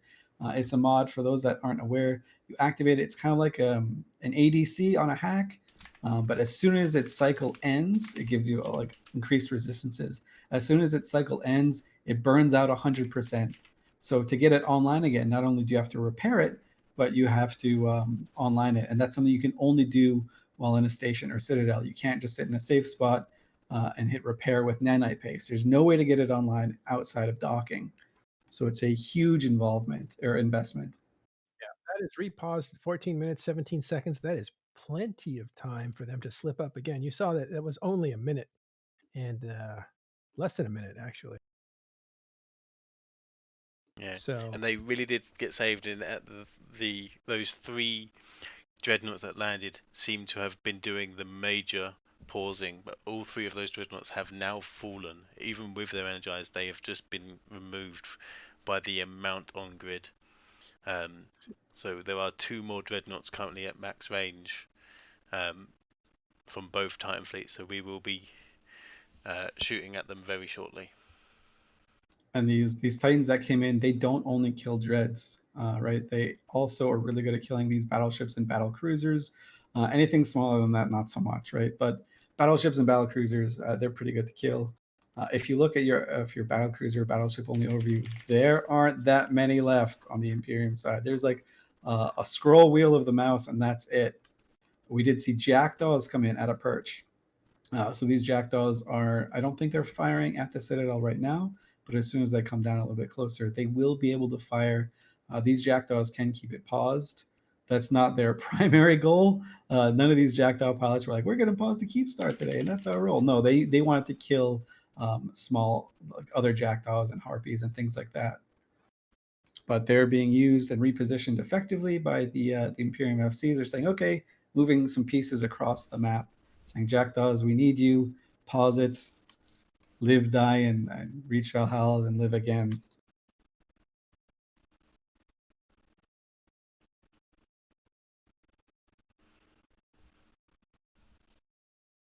A little excitement here at the end. That did Yeah, not no, take, it's that did not slip very far though. We've No, seen it the- slip 2.5, 3 minutes before. That slipped like less than a minute.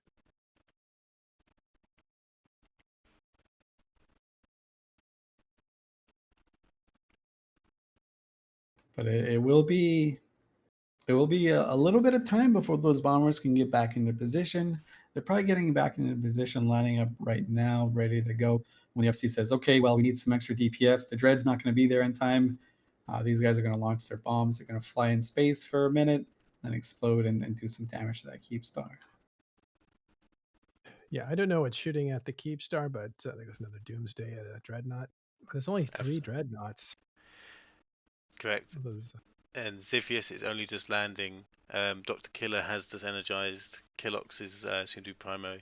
And as you see, even Fire Coalition and Patriots there are slowly bringing in more Titans, as are many other alliances in this coalition. So yeah, they got a little bit energized when they saw that ticker start going down, right? The Dreads have an energized thing too, but that little ticker also creates some energy. So you can see there, Killox and the Nagfar has just fallen. So there is currently only Dr. Killer who is able to have a target locked on this Keepstar. After him, the only other Nagfar is Xiphius. you'll see 5 to 10 Dreads warp in the next 10 minutes that were already ordered in. It's just taking a while for them to get here. So there are some more Brutixes coming in. You see these jackdaws again; they're perching again. So these jackdaws are getting ready in position to pause it if they have to. It will be a little bit costly. I don't think they're going to lose all that much, to be honest, if the jackdaws come in, because I don't think the PAPI sides have that much left in terms of smaller subcaps that can track them. They still have so much time on the clock. It is deceptive. It is a deceptively short amount of time because that thing counts down in real time. It doesn't go down in tie-dye time.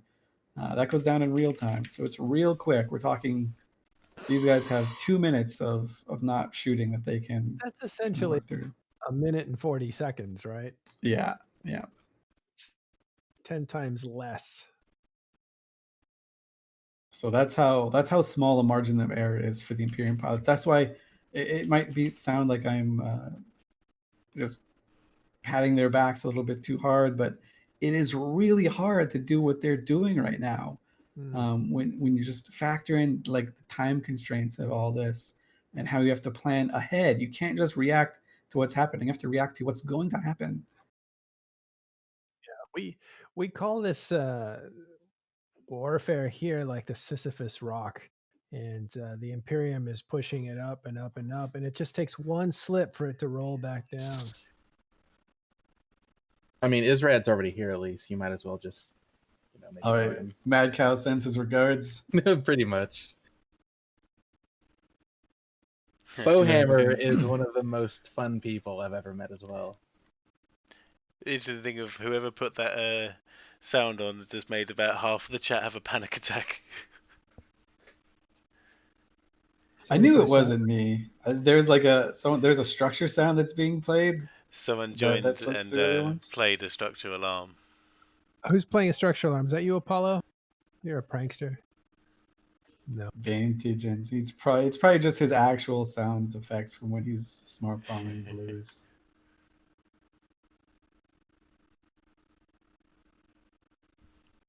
Yes, the chat is wondering. The current stream camera is from the view of my avatar. Yeah, that wasn't me. I've been muted this whole time.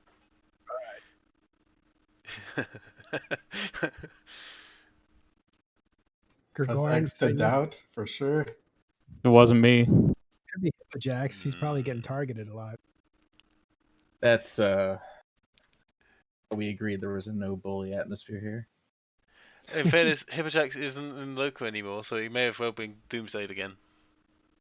Oh, I'm in local. You weren't in the local with the camera. You're in the other local now. You guys, it's paused again. Sorry, what? Yeah. The Keepstar just repaused again. Yeah, I was It literally slipped for about to the- swap in. It's Yeah. going. It's going. It's unpaused. It is 13:30. unpaused. There are no Let's go. bombs in the air. Jackdaws are in a warp now, but it's going to be a while before they can actually get a lock.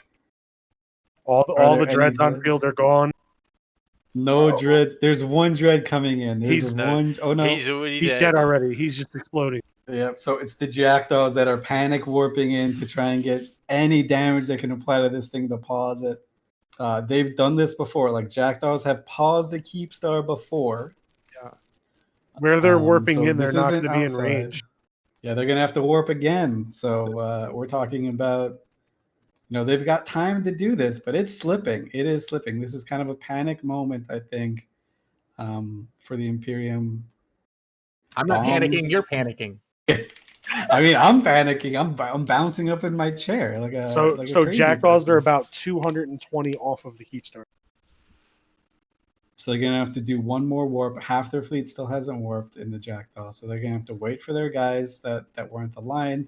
They're gonna align to this thing. It's gonna feel like forever and a day that these guys are trying to align, even though they're some of the most nimble ships in the game. I have no doubt everyone's trying to go into like doing that little trick where you go from defensive mode to propulsion mode once you enter warp, just to make it go that much quicker. So these Jackdaws are going to have to be the heroes that saved this whole day. 7 hours of work on the Imperium side are resting on the shoulders of these Jackdaw pilots to see if they can pause it in time for the Imperium to drop more dreads. There is a hostile Imperium Dreadnought coming in, and I have already received word that there is 20 Titan Doomsdays waiting for him. Yeah, you and me, I'm sorry you're going to eat a bunch of Doomsdays, buddy. Yeah, Yun Min Sakai. He has a lot of Doomsdays aimed, ready for him. This is super dramatic. What's the clock at? 11 minutes and 30 seconds and counting. Oh my god. So all of this is happening in the time it takes to warp Jackdaws twice, right? If you've ever been in a Jackdaw, these things are actually quite agile. They're some of the more agile ships in the game. That's down 3 minutes. Gentlemen. What's really concerning is they don't seem to have an answer yet. We don't see bombs in the air. We don't see dreads on grid. Jackdaws have to move into position. I guess bombers could decloak, use torpedoes, but there doesn't seem to be an answer yet, and that clock is ticking. There's only 9 bombs currently in the air as well. There's not even a significant amount of bombs on in flight, and they still take I believe it's 10-15 seconds to travel their 30 kilometers. So the good news for Imperium is they started with 15 minutes. This would be disaster if they started with 7. Yeah. So the fact that they were able to get 20% with no slippage is a huge testament to this. Like Matterall was saying, imagine if they just slipped a little bit earlier in the Here fight. come the they'd be done Jackdaws. for. All right, the Jackdaws are perching down in range. So this is going to be an all hands on deck situation for both the Jackdaws and every single PAPI pilot is going to be spam locking these Jackdaws. This is not the target that they thought they would be shooting at the start of this day. They thought it was going to be Ravens for days. I'm sure some of them are right clicking, add tactical destroyer to overview as fast as they can, because they need to kill these things. If they can kill these things, it's a massive, massive victory. You and Me is also trying to do a hero's work here to keep this thing paused by more time. I have no doubt that there's... Keltola is also on the way in the Revelation as well, so they have another Revelation going to be landing shortly. Gentlemen, it's been a wonderful evening. I will leave you at this moment. Okay, He is definitely getting in a dread right now. He's going to sign on grid. We'll see him in about 5 minutes. We'll be singing his praises. Good luck. Thank you again. Good luck out there. Take All right. care. See you in the battlefield. Suit up, suit up. They're telling him. Yeah, get in the dread. You're needed. Yeah, so everyone just spam locking jackdaws at this moment. Jackdaws are just trying to keep this Keepstar pod. They need to apply that damage. Their missiles have to fly. They have very fast missiles, so that's not going to be a huge issue. But this clock is counting down. We're at just under 9 minutes.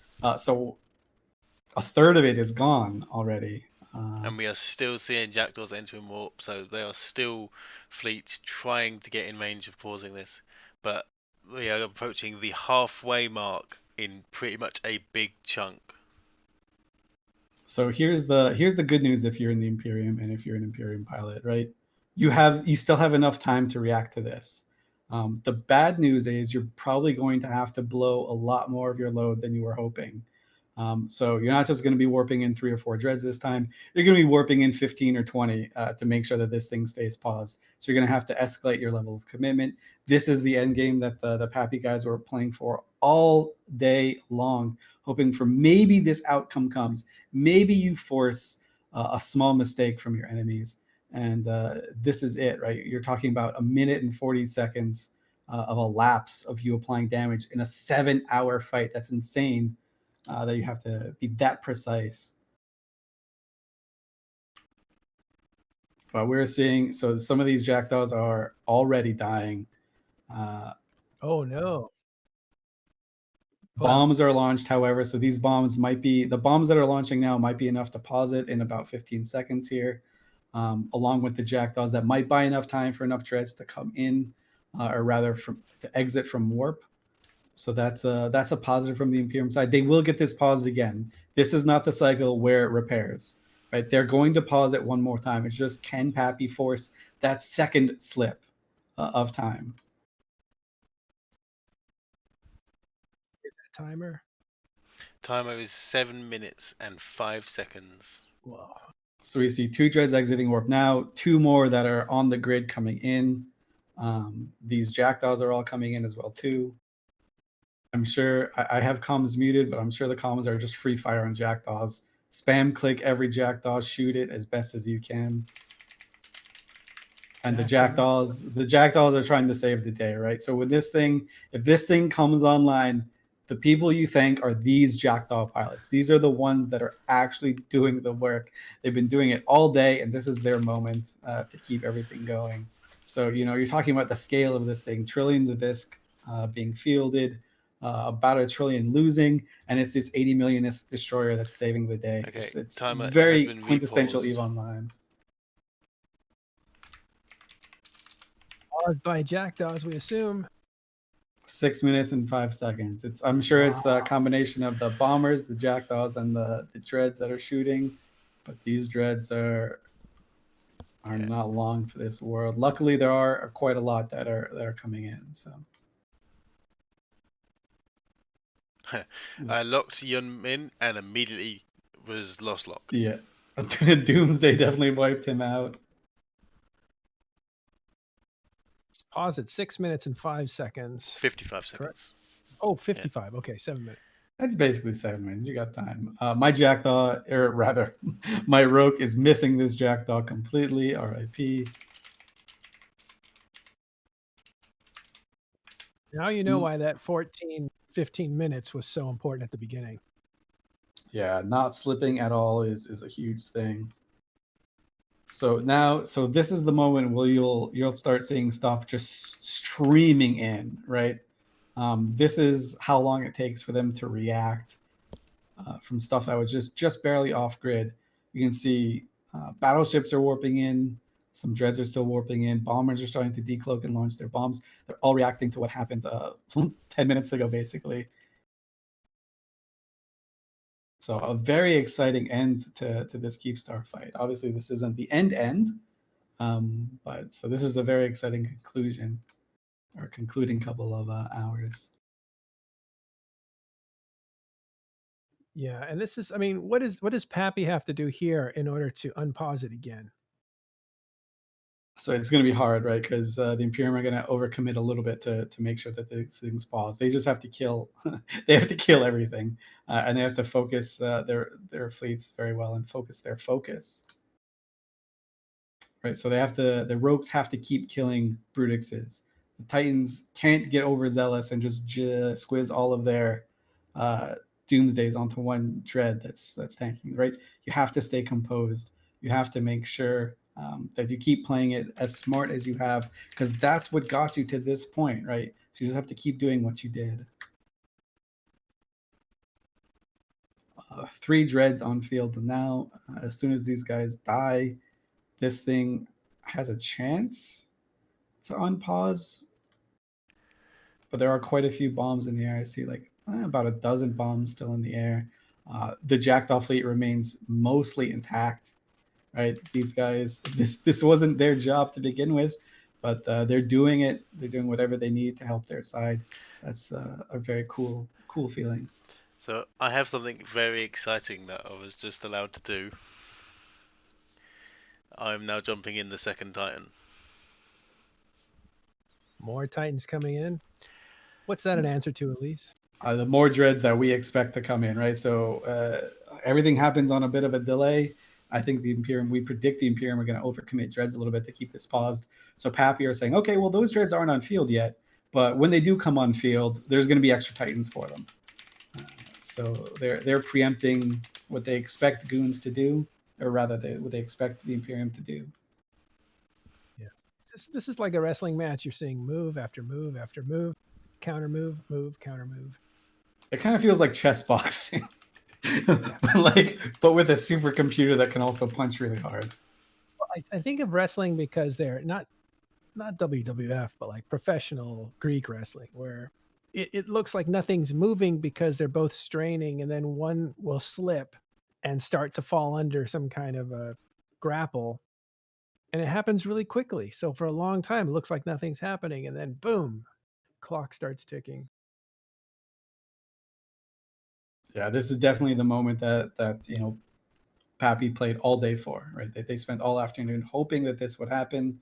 Obviously, they're going to take the just slaughtering of all the Ravens. Like that's what they want, right? But this is just icing on the cake, because they can potentially get this thing online, and if not, they get a little bit bigger of a price tag for it.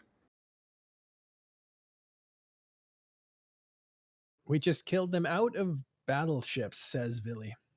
I don't know if he's answering a question from earlier. So yeah, so the Imperium strategy was, we'll just keep this pause with battleships. Effective strategy.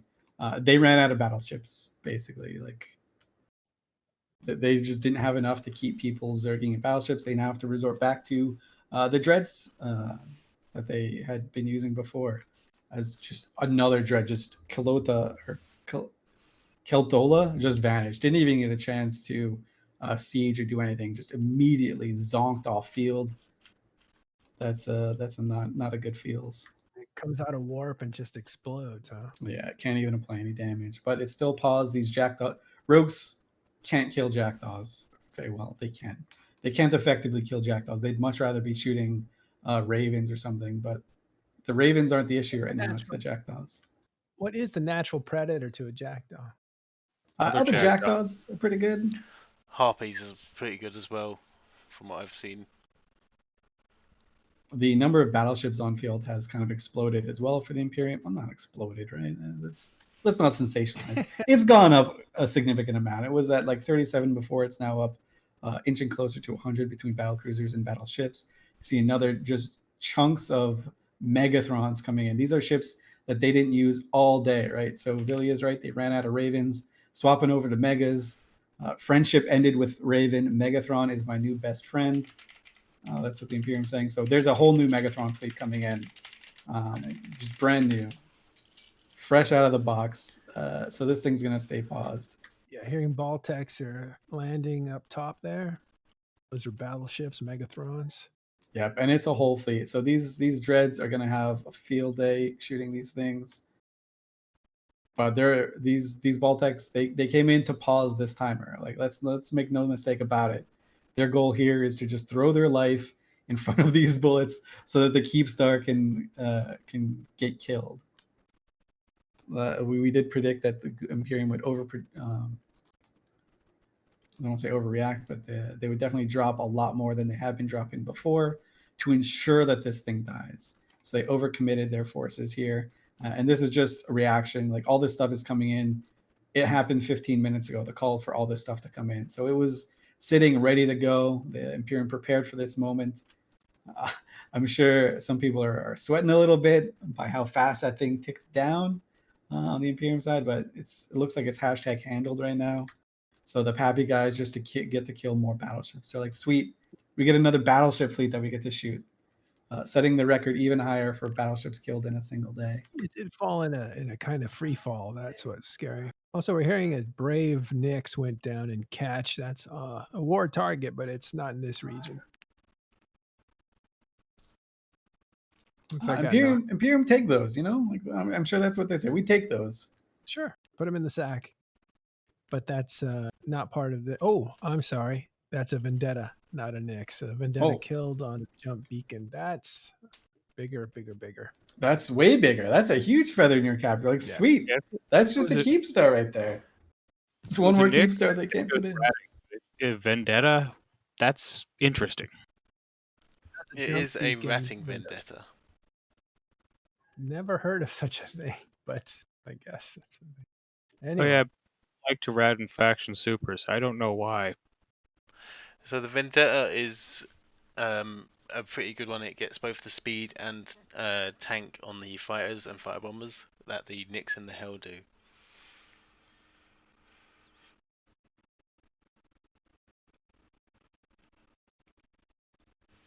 Yeah, it looks like that was a mix of Dread Bombs, Simple Farmers, and Tactical Supremacy who got it. For tonight, they are honorary Imperium. Like that Vendetta died because of what Imperium are doing now, so they take those.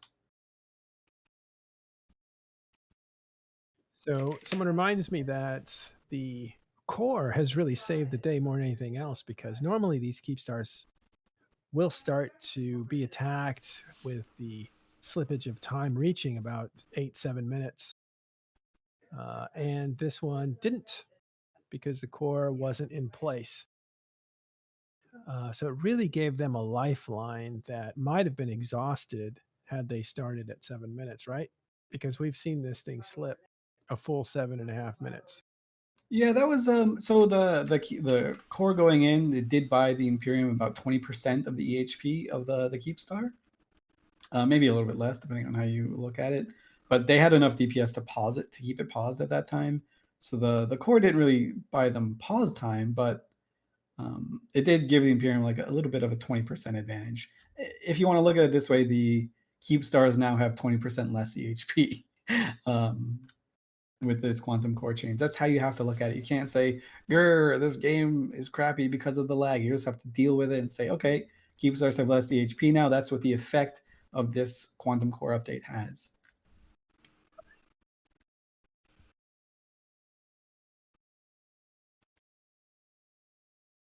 No, if you think about it, now you think it's spin, but this is analysis. And if you don't agree with it, it doesn't mean that it's spin. If the last time we saw this same situation, the counter started at 7 minutes because you had about 8 minutes slip before the damage got up to speed on the Keepstar. That's a real thing. I think that happens on all Keepstars. I'm not 100% sure. But if you were to start with that in mind, a slippage as long as the one that we just saw, which was like 7.5 minutes, could have potentially made this thing reach all the way down to 0 and anchored up. It could also have stopped at 30 seconds to go or 1 minute to go. So it may not have, but it's an interesting development because this is the first time we're seeing a core in action. And as Elise says, now you've got to build that into your projections.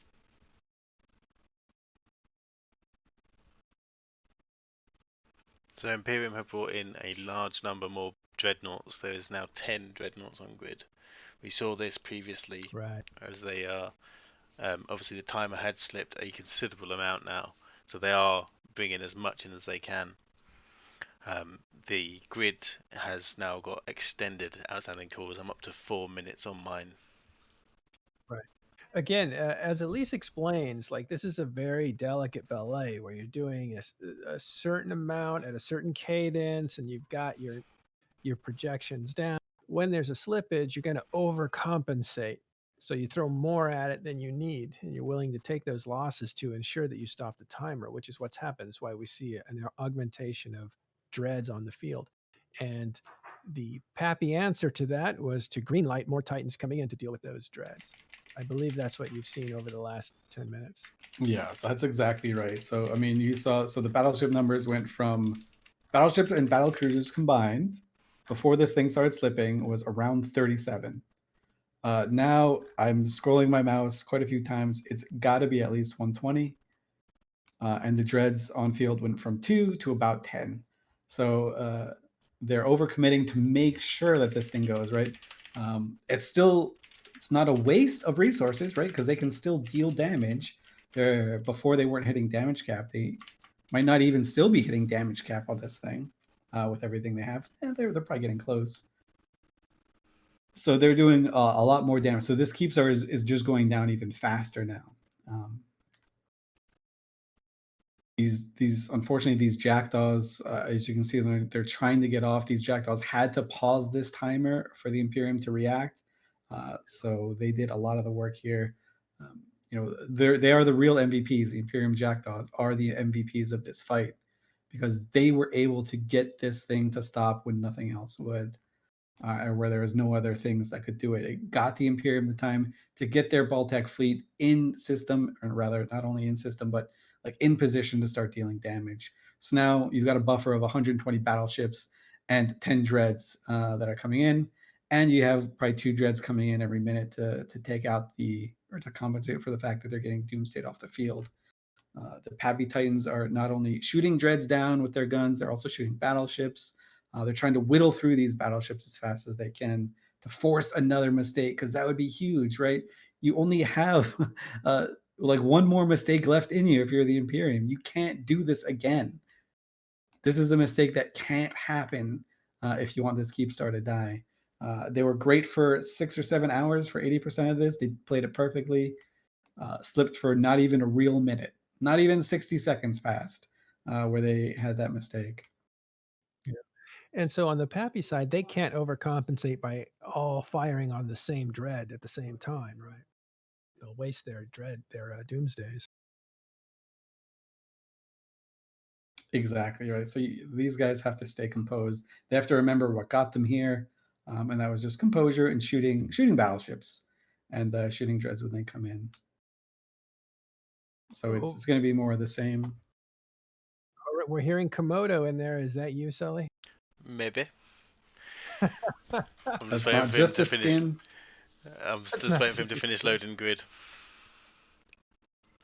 That's what we're looking at, right? That is him. He's appeared before he's loaded grid.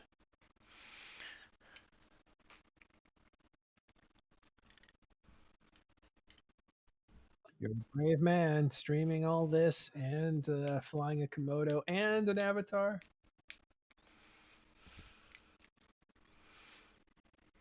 So I'm stuck in the lovely joys of the tunnels.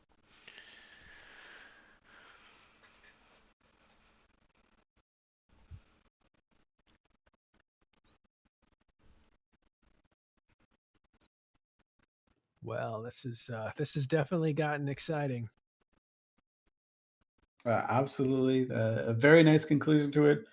I don't think it's going to slip any further, really. I think at this point, the Imperium know exactly what the situation is. There are no questions about it, right? They knew this before I knew what was happening. They knew what the situation was before it started to slip. Yeah. So I don't think they're going to let it happen again. So they're gonna keep a very strong force on the field. They're going to lose this Baltec fleet, right? And they're going to lose all the dreads that come in. That's their game plan. That's what their goal is. It's not like, oh, they're losing by fighting. No, they're throwing their bodies at this, and they know that their bodies are going to get hit in return. Yeah.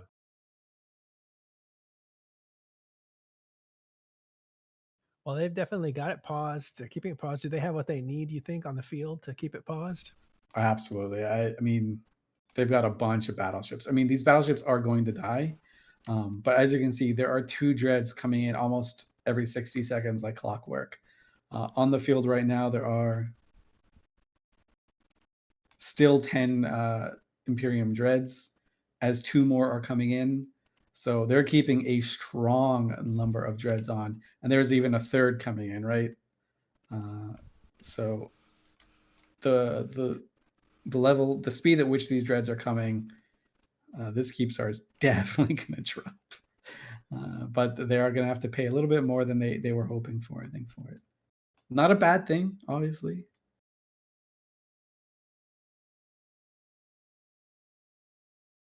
It's just the reality of the situation. So I think when you talk with FCs, they kind of build this into the cost too. This is like some of the padding they might have thought about before the fight started.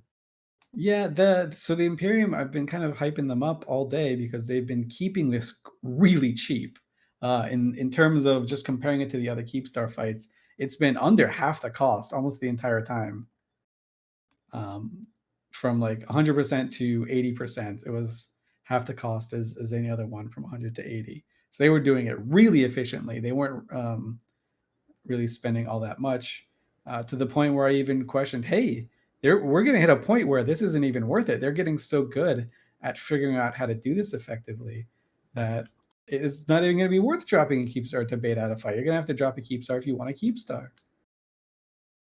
But now, at the very end here, they just ran out of Ravens. their cap was 1,500, I guess, something like that. So they had to swap to other things. That's right. And they had to rely on their dreads a little bit more. The dreads, 10 times the cost of a Raven, not a big deal. The deal is replacing them. That's the kind of annoyance with using dreads, because if you use them here, then you can't use them somewhere else. People will say, oh, but there's a huge cache of dreads. Yes, there is a huge cache of dreads. All these guys have big dread stockpiles that they get to chew through. But you want to keep those stockpiles up too, right? Because you don't know what's going to happen tomorrow. You don't know if maybe they drop on Sully's Komodo and they need 300 dreads. If they already chewed through a lot of their things, they're going to need to replace those. So. Well, the good news I can say is my Komodo's tethered. My character has turned its modules on, but hasn't loaded grid. Well, you are tethered. We can see that.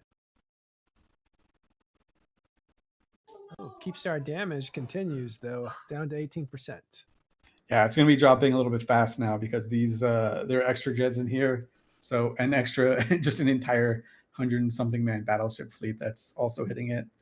So, and bombs are launching now. So the Jackdaws are kind of moving to safety, getting back to what they were doing before. So they get to kind of play the dogfighter in this role. But shout out to those Imperium Jackdaws. They are I don't know the FC who's involved in that, who's leading that fleet, but he's the one that gets to be the champion of the day. I don't care what you say. It's not these dreads. It's not these Ravens. It's not these battleships. It's not these megas. It's nothing. It's just those Jackdaws save the day. We'll try to find out who the FC was, or multiple FCs. Yeah, I think there are a few Jackdaw fleets probably. Yeah. So we just get to say all Jackdaws. So if you're a Jackdaw, you did a lot of work. And the same goes on the PAPI side, right? The smaller ships are really the ones that decided today.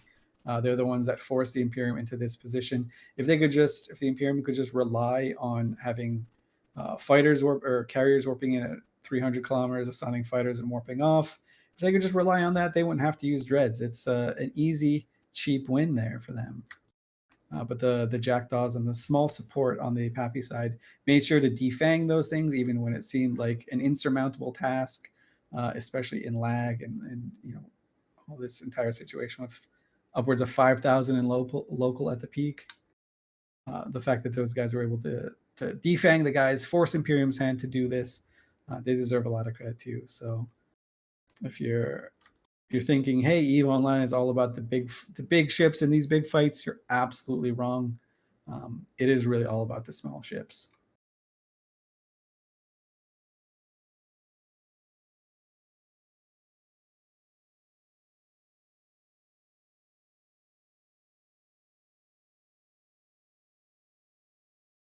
DV Citizen says about the new supercarrier clone bays and things. They are currently not on. They're not out and live yet. We are still waiting for them. It was announced in their dev blog, but they're not yet in game yet. Oh, you're talking about the Phoenix. Yeah, the Phoenix dev blog that was announced. Super carriers don't have those yet. That won't be until later this next month, probably. How apropos was it that in the trailer there were ravens dying? Yeah, totally. Yeah, and the FC looked like Asher. And... It's definitely Asher's cousin Basher. Basher Elias is out there. Yeah, that trailer, man. If I was Asher, I'd be like, "Thanks, CCP. You guys are all right." That trailer was made for him. I can't imagine if the bosun thing worked and that trailer came out on the same day. Just the level of smog, right? I think it would just be too big to handle.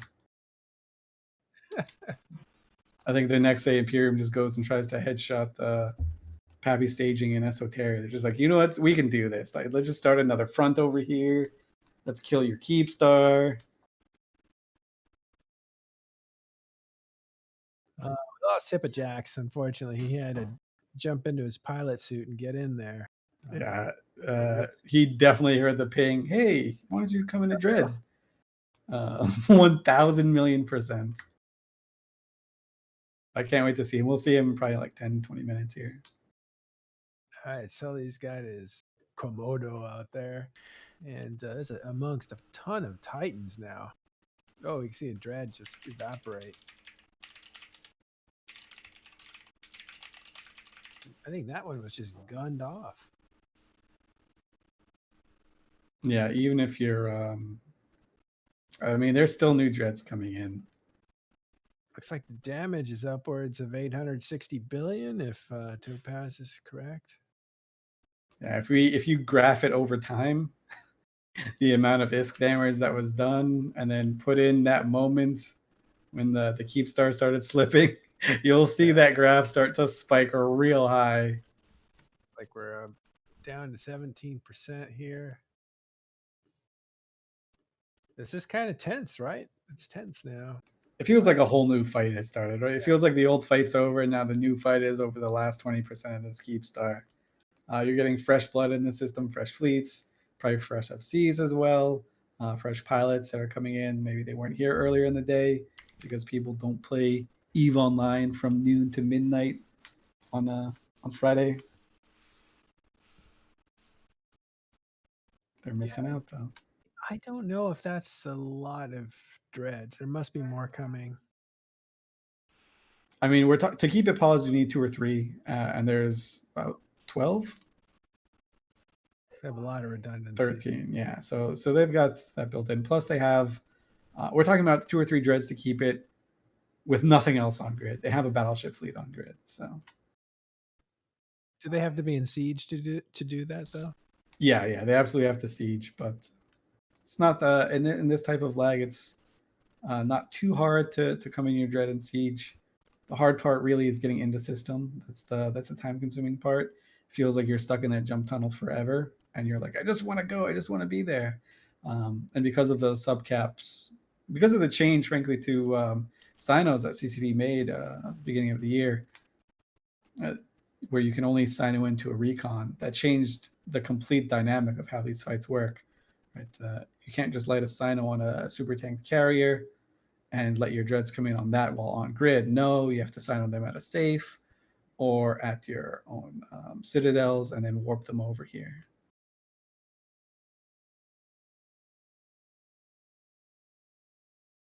Cascade says in chat, if a Phoenix dies fast enough, it'll do no damage to the Keepstar. That is absolutely right. That's why I think you see very few Phoenixes here. There are 2. Presumably, they can't fly anything else. But if your ship dies, your missile in flight does no damage. Yeah, we talked about that earlier on why that was. And Elise just said, same with drones. Anything that you project with 100% accuracy can be nullified with your death. Whereas if you're shooting a laser or a gun, you're applying damage right away. yeah, I mean, as soon as you hit that F1 button, you've done your damage, right? So who cares if you live for the second cycle? That's why missiles do more damage. They actually do areas of effect damage.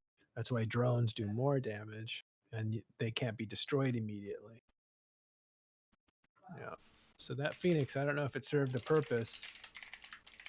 I mean, it soaked up some damage, right? It's true. actually probably going to stay on field a little bit longer. So the irony here is we just called the Phoenix worthless, but it's so okay. It's not so worthless, but it's so less important than all the other dreads that it's actually going to get to stay on field longer because no one's going to try and shoot. They're like, oh, the Phoenix, it sucks. Let's shoot these nags and these revs instead. So the Phoenix can actually apply the damage because no one wants to waste their Doomsday or their Dread guns when they could be shooting a Naglfar or Moros instead. So in a way, these Phoenix have the last laugh. See an Erebus Doomsday going off there. As the Komodo client did completely and utterly crash. Hence why he's no longer in fleet. Don't say that out loud. It's safely It's tethered, so tethered, nothing it's can happen to it. Until this Keepstar dies, then it's Keepstar's gone. By the time the Keepstar, I figure's got 12% left. That's going to take longer than the 30 seconds it does for disappear. Yeah.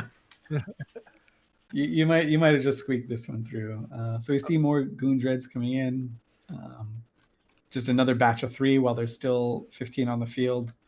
So they're not messing around, right? This isn't we'll just send 1 or 2 every couple of minutes here. We're sending 3 every 30 seconds. So these Dreads, these Imperium guys, they mean business. Apollo, you're in here still, or did you take off?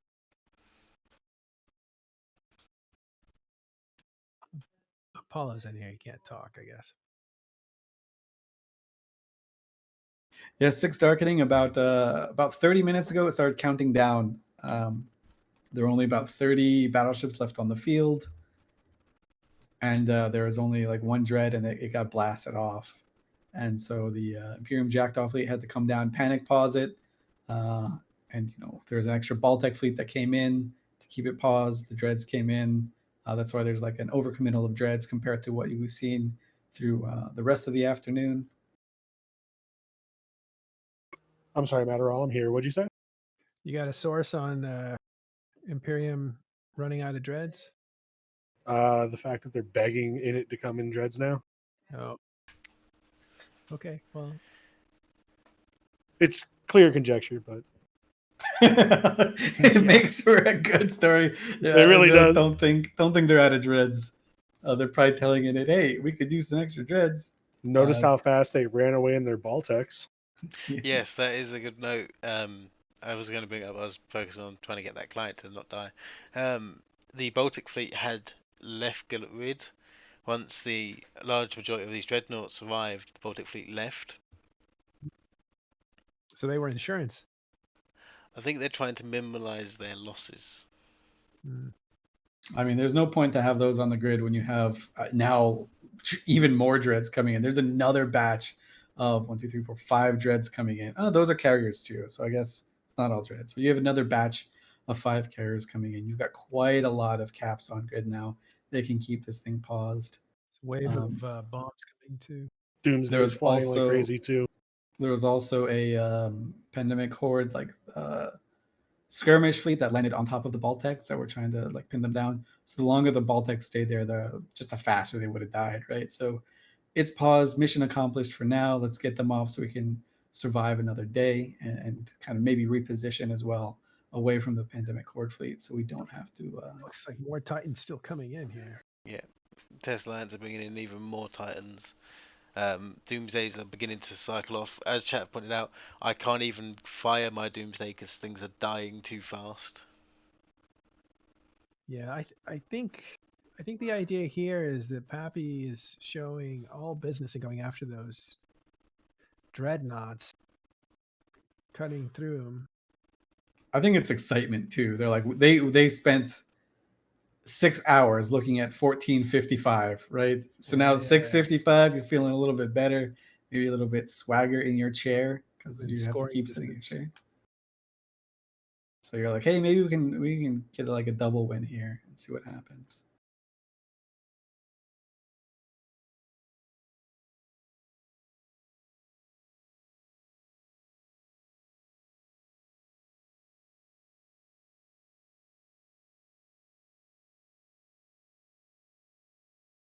There's a Typhoon here now from the initiative.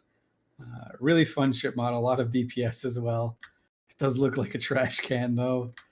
That's kind of always been the joke about Typhoons. They look like trash cans. They did get a remodel, so they're less trash can-esque, but they still have like.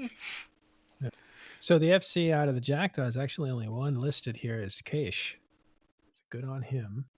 Also, a message from Matani getting out there: no smugging until after that fucking. Wait, no smugging after that fucking unpause shit until we've won. Because woo, yikes! I love it when he's funny like that. Woo, yikes! That was terrifying. Yeah. So yeah, that was kind of a scary moment for Imperium, no joke.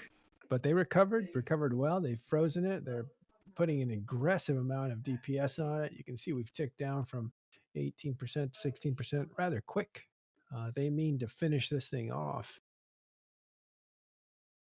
Yeah, they're not letting it go, right? They've spent so much time on this. They're gonna do whatever it is they have to keep this thing paused and to kill it. And we see there's a bunch of dreads still on grid here. There's more. I just did a long D scan. There's more coming in. 1, 2, 3, 4, 5, 6, 7, 8, 9, 10. There's 10 on long range scan coming in. So I mean, those are going to be spread out in probably groups of 4 or 5.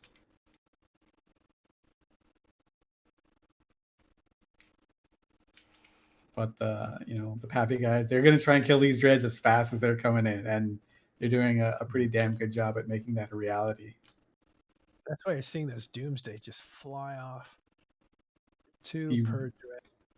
The one bad side of this part, the one that would probably spook me a little bit if I was an Imperium line member, not someone in their FC chat, right? Because the FCs, they know what's going to happen. They're pretty convinced that this is going to be fine, I'm sure. They've committed, they know what the situation is. They've committed the resources. Now they just have to let their numbers play out. But if I were just a line member and I see this number of capsules in space, I'm panicking a little bit, right? Because capsules are ships that a lot of these guys are stuck in bubbles, so they can't get out. PAPI guys aren't shooting capsules, so these guys can't reship. Any person that's in a capsule is a person that's not in another ship trying to keep this thing paused. So you don't want to have pods in space here. Well, what they've been really great at doing before the Imperium is every time you die in a ship, you warp off to a designated safe that's got a smart bombing ship that'll just send you right home. Nice. So you can get in a new ship. It's like the ASAP. Carousel in Logan's Run, right? The carousel. It's like you float up to the top and explode. You did see Logan's Run, didn't you? Yeah.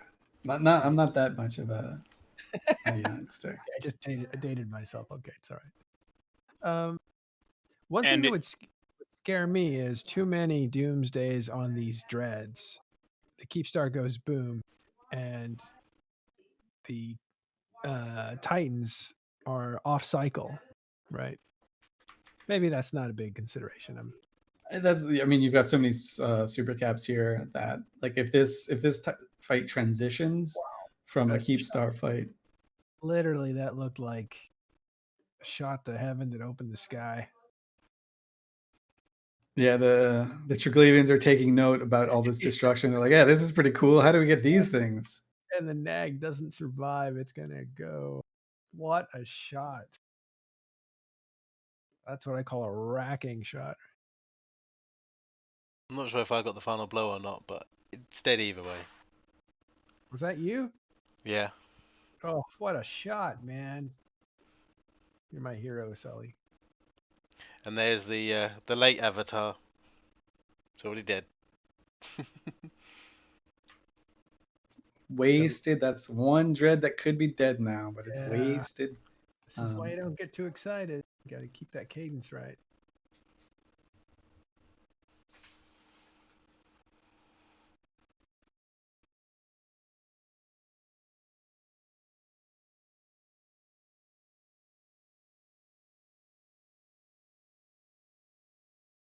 first Doomsday I've been able to fire in about 10 minutes real time because it's just been trying to get a lock, fire it, and it just dies too quick.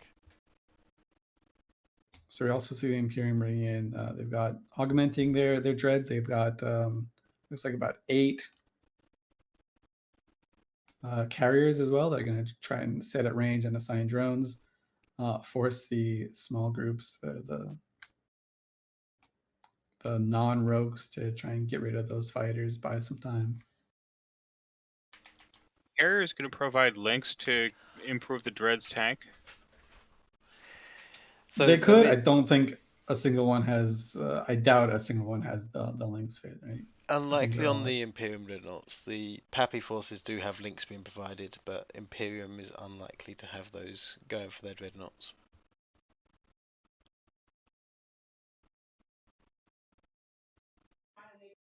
I think, how do you do target calling in a situation like this?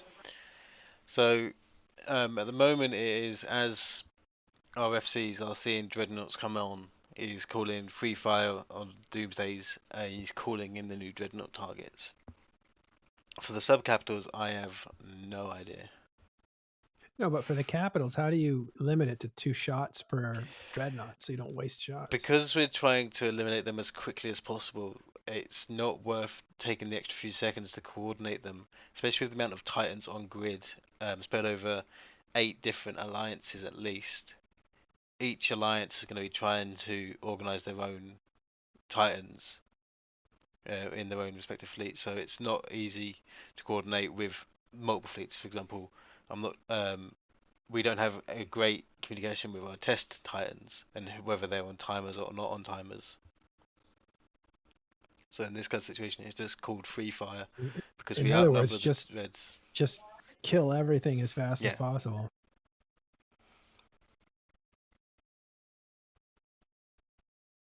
Yeah, generally in some of the other fleets, so you've got someone saying, maybe there's a guy coordinating with all the other FCs, and he says, "Hey guys, here's what we're gonna do. We're gonna take all of the nags.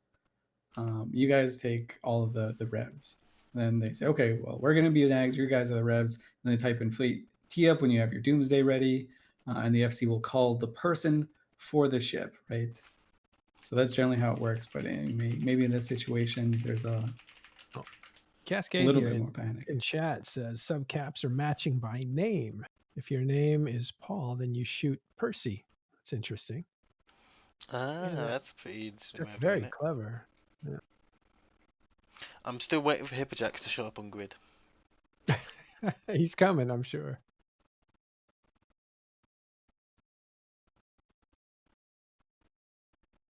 Yeah, it's a tale of 2 fights. This has definitely gotten exciting. Awfully low on dreads. I think they're low on dreads, but I'm not as experienced as Elise. I mean, there's still. I'm looking at the rate that dreads are coming in, and the dreads are on long range scan. I think they're still good. Okay. And especially after the Mittani sends that ping, there's no way that they're gonna undercommit on this one. They're all business right now. Yeah. They're lower than they were this morning, but that might not be very low. Yeah. Looks like we're hitting 1 trillion. One of our super pilots has put, "I accidentally screwed up with my flight control and just launched a bomb at something." He has no idea what. Somebody will find it in their bag. Yeah, I'm sure it will find a home shortly.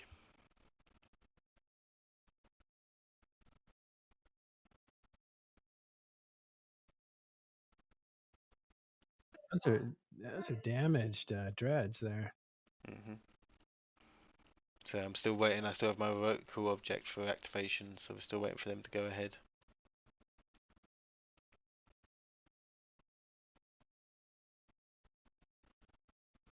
I'll read what Mittens said earlier. Mittens is okay. I think it's okay to call him that. That's his nickname. It's friendly. Wouldn't call him that if it wasn't friendly. Says no smugging after that fucking unpause shit until we've won because woo, yikes. That's the funny part. That was terrifying. We are seeing some Fraternity Titans load on grid now. Oh, fraternity. It's like this is a huge showing of power from PAPI. How many different groups are here with Titan capability? Yeah, quite a bit, right? So a lot of these guys have Titan groups or Titans that are even in fraternity's case, their Titan fleet's growing larger by the second. Yeah.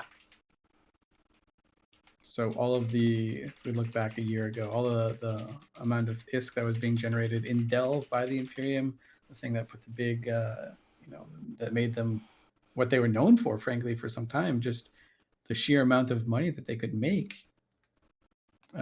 Fraternity are currently matching that right now. And in some cases, kind of exceeding that if you want to look at the space that they're in, because they cover more than one region, technically.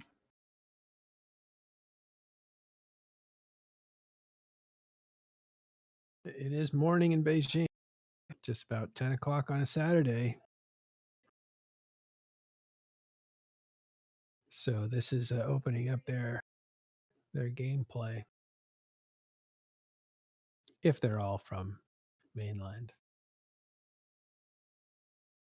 So, as far as I'm aware, this will be the last Dreadnought that is alive. I believe Darlin has already been killed.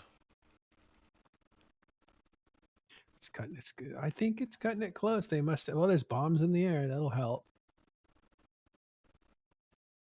What do we see on the subcap level? God, they're down to 3, and there's a lot of firepower on this grid. I'm thinking there might be some salvage. There's still quite a few Ravens and Feroxes and Battlecruisers still on the field, right? There's still about 100 battleships and Battlecruisers combined that are plowing into this. They're probably losing about 10 every second of actual time, which is absolutely mind-boggling to think of. You're losing 10 ships every second to the combined fleets of these things. But there's another Dread coming in, right? So for everyone that dies, there's another 1 or maybe 2 that are coming in.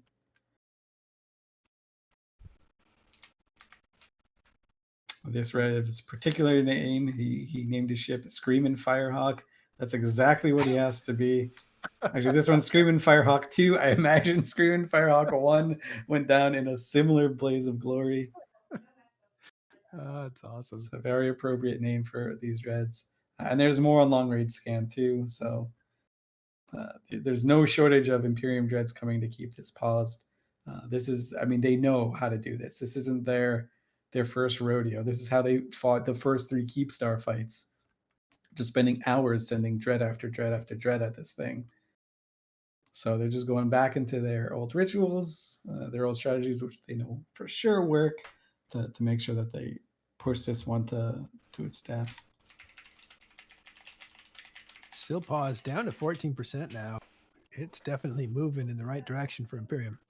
Yeah, that one big group of Dreads did a lot of damage. It just took chunks out of this Keepstar. Really sped the process up. Shows what happens if these things are. If the PAPI guys don't kill as fast as they kill, it shows how fast this thing can drop. Huge Titan load in from Fraternity. They have just bought everything. Now they are waking up. They are bringing the most amount of Titans I see possible. Jeez, look at that. So I think a really fun power move here is if you're Fraternity. I messaged Norris this the other day during the last Keepstar fight. I said, Norris, just drop another one right now. It's been a 15-hour fight. Just drop another one. Show these kids how it's done. And he really wanted to, but people asked him not to. So he's being a good ally. But Norris has had a real heroic moment in these series of fights, right? I believe it was the first fight, the first Keepstar fight. He ended up rescuing one of his guys by moving his Titan, jumping his Titan into this ailing Titan that was alone and being destroyed by Dreads. And he managed to put a Phenom effect on, and that bolstered the armor of the wounded Titan, and it survived long enough to get some reps on it. And that was a big moment. It's very interesting. Nobody really saw it happen. But I love that idea of the commander coming in and saving one of his guys. That reminds me a lot of X-Death, another like so he used to be the leader of I mean I guess he still is, but he used to be very active as an FC and Alliance leader for the Alliance XIX, Legion of X-Death, named after him. Humble guy. But there were fights where he contracted PL to fight Atlas to take the drone lands, which is how the Russians took that took that area of space. He contracted PL, and there are some times we were like, yo, X-Death, because he lived in Brooklyn, in New York, so he was one of the Russians that we knew we could count on in U.S. time zone. We're like, hey man, we're kind of stuck here. We're not doing too good. We could really use you to bail us out here. What do you guys got? He's like, well, everyone's asleep. It's like 4 a.m. in Russia, but I'm gonna just log in 5 Titans real quick and help you guys out. And we're like, ah, funny, man. And then just 5 Titans show up. And you're like, wow, he actually wasn't kidding. He just logs 5 Titans on to save the day here. What a guy. So that Noros save, he got the guy in 6% armor. He was going down. He would have gone down without being saved. So good on Noros. So we see even more Feroxes landing on grid here. There's a bunch of Feroxes, quite a few Ravens. The Ravens are actually... Oh, it did unpause. It slipped. Here we go. Gaspy boys. We're gasping out here. Gasping the air out of the room. Is it still unpaused? No, it is repaused. It slipped for 10 seconds. That shows you how close they are. That shows you it's on the verge. There's like 6 more dreads and caps coming in. It is right on the cusp. 6 minutes 38 seconds now. 17, 15. It's unpaused. These dreads aren't locking. We're gonna drop under 6 minutes here. It is unpaused. Dropping. Oh, watching a timer has never been more exciting in my life. 5 minutes, 58 seconds. These dreads that are coming on the field now, there's about 3 of them that are just dropping out. They need to siege and hit this ASAP. Oh my god. So fraternity 6 minutes 1 second. All right. Okay, I saw that drop below 5 minutes or 6 minutes on my screen. 5 minutes 54 seconds. Yeah, okay. That's what I saw. It definitely dropped and went back up and dropped again. These dreads, they need to keep on coming.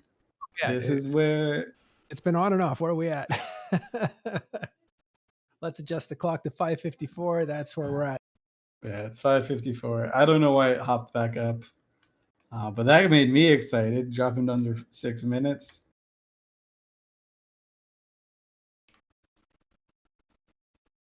And so that coincides with there are some Feroxes that are warping off grid here. They're perching. Oh, it's unpaused again, lads. It's unpaused.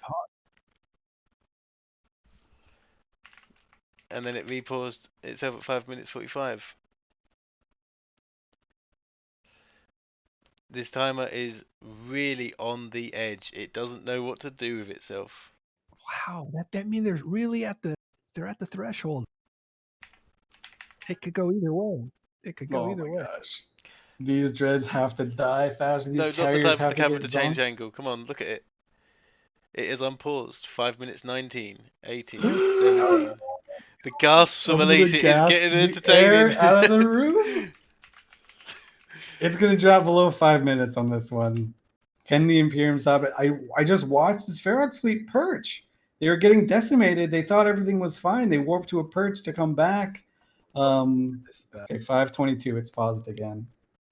22 paused. Okay. I think it's gonna do one of those things where it drops again because I swear I saw it drop below 5:22.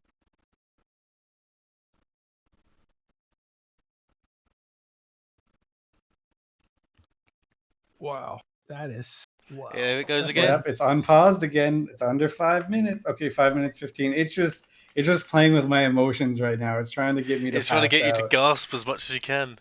Yeah. So these carriers are now on grid. They're assigning their drones to try and keep this thing paused. You can see them. They warp on grid, launch the drones, warp off grid. The PAPI guys now just have to go frantically killing battleships, killing feroxes, killing drones, killing anything they can and everything that's in range. This is a bloodbath. Imperium needs to put damage on that Keepstar and pause it back up. There's another 2 dreads coming in from the Imperium side that are warping in. Bombs are flying. Bombers are going to decloak any second now. But Fraternity just came in, as Sully said, with a bunch of more Titans. Those things can nuke these guys from orbit, and they're in one fleet. They can coordinate their doomsdays a lot better instead of having to coordinate with other people. They can just do it themselves.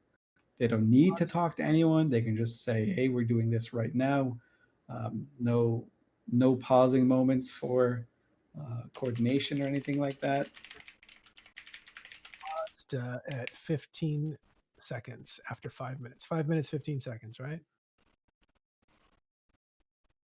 Is that the latest?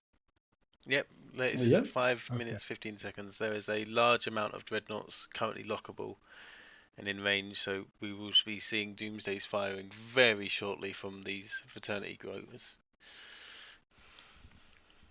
Seriously, Imperium clawing at this Keepstar. PAPI smashing its hands on the cliff. Oof.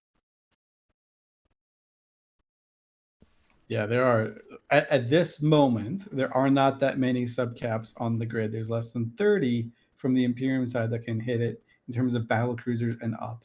The smaller fleets are still around, yeah, absolutely, but they've kind of got their hands full. So these Feroxes are going to have to warp back in.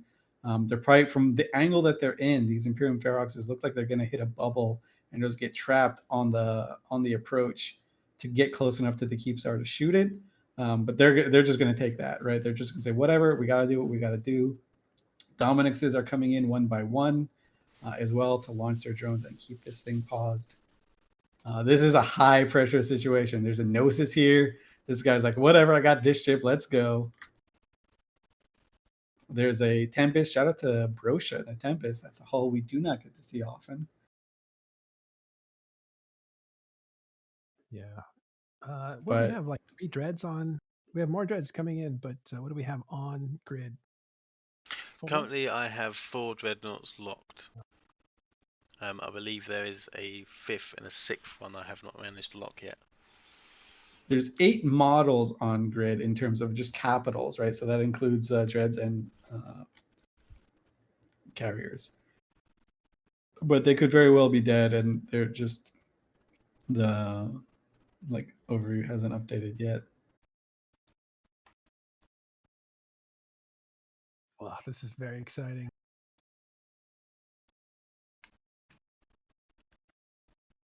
People are asking for Dread POV if you have a time. I know you're in this fight.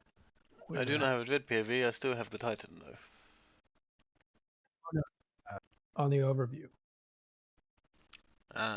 That's the so easiest way to show it.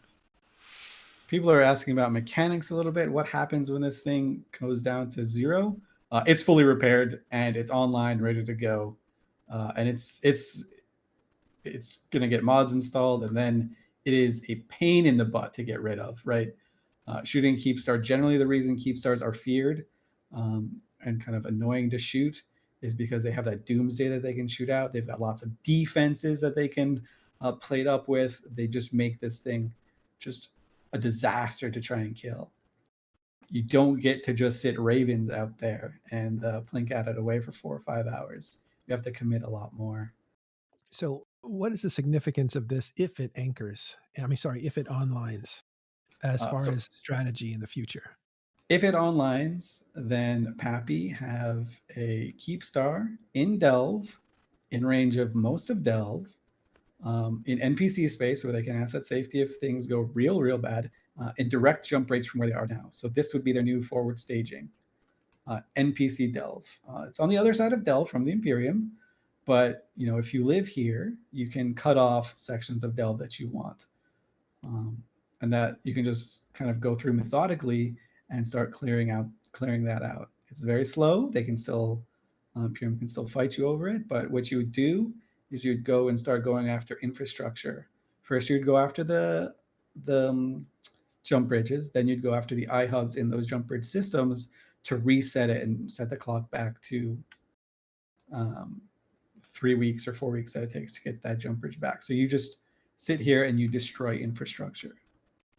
Obviously, that this is putting the cart before the horse a little bit. We got to focus on the last 10% of this Keepstar that I still think it's an odds-on favorite to actually die this thing, but Imperium are making this very, very fun to watch. They're making a spectacle of it.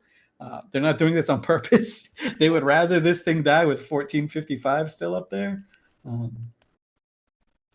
But that is not the take. Of course, this war can't have non-dramatic moments. We do see that Ferox fleet coming right back in. Took about 5 minutes for them to reposition in tie-dye, 5 minutes by us. That was about less than a minute of game time. So they're coming back to apply some damage to make sure this thing stays paused. There are more dreads coming in. It looks like 1, 2, More 3, Titans 4. as well, siloing in at the back of the Keepstar in the range of the Dreadnoughts that have been causing havoc. Yeah. So everyone is saying, this is it. We're throwing everything at this. I think the Megathrons are coming back. Is that right? Yep, the Megathrons are coming back on grid. That call was made as that thing started counting down. So that was about 10 minutes ago or so that those Megathrons came in. They did not want to repeat. I don't think these guys are warping off again. They're staying on this grid until this thing's dead. They don't want to give anything to chance. So Baltec fleet back on the menu for the PAPI pilots. Fraternity and those fresh new Titans are going to start shooting dreads as they appear. So a really, really frantic last hour here. Stakes couldn't be higher, and we've seen some incredible on and off switching for this thing. Starts to tick away, pauses up, locks up, starts to tick away, locks up. I've never seen it go back and forth like that. Usually it goes for a chunk of time, like 3 or 4 minutes. Then the aggressor recovers. But this one is just, they've been on that verge. So they could be stopping it just barely. It's like walking on thin ice over a lake. Every footstep is, you don't know if that's the one. Yep, and you see just more stuff from the Imperium, more red squares, red shapes of all sizes coming in. The Jackdaws are back. The Jackdaws are coming to save the day on the Imperium side. Acacia and the Jackdaws. He's the FC for them. Oh my god, just the amount of stuff pouring into this grid right now. There's another Jackdaw fleet coming from a different angle. The Imperium are just throwing everything at this right now to keep this going down. They don't want it to pause again or to unpause again. That could spell disaster, right? But the first time it unpaused, 9 minutes ticked by. The second time, 40 seconds ticked by. So they're getting pretty good at minimizing the tickage, the slippage. But so many more ships are just piling onto this grid right now from the Imperium. Locals up to 4,300. It was down to just below 4,000 maybe an hour ago.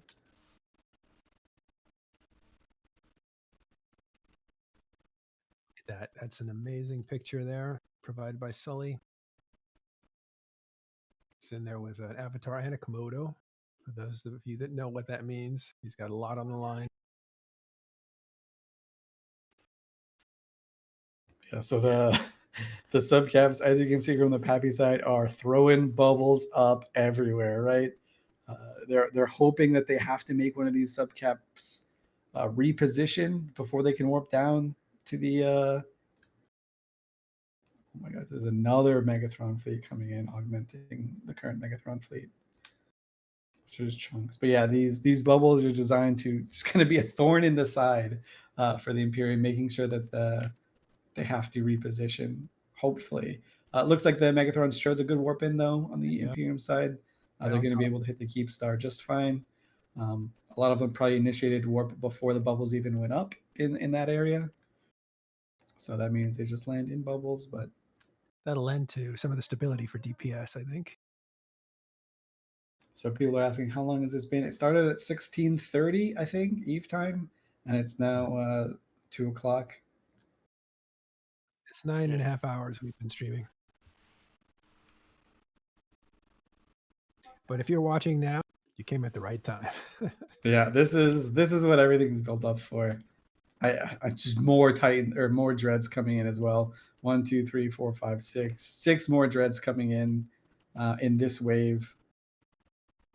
100 something Megathrons as well. The Feroxes too.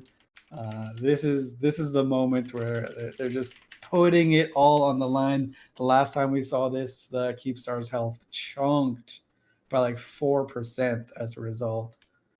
For the new people in the crowd, because there's a lot of new people watching you for the first time, can you go ahead and bring them up to speed on what's happening?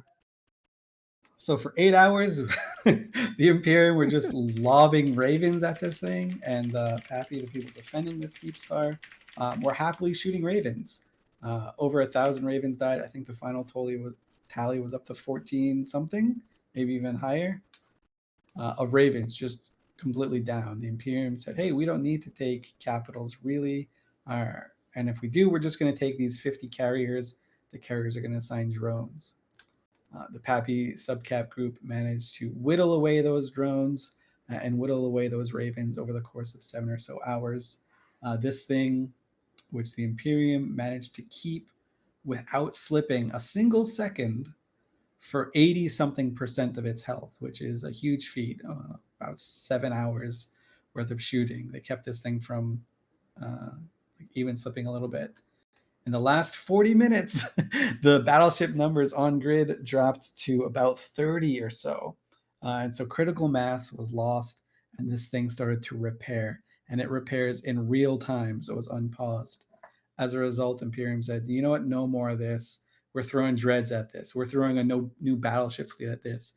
Our jackdaws, which are providing anti-support cover, we're throwing them at this. We got some bombers on the field. Launch the bombs. Get everything onto this thing to keep it from going." So Imperium is 5 just minutes about and to 15 hit seconds. 1 trillion lost. Yeah, so for the first 80% of this thing, they kept it cheap, less than half a trillion lost.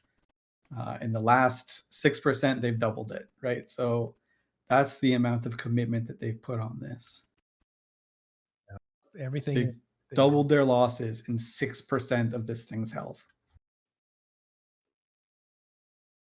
So the red team is trying to destroy this structure. The blue team, which you cannot see on screen right now, is defending it.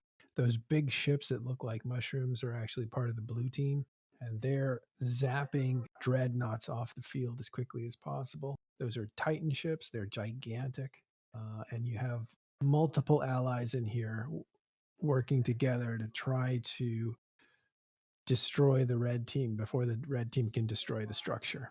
We're down to 13% left on this structure, and all they need to do is keep the damage from applying for 5 minutes, and the blue team wins, or the red team needs to continue to damage it for 13% more damage, which will take about an hour to win. And when the battle's over, that will dictate who gets this strategic position here. Going into this thing, the PAPI forces have said publicly and to their members, we're doing this to kill as much ISK as we can from the Imperium. We don't really care if this thing goes up. If it goes up, amazing. We take those for sure. But the goal here is to bleed these guys for as much ISK as we possibly can. That is their stated goal. Whether you think that's them spinning or what, that's something that you can decide yourself. But the stated goal of the PAPI side is to bleed the Imperium with as much ISK as possible. And yeah, so doubling the loss in the last 10% is going to be a nice little feather in their cap. The best case scenario for Imperium, the red team, is that they do destroy this. They come out ahead. They saved it. They saved the effort, that is, and they destroyed this, but it still cost them 1.2 trillion. That's still a nice big number for the blue team to like. That's a lot of battleships. That's a lot of dreadnoughts and other ships. Yep. So, I mean, this thing is pretty clearly going in. One thing to note, these Megathrons. So before this, the Imperium was bringing battleships at long range. They're bringing these things at point blank range, as close as they can get. These Megathrons are 40 kilometers from the PAPI rogue fleet, or for at least part of the PAPI rogue fleet. This is about 110 kilometers closer than the closest thing that I've ever seen all day today. Obviously, the closer you are, it allows you to use higher damage ammo. So these Megathrons, they're not messing around, right? They're saying, you know what, we're getting in here, we're doing damage, we don't care what happens, we need to get this thing down. Those Erebus is jumping out. I can't imagine they're jumping out. No, they're just getting here. Some people might be jumping out because they have to go, but I expect at this point, if you put any amount of time into this, you want to see this through at this point. You're like, once you saw that timer slipping from 14 to under 5 or under 6 minutes, you have got to stay. Popo bus flip over there at the end. Yeah. Those Erebuses have police skins. Yeah, the Erebus police skin, as he loaded, he just decided to point up. Probably going to aim his Doomsday. You see two of the police Erebuses are actually bouncing off one another. At this moment in time, no cares, right? Let them bounce. That's affecting your tracking, but you can still fire your Doomsday. Just let it rip. Wolf. Is this Fraternity coming in? This is, I believe this will be NC. Oh, NC Titans. God, that's a lot of Titans. The juggernaut of a fight. So these are Titans that tried to jump in about an hour ago, a little less than an hour ago, about 40 minutes ago. They're just finally loading. These guys tried to jump in when it first started to slip, to just after it first started to slip, rather. So they've been in queue for a little bit. Hey, we're catching up to INN and viewership. Thanks, guys. If you guys want to join our Discord, I'll put that in now.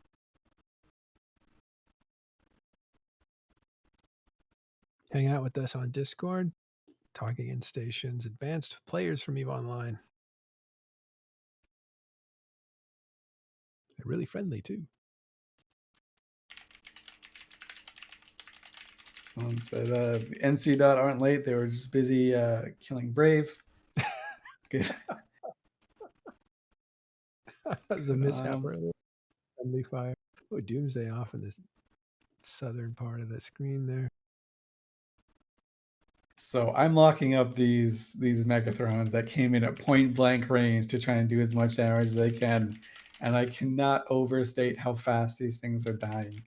So I've locked up about 12, and I'm just watching them go down and just blink, flash. I don't know if people remember there was about a 2-week moment in EVE where there was a gong sound whenever a ship died. These gongs would be ringing like crazy if they were still in. RIP the gong. At this point, I'm willing to say that the Imperium has thrown so much at this in the last hour and a half that this thing's going to die. I can't imagine a scenario where they lose the critical mass of ships, even though they're dying so quickly. They just have so much committed right now, and so much is continuing to be committed. For every Dread that dies, it looks like 2 more are coming in on long range scan. There's like Archons coming in to just drop drones. They don't care anymore. There's 4 revs coming in right now, and I think only 1 or 2 of them died from the last wave. So just for everyone that falls, there's 2 more to take its place. It's this weird hydra of dreads coming in right now. The Imperium are not going to let this slip one more time.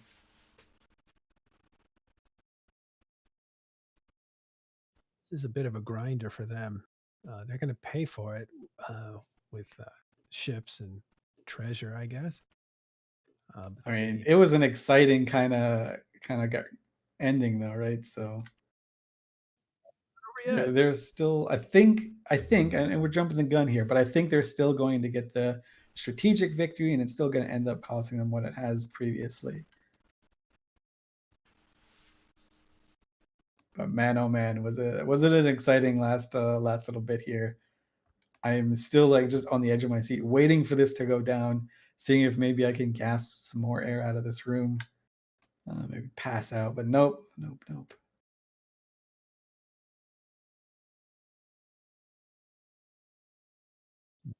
it's down to 12% now. It's definitely moving towards destruction. Yeah, I think that Keepstar health is going to chunk harder and harder, right? So for the last little while, the Imperium has been doing the bare minimum to keep it paused. That doesn't mean that they can't do more. So now that there's a much bigger commitment from them on the field, they're going to be able to do more damage. They're probably getting close to the damage cap, which means this thing's just going to die a lot faster.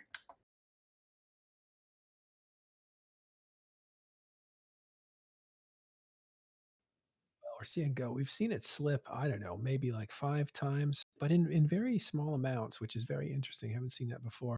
But there was that one big slip and then a bunch of little ones that followed after that got us all excited. I mean, like when it unpauses, it's very exciting, but you don't know if they're going to pause it right back and only lose 30 seconds or if they're going to lose a full 3 minutes. In this case, they're within striking distance of losing with 5 minutes, 15 seconds. It is very close. But you're right. They have enough firepower on here to ensure that it's definitely kept up several times over. So on the other side, you have a ton of Titans. They can clear the field very quickly, but they are just replenishing the field as fast as it can be cleared. You can imagine what you're doing. You're on the you're at the ocean on the beach and you're digging in the sand and the water keeps coming.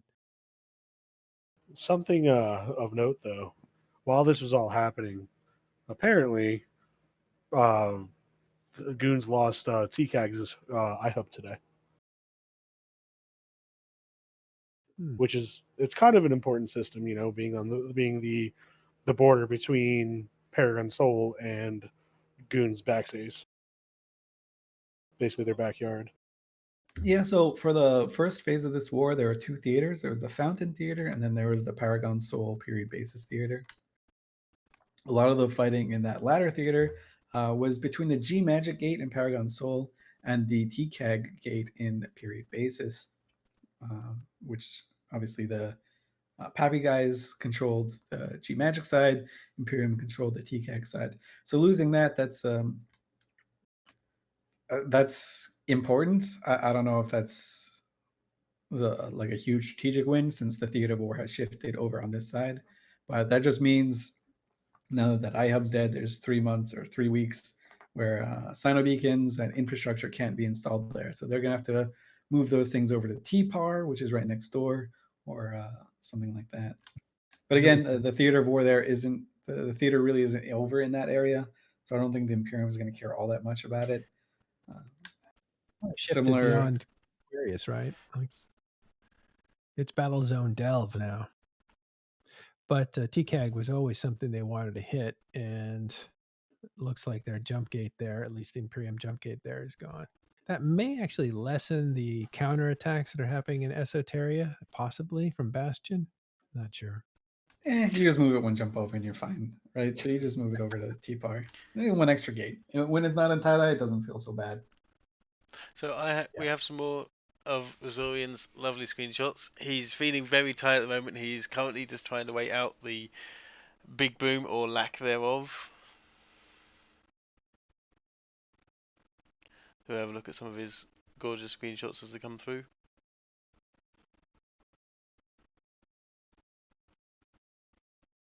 Uh-oh. Saying server died. I'm not sure that's real. We'll have to check on that.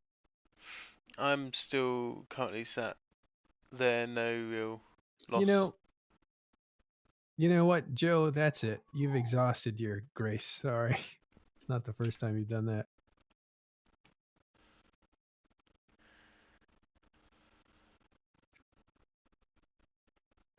All right, so more and more dreads are coming in on the Imperium side. There's just a constant stream of dreads. The carriers are coming back too.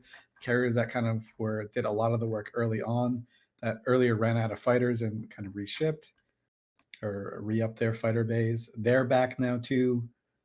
So there's just constant spam of DPS out here. Wow, that last picture by Resorian looks so dope with all those Titans around the Keepstar. Kind of looks like a little fireworks. Wow, look at that. Looks like a little party. And it would have been a party if that thing kept counting down. Oh my gosh, I can't imagine. It'll all be fireworks. Yeah, I cannot imagine if that thing counted all the way down First of all, I'd be gasping on the floor right now, but I'm sure Billy would be throwing a little party. Pro God probably wouldn't be watching football tomorrow. He's a notorious LSU fan. They're having a hard year compared to last year. So we are seeing the server is having an intense load put on it. There are roughly 8 minutes on each of my object calls.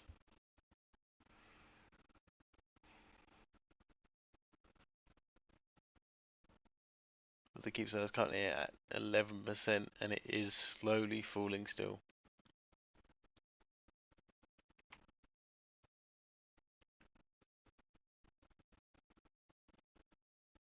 I didn't actually realize the LSU game was delayed. The LSU and University of Florida were going to schedule to have a big Till after this fight. football game. Yeah, it was delayed after this fight. They were definitely watching. Or They're like, we can't show up tomorrow after staying up all night. We got to delay this thing until December. Florida Gators, LSU Tigers, definitely Imperium and PAPI players for sure. So this Baltec fleet is getting smaller and smaller, but it's still there. Like there's still a bunch of megas here. Also some Guardians. I don't think the Guardians are going to get a chance to rep a single thing. They probably feel a little bit useless right about now.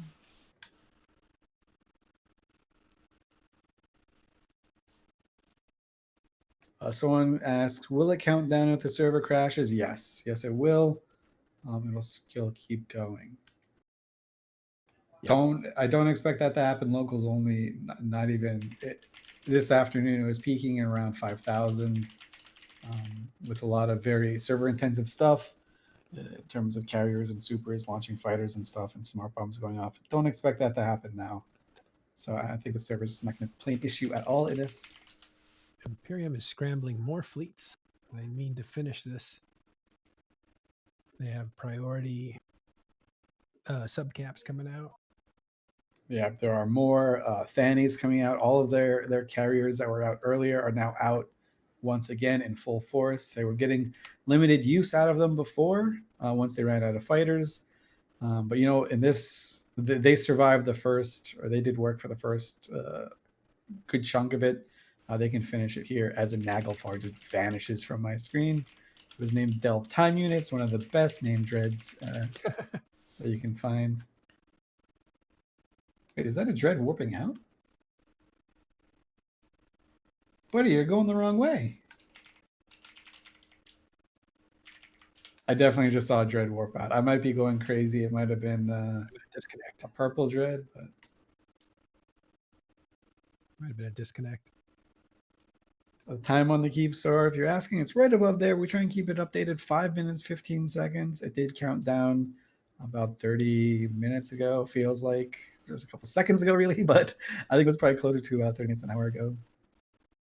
And in the meantime, Imperium went from having 40 or 50 BCs and above on grid with 2 or 3 dreads to a good 40 caps and probably 130 BCs or higher. So they've got a pretty big commitment here.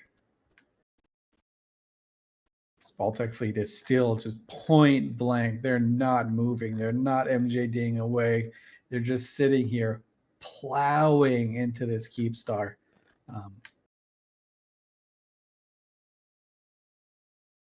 Yeah, this is definitely not the position that they wanted to be in terms of like physically where they are on the grid. They are right next to so many other fleets. They're right in range of all of these dreads and titans as well. Probably next to a lot of these fighter bombers as well from the Nixes, or fighter squadrons from these Nixes. But who cares? Wow. They're close.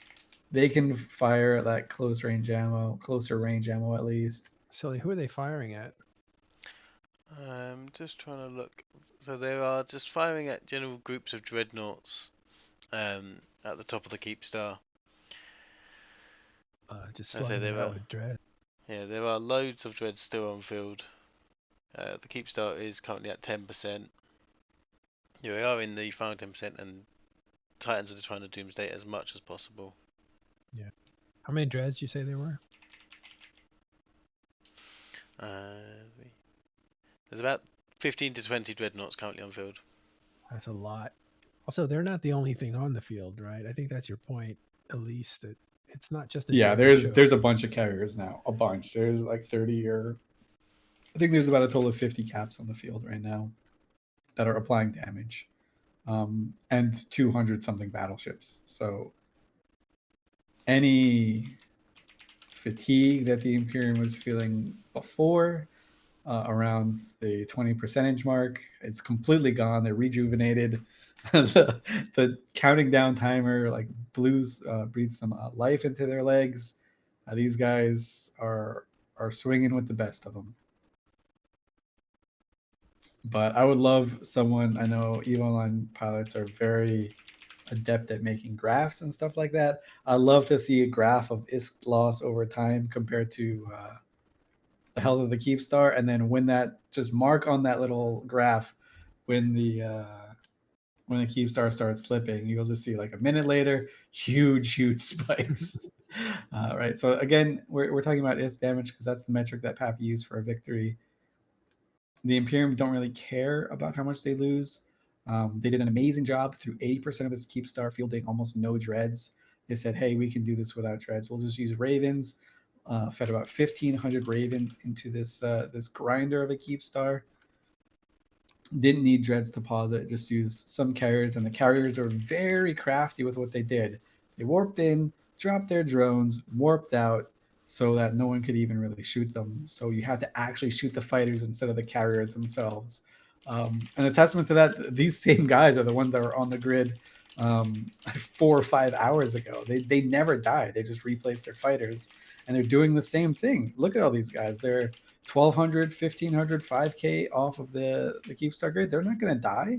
Their fighters are the things that are going to die. But that makes PAPI have to shoot the fighters instead of the dreads and the Megathrons and stuff like that. So it's a very delicate balance. It's like a little ecosystem of what can you frag.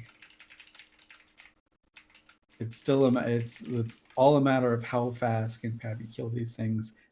I personally think my assessment, there's too much to kill. Like they can't kill it fast enough, which is a great position to be in, right? Like this is what you want. It's a feeding frenzy. But yeah. You're shooting fish in a barrel, but the barrel just fills itself with more fish. Like, what's going on? And then the barrel bursts and destroys your backyard. So the server is having a bit of an issue right now with all these people coming in. So it's going to take a while to catch up.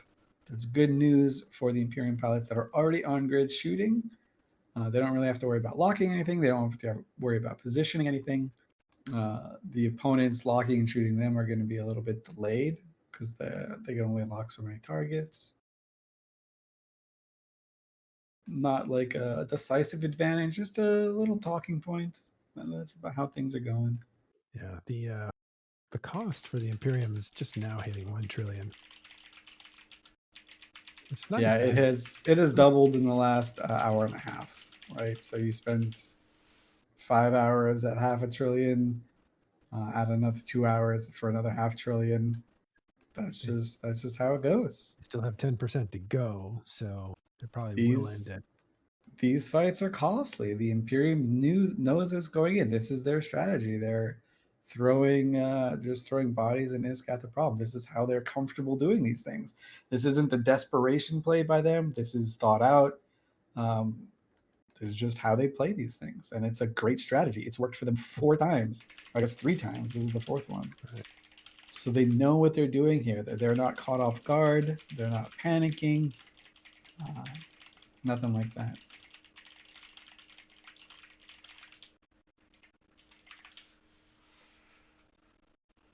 So I'm gonna go grab a water real quick because everything's getting hoarse. Might as well wait for by the time I get back, maybe my guns will cycle to some of these Megathrons.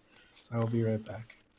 Yeah, we are seeing a ever more increasing amount of capitals on grid.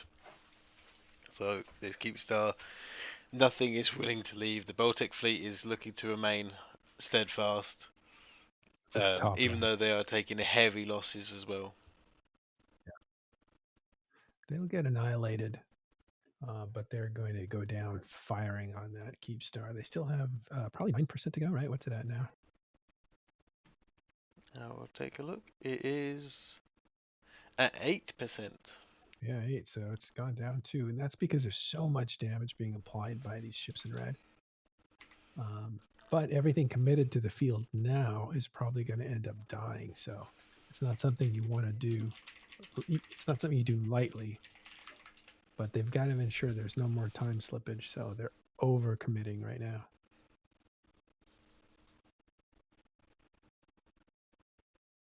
At 8%, it's looking pretty good for them. They have enough firepower to keep that thing paused and to chew through 8% more of that structural integrity.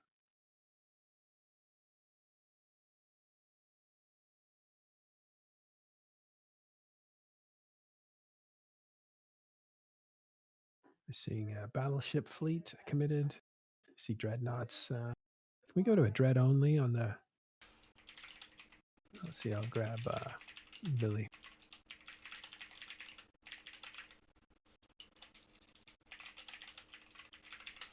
Yep, so let's have a look for caps. I have capital only, but it does show both, so I don't think I can do a dread only. That's fine. With the chevrons indicate dreads, there's probably looks like 10. How are you, Billy? Discord, I'm doing good. Is this I always come in and say that, but it's always true. what's going on now? You're one of the sky marshals for the blue team, or the ones defending the structure and taking a toll out of the red team. What's going on? Oh man, we're bleeding them good tonight. We are bleeding them good tonight. We broke 1,800 battleships. We're gonna probably reach 100 caps or 100 dreads plus the 50 carriers. No, we're doing good. It's a good night. Can you lower Billy's volume there? Just Yeah, I will do just that. comparable. That way people don't have to turn it up, turn it down, turn it up, turn it down. He's a very excited Billy, so he's a bit louder than normal. At the start, they were cheaping out on us, but they ran out of battleships in pretty short order, and it's been interesting since then. So the Ravens ran out. That's why they changed tactics, you think? Well, I mean, obviously, I'm not gonna Divulge try to sources. build more Ravens because yes, they can, but like, I'm pretty sure the ones that were on contract today are gone.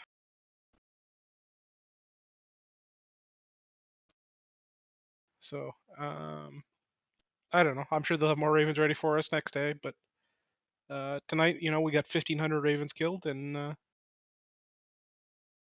I'm pretty happy with that. Obviously, the 300 Dommies as well has been helpful, and we're now working on the Baltecs. We're looking at the possibility of hitting 2,000 battleships. That'll be pretty cool. They're throwing a lot of dreads in here now to keep this thing paused, and that So you're getting a little bonus at the end here. It seems like, because you're going to be able to kill a lot of dreads. oh yeah.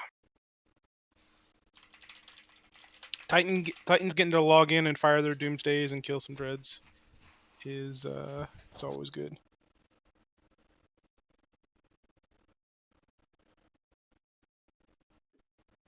Yeah, so is everybody in here now? Because Fraternity just jumped in. That's the last batch of Titans that we saw, or actually NC Dot, I think. I'm sure there's more. It's hard to tell who's in tunnel, who's not docked, etc. Various states of transit. Yeah, no, we're gonna break a trail, which is definitely way better than I thought. Halfway through, at 50%, we were only at like 300 bill, and I was like, oh no.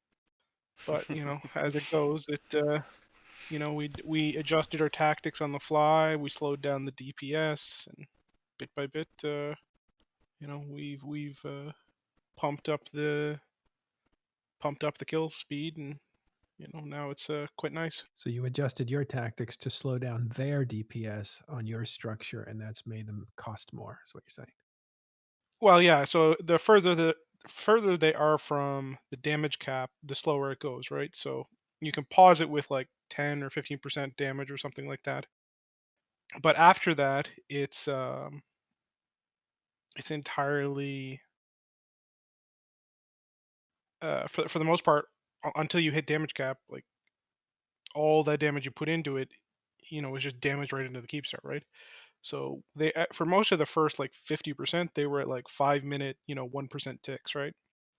But bit by bit, as we whittled down the battleships, whittled down the scepters, whittled down the battle cruisers, whittled down the bombers, it got to longer and longer, right? Then it was 8-minute ticks and 10-minute ticks and 15-minute ticks, and all of a sudden, it's just that much longer they're there dying while we're shooting them.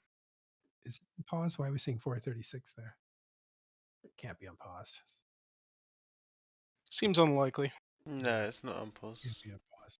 No. Like as soon as they like they if they hadn't reacted quickly to the time it was falling down there, it might have repped. But like at this point, they're just throwing the whole cat and bag and pony show at her. So she's definitely gonna die. But that just means we get more Drake kills out of it. Yeah, we are now over the 1 trillion mark. So Imperium has lost 1 trillion. PAPI have lost 109 billion. Yeah, most of it was us killing ourselves. Yeah. I'm back. I'm glad Billy is here. Billy, how's it going? It's going well. Are you on the field there, killing some stuff? I am. I'm in 3 ships. I only got like 5 battleship kill miles myself, so I'm a salty boy, I guess. My Ocketer died though, so there's more loot on the field for you. I'm quite jealous. I peaked too early. I should have just waited with my Ocketer until the dreads were coming. The carrier Rex had nothing in them. Oh, sad boys. So it looks like it's down to 6%. At least that's what we're hearing. It's on its way, but the overcommitment of dreads is going to increase the 1 trillion bill to more than that. Yeah, I mean the thing is that they got I don't want to say greedy, but they were once you start having to feed the dreadnoughts in to maintain the Keepstar pause, it's how do I put this? It's a risky game. You don't want to overcommit too many dreads, but if you if you don't, then you risk the Keepstar unpausing, right? And obviously they were going 2, 3, 4 at a time. And, then the Doomsday started coming in. They started losing 2, 3, 4 dreads at a time, and all of a sudden the Keepstar unpaused, and they're like, oh shit. And now we're seeing a pretty consistent like 8, 9, 10 dreads on the Keepstar at a time. But that means you're losing 8, 9, 10 dreads at a time instead of 3, 4. It's a tricky game. So what did you probably talked about this before, but I unfortunately wasn't here. What was your reaction when it started to count down? Did you get excited? I don't know. Did you expect it to count down a little bit? The first FWST, the first Keepstar timer in FWST where it was down to like 2 minutes, I got my hopes up like a little bit during that timer. I was like, maybe it will. Like that'd be really awesome. But like you know, like you have to be so conservative in these positions. You never want to let your hopes get up because then they get crushed, right? So it's like I was like, yeah, it's ticking down. It's still not good. Like you say yourself the worst case scenario to yourself, so that when that worst case scenario happens, you're like, I knew it.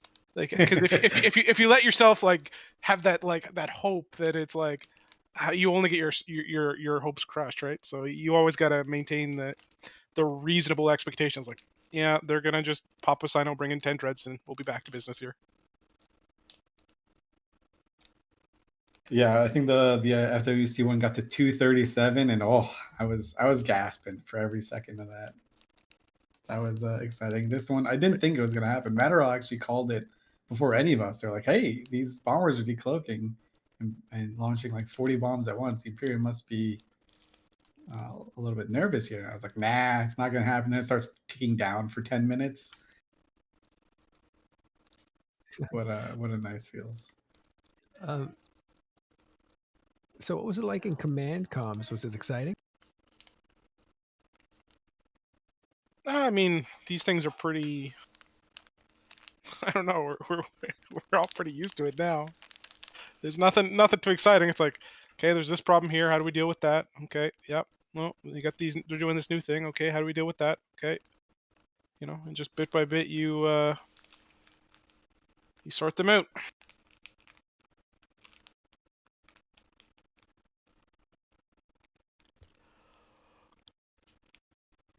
Because Were we the get excited. yeah, we were jump getting around. real excited. Were the interceptors a surprise to you, like, or how effective do you think that the interceptors were in keeping damage on the server? So we have like the damage charts, right? So they were like somewhat effective. Like they were applying like at least a little bit of damage for a while. But it's always the battleships that are doing the majority of it. Like you got Raven shooting with 600-700 DPS. They just pound away, and it's like, yeah, we'll just keep killing them. But they were providing almost, like, I don't want to say enough to keep it paused, but when you when you add in like even like 5 or 10 Ravens, it doesn't take a ton more other DPS to keep something paused. We eventually were like, okay, how do we deal with this? And then we figured out something, and as you can see, there's now like a zillion dead Tyrannuses from Serbs. So yeah, I saw the Serbs come in, and those guys were having not a great time. Same with the Jackdaws. I think Imperium's going to ride this one out on the backs of Baltec Megathrons, it sounds like. They're definitely going to trade a Baltec fleet for the last 10% of this, as well as they're scrambling Baltecs out and have already have Baltecs on field there. I see Will Scrooble in Revelation. Very interesting name there. I wonder if he's related to Brisk. Avatar pilot. yeah, I think Rubal's one of those common names in the. Just a server generated name. It's one of those. Yeah.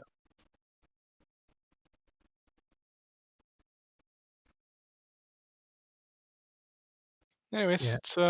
it's gonna die here shortly, and then we'll all get to watch. So Let's start clearing some comments of people just trying to trigger each other.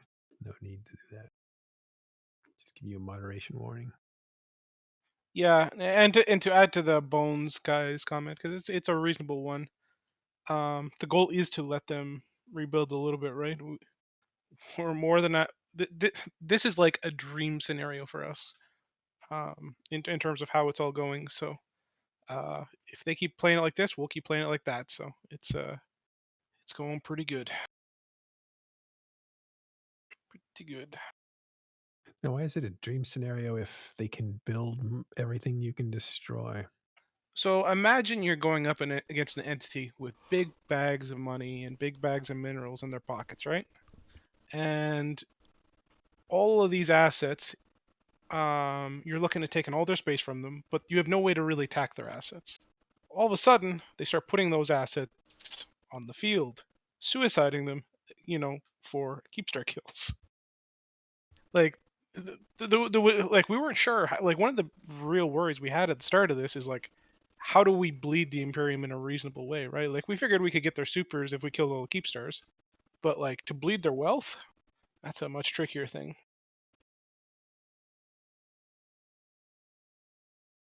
So the strategy, from what I'm hearing, is you kill all their ships. You wait a little bit till they can rebuild. Use those mineral stockpiles to build new ships. Then you kill those ships again. If you get to the point where they don't have enough, like if you dropped another one right now, like just moved over one jump or even a few AU, just dropped another one, maybe they don't have the ships to commit to it, right? So well, I then mean, you're the just thing is, stuck. it's important to remember. Like, I know they're doing this massive, like, oh, we killed another Keepstar spin stuff, but it's like every person I talk to in my normal circle of people discussing, it's like, this is the dumbest strategy in the world. Like, feeding 1,000. Like, think about this. Like, imagine we were in a fight and they were feeding 2,000 battleships shooting at our capitals, right? Like, I don't even know what to. Yeah, it's not a strategy that I think a normal alliance would employ. Let's say, and I'm sure they're rich enough to do it, but For how long is the question. We'll see. So this is why we were saying before, if you pluck someone from the Imperium, you pluck someone from any of these PAPI alliances at will, you ask them, are you guys winning? Both of them will definitely say yes.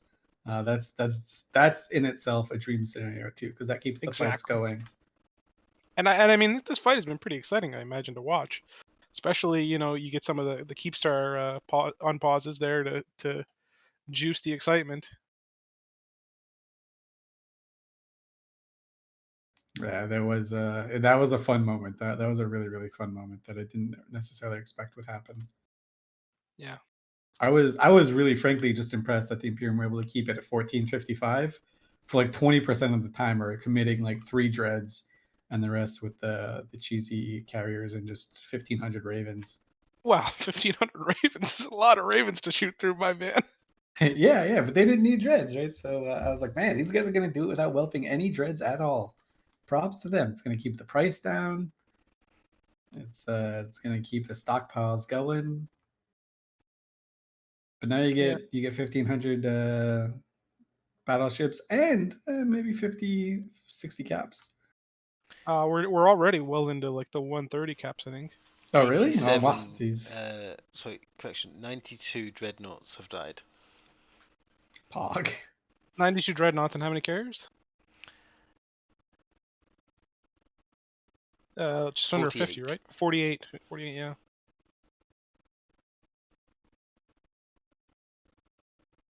So yeah, we're at the 140 mark for Caps Guild. It's a lot of caps. That's a lot of caps. We have some more Razorian photos that we'll show you in just a bit Ah, perfect. as we wind down. Also, make sure you follow us on YouTube as well. That's where our archive is of other fights and daily news broadcasts and weekend podcast broadcasts. Put that in chat for you. So follow us here and follow us on YouTube as well. All right, big moment here. I think we're under 5% structure now. I think it just ticked from 4 to 3. Am I right? Did indeed. 3% now, so this thing's all but gone. The damage really accelerated when all these dreads came on the field, and this extra 150-man battleship fleet showed up too. Who'd have thought? Those of us have been here 10 hours are like, why didn't you do that sooner?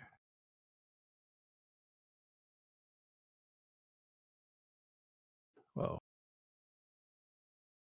That is a really cool resort. It looks like a parade, honestly. This looks like a crazy parade happening with the Doomsday firing. It looks like it's just a little firework.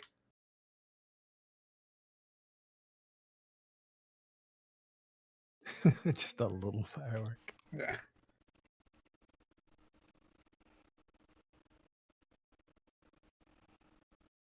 If we wrote 34, it's a typo. We'll fix that.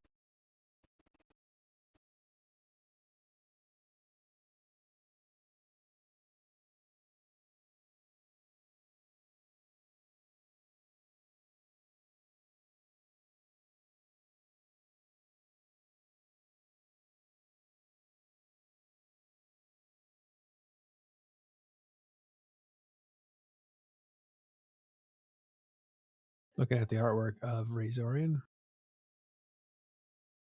One of the most talented I guess you could just call it a battlefield reporter.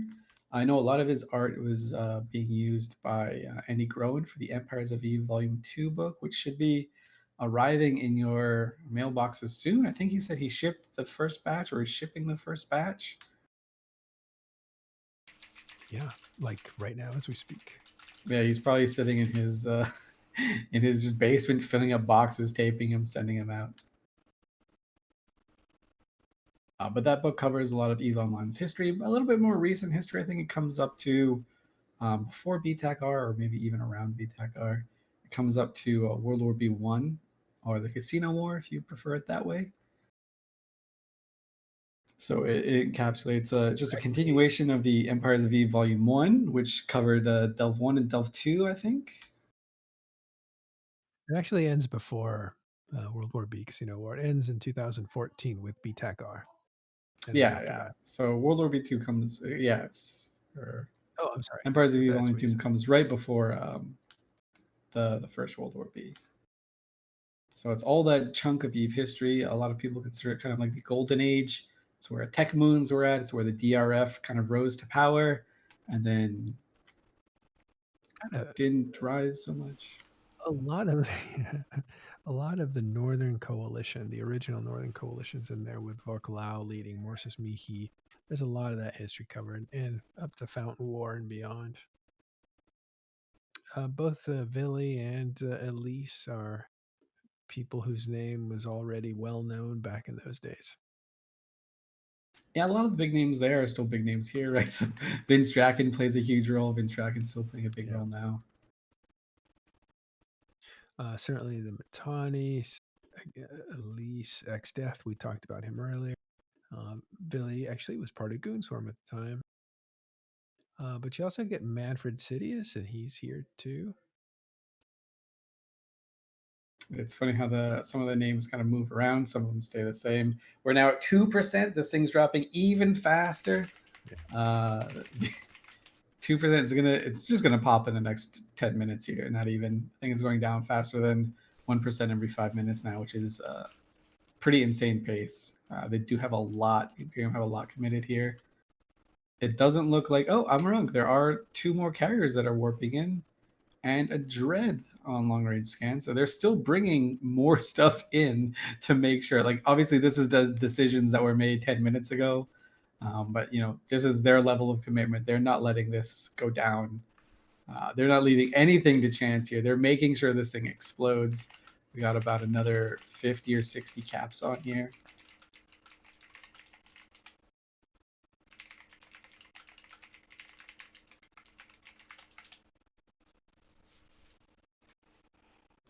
So someone suspects, I guess they're theory crafting a little bit. This thing might be going down faster because the PAPI side is shooting it to get on the kill mail. That thing's not going to generate a kill mail, my friend. In a fight that lasts 10 hours, the kill mail's not happening. There is far too many people on it. We have yet to see a kill mail from these Keepstars. I believe it is just a limit of there's only so many people that can be on one mail. Yeah.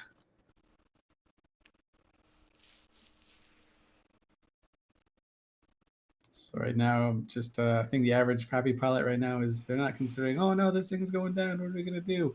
They knew pretty well in hand that there's a really good chance this thing was gonna drop.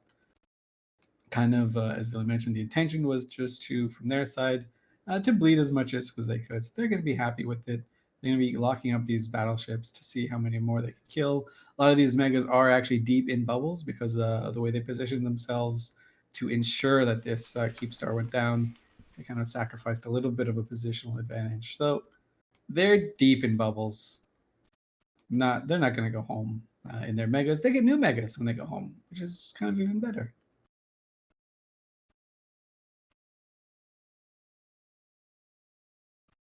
Should be kicking down to 1% any second now.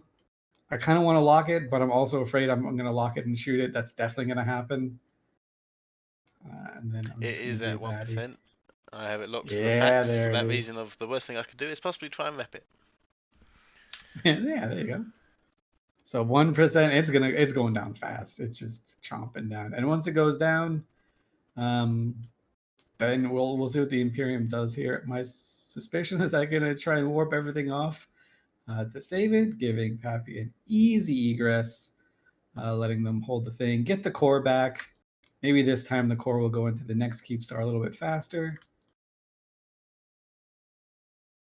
Is Billy still here? I kind of want to ask him what happened with that. I guess it was a horde Keepstar, so he probably doesn't know He's left. the exact difficulties with trying to shove that core in there. From what I'm told, they put it in at the start and it took 20% for it to go in, so it was not the easiest process. Of course, at that time there was over close to 5,000 in locals, so the server was a little bit less happy. Finally, coming to the end of this 10-hour plus battle.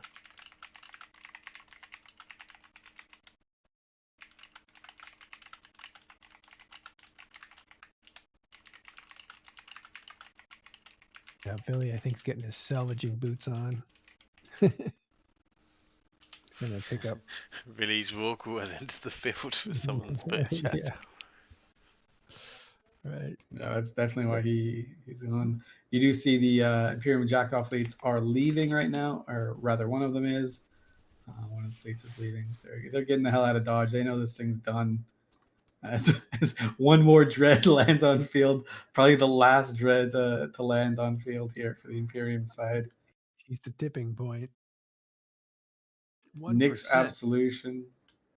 It's been a long fight for Imperium. They're going to win the objective. They're going to destroy that Keepstar. They will not be threatened in their own land yet. Yeah, that is for sure. This Keepstar's first, definitely going down. Obviously, it's probably gonna explode here any second now. I don't know if it's gonna explode or if it's just gonna like disappear. I kind of forget how the mechanics work. Could go either way. We've seen both. I think these ones just kind of go poof. I'm not sure. It may be explosion because it actually has anchored and it's just onlining, but in previous ones we have just seen them literally just disappear out of existence.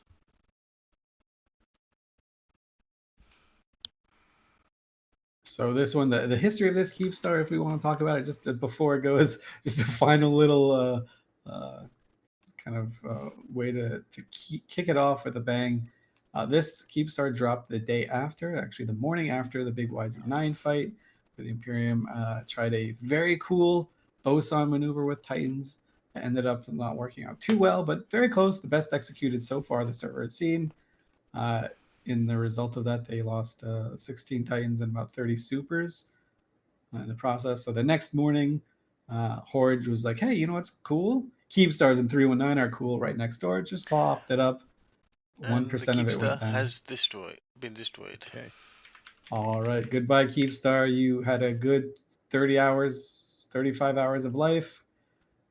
We'll see you all next for Keepstar number 5, which is invariably going to come in however long it takes the Imperium to build about 1,500 Ravens. This one cost the Imperium mightily. We'll wait to see what that battle report looks like, but it's somewhere between 1.0 and 1.2 trillion ISK. That's a tidy sum. Meanwhile, PAPI loses about 150 billion plus the Keepstar. That's a very good trade for them.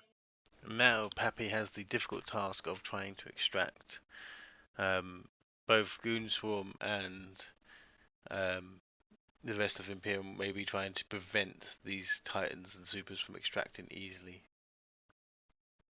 Yeah, I think they're just going to hashtag ditch, get out of this one. It's not going to be like 49 where they fed or they sacrificed 300 dictors, I think was the tally in the 49 fight. I think they're just going to let this one happen, but they will camp this area right now. So there are invariably people that logged off here in their supers, Titans, or even just carriers and faxes, or even just rogues. People logged off on this grid because this is a 10-hour fight. Not everyone has the ability to play Eve for 10 hours on a Friday. So this is going to be a hotly contested spot for some time. I'm sure we'll see over the next 2 or 3 days some shiny kill mails coming out of here, maybe even a super. Probably not, but you never know. It has happened before. I think it happened in FWST. 1 or 2 Nixes died in the aftermath. What a fight. That was a hell of a fight, especially the last part of it.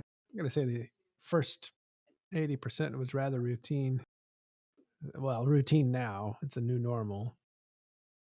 Things got very exciting there in the last 25% of this. I'd love to have like an industrial only overview to see if who's scooping this quantum core. Because there's a 30 bill ISK drop in that Keepstar, which I would love, absolutely love, for like an Imperium hauler to go in, scoop it up, and either get just killed and have it destroyed or just warp out with it. Not very likely to happen given the state of what this Keepstar grid is. Everyone's kind of protected in there. So someone's going to loot that 30 bill core. It's going to go into the 5th certainly not final Keepstar that gets dropped in Delve. But so far, the tally is 0 for 4. The Imperium have successfully killed 4 Keepstars that have been anchored in NPC Delve. PAPI has gotten about 5 trillion ISK out of them in the process of those 4. So, it's a costly endeavor, but, it's not the end of the world. They got ISK. Well, this is their other objective is to take as much wealth from the Imperium as possible. Oh, there goes the Keepstar starting to light up. And in that sense, this was a successful operation for them. They were looking at somewhere between 5 to 700 billion in costs extracted from Imperium. They ended up with a lot more than that, maybe 80% more, landing at about 1.1 trillion. So that's a good day for them. I think everyone's happy. I honestly think if you pull anyone out of any of these fleets, they'll be like, yeah, this was happy. This was a good time. This was a win for our side. And they'll honestly believe it. It won't be spin. It won't be them being like manipulated. Everyone seems to be having a good time on these things. I'm curious to know what happens to this Keepstar wreck. I wonder. The Keepstar wreck is actually has a lot of HP. I wonder if the Imperium has enough to just shoot it and frag it. That would be a nice little 30 bill kill on the way out if they could before it gets looted. Sully, can you put brackets up? No, don't do it, Sully.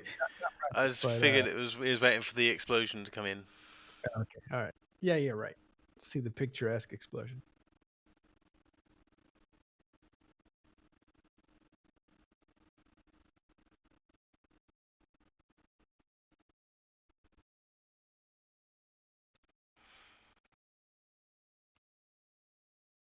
I'm timing out. People are just triggering. Can celebrate, totally fine. But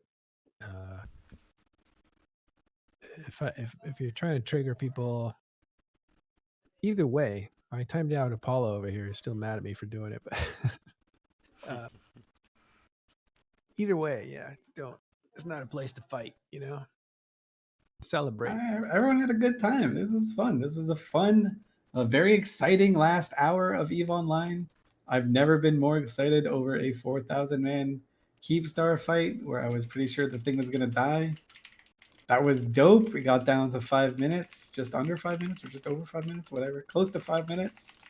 Mm-hmm. Very, very close.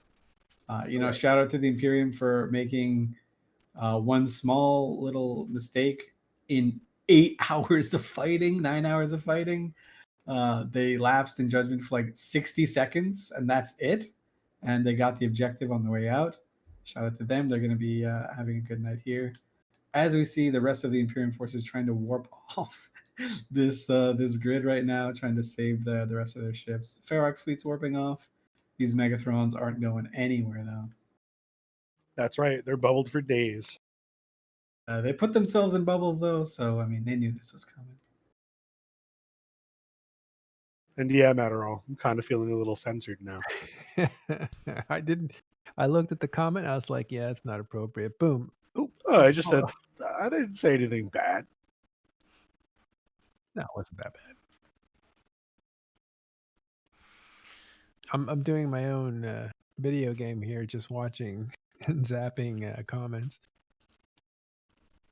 I think what happens is the winning team will come over and the Imperium, they've been watching it over there and having a great time. They should be celebrating and, patting themselves on the back for a job well done. 4,197 in local as local starts going out. Or local starts going down. That hovered around 5,000 the whole time, didn't it? There goes the Keepstar. Look at that explosion starting.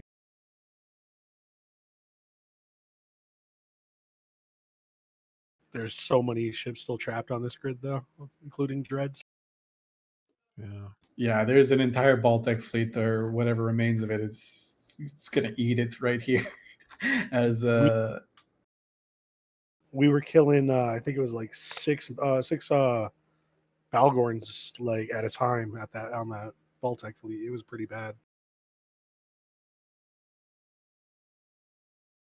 That's a good. Okay, so Rana says, "Rip all those brave human workers, colonists that were just killed inside the structure." Yeah, the people that were in the structure, the people that are manning the drones, the people that were like the crew on these ships. Right? I think there's an Eve coffee table book that shows the number of crew on these ships. There's like a Dread has like a few thousand, right? It's not even an insignificant amount. So A lot of lots mainliners of died. lots of dead normies on these on this battlefield here. They knew what they signed up for, says Waku. And then the guys in the fighters, they're little people in the fighters. There's 2 guys in each fighter. I don't know how many of those died. That's not a good one. That's right. If you look at the graphics up close, you can see them. Poor normies.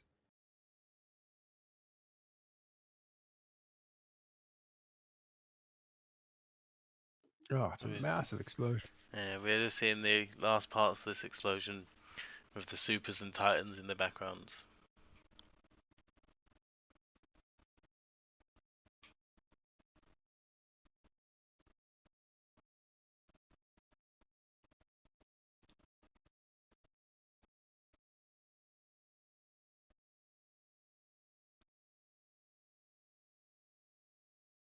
Oh, poor Azorian had to stay up all this time for this moment. Got some great pictures. The Nyx undocking from the Keepstar might be the coolest EVE Online picture ever. Yeah. Look at that explosion just creeping out. That's really amazing.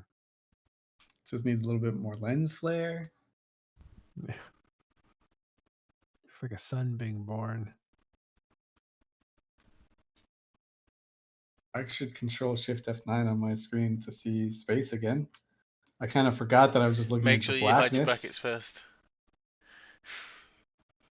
Because otherwise you... Yeah. Again, CCP making it through without a server crash. They're pretty happy about that. Yeah, it really looks like a wave, right? Well done. I hope someone sends this to the art guys at CCP. Like I'm sure they don't necessarily always like follow the big news, or that they know what's going on, but they probably just don't care too much. I hope they see this part right here because they can see, wow, I did that. That looks cool. There's a bunch of Titans out there. This massive explosion.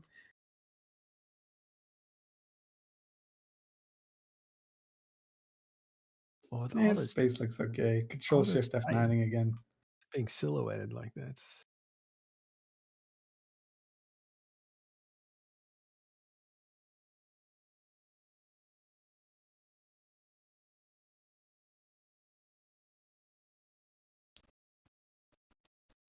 I think max number in system was about 5,400. That is a huge fight.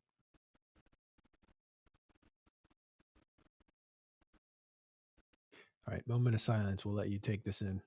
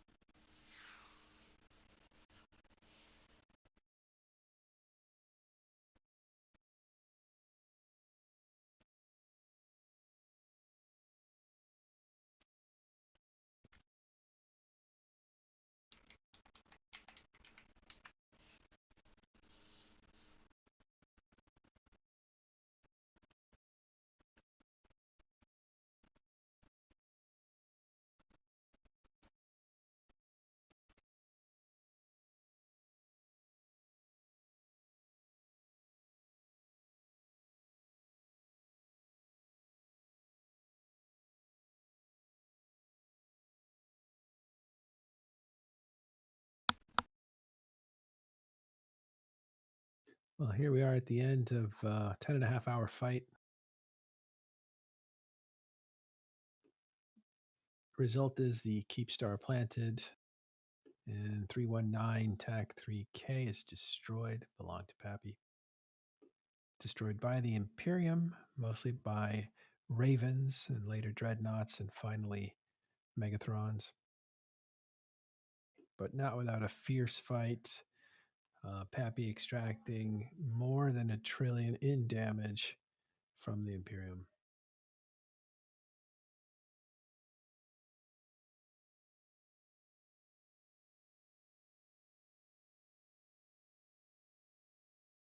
Yeah, really good showing all the way around here. One of the more interesting things that we've been talking about all day is the different tactics that these guys have been using. Billy mentioned that they even changed tactics mid-fight. So did the Imperium, without a doubt. They're adapting to what they're doing. They're not just sitting here throwing bodies at a problem. They're changing things. They're making their enemies adapt. They're preempting what the next changes are going to be. So Keepstar kill number 5 is going to be very different from this one, and I have no idea what that's going to look like. I'm excited to see. But good job to everyone involved. I just want to give out a special shout out to the Jackdaw pilots. The Jackdaw pilots here, I think they really saved the day for the Imperium. Also made this happen for the PAPI side. So really, really good showing on those guys. It just goes to show that you don't have to be in the biggest ship to have a huge impact. And fleet commander was Keisha. So you don't have to be one of the big brand names of FCs, although he's probably very well known to his own crew. He's the FC for the Jackdaw fleet. You don't have to be featured in. What was that? Sorry, I cut you off. He's a fairly active FC. I've seen him around a lot. So you don't have to be featured in a CCP trailer to have a big impact on these fights. Yes. A special shout out to NC for destroying the Brave Eagle fleet. That's a little funny mishap there. Yeah, that was a little bit of an oops, but a funny oops. I'm also told that the Jackdaws that the NC fleet were trying to kill, they didn't even get most of them. They got less than half of them. But they did get all of that Eagle fleet. So, explosions good still going job. on. Still see some explosions going on this grid. Definitely a ton of Titans there. They'll sit there and extract slowly. They command the field. So this is one of those rare occasions where the winner of the objective actually does not control the field. So this will be looted by Billy and his shopping cart, I call it. So goes another doomsday. But it'll be looted by, in this case, the losing team, if you want to think about it in terms of objectives. And I bet they will get almost the cost of that Keepstar in loot. Yeah, there's about 60 bill of loot sitting on the field here. Not all of it is loot that's going to be collected, right? I think a lot of people are just going to be cherry picking the Dread Rex and the Cap Rex in general. The rest they can do whatever. Who cares about the missile launchers? It's not doctrines that like Ravens aren't really flown by the PAPI guys at all, so they don't really care about that stuff. But it's the cap stuff that they're after. 150 Cap Rex are looking at about $500 million each. So some good stuff in there. It's not just Villy getting it this time. I see a lot of MTUs out there. It looks like every Dread pilot dropped their own MTU at the start of the fight. So I guess people kind of picked up on this as being an opportunistic thing to do. And let's see, most of the subcaps for the Imperium side are leaving the grid right now in one way or another. They're either leaving in pods or they're leaving by warping off. A lot of the smaller ships, the Jackdaws and stuff, warped off. Megathrons all died. Ferox is mostly warped off, actually. So a lot of saved for the next fight. You can see the Jackdaws off all the way to the side, about 500 kilometers away. Actually, I think they're killing someone out there, so that's good for them, getting some frags. There's still a lot of activity out here. again, the overcommitment at the end by Imperium, those ships are, a lot of them are still on the field, and they'll end up either taking evasive maneuvers and getting out or dying on this field. But they got their mission completed. Yeah, so it looks like most of the stuff is done here now. It's just a matter of getting everyone home. That'll be a process in and of itself. Luckily, I think yeah, there is a friendly Fortizar here. There are actually a few friendly structures here for the PAPI side, so they can just bridge from Astras and Fortizars and BD. But if you do have, if you kind of want to just waste a character looking at stuff, you should definitely burn it out here. There is a Therahole that's near Delve. You can burn out here probably like an hour or two, give it a little while to calm down, and watch stuff log in here and potentially get trapped and die. Maybe you can loot some wrecks as well, because that is definitely going to happen. People are going to log out here and log back in and get killed by someone. As well as the multiple pilots may have crashed during this battle. I've got reports of super pilots crashing as well.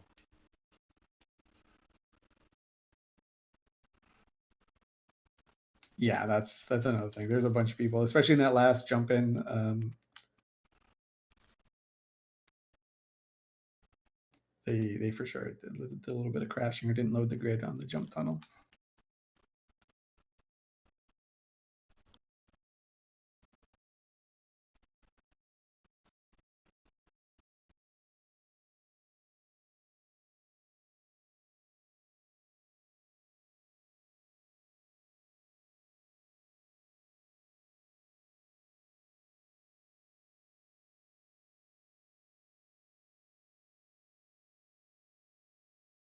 Well, it's been a long night, Sully. Thank you very much for doing all that you do. It's alright, it's a 4 AM finish for me, hopefully. Well, 5 AM by the time things calm down a bit, which make it better than the 8 AM.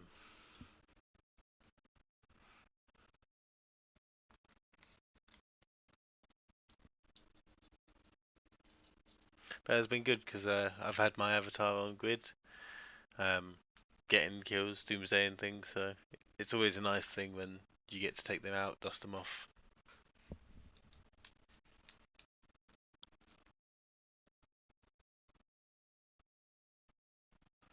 Local is slowly dropping, it is 3,900. Yeah, it looks like that bill is at 1.15 trillion. I think that'll still go up. It'll probably get to 1.2. Yeah, it really accelerated towards the end there when all those caps start to come in, when that timer started to count down.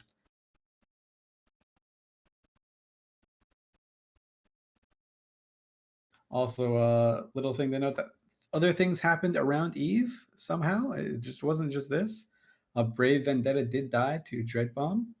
Hilariously, for a lot of the Dread Bomb pilots were in Legacy before that, and PanFam as well. So they're underlined for right now. So they killed a Vendetta that was ratting. Guys shouldn't have been ratting. So good catch on that.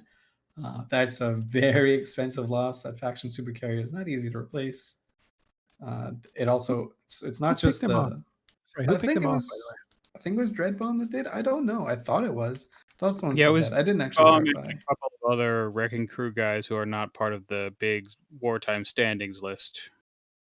yeah, because Wrecking Crew is allied with Legacy. Yeah, not all of wrecking crew is on the wartime standings list. Only the ones who were planning on moving supers over. Oh, I see. So one of the corps in the groups that killed the Vendetta, the corp is named Jump to Beacon, which is exactly what that Vendetta did. It jumped to a beacon and died. But it also looks like a lot of it's simple farmers as well. So some Dread Bomb and simple farmers that nabbed that one. Also of note, the TCAG iHub died. The Imperium controlled TCAG iHub died in Paragon Soul. Period basis, one of those two.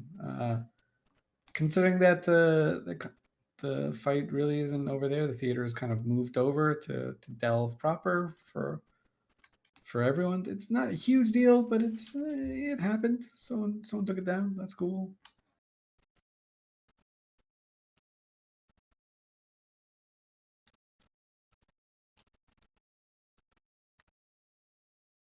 Wow, we still see a few jackdaws out there. Maybe 2 of them survived. They're all moving around. Yeah, I think there's a whole jackdaw that's kind of moving around, killing off stragglers that might be out of position there. So, you know, they haven't given up. These guys are nimble. They can get out of the system whenever they want. There's still a little bit of cleanup crew here. There's some Serbs also on the Imperium side. So that's something Billy mentioned. They, on the fly, swapped some people into Serbs to deal with those interceptors and jackdaws. Imperium also saw that and like, hey, maybe we do this too. Maybe they also came to that decision at the same time. That does happen.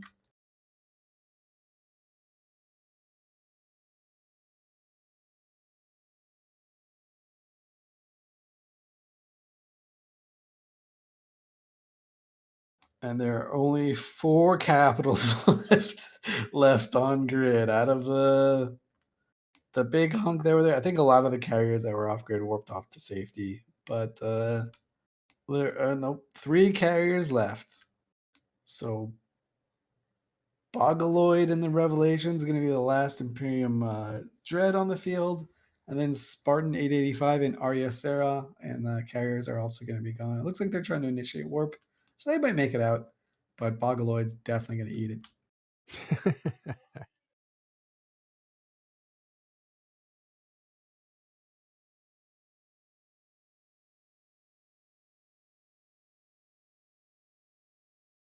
All right, stay tuned. We're going to continue the festivities and celebrate with the Open Comms guys. It's their 9th anniversary with their talk show. We're going to go hang out over there. There'll be a bunch of guests from both sides. It's a good way to wrap up a long day and celebrate their 9th anniversary. It's a lot of years.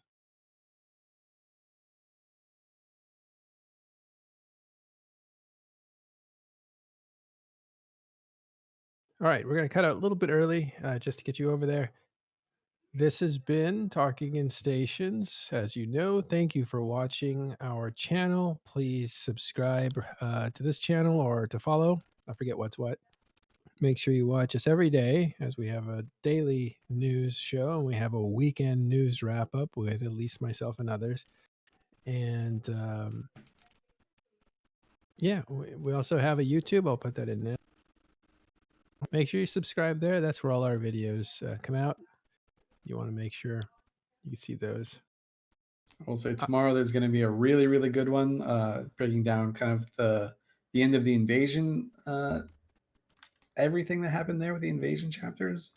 So I'm definitely like on the edge of my seat waiting for that one to drop. Just stay right here if you want to go to Open Comms. We're all going to move together. Keep the group.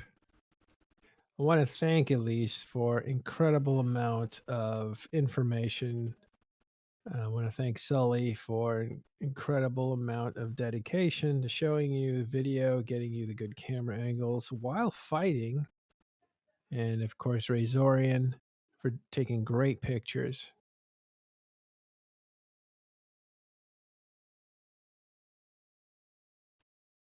And all the guys came in and helped us talk to you. Gregorin, Apollo. We had, oh my God, I'm drawing a blank. Hippojacks and Billy Hippojacks. came by. Yeah, Hippojacks, that's it. And Billy. Yeah, we had Killer B, who started us off at the beginning of the morning. He was in this fight too.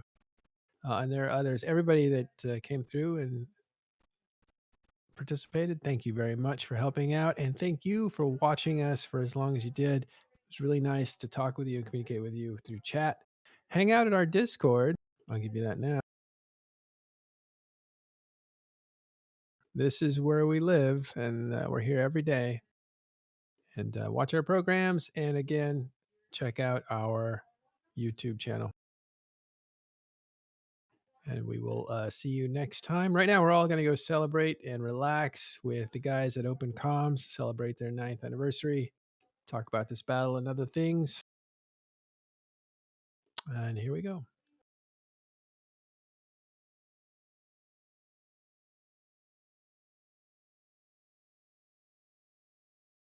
Oof. Sully, Elise.